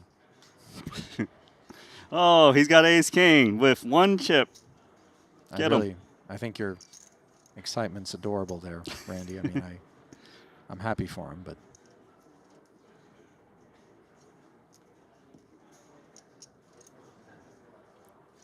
Are you going to use those time banks? I mean, you can't stall for a ladder. It just sticks a quarter in the machine.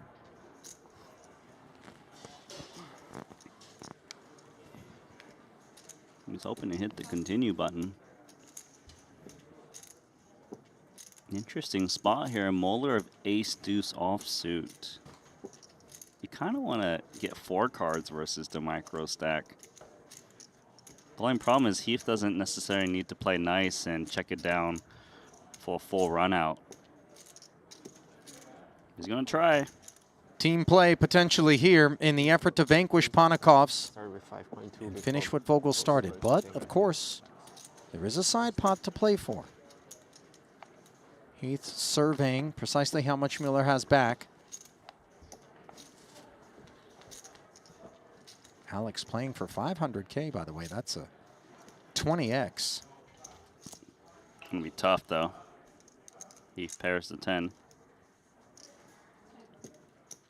Now, how inclined has Ben to keep Mueller around? Not very, right? Just given the 1.7 available? Yeah, I would probably bet. The 1.7 is quite important. Your 10's vulnerable. Plus, you might be able to stack Mueller, who's only got 4 million chips back. You don't really mind if 10 more BBs happen to go in.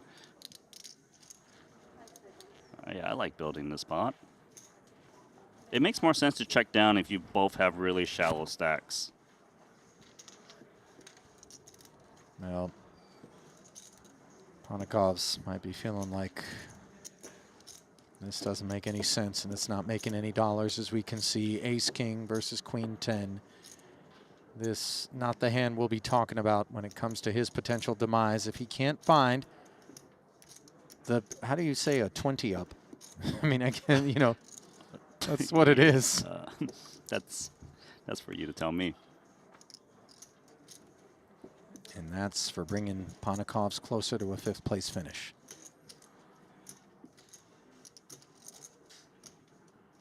Six outs one time for the Latvian. Will the deck show him mercy? No. It's a tough one. First person he comes over to, and I don't think it's based strictly on proximity, is Christoph Vogelsang to pay respect. It was Mueller. This is awkward. What? It was Samuel Mueller. Was it really? It was. See, now he gives props to Christoph Vogelsang. Identified some people that were speeding a bit and might be likely to bust, you know, not acknowledging the ICM. And this is all real. We had plenty of final tables at Triton where folding won a lot of money, you know, like Seth Davies, he got 3rd in that big score. Ben Heath got 2nd in Triton Million. I believe he was like a short stack for a lot of it. It's a real thing. Sometimes guns blazing is the way to go. Yeah. We'll remember you. Unfortunately, he fired a blank and got caught. Now then, Mueller absent a Vogel open. Ace high. Take it.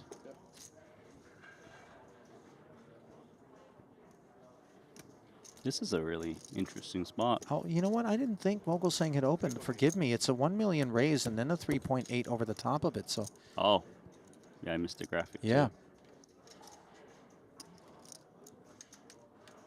Tougher find. That's a nice find from A7, especially with a Shu Liang short stack out there. He must feel like he actually has fold equity, which he barely does with 3.8. Yeah, Vogel's gonna make the call. He's not gonna let Mueller accidentally chip a little bit up some more. So here we go. King 5 of clubs versus Ace-7. Mueller taking this spot.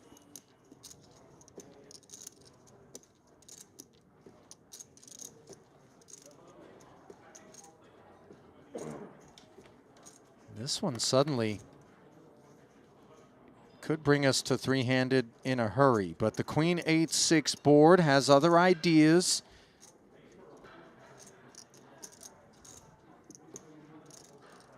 Can Sam find a critical double here? Turn card, delivering gutters. He doesn't want to find a pair of sevens. He was cheering for a 7. Did he? Before though. Of course, the 7's no good now, as I recall. And sure enough, it would have given Vogelsang a straight. Instead, the ace, as Muller winds up with top pair and Shu Liang getting lonely at the bottom of the leaderboard. Hey, but there's other players that have different appetites, where they're like, I don't know, is it worth it? Because Shu Liang is on just 6 big blinds, so he is going to be forced in soon. You know, the one that people always talk about is if you get dealt aces on the bubble of the World Series of Poker main event. That's the one I always hear, right? And you got chips, you're not like short. How much? What do you do? There's a lot of people that say it's a no-brainer. You just put it in the bin. Wait for the bubble to burst and then do your thing. People have done it.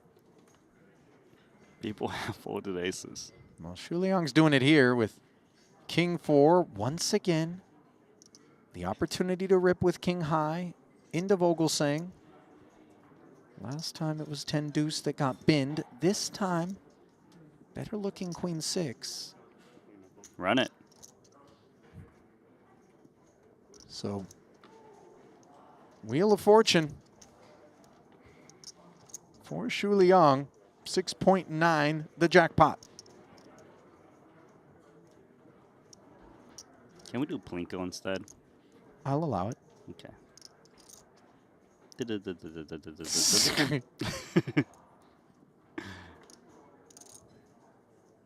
Where's the Plinko gonna fall? Hoping this Queen and 6 don't plink anything on this flop. And how about top pair for the Dragon?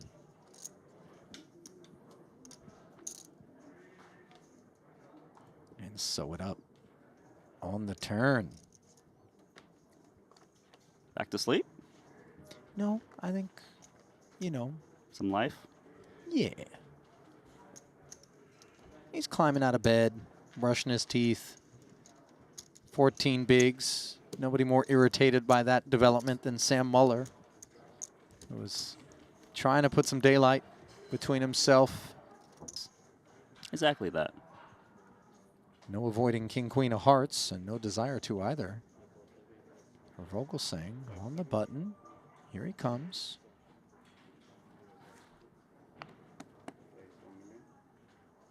We might have a confrontation here. Muller's got 9s. This is a very easy jam against the chip leader opening on the button. Is it even easier now that Shu Liang has doubled? Yeah, because you don't have to sweat the short stack getting in. Oh, ace queen for Heath. This is complicated. Because ace queen should do very well against Muller's range, but then again, it's the chip leader covering you behind. Because sometimes you call 8 million, and then the chip leader jams over, and then you have to burn so many chips. I mean, isn't he doing even better against Vogelsang's range? I mean, in terms of than against Muller's? Hands that, if they table to hands. Right. Like, so it's hard to say because Vogelsang could actually have a hand. Should be like, yeah. Wow. So with Good hand, I would have called. 3-bet jam, 4-bet rejam, Vogelsang can do nothing but bow out, and Samuel Muller is hoping that won't be what's in his future as he threatens with the 2 overs, 1 queen in the bin. And just look at the size of this pot, 18.2 million, and the gravity of it not lost on the boys as they share a fist bump pre-flop. But they don't share similar hand strength. Set of 9s. Muller looking to chomp down. Not going to be able to do it just yet as the king brings the gutter. But the river doesn't bring anything dirty as Heath brings forward a big helping of his chips. to be passed over. Vogel would have won a hand. Just saying. You know. King, Queen of Hearts. You're really sick. Oh, is it? I'm sorry. The fuck? It's been wrong a lot, but it's currently right. So now everyone's stack is correct, right? I could have sworn it was like wrong all the time. I have an idea why. Talk to me. It's possible the number posted on top is incorporating the big blind and subtracting it. That's why he said he was down 500K earlier. Or like the ante, something like this. Well, he's up to 1.3 with this ace-king. As we get the action back underway. 4-3 suited, that can take a flop.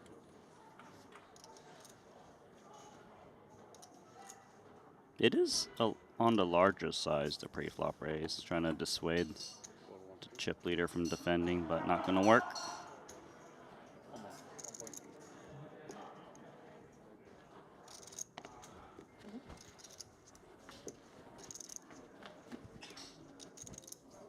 .35 and top pair, top kicker, but get a load of what Vogelsang has connected with.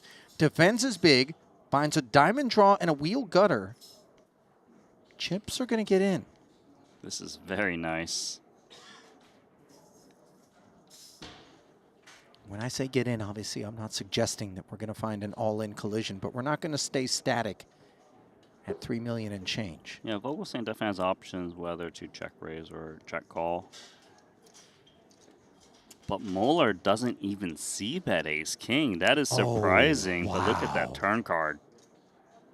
Jack of diamonds on the turn. Vogelsang's made the flush. Muller cannot go anywhere with the king of diamonds, drawing live, but only to the flush.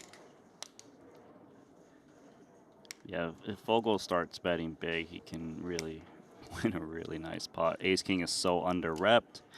Ace-king has a king of diamonds, which blocks value. Well, what do you like in terms of Vogel's action right now in the pursuit of max value? Like, how do you approach this? We don't want our opponent to hero fold like ace X without a diamond, so we might go like 2/3-ish. Like, if you want to get stacks in, you're supposed to overbet in this spot, but I think it might be a bit too greedy because players might not be looking to hero call without backup. The check back from Muller after he opened to 1.3 doesn't mean that he hasn't hit this board, because Christoph understands Sam is going to tread lightly given the setup in terms of stack dynamics, ICM, pay ladders, all of the above. So he comes with 1.7, Randy, and it could have been a bit more expensive for Sam. I think call and call only will be his choice. Yeah, Vogel knows that Muller often has one pair at best, and he doesn't want to scare hands that are actually drawing dead. So that's why he went on the slightly smaller side. But you're right, just because Muller checked back the flop doesn't mean he doesn't have a top pair type hand. Hence, you bet. Another 3.4 in there and another deuce out there. Man, this is a safe river for ace-king. Yeah. And no worries for Vogelsang. A set would always bet the flop. So you don't have to worry about the full house. Yeah, but even Muller isn't necessarily concerned at all about that particular card. There are bluffs in Vogel's range. They tend to be around the straight draw stuff, like 10-8, queen 10, especially if it has like a queen of diamonds. Boy, this is going to be a really brutal spot as you see Vogel tuck himself behind the hood, but not before barreling 7-5. The tough part about this hand is when you check back the flop, you know your range is very weak. And opponents like to bet really big against it. So you kind of just put yourself in a guessing game now. And your opponent gets to set that price when you give up the initiative.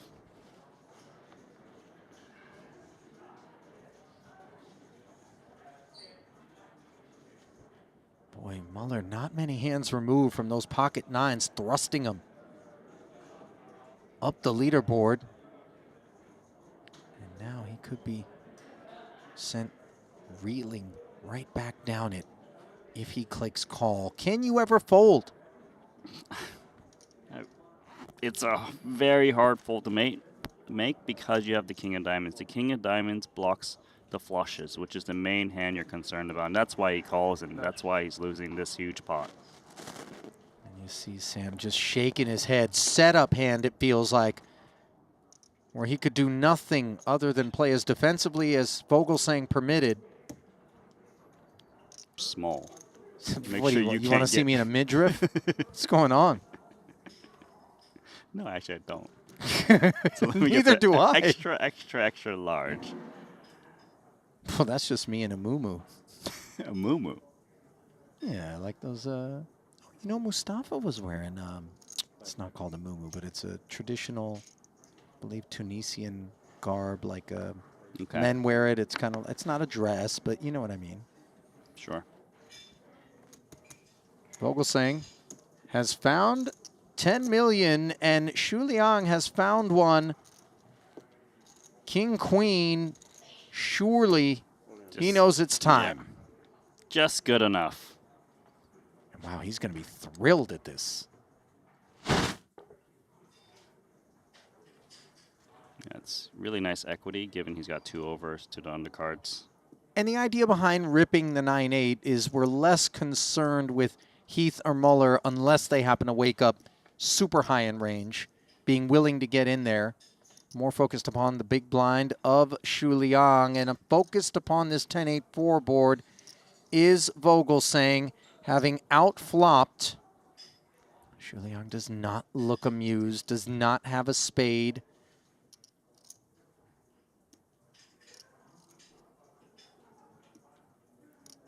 Can he find some artwork?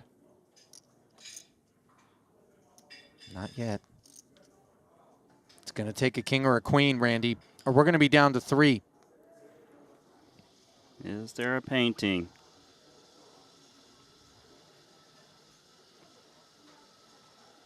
Yes, there is. A little Rembrandt on the end.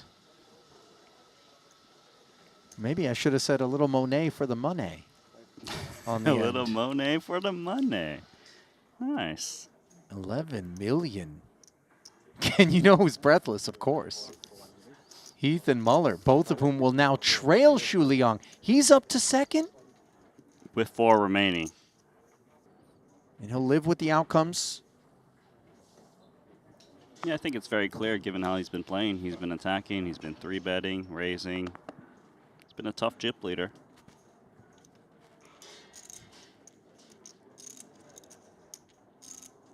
I'll tell you who's been tough to get rid of. It's the Sleeping Dragon. Reptilian resiliency, but here he is with pocket 8s. He rips it into Vogelsang. Ace-King wakes up, and all of a sudden the man second in chips, who fought so hard and so patiently to get himself here, could easily end up out the door. 55-45, a 10% edge heading to the flop, but my goodness, this one broke out of left field. This is going to be exciting for players on the sideline. I don't think Heath and Muller are just going to head to the break without soaking this one in. 16-6 in the middle. King, queen, 5, top pair for Vogelsang. Real risk of elimination for Xu Liang.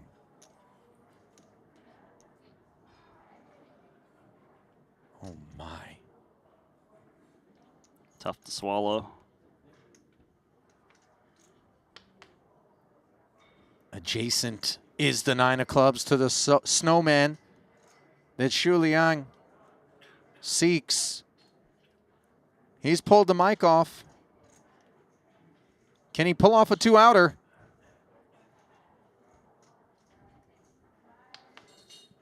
No, he can't. And that is a very demoralizing way to punctuate a frame where Xu Liang looked like he had finally been rewarded. And instead, he is dispatched. 1.8 million for 4th place.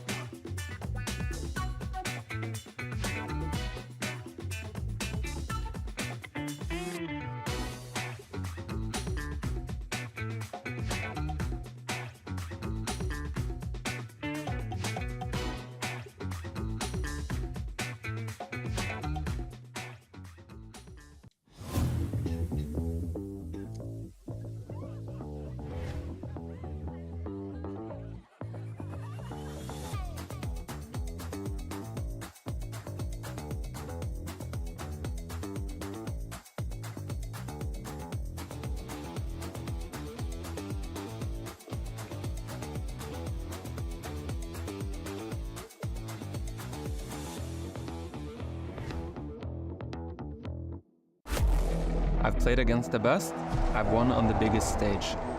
But what if I told you, it's not just about luck or talent. It's about using the right tools. GTO Wizard is the fastest and most efficient way to study any spot in poker. This is how you level up your game. This is how you unlock your potential. Don't get left behind. Get GTO Wizard today. Beat the best, crush the rest.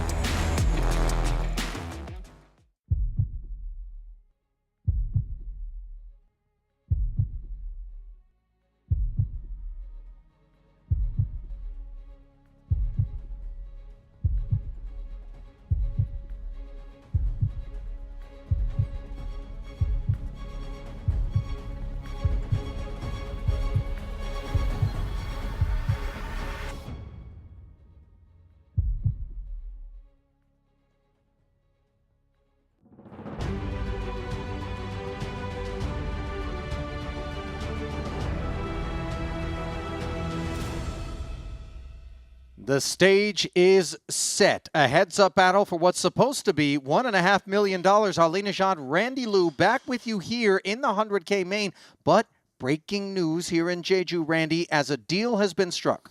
A deal has been struck. They were guaranteed $3 million for second. First was 4.57. With the deal, Christoph Vogelsang locks up $3.95 million. Okay. And Samuel Muller gets $3.5 million. And that's going to leave $150,000 to play for. Correct. Reducing the variance, and listen, you can understand it. You can understand it because you saw what happened to Vogelsang when he had the massive amount of chips. Like, it's very reasonable that Muller can kind of just get right back into it. So to lock up an extra 900K guarantee for Vogelsang, I think it's a nice payday. Do you think Ben Heath is sitting somewhere right now going, why couldn't we have talked about a deal when I was still in there, you know, obviously on the outside looking in? But these deals tend to be struck, in particular, in these super top heavy ones at Triton, right? Of course, right? Because they understand that the caliber across the table is very strong, you know, and there's just so much to play for, but there's still a lot of glory and still that 150K and that main event title. Yeah, let's not forget that Jacob & Co. Epic X Watch that's bestowed upon main event winners here at Triton. The extra 150K, the extra large trophy, and the prestige of being a two-time title winner as opposed to a single title winner, as both of these guys find themselves on one. So just about 10 seconds away from getting the cards in the air, back in the arena here in Jeju. Who's going to win the main? Let's find out. Christoph Vogelsang squaring off against Austria's Samuel Muller with the deal in place, but 150K sit and go is still plenty to get interested in, and you know they're going to fight, Randy. No punting. Back here at Jeju Shinhwa World, Landing Casino, the backdrop, the host. And there's a look at how things will get underway. 63 bigs playing 32 bigs. And what that tells me, Randy, is if an early all-in collision takes place, we could very easily flip-flop on this leaderboard. But even here with 32 big blinds as a shorter stack, plenty of wiggle room. You know, it's going to be a lot of raises. There could be some 3-bets. Like, we really have a match here already. 95 big blinds in play. So let's see what kind of approach Vogelsang is going to take. We saw him speedy when it was a different landscape. Ben Heath in there, 2-level short stacks. Now a different story altogether. You know what I'm really excited to see is Vogelsang, before he transitioned to tournaments, was a heads-up cash game player. So, you know this because, Randy? Yeah. The reason why he may have had a subsidized main event buy-in is because of yours truly. A few Randy bucks picked up along the way by Vogel. By the way, he's picked up a few cashes already coming into this one. 17th in the 25K WPT Global Slam for $92,000. 12th in the 50K 7 Max for $124K. 13th in the 150 for $299. So this is shaping up to be a very, very profitable festival for Christoph Vogelsang. Won't be able to play the 125K as registration for that one far long ago was shut down. And they're down to a final table in that one, if I'm not mistaken. Vogelsang here, limping the Queen 10, ace tray for Muller. Let's run it. Yeah, you can see Vogelsang already introducing a limping game off of 30 big blinds. Trying to use his positional advantage, but won't be able to help against top pair. Yeah, Muller under-repped with the ace. No improvements to Vogel, who has it checked over.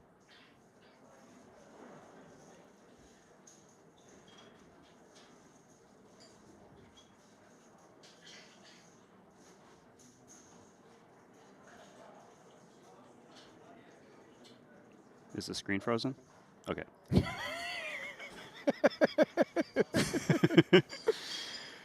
Vogelsang breaking the screen freeze. Check back. 7 of diamonds. Not giving him any help. I like betting in the spot for Muller. There's now straight draws that exist, flush draws. Even the lone pairs should get curious.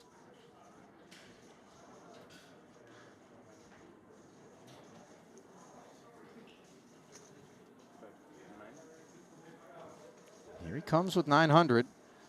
And I think there goes Vogelsang will be the next words out of our mouths. I don't know about out of his mouth, but he will be folding. That mouth is covered. So is that queen high. Oh, hang on. You know, it's so funny, Randy. I swear to you, anytime, even from someone like Vogelsang, who we think is more on the predictable side in situations such as that conclusions are foregone, we get ironed out. And now queen high ironing its way into tens, which is a bad thing, given that that's no good. Note, however, the queen of diamonds. Yeah, this is pretty troublesome for Vogelsang. He even has a hand that could even value bet if it was checked over to him, because Muller could value bet an 8 on the turn as played. Muller should still beat bet. 1.2 million. Should get swiftly called. Queen 10 doesn't need to turn itself into a bluff. It's possible his opponent is value betting a worse pair. It's not unreasonable that Muller could have like Jack 10 or 10-9 that's stabbed and goes for value. And this is obviously one of the downsides to peeling, is when we do improve and we were up against the ace, we end up paying off, and Muller trying to level this one off early, Randy. It's always nice to win the first one. Or the first solid one. Close to 40 bigs now. Still a better than 20 big blind advantage for Vogelsang, obviously. Not the end of the world.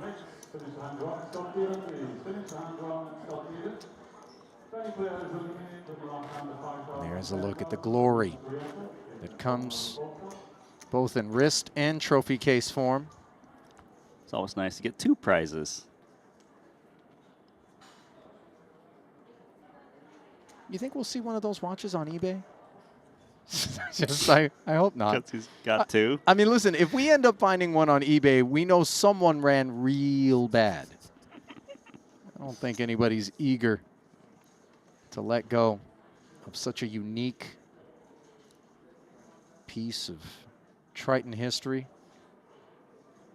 So it seems like both players are very happy to play limp pots with deepish stacks. Like, we could be here for a while, to be honest, given how deep they are. Jack 8 and 6-4. Book a date with Jack 9-8. Beautiful. Clear advantages for Vogelsang on the very coordinated texture. He's got a hand that's actually strong enough to consider check raise. 2 pair. Probably should check raise, given how deep they are. He can easily get called by a lot of worse, but he won't get the option as Muller checks back 6 high, and what a turn card. That's brutal for Vogelsang. Spades come in, 4-liner. About the worst card you would hope to see there in terms of the value of Jackson 8s eroding. No further chips work their way in on the flop. And we can understand why Vogel isn't eager to deliver any here on the turn. Yeah, but Vogel would probably check call 1 bet if it does come in. Even if he is up against a straight or a flush, he could fold up. Doesn't have to as it checks through. 7 on the end. Muller's just done with this one. Vogel doesn't know it, of course, but let's see whether or not that second check back from Sam will leave Vogel hunting the value, or if he'd rather check and potentially induce. Usually you induce from 4-liner type boards on the turn, so I probably would go for value myself to try to get a sticky 1 pair. Because if Muller actually had a 10, he would want to bet the turn to protect against the 4th spade.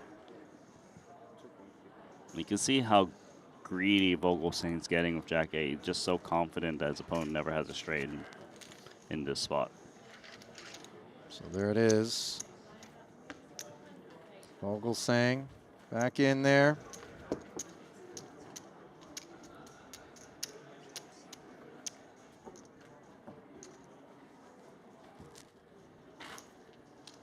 This is a treat. You know, I think oftentimes we're spoiled by some of the more explosive, unpredictable characters that we can find within the borders of a Triton Super High Roller Series, Randy, especially here in Jeju, where delegations show up en masse and varying kind of experience levels. And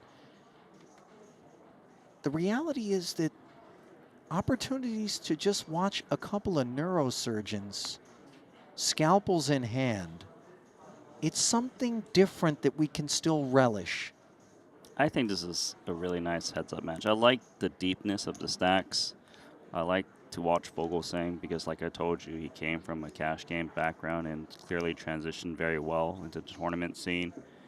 Now he's back to his roots. He's got heads up against Muller, but Muller's an up-and-coming player. Part of that Fedor crew, you know? That crew, they're strong. Yeah, they are, and stronger than 7s are kings here. In another limp pot, Vogelsang not showing haste, and that's understandable, not just given the stacks, Randy, but just respect for Sam Muller. And I talked about Vogel's performance up to this point in the match. Consider that the 3 cashes that Muller has earned, 2 of them came in his previous 2 events. 6th in the 150 for 957K.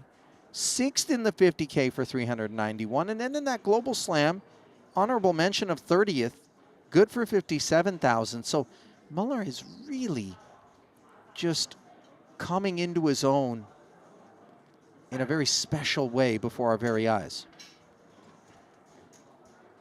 And he's coming into the turn for 1.6, and he's found 2 pair. That's special. Innocuous looking 4 of diamonds, but as we can see, that is a very important card. And I wouldn't even fault Vogelsang for going for more value on the turn of King 10. This kicker is still quite good. 7X is called on the flop. There are 7Xs that don't make 2 pair. I'm not surprised. It's healthy. Yes, it is. 4 million. And is it healthy enough that there's nowhere to go but call with 7s and 4s? There's definitely merit to raising 7s and 4s. In a limp pot in particular? Possible, yes, you could be up against some 2 pairs, but... Ace-X, King-X that links up?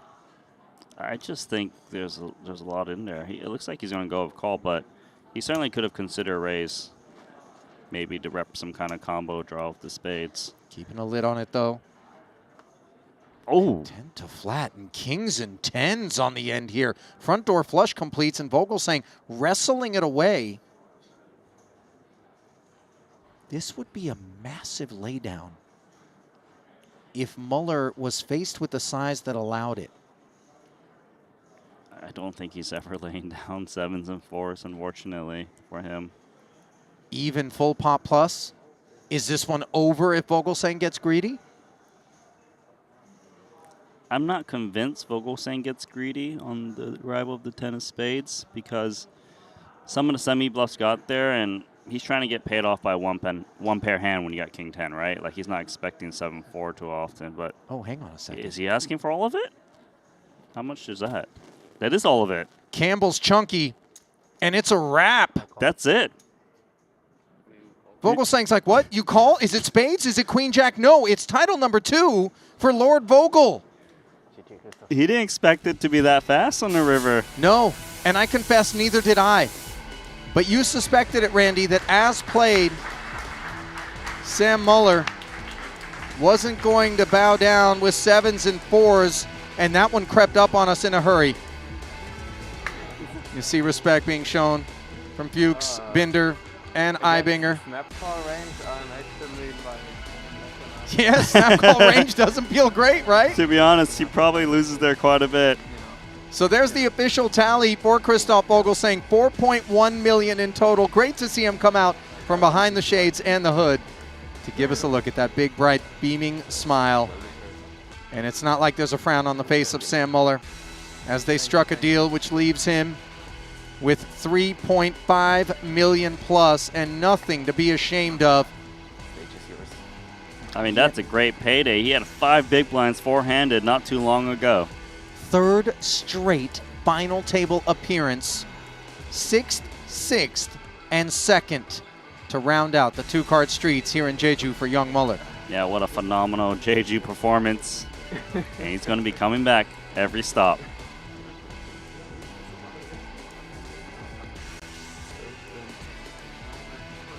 You know, you thought we were going to be here a while, and the deck had other ideas in store.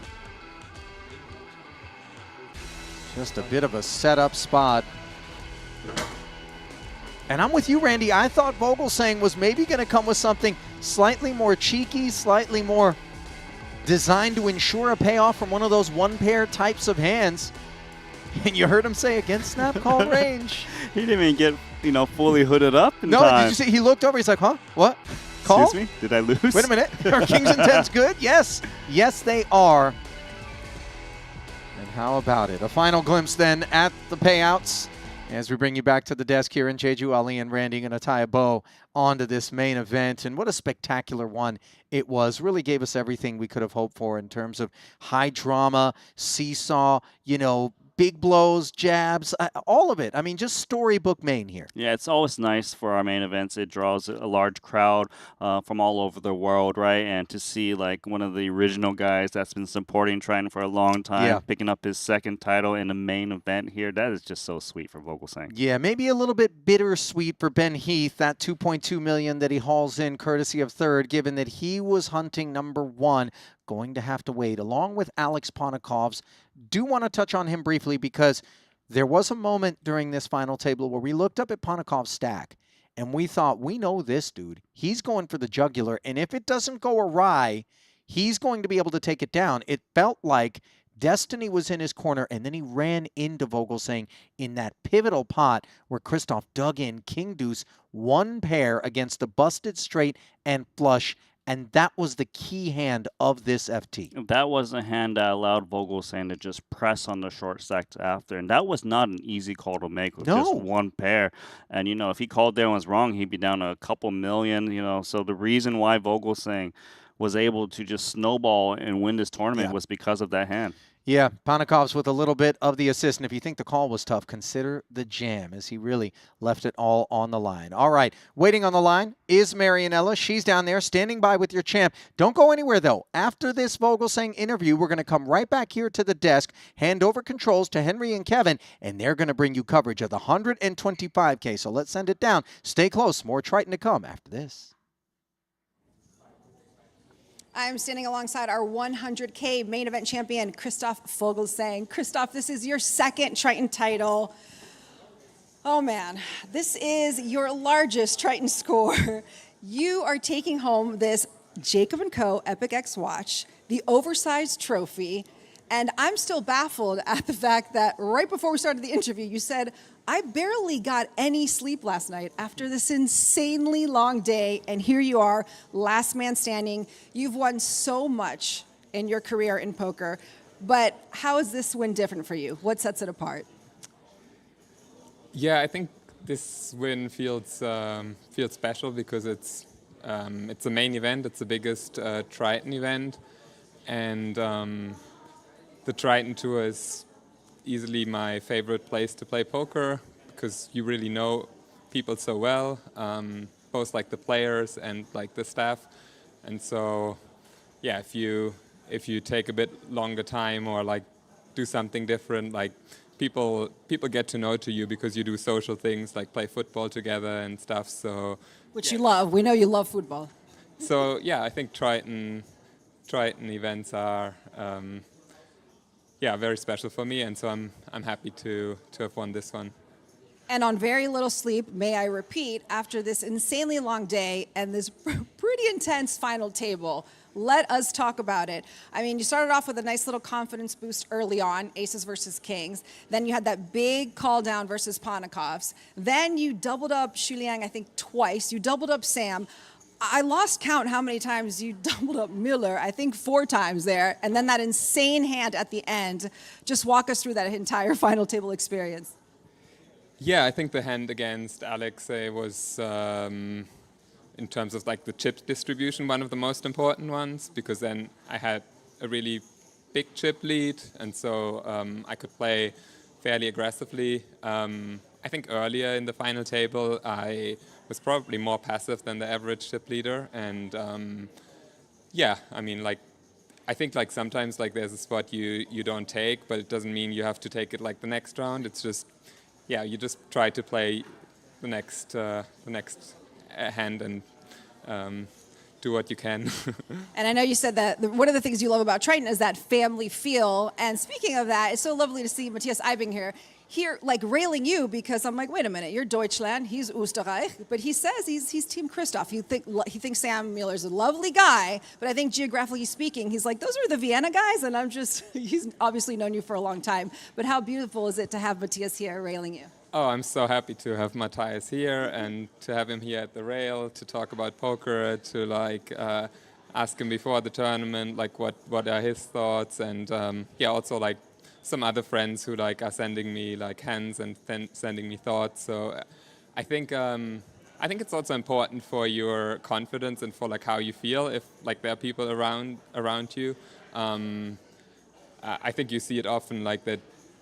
If people go to like a trip on their own and like they don't have like their social circle, they might play worse. And often we think like, oh, people play like GTO and like they do this or that. But I think often if people are not, if they don't have friends and if they need this, then like a long trip is less fun, and they'll also play worse, I guess. And I thought he was walking around like flossing his Epic X watch, you know, to give you a little run good. But he said he left it in his room after he bust. I thought. Yes, I guess it's a very valuable watch, so can't wear it every day, all the time. We're not going to make you wait any longer, sir. All right, let's bring out tournament director Luca Vivaldi. I know you got a little sleep, but I hope you've been working out, because this one's oversized. It's slightly heavier than the regular one. Ladies and gentlemen, you are looking at your 100K main event champion, Christoph Vogelsang.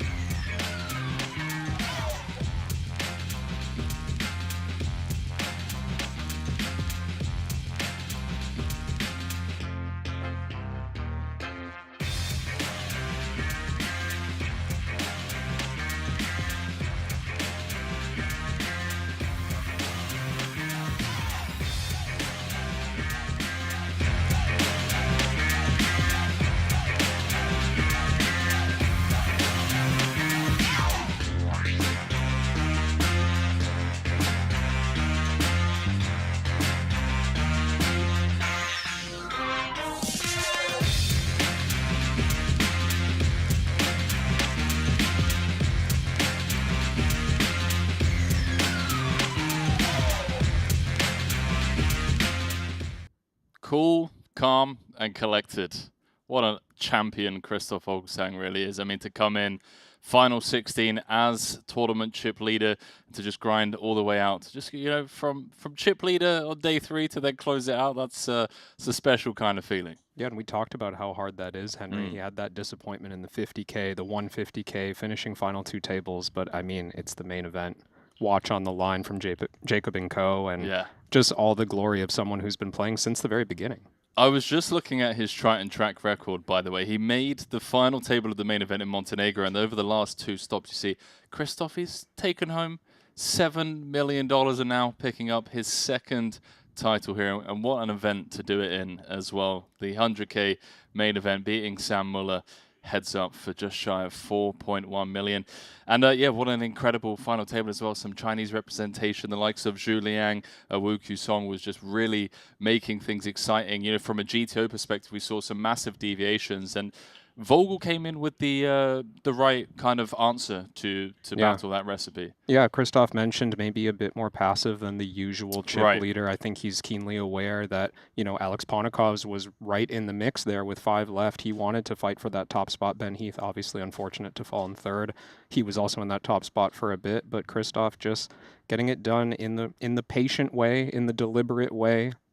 Congrats to him. Huge score. Huge score, and congrats to Sam Muller, of course, coming 2nd, his 3rd final table in a row at the Triton Series. He's going home with over $4 million this stop. So for him, you know, confidence just has to be at an all-time high. Now, typically, you would think 7-figure payouts. We handed out 6 of them in the main event.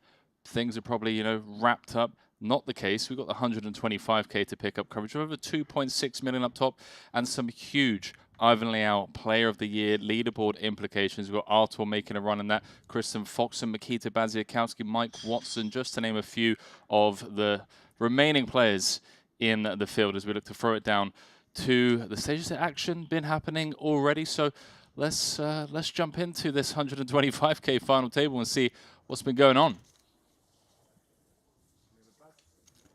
We've got Sawatz playing 50+ big blinds. Mikita, short stack duties, came 2nd in the 50K Turbo Bounty Quattro earlier this series.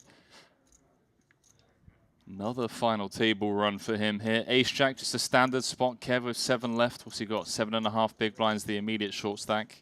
Yeah, Bad's leaving a quarter behind, but 7 big blinds clearly going in the middle. As you mentioned, the shortest stack by a good margin as well. Gets snapped by Ace-10 suited. Standard stuff so far. Did Artur want to show his hand? Yeah, cards may be almost exposed there, but 25K behind. Mikita in great shape to double up here, back up to 16 big blinds until the 10 of clubs decided to show up on the flop. Artur asks for the rest. Oh, Mikita, 7 outs twice. Good for 28%. If he's unable to convert, it's going to be going home in 7th for 414,000. 2.37 million up top in this one. Well, how about that for a turn card? 7 to 5 outs.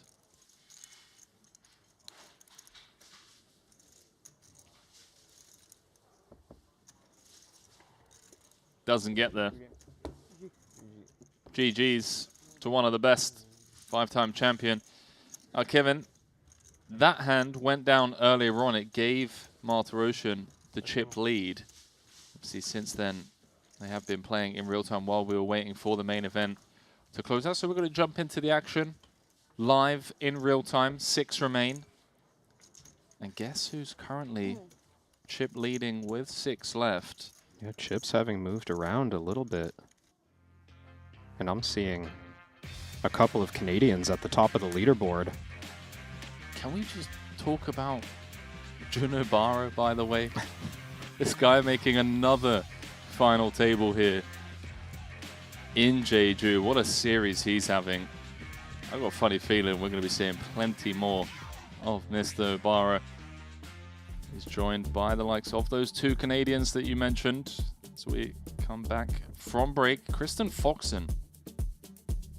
Pole position here in the 125K. She's looking for her first Triton trophy. Perhaps looking to kind of protect her husband in terms of points that Artur can claim. I thought you were calling back to the millions that Alex had lost in our heads up sit and goes. Oh, right. Later Wow. parts of the evening. Savage. I was like, shots fired. Wow. Jeez. Savage. Yeah. Stephen Chidwick, by the way, 20 bigs. He's on the hunt for his 4th title. Talk about saving it for the bigger buy-in stuff. Stevie bricked everything other than the 200K short deck, which he won outright for 3.4 million.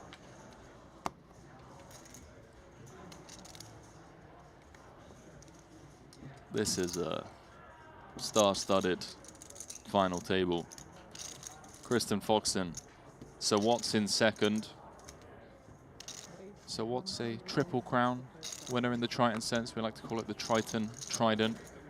Has won a trophy in every format that we offer: PLO, No Limit Hold'em, and short deck.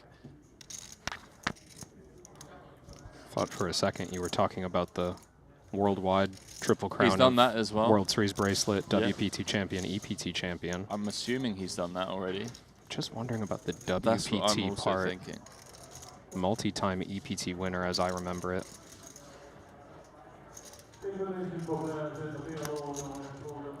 Yeah, I think he's won.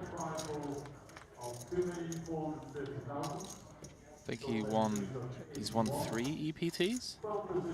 With his most recent one in Monaco, he took down the EPT main in Monte Carlo. Was it last year or the year before? I know it was recently. I think it was last year. Because my friend final tabled that, Leo Worthington Lee's final tabled that. Can find out for you shortly. Yeah, have a look. Producer James coming in saying, so Watts took down a WPT in 2008.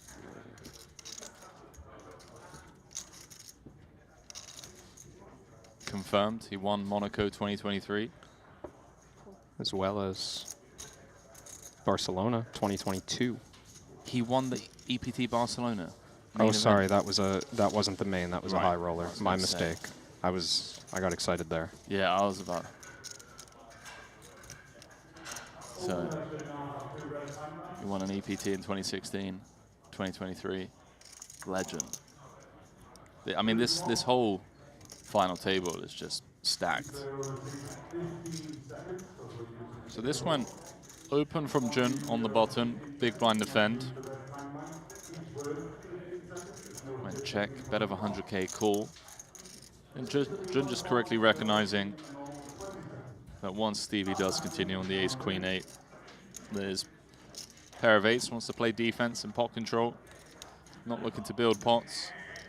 Yeah, you don't always expect Stevie to have an ace in the big blind. He's started this hand about 20 big blinds, effective, facing a button open, but that's a button open from Juno Barara, who's one of the mid stacks. Not ranging him as wide as he might. Other players just flatting the ace-3. Now I think big sizes are available. Very, very unlikely that you're beat once the turn goes check, check.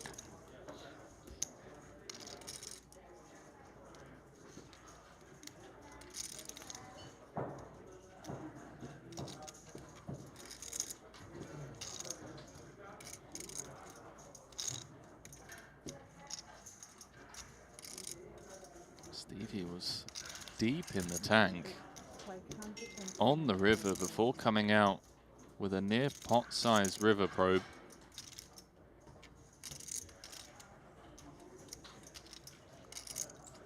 Nine-8 in a tough spot.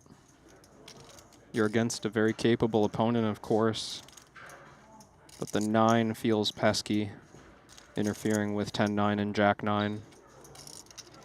Prime bluff candidates for Chidwick. Problem is, it's hard to get to this spot with like a clean bluff catcher that doesn't have at least one of those cards. Certainly 9-8 is better than having pocket 10s, pocket jacks. We beat all the same hands, lose to all the same hands.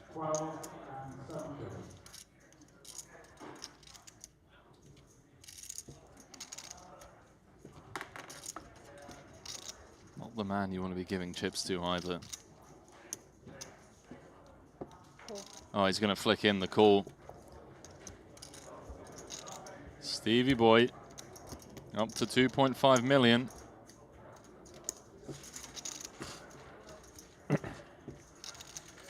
That certainly shifts things in the middle of the chip counts. Chidwick up to third. Now has more than average.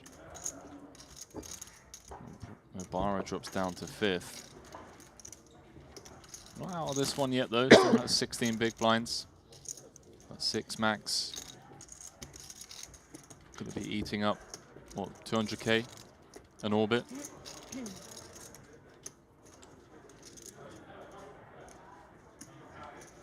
I would have to assume, Kevin, top 3 finish here for Artur pretty much just seals the deal. Ivan Liao leaderboard. Unless Foxen just somehow wins like one of the side event PLOs and the PLO main. He'd need to win both, would he? I mean, I'm speculating, but that's what it feels like, given that this is a 125K buy-in. I think Artur's going to rack up a decent amount of points. I mean, even with 6 left, yeah, I feel like it's GG's. Which would be somewhat disappointing in the sense that you're enjoying the like, sweat. Yeah, I was enjoying the sweat, but it does feel like a big score here from Artur, like a top 3 finish. Pretty much seals it for him. Well, no guarantees. Still 6 left here, and Artur sits 4th in chips, just about tied for 3rd after winning that pot. And you mentioned Alex Foxen. He's sitting 6 out of 24 over in the 30K PLO No Limit half and half event elsewhere in the room. I tried regging that. They declined my 30K. They said, Henry, we need you in the booth.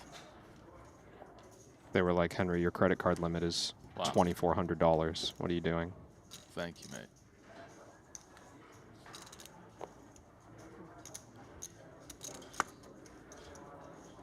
What a stud Juno Barara is.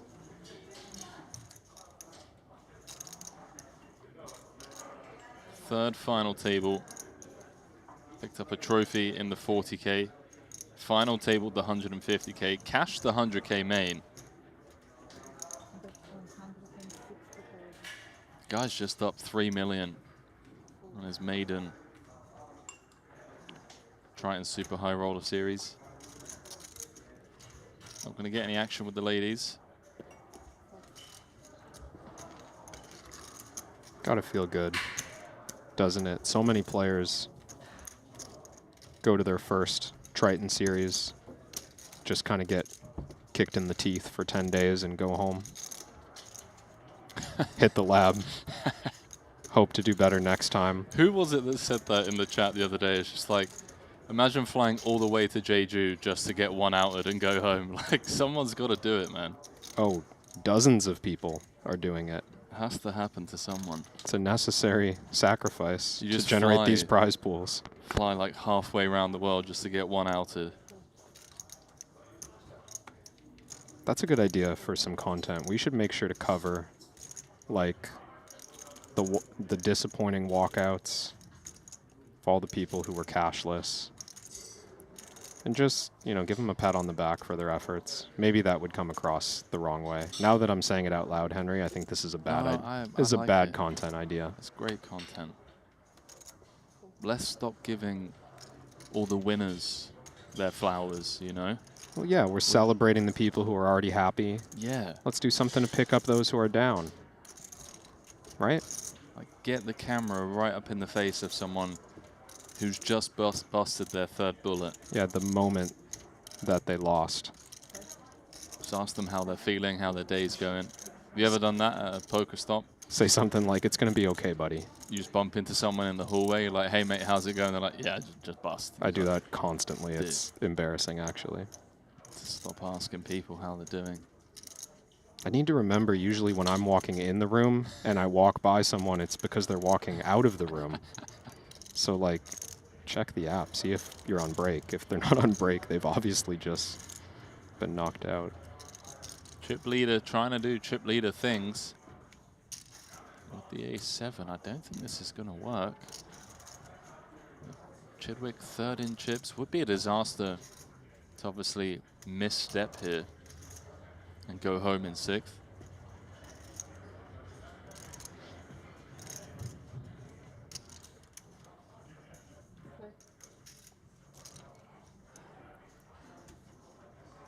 I was going to say, it doesn't feel like call is off the table. Maybe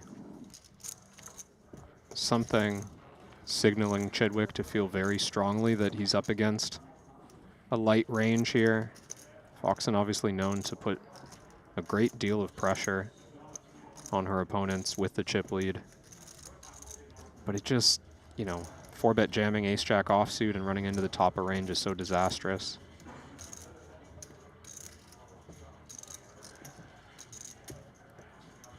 Chidwick still with the best hand on the flop, and I don't think Kristen loves seeing this board that has so many middle cards, connects with all the weakest parts of Chidwick's range, calling pre-flop. Bet jam, get him to fold TP, TK. Is that a thing? Unlikely, Henry. Don't want to say impossible, but it's like 10%, all in.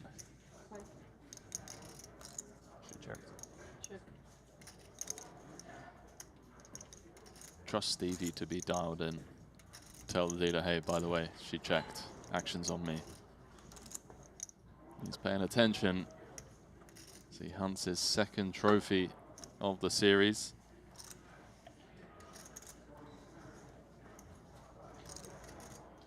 $1.8 million back, 1.3 in the middle.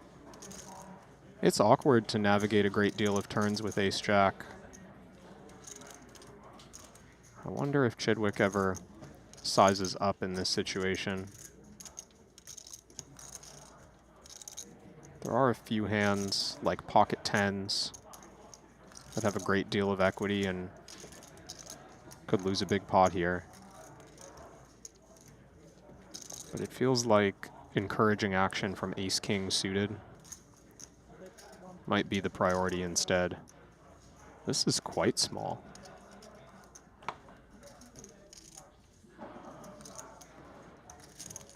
10% in position, not something we see a lot of. In a 3-bet pot, no less.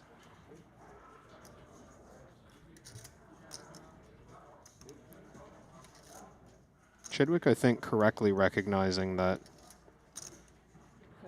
he needs to bet a size that convinces ace high to put more money in the pot. And that's hard to do with what I would think is a very strong range on this board. I can only assume that things are going to freeze up on this 8 of hearts turn.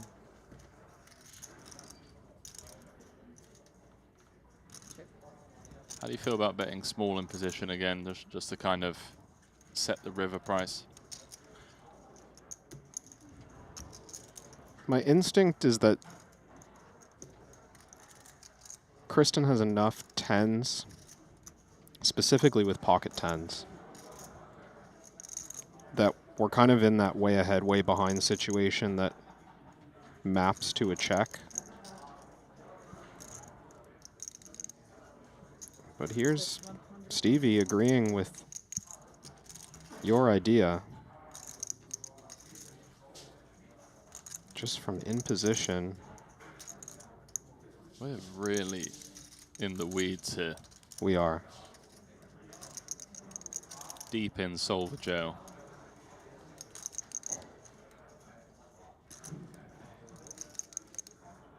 It's interesting because if Chrissy just has ace-queen high, I don't think she can get away at this price. So potentially extracting value from a hand we have in very rough shape. What Foxen's going to try to figure out is, first of all, does Stevie come up with this sizing line with his bluffs? And second of all, where can they possibly come from? King-queen suited, maybe a prime candidate. I mean, that feels like it's the only candidate, right? Maybe king-queen offsuit calls pre-flop, but it feels like no. That's tough to fold. Saw Foxen only had 5% equity, though.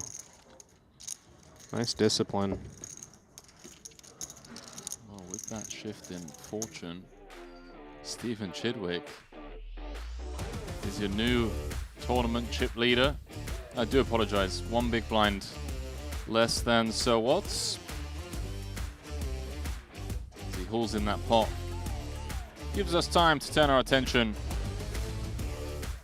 to one of our official sponsors, the official timekeeping partner of the Triton Super High Roller Series. We'd like to thank them for, well, I want to thank them for that collaboration timepiece. I mean, I don't know whose idea that was, but genius. That limited edition Triton Epic X sports watch that we just saw Christoph Vogelsang collect, along with 4.1 million for shipping that Triton main.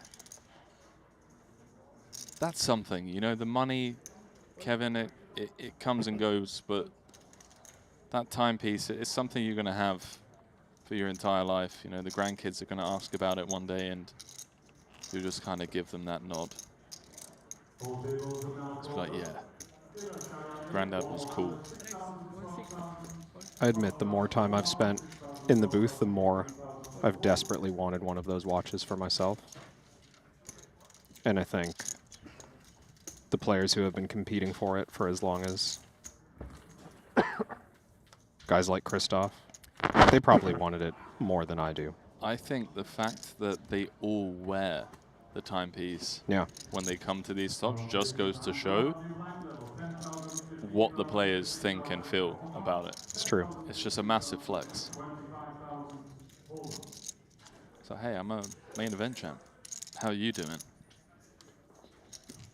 You think the percentage of time worn over under 50%? Like in the room, I don't mean Lifetime. Every main event winner's just going to wear their watch for the rest of their life, but yeah, that'd be a bit weird. I do see it quite often. I think at Triton stops, yeah, over 50%. See Jason, Punat, Hecklen. Hecklen rocking his at almost every stop.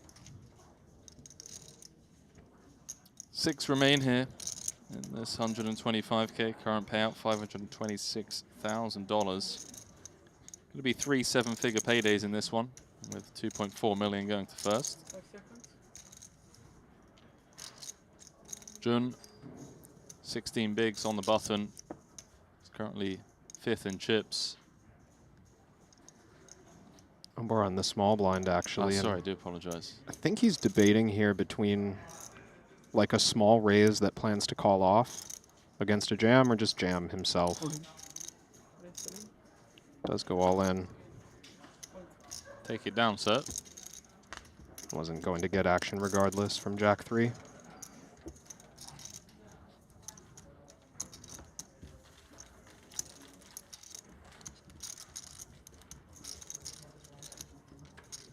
There it is, event number 10. 125K.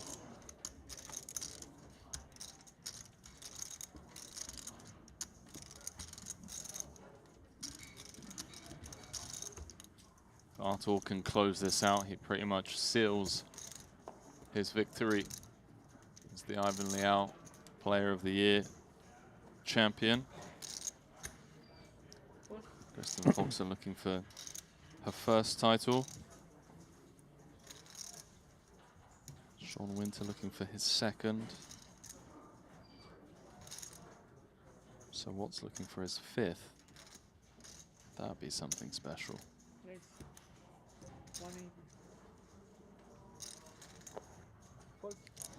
5-time Triton champion. That's strong. Of course, Stephen Chidwick looking for his second title here in Jeju. As is Juno Barara. What are we feeling, chat?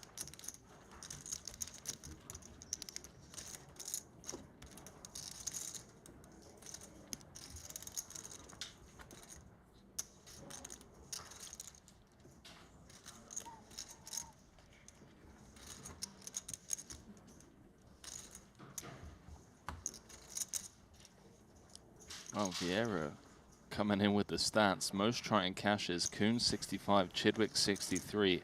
That was before this event, so Chidwick's up to 64, just one away from Kuhn. Wow. I didn't know that. That's strong. Keep the stats coming.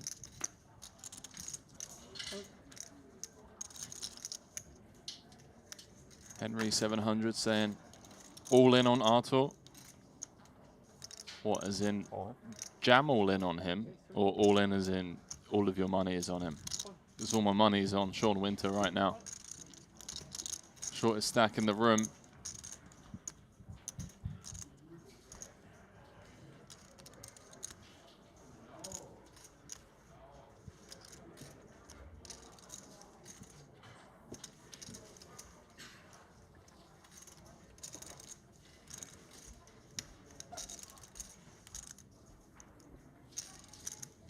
What a stud. just taking a sip of the coffee. Hey guys, need some little caffeine boost.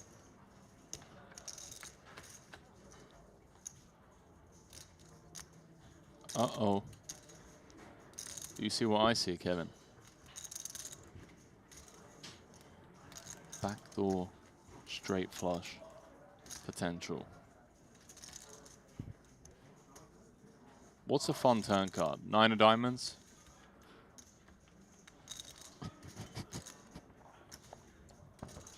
It's pretty fun. That's actually insane how many times that's happened this trip.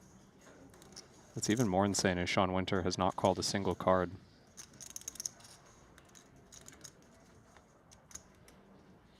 Perhaps that's why. Didn't want to jinx it.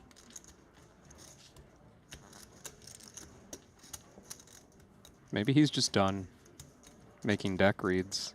The rest of the field is caught up so Were you quick. thinking of a river? I was just hoping it was clean.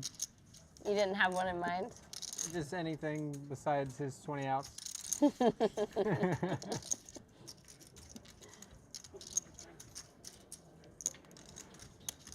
Dude, it's actually scary how many times I've done that this trip. but like exact card, not just like a 9, but the suit and everything. I was rewatching one of the Monarch Foxen hands where Randy just calls out the exact turn card from like 4 days ago. Everyone's doing it. Maybe that's why Sean stopped doing it. Well, that's what I'm thinking is everyone's gotten too good at calling out cards. Sean needs to find a new expertise. I'm actually going to stop doing it because I feel like there's some very superstitious people in the room, and if they watch the tape back, yeah, and feel like I'm the boogeyman calling in the cards, you know, maybe some people stop showing up. I do enjoy the players starting to get in on the fun of, like, I know it's serious down there, but once they're running out the board, like, that's your chance. That's your only chance to have a little fun. Might as well, right? I think the coolest one was David Peters and Aram Oganyan, where Aram called the turn perfectly. David Peters, who never says a word at the table, he's just like, yeah. He calls the river. 4 diamonds. That one was unbelievable. That was pretty strong, yeah.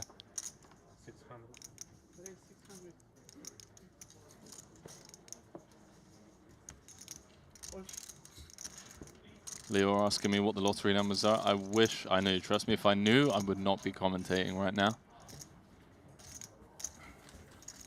You play the lottery, Kev? You ever buy tickets? Once in a while, the Mega Millions gets big enough that I'll get a text from my dad. Hey, we're buying tickets. You got any numbers for me? Nice. Be honest, what would you do? Like, I'm assuming the jackpot in these things is like, what, 100 mil? Oh, no, it's like 2 billion or something. The Mega Millions is absurd in the States. All right. Like, Sure. 100 mil is like, no, you're torching if you buy tickets when the prize is 100 mil. Wow. Okay. It's Okay, just too. so It's just too big of a lottery. That's all. They sell so many tickets. So, but hypothetically, like, Yeah. what are you doing? Are you just disappearing?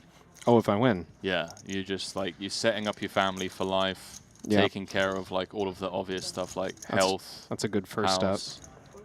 Yeah. Making sure you just got like a financial fortress around everyone that you love and care about.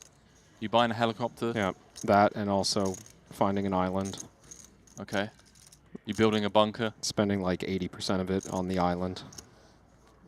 You building a bunker? Probably just having to go back to work like 2 months later because I spent all of it on and the island was more expensive than I thought it would be. So, 80% was a stretch. Yeah. I'd probably be in debt. But you're definitely building a bunker. Like under the island. Well, I've heard, and I'm no specialist in the subject, but I've heard New Zealand is the place. Mm. That's where... That's bunker central? That's bunker central for all the billionaires now, just in case there is nuclear fallout. Wouldn't you want to be somewhere else then? Because they'll be the target of all the people who want to fight for their survival. I don't know. Guess it depends how it goes down. Like, you might not be able to get to New Zealand. That's true. Yeah, it's quite far away. So maybe they're all safe there.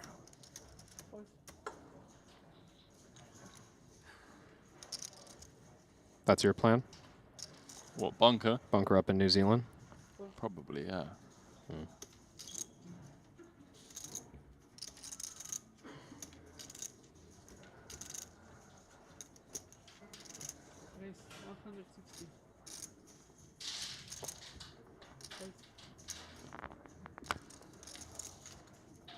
The Mushbag podcast in the chat saying shout out from Newfoundland, Canada, home of Mike Watson. Go Mike. Shout out, Sir Watts. Although whoever discovered Newfoundland, lacking a bit of originality on the name, It's pronounced Newfoundland. Sure, Henry. but like they got there and they're like, oh, this newly found land that we've discovered. It's like, guys, really? There's all sorts of... You sailed all the way across the Atlantic, put all of your lives at risk to come up with that name. Yeah. It's like New York. It's like, really, guys? We had York back home. Well, yeah, but you left... That one just makes sense. You left York and then you found another place, so it's New York. Yeah. Does it make sense? Well, yeah, it's like a backhand to your old, what do you call? It's like this is the upgrade. The UK, yeah, this is like, we've created a better version. Yeah. Those guys didn't know what they were doing. I'm from Hampshire myself, and there's New Hampshire in. Some of my family's from New Hampshire. So we're basically related. We're Yeah, like my family was the one that did Hampshire better than your family. You're like the upgraded version of my family's bloodline. Model 2.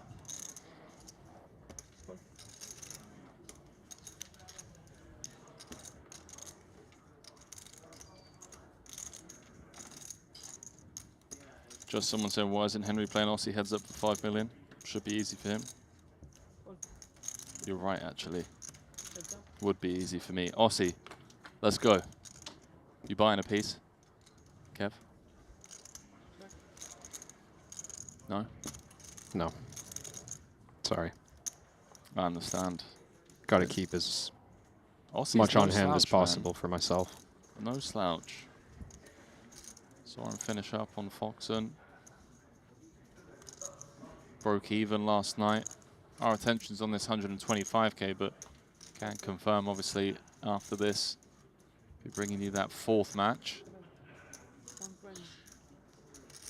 Stevie, fire out a c-bet here on the Queen 8-4 after opening from under the gun. Gets the better hand to fold. Nothing to do there. Ace-9, no backdoor. What a stacked final table, and I tell you what, this is anyone's to win. Kevin Shortest Stack has 18 bigs, chip leader has 37.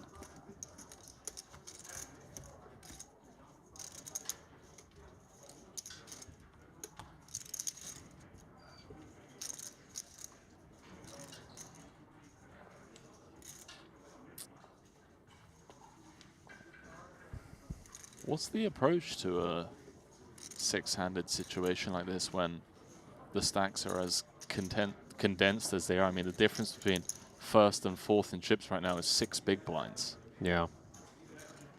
You will see kind of, I mean, one way to think of it is that everyone's got reasonably high risk premium against everyone. Right. So the kind of stuff you normally see chip leaders doing to middle stacks, we'll maybe see a toned down version of that, but kind of everyone can leverage that same pressure against everybody else.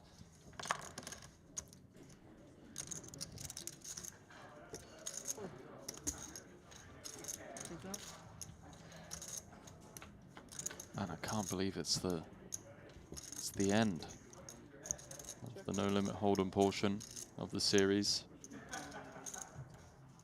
Feels like a decade ago we saw James Mendoza take down the 25K. Yeah, that was a long time ago. That was definitely a different year, Henry. Arthur just flopping the joint. Gonna continue for quarter pot, top pair, 2nd nut flush draw. Chidwick in trouble here. Is this enough of a hand to just continue? I mean, we have the 10 of clubs. Yeah, price is good enough for the 10 of clubs. And I think with medium flush draws, we're not that excited to raise. That looks like a small raise. It is indeed. Little 2.5x. This from Chidwick, certainly hoping to clear out non-club hands. Martirosian's gonna comfortably continue with the king of clubs, along with top pair. But my thought was that, you know, from the hijack, Martirosian's still gonna open a lot of offsuit aces. There's just a good number of dominating club draws that exist in this range, and we'd hate to build a pot and then make the 2nd best flush. Fortunately for Steven, no club on the turn. And is this now just a clear give up, or is he about to run or try to run a savage one on Arthur? I do think if we fire a turn card like the 5 of diamonds, the plan is to empty the clip. Get like called on the turn by ace of clubs and then get it to fold on the river. But Stevie does shut down. I wouldn't say that Arthur is beat at a high frequency, but there's some hands in there that we're losing to. The backup equity is nice, but yeah, I'm not surprised to see just check, check.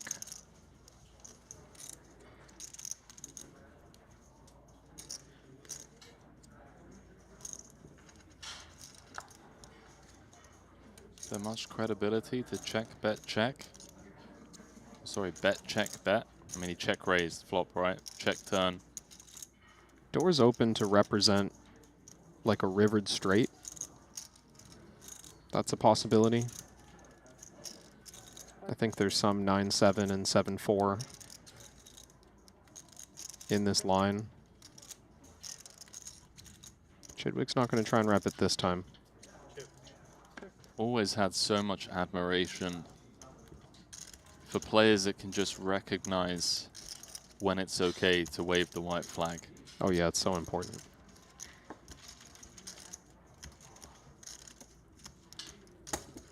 Obviously, aggression is such a valuable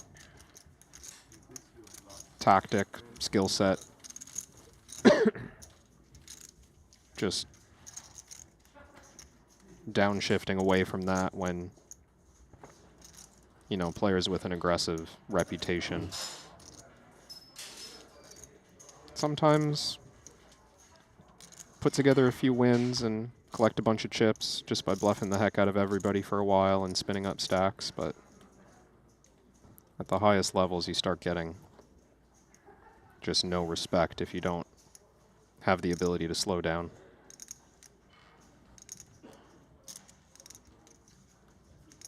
By the way, I just saw something in the chat and I wanted to fact check it before calling it out. But can confirm it's been verified. Kristen Foxen needs to come top 4 in this to become the most winningest female poker player of all time. She's currently sat on $11,079,000 in earnings. 850K behind, any guesses, Kev? Who's number 1 on that list? I'm surprised to hear that it's not Chrissy, and now I'm reaching way back, and I'm going to guess Vanessa? Correct. Selbst? Yeah. Yeah. I was surprised that it's not Chrissy, to be fair. That makes sense. I mean, we didn't have super high rollers like we do now when Vanessa was playing. I think that's what makes it that impressive, is that... That's a huge number for Selbst to have accumulated over her career. Pretty sick, huh? In mostly what I assume were like 5K mains and stuff, right? And to think that she's been retired for how long? Like 7 years? I played with her once in a WPT in like it was early 2020, and she was already retired at that point for sure, so maybe even close to 10 years. Yeah, Vanessa Selbst, best live cash 1.8 million.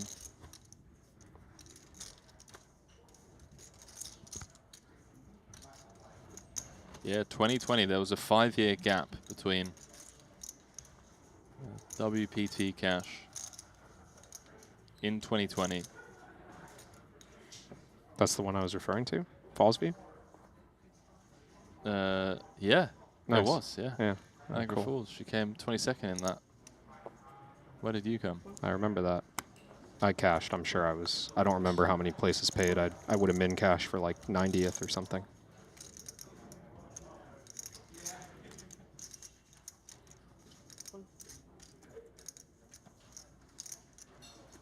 A lot more than money on the line here. Legacy.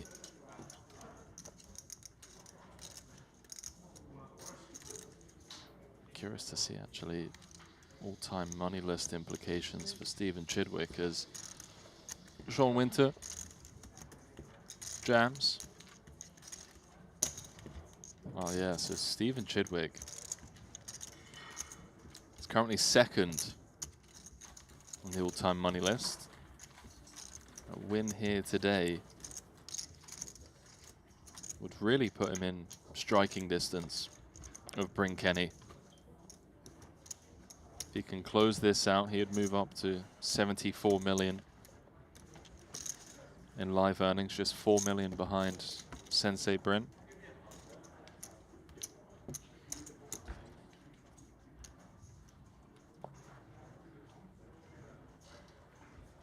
It's a pretty tight race with the kind of payouts that we're playing for. Yeah, nowadays. Got the Triton stop in the Bahamas coming up. Still no confirmation on that schedule, but I assume we're going to have like another 250 or 500K invitational. That one is on that's on the highlights already. Yeah? 250 times 2, I believe. So expect to see something like 5 million for first in that one. Maybe more. See how many pairings we get. You've got 100K Triton main. Yeah. On that schedule, you've got some side events for sure. I think a PLO main.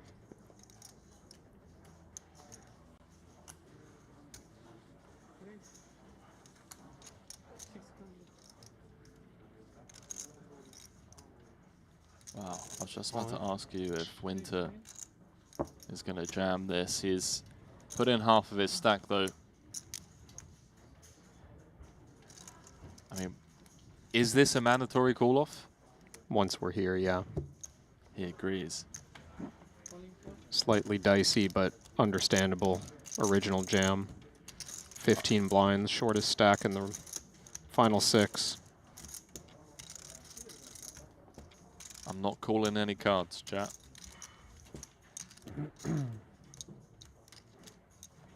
$3.1 million chip pot. Whoever wins this is going to be chip leader. Question is, we're going to be 5-handed, or are we going to be staying 6-handed? Comes King, King, 5 rainbow. Nod of approval from Winter.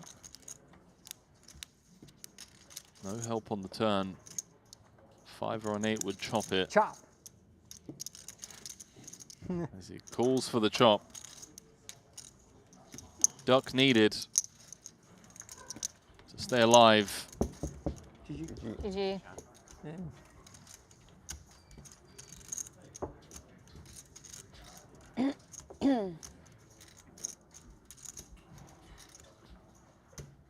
GG, Sean Winter.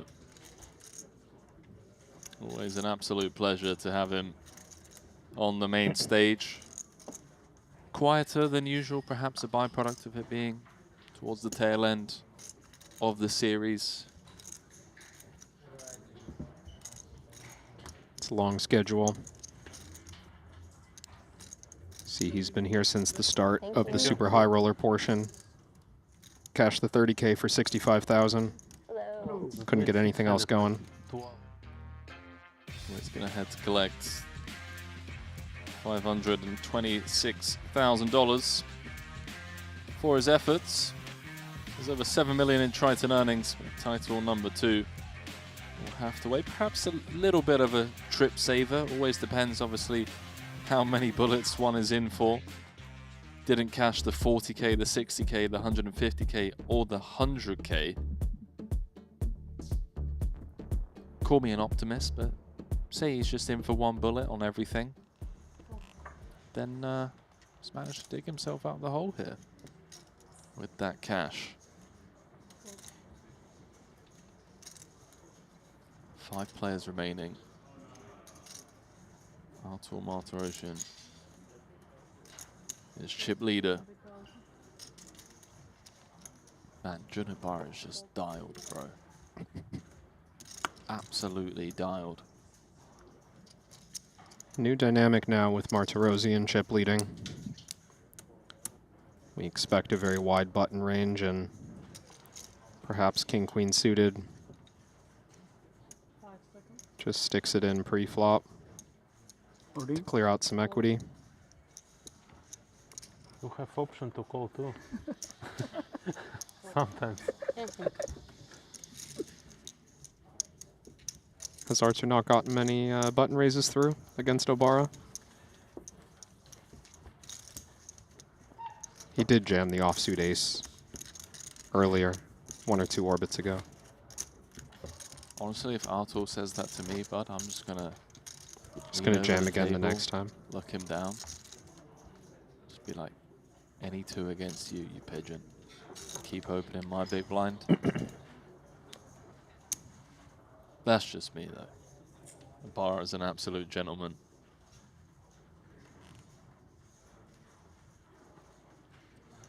You think I'm the spot? Keep attacking my big blind? So with that elimination, everyone earning themselves an additional 150K. Stephen Chidwick, now the shortest stack at the table with 21 bigs. Juno Barara in third. Just a couple of big blinds more, and here he is, a few pips more.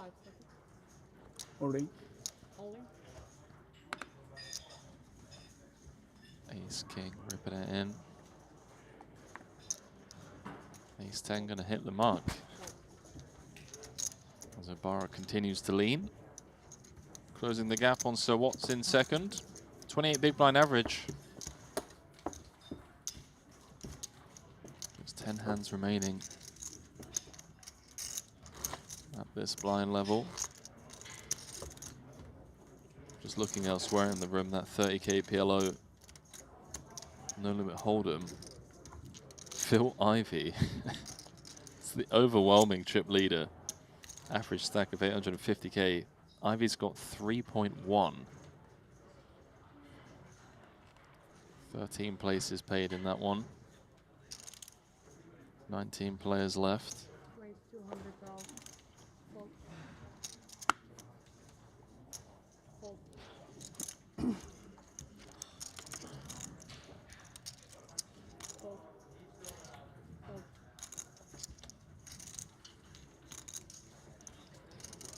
Arthur picks that up uncontested.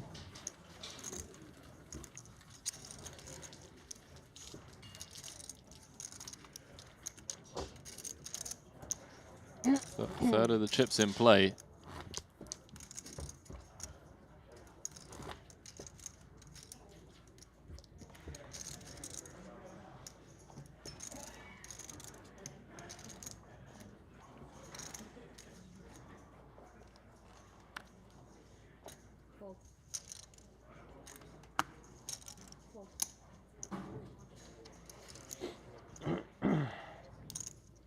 Man, what a Montenegro series Artur had.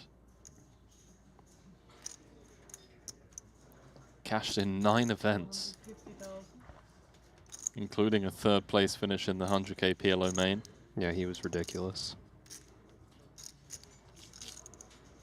Watson opening 250 here into Martirosian's big blind, and Chidwick will benefit from the extra juice. 600. Chooses the inducing size with ace-king suited. This is one of the things you'll see when the final table is so tightly packed with the chip distribution. Even 17 blinds feeling deep enough to have 3-bet folds. Kevin, who's the spot at the table? I know you're not going to answer, but humor me. I'm looking around. Other than you. Well, I'm not at the table, but if I was there, then yes. You know, sometimes when it's like day 1A of a multi-flight event, and you register and you sit down and it's just all crushers at your table. Yeah. You're like, oh, I wish I had a different table. But you just have to play. Sometimes you just turn up. You're at the worst table in the room. But you're out of options. Just sit down and compete.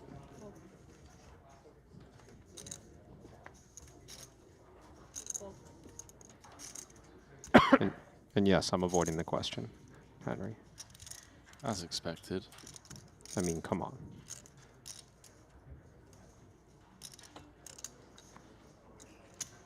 Getting dealt jacks in this spot feels a bit unfair, but Kristen not getting dealt anything to get her in trouble. You just know Martirosian's going to open Really very good light. one or really bad one? Really good one. Cute. That's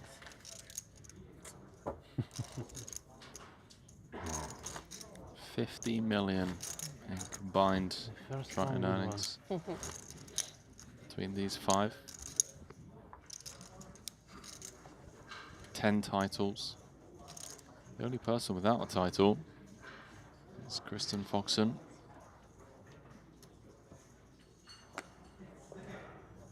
This would be a pretty dope one.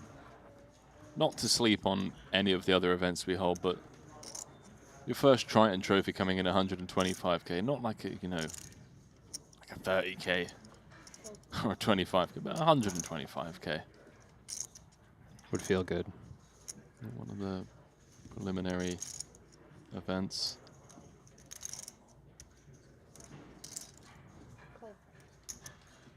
Comes with limp here. Oh. Well, if we weren't already having fun watching Juno Barara with cards exposed, how about our first mystery hand of the final table? Let's do it. 275 health. Call me clairvoyant, but I think Chrissy's coming with limp cool. You know, I wish the production crew just once in their life would troll us. You know, like you get the mystery hand up there and we're like, okay, right, strap in, it's going to be a special one. It's just a raise fold. Yeah. Would be great.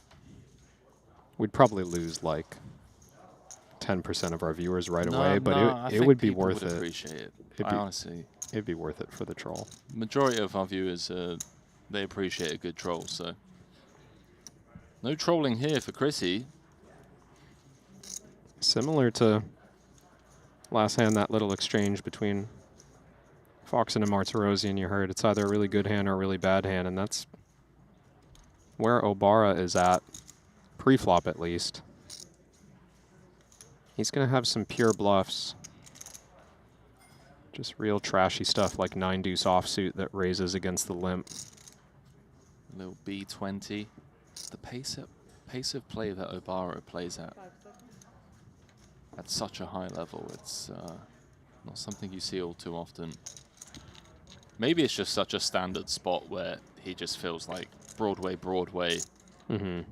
you know. With a low card. Yeah, with a low card, just expecting to continue for 20% at like a very high frequency. 6 of diamonds pairing a 6 on the turn. Does give Foxen a live flush draw, or what we expect to be a live flush draw. 6 pairing is actually kind of good for Obara, because you don't expect Chrissy to limp call many hands that have a 6, but he's live to have just raised pre-flop with like 6-3 off, or like Jack-6 off or something, so trips advantage to Obara. Ooh. Ace-King and big pocket pair advantage also to Obara, but he doesn't barrel. So what does that mean? Well, once he checks back turn in position.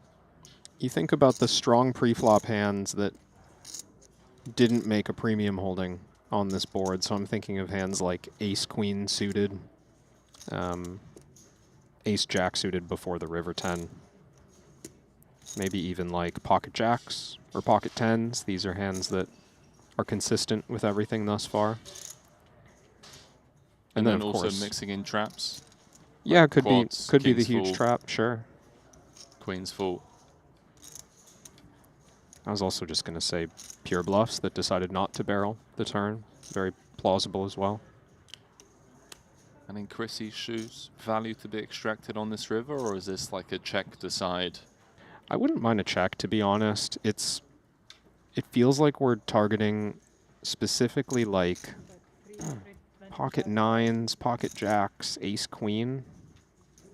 Ace-queen suited mostly, because ace-queen offsuit I think would just jam against the limp. Do you feel like this opens the door to get put in the bin? It does. Because when I name those hands, I'm thinking, well, a lot of Obara's premium hands pre-flop have a boat here. Kings, queens, 10s. Ace-jack suited made a straight. All these hands get here. Pocket 10s. So it's just... It feels a little thin to me, and if Obara can recognize how often he has those really good hands, he'll also jump on this with pocket jacks, potentially pocket 9s as a bluff raise to represent all that good stuff. Oh, baby.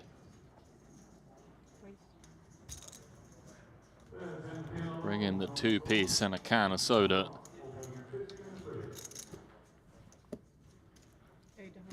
Not asking for all of it. Not necessarily gonna make Kristen feel any better about this spot. She knows it's not a king with no kicker. Pocket queens.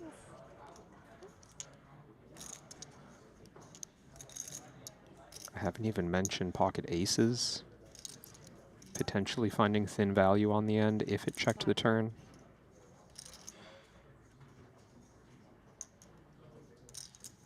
And when it comes to this decision, Kevin, like, how are we reverse engineering this to kind of make that decision? Is there some like just randomization on how much we want to call, how much we want to fold? Or? I would start with trying to determine if Obara's bluffing enough. I mean, we named a lot of value hands that he can have. Do a rough count of the combos, try to find the common bluffs. Pocket jacks feels like the easiest one to find. IO2, right? That's a good starting point for just natural value versus natural bluffs. Where's Obara going to find himself if he just has all those hands full frequency? And then Chrissy can adapt from there based on some reads. Man, Obara giving nothing away. What do the viewers think, by the way? Haven't asked yet. Let's do a poll. 1 in the chat if you think he's bluffing. 2 if you think he's got the goods.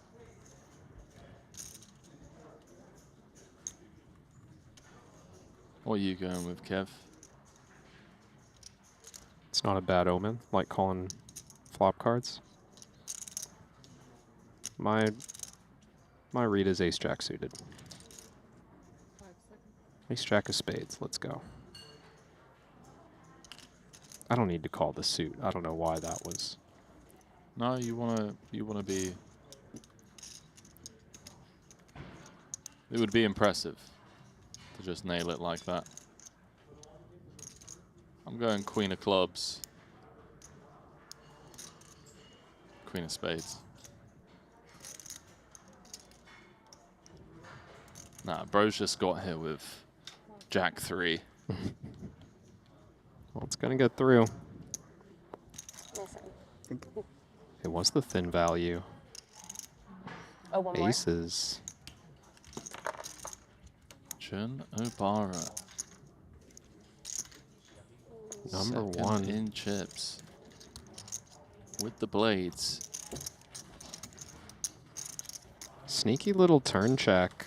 Foxen gets away from that one relatively easy.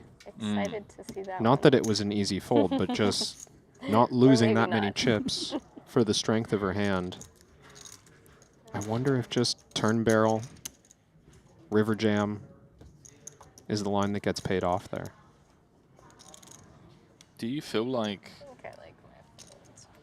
that river block as well from Chrissy ends up saving her more chips in the sense that had she gone into like check decide mode, Obara bets like, I don't know, 75% pot, and all of a sudden we're flicking in the call for like 650, 700K. I think that's what happened, yeah. That is what would have happened.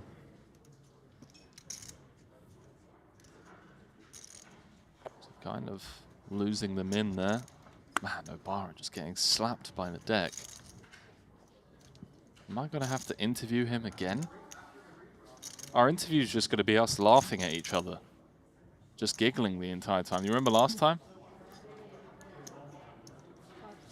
It's great content, Henry. It was great content. I agree. Nothing wrong with running that back. Is great energy. Has Sir Watts in a bad way here.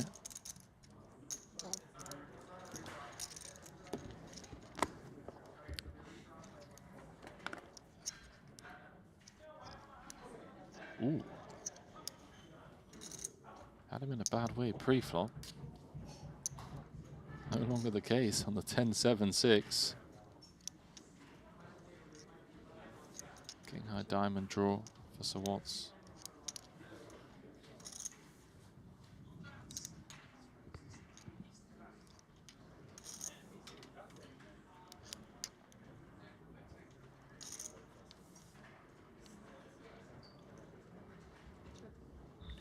Watson checks it back, and this kind of not committing him to reaching showdown, but feels a lot harder after flop goes check-check to successfully bluff out a hand stronger than King 8. I do think delayed aggression would clear the Ace-King of Hearts from Obara. It's just a little less common to take this amount of showdown value and bluff it unless the board changes significantly. But here is Mike Watson. Is 200 enough? That's my question. That is a good question. Ace-King suited. Obviously, there's other ace highs that Obara could have here, and at this price, it's worth distinguishing between them. You know, maybe we fold ace-jack, but not ace-king. Speculating correctly. And what do you know?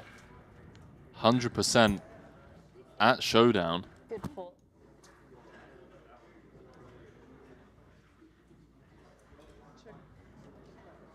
Does Sir Watts find the follow-through on the river? It's going to be needed. Four-liner is a little concerning. Obara with that chip advantage, more likely to have connected. Wow. Yeah, Watson shuts it down. Juno Barara up to 4 million. I think Watson was expecting some of those unpaired high cards to just release the turn. Back. He bluffed me. There's been some real shifts at this table. The stacks had consolidated at one point. Not too long ago, there was just a 6 big blind difference between second and fifth. No longer the case. Artur's chip leading with 45 bigs. Juno Barara's in second with 40, and then a massive drop-off to Chidwick. He's third in chips with 22 bigs. So Watts is fourth with 18. And Chrissy in the cutoff with 13 bigs, comes with the min. That gets rid of Jun. It's not going to get rid of Sir Watts though. I think this is just going to be Rip City. Yeah, not risking the full 1.8 million here against Foxen. Just 1.3 if called. All in. We don't love it against the polarized open, but it's just too much hand. We'll live with it if we get called.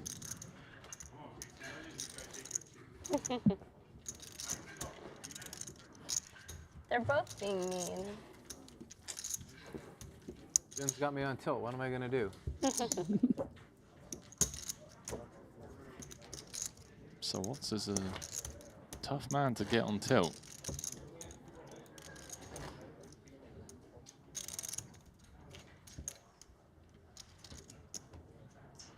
So with the raise fold, Kristen now down to 11. She's going to be posting the big blind next hand as well. Is she thinking of another min raise maybe? No. Just a fold.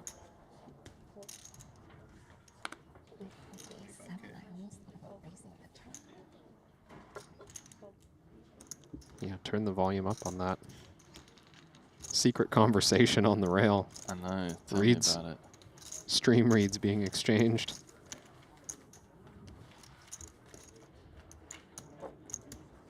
All to be a fly on the wall.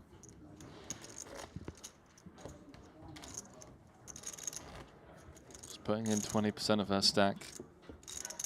Out of the big. All eyes on her at the moment.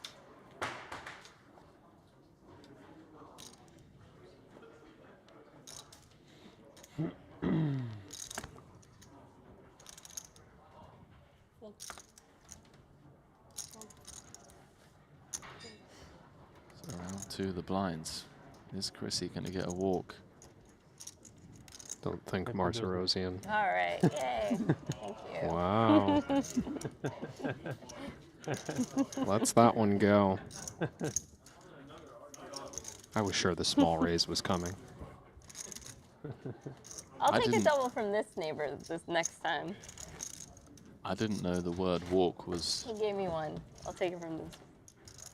It doesn't translate, does it? Yeah, I took didn't more think than I it was gave. part of Arthur's vocabulary.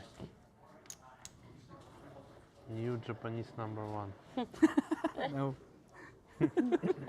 Number 10. After this tournament, maybe number 1.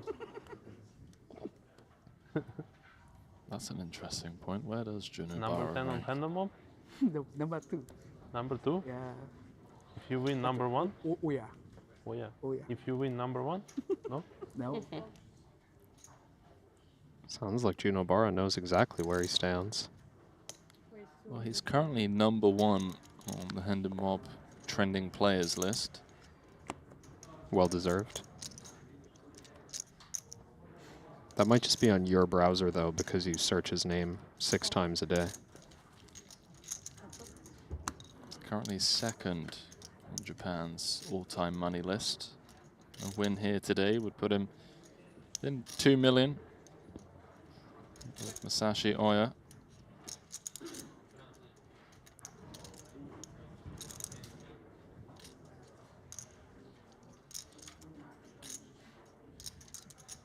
This is the number 1 and 2 stacks at our final table. Martirosian betting the queen with no kicker, and Obara might want to continue this one by check raising. The 2 8s very much in his range, although Martirosian opening from the button can have plenty of 8x himself. 350. Oh, Yeah. he's feeling himself right now. Doesn't take away from just how good of a check raising hand this is. 10-9, 10 of hearts. Bring in the heat. Arthur's not going to be going anywhere just yet, but it's going to get very uncomfortable if a heart rolls off.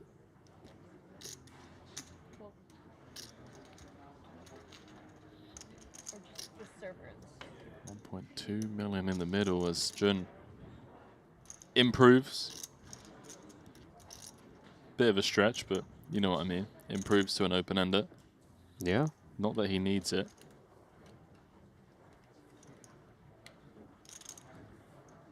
Wait, why wouldn't he need it? Well, I mean, He might he's- want it. He might want it, but he's doesn't need it. Trying to rep an 8, right? Is what you were saying? Out of the big blind? Yeah, definitely trying to rep an 8, and 700. I was trying to figure out if turn barrel gets folds from, I guess, like ace high on the button. There's a number of ace of hearts, rag. Jack 10 of clubs. That's going to get to this spot and fold. Jack 10 is going to get here and fold. I mean, if Arthur can hold tight here. I think it's too early to fold a queen. The runaway chip leader. Unless a 6 or a jack rolls off. 2.6 million in the middle. Oh, wow. Oh, baby. Is this man going to win 2 titles in Jeju? He's about to be tournament chip leader with 5 left.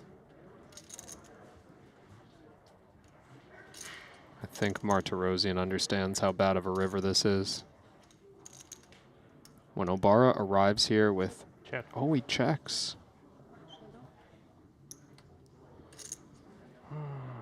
Doesn't put Martirosian to the test. I thought for sure some large non-all-in bet was coming. Immediate regret perhaps for Obara, but he's collecting a chip lead pot nonetheless. He's trying to get a little bit too cute there with the check. Trying to like induce some kind of bluff from like missed hearts or something. Yeah, I mean, one problem, of course, is we have the 10 of hearts. Yeah. So it's a little harder for Martirosian to have arrived there empty. And it should be clear that a queen or pocket kings, pocket aces will happily take their showdown. 2 times average. for Barara now.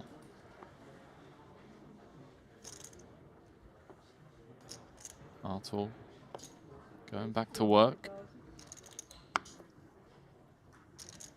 You know, sometimes too, we just get it in our head that Martirosian, this hyper-aggressive super pro, if you will, you know,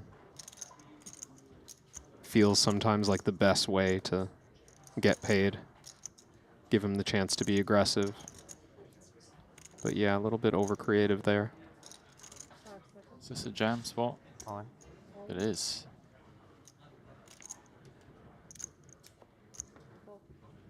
Side fold from Artur. So blind's going up.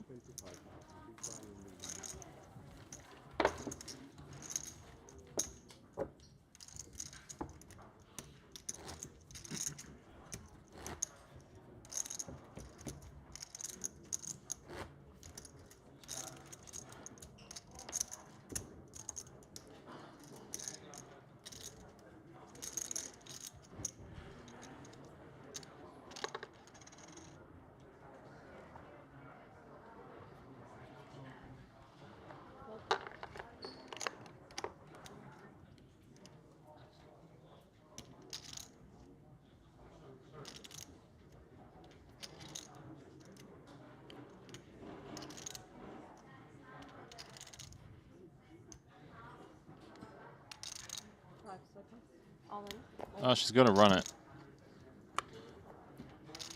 With the blinds going up. Feels a bit light to me, Henry, but we'll get through. Always nice to get that one through.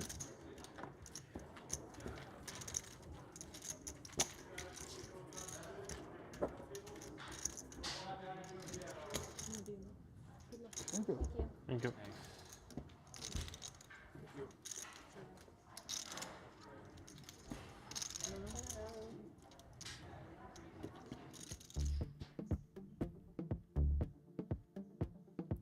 Tail of the tape here. For those of you who have only just joined us, we crowned a winner in the 100K main. Germany's Christoph Vogelsang took home 4.1 million and the Triton trophy. We wasted no time before jumping into this. 125K final table, first casualty of this FT was Mikita Katsiakowski. Second elimination at this FT, Sean Winter. Now we're here, 5 left, Juno Barara of Japan. Chip leader against the stacked field.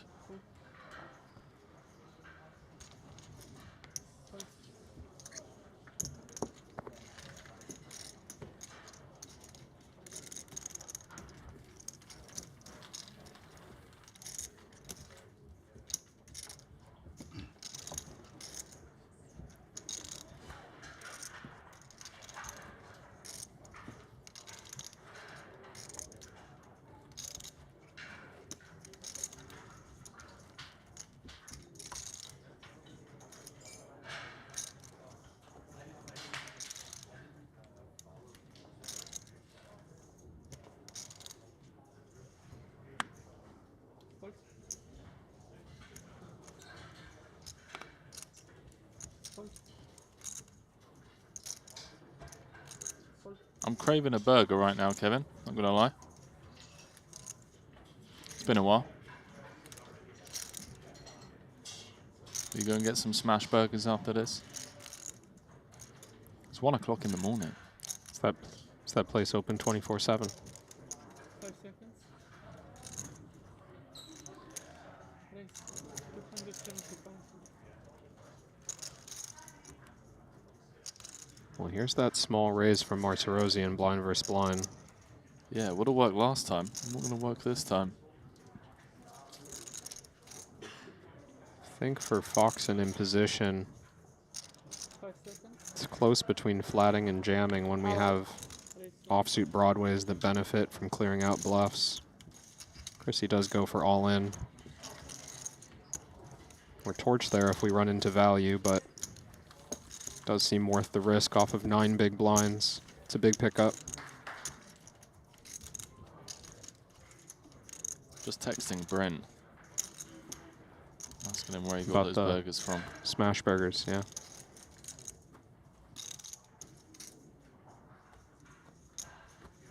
Maybe he wants to make a run for us. You think he'll drive over and get an order?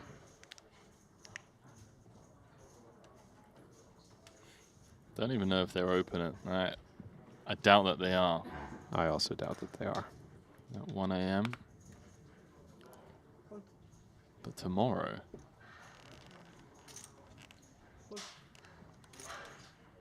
Tomorrow I could see it.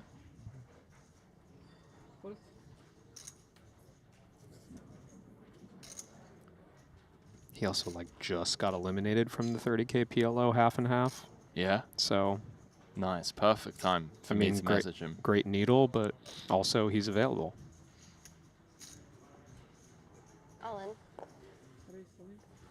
So I'm just looking. Tomorrow, that 100K PLO doesn't start until 6 p.m. Day 1. Yeah, scheduled for 3 days. So, what's the plan in this half and half?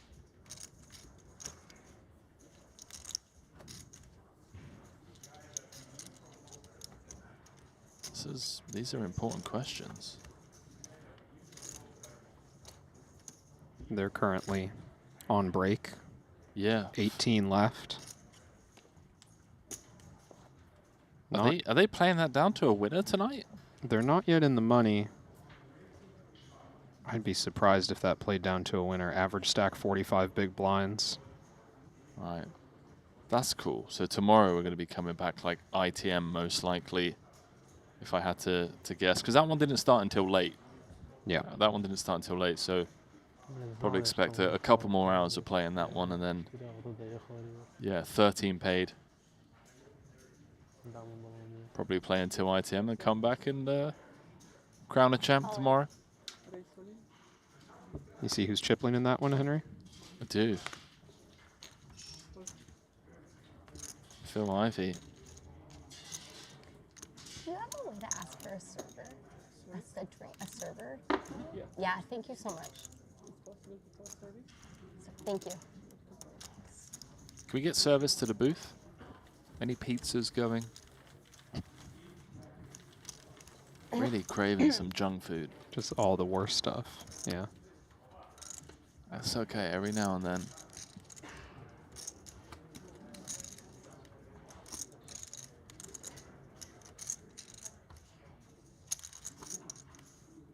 I think they've got buffalo chicken wings on the new menu.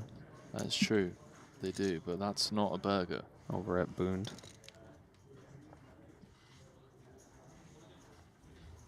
People asking about the Aussie stream. That'll be after we crown a champion in this one.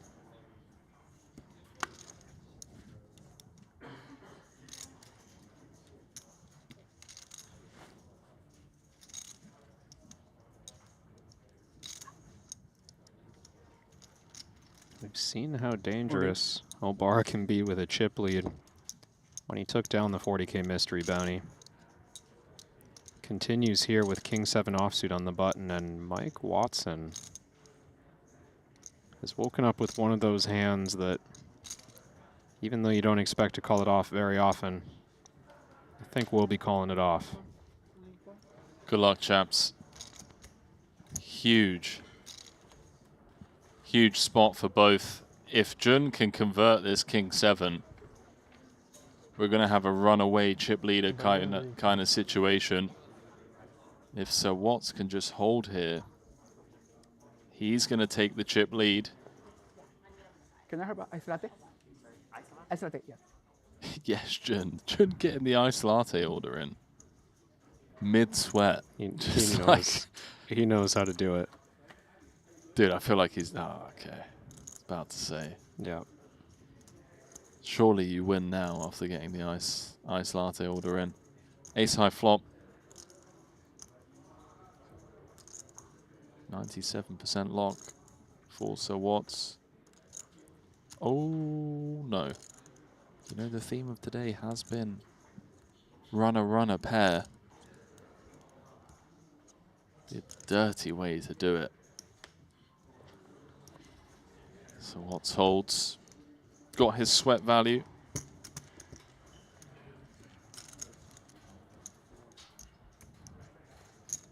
I feel like that's happened, Henry, where as soon as the chip leader gets enough to start laying down the hammer and open jamming, just right away somebody picks up a hand in the blinds, takes away the opportunity.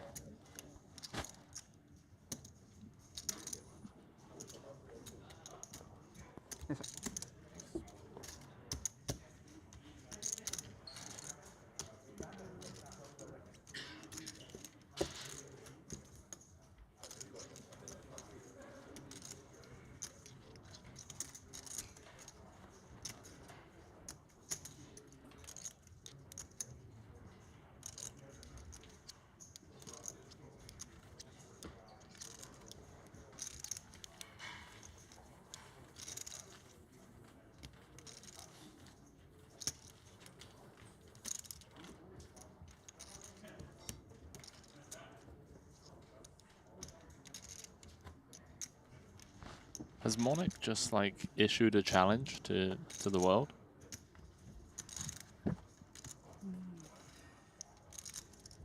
I don't know, you tell me. I'm seeing some people on socials ask if they can get a piece of the action. I have seen some pretty funny challenge offers. Not genuine ones, just... Really? Just yeah. Trolls?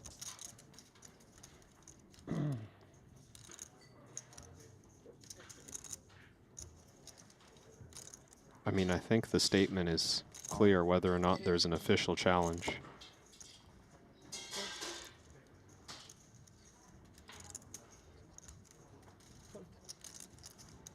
Well, Watson's jam gets through with ease. Got the response from Bryn, by the way. Burger place is called Smokehouse. Okay. Burgers are on me tomorrow, boys. Wow. We've earned them. Ship it. Moving into the 4-card streets.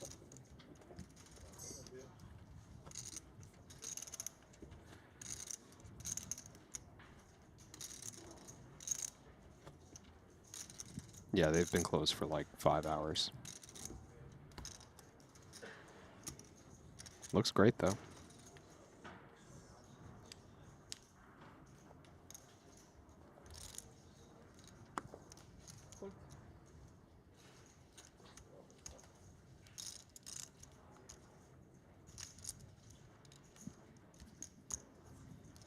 We're going to see Watson continue to apply pressure.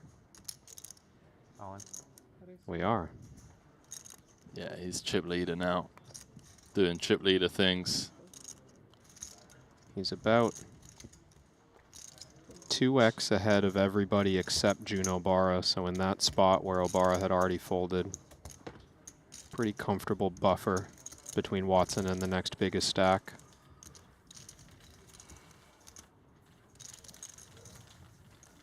Kind of a peak risk premium moment in the tournament as well. 673K locked up. Next jump is just shy of 200,000. Jump after that is 250,000. So next 2 pay jumps really significant for the players near the bottom of the leaderboard.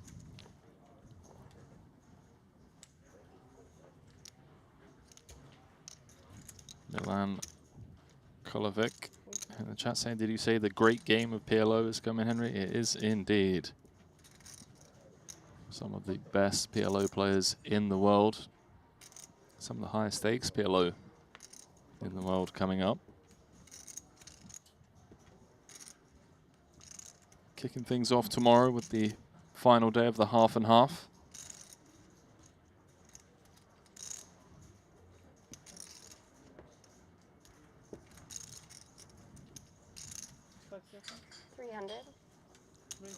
Man, the chat is just going wild.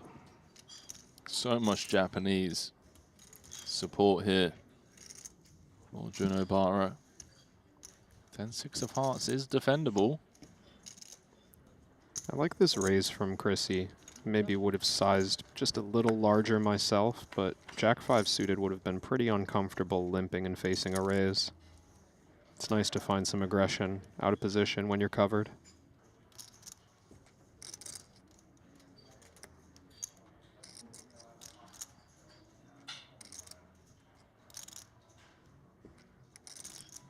Natural c-betting texture. High paired board. Should very much connect with what Foxen is representing. I'm just going to get the 10 high to fold. Nice little pick up there for Chrissy. Man, it's really shifted down there. You've got overwhelming chip leader, so Watts on 5.1 million. And a big drop off to Juno Barara, who's in second with 2.7 million. So everyone with less than average, other than our chip leader. All eyes at the moment on Stephen Chidwick, who's currently on short stack duties.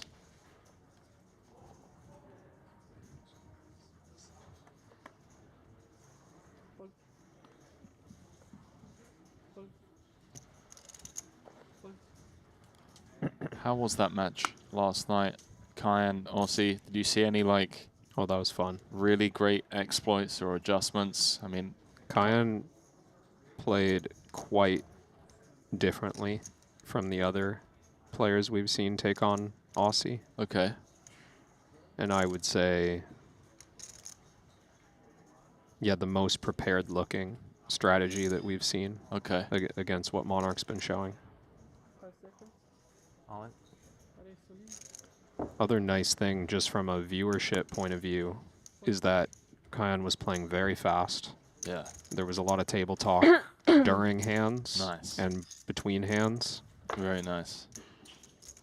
I remember... Granted, Aussie was very tired, so he was having a hard time giving it back, but there was a lot more interaction. I remember Kyan asking Aussie, "Are you having fun?" Yeah. Just before the 9s against Ace 3 hand. Like it was was just before that? Literally, the dealer was just shuffling, and like I Kyan was remember like, him asking that. I forgot once the hand started playing out. Yeah, Kyan was just like, "Are you having fun though?" And like Aussie's like, "Yeah."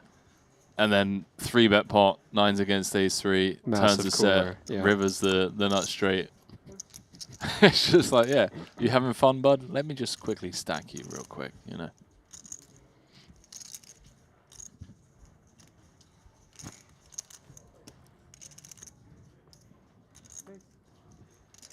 Man, so Watts really showing us how to play the chip lead right now. Up to 5.5 million. So he continues. Supposed to be Continues to lean.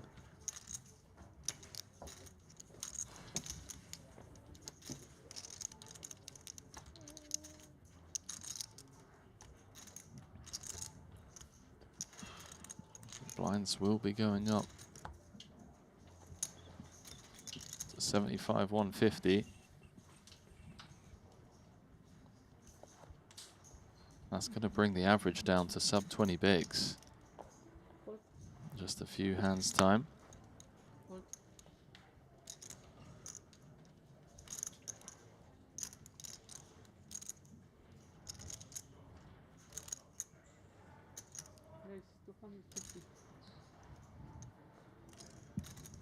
First min raise since Watson has taken over the chip lead, and it's going to allow him to raise fold to this ace-10 suited once Chidwick puts the rest in.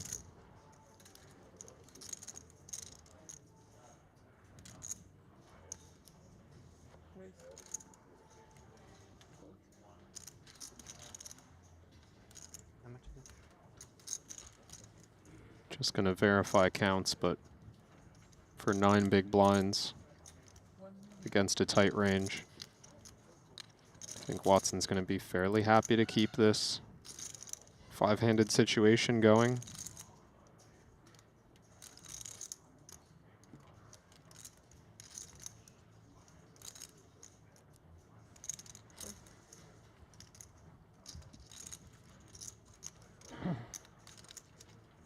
Five-handed, we remain.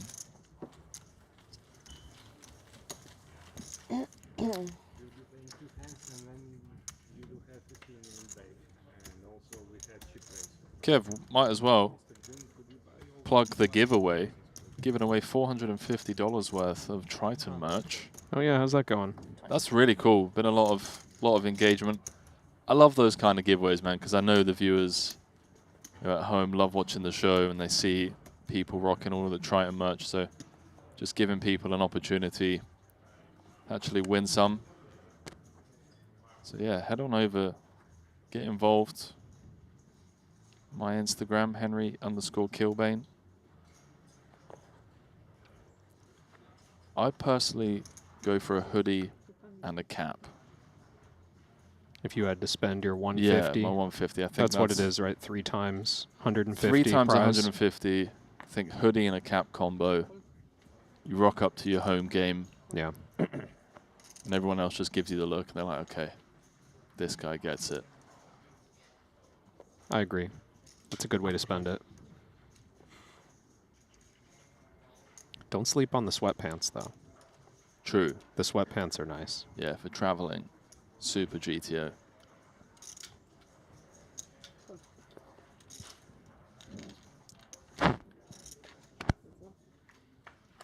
Ephraim B saying, shoot, I like all of these players, don't know who to root for. I know how you feel.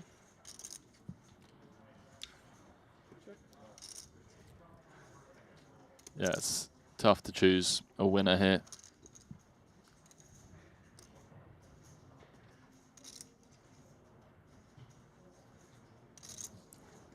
Supposed to remain impartial at all times in the booth. Being impartial at a final table like this is pretty easy to do. Very likable characters. So many potential storylines here. You know, Barara looking to pick up his 2nd title of the series. Artur Martirosyan, if he can close this one out, pretty much guarantees that he is the Ivan Liao Player of the Year leaderboard champion. Stephen Chidwick looking for his 4th title, so Watts looking for his 5th. And let's not forget Kristen Foxen, just 1 ladder away from becoming the most winningest female poker player of all time. If she can close this down, she's going to become the 2nd female Triton champion.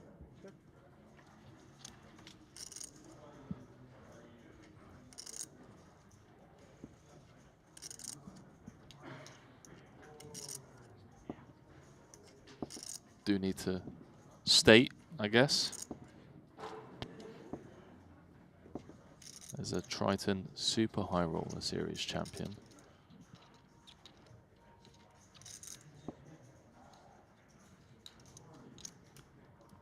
Alexander, do you also have the live stream with a 1-hour delay in the booth? Well, yes. So we're on the same delay as you viewers.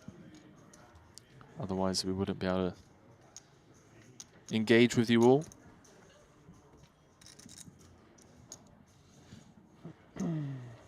King High Showdown? Or do we try and bluff off a stronger King High or an Ace High? 145,000 in the middle. This went open from under the gun, or the hijack in this case. Big blind defend. Check, bet of 135k call, turn, check, check. River, Foxen checking it on over to June once more. He's just going to take his showdown.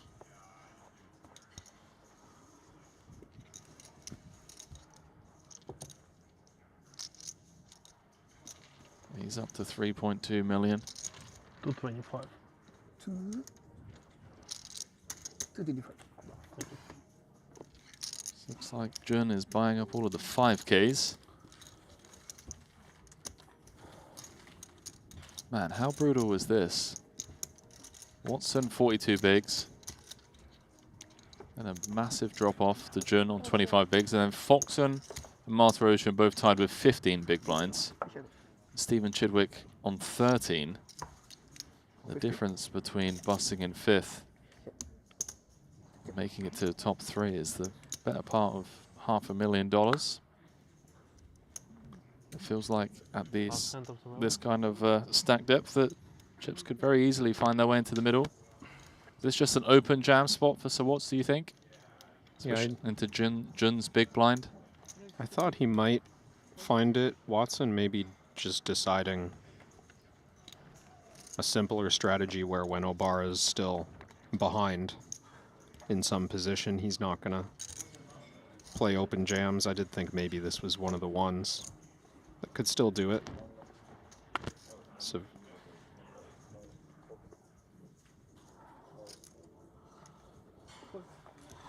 Min's going to be enough. Min is going to be enough. So we're going to head into break. 5 players remain, 2 eliminations so far at this final table. This 125K. Nikita Badziakowski out in 7th, Sean Winter out in 6th. And with the blinds going up, look at this, man. I mean, anyone's game, Kev? Does feel like advantage Watson for the time being, but with average stack as short as it is, I mean, whoever picks up a few hands in the next couple of orbits is gonna take over the chip lead, basically. Yeah, I mean, anyone doubles through Sir Watts, they take the chip lead and get to play the role of table captain. 673,000 locked up, 2.37 million will be going to the champion, and so much on the line here. I mean, Chrissy, 1 ladder away from becoming the most winningest female poker player of all time. Artur with a win here pretty much seals the deal on that Ivan Liao Player of the Year leaderboard race. So Watts looking to become a 5-time champion. Stephen Chidwick looking for his 2nd title of the series, as is Juno Barara. So yeah, you got to want to come back after break as we play down to a winner here tonight in this 125K. Stay close. We'll see you in about 10 minutes time.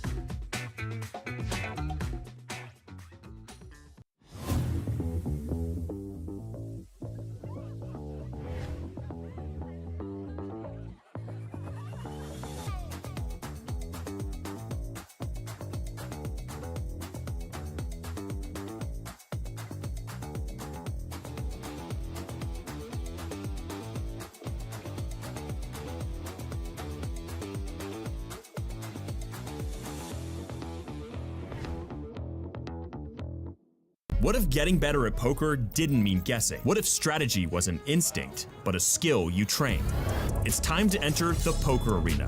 The moment you join, you begin your climb. Choose your path. Start playing. Dive into competitive mode. Play for glory, ratings, and bragging rights. Track your stats. Climb the global leaderboard. Then go back, analyze it all, league by league, line by line. Play on desktop or mobile. Poker arena. Compete, analyze, rank up for free.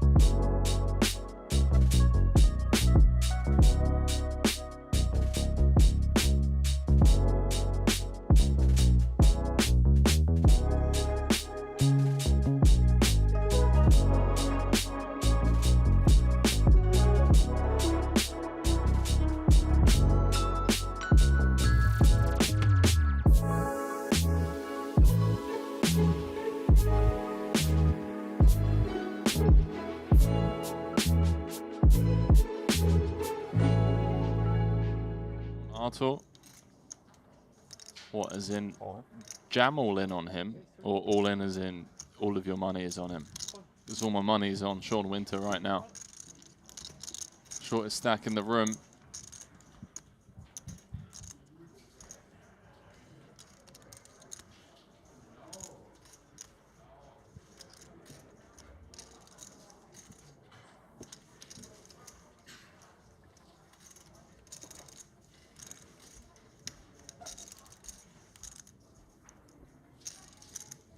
What a stud. just taking a sip of the coffee. Hey guys, need some little caffeine boost.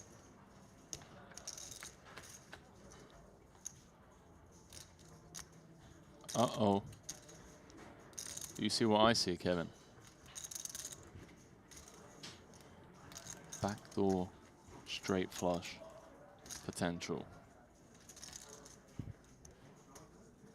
What's a fun turn card? 9 of diamonds?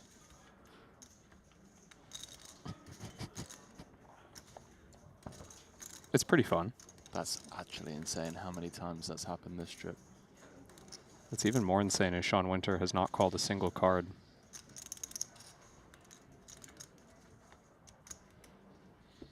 Perhaps that's why.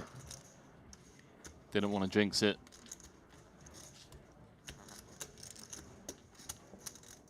Maybe he's just done making deck reads.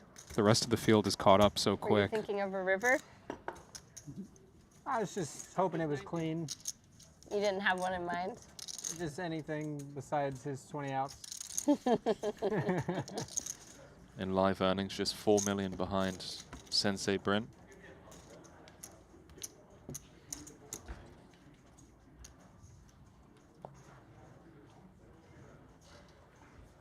It's a pretty tight race with the kind of payouts that we're playing for. Yeah, nowadays. Got the Triton stop in the Bahamas coming up.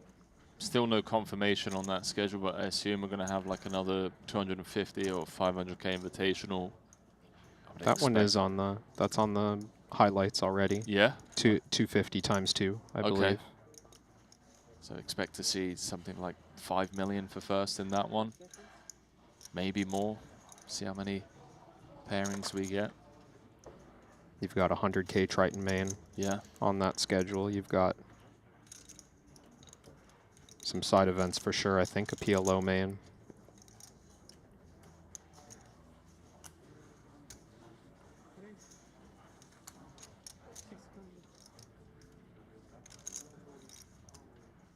Wow, I was just about to ask you if Winter is going to jam this. He's put in half of his stack though. I mean, is this a mandatory call-off? Once we're here, yeah. He agrees.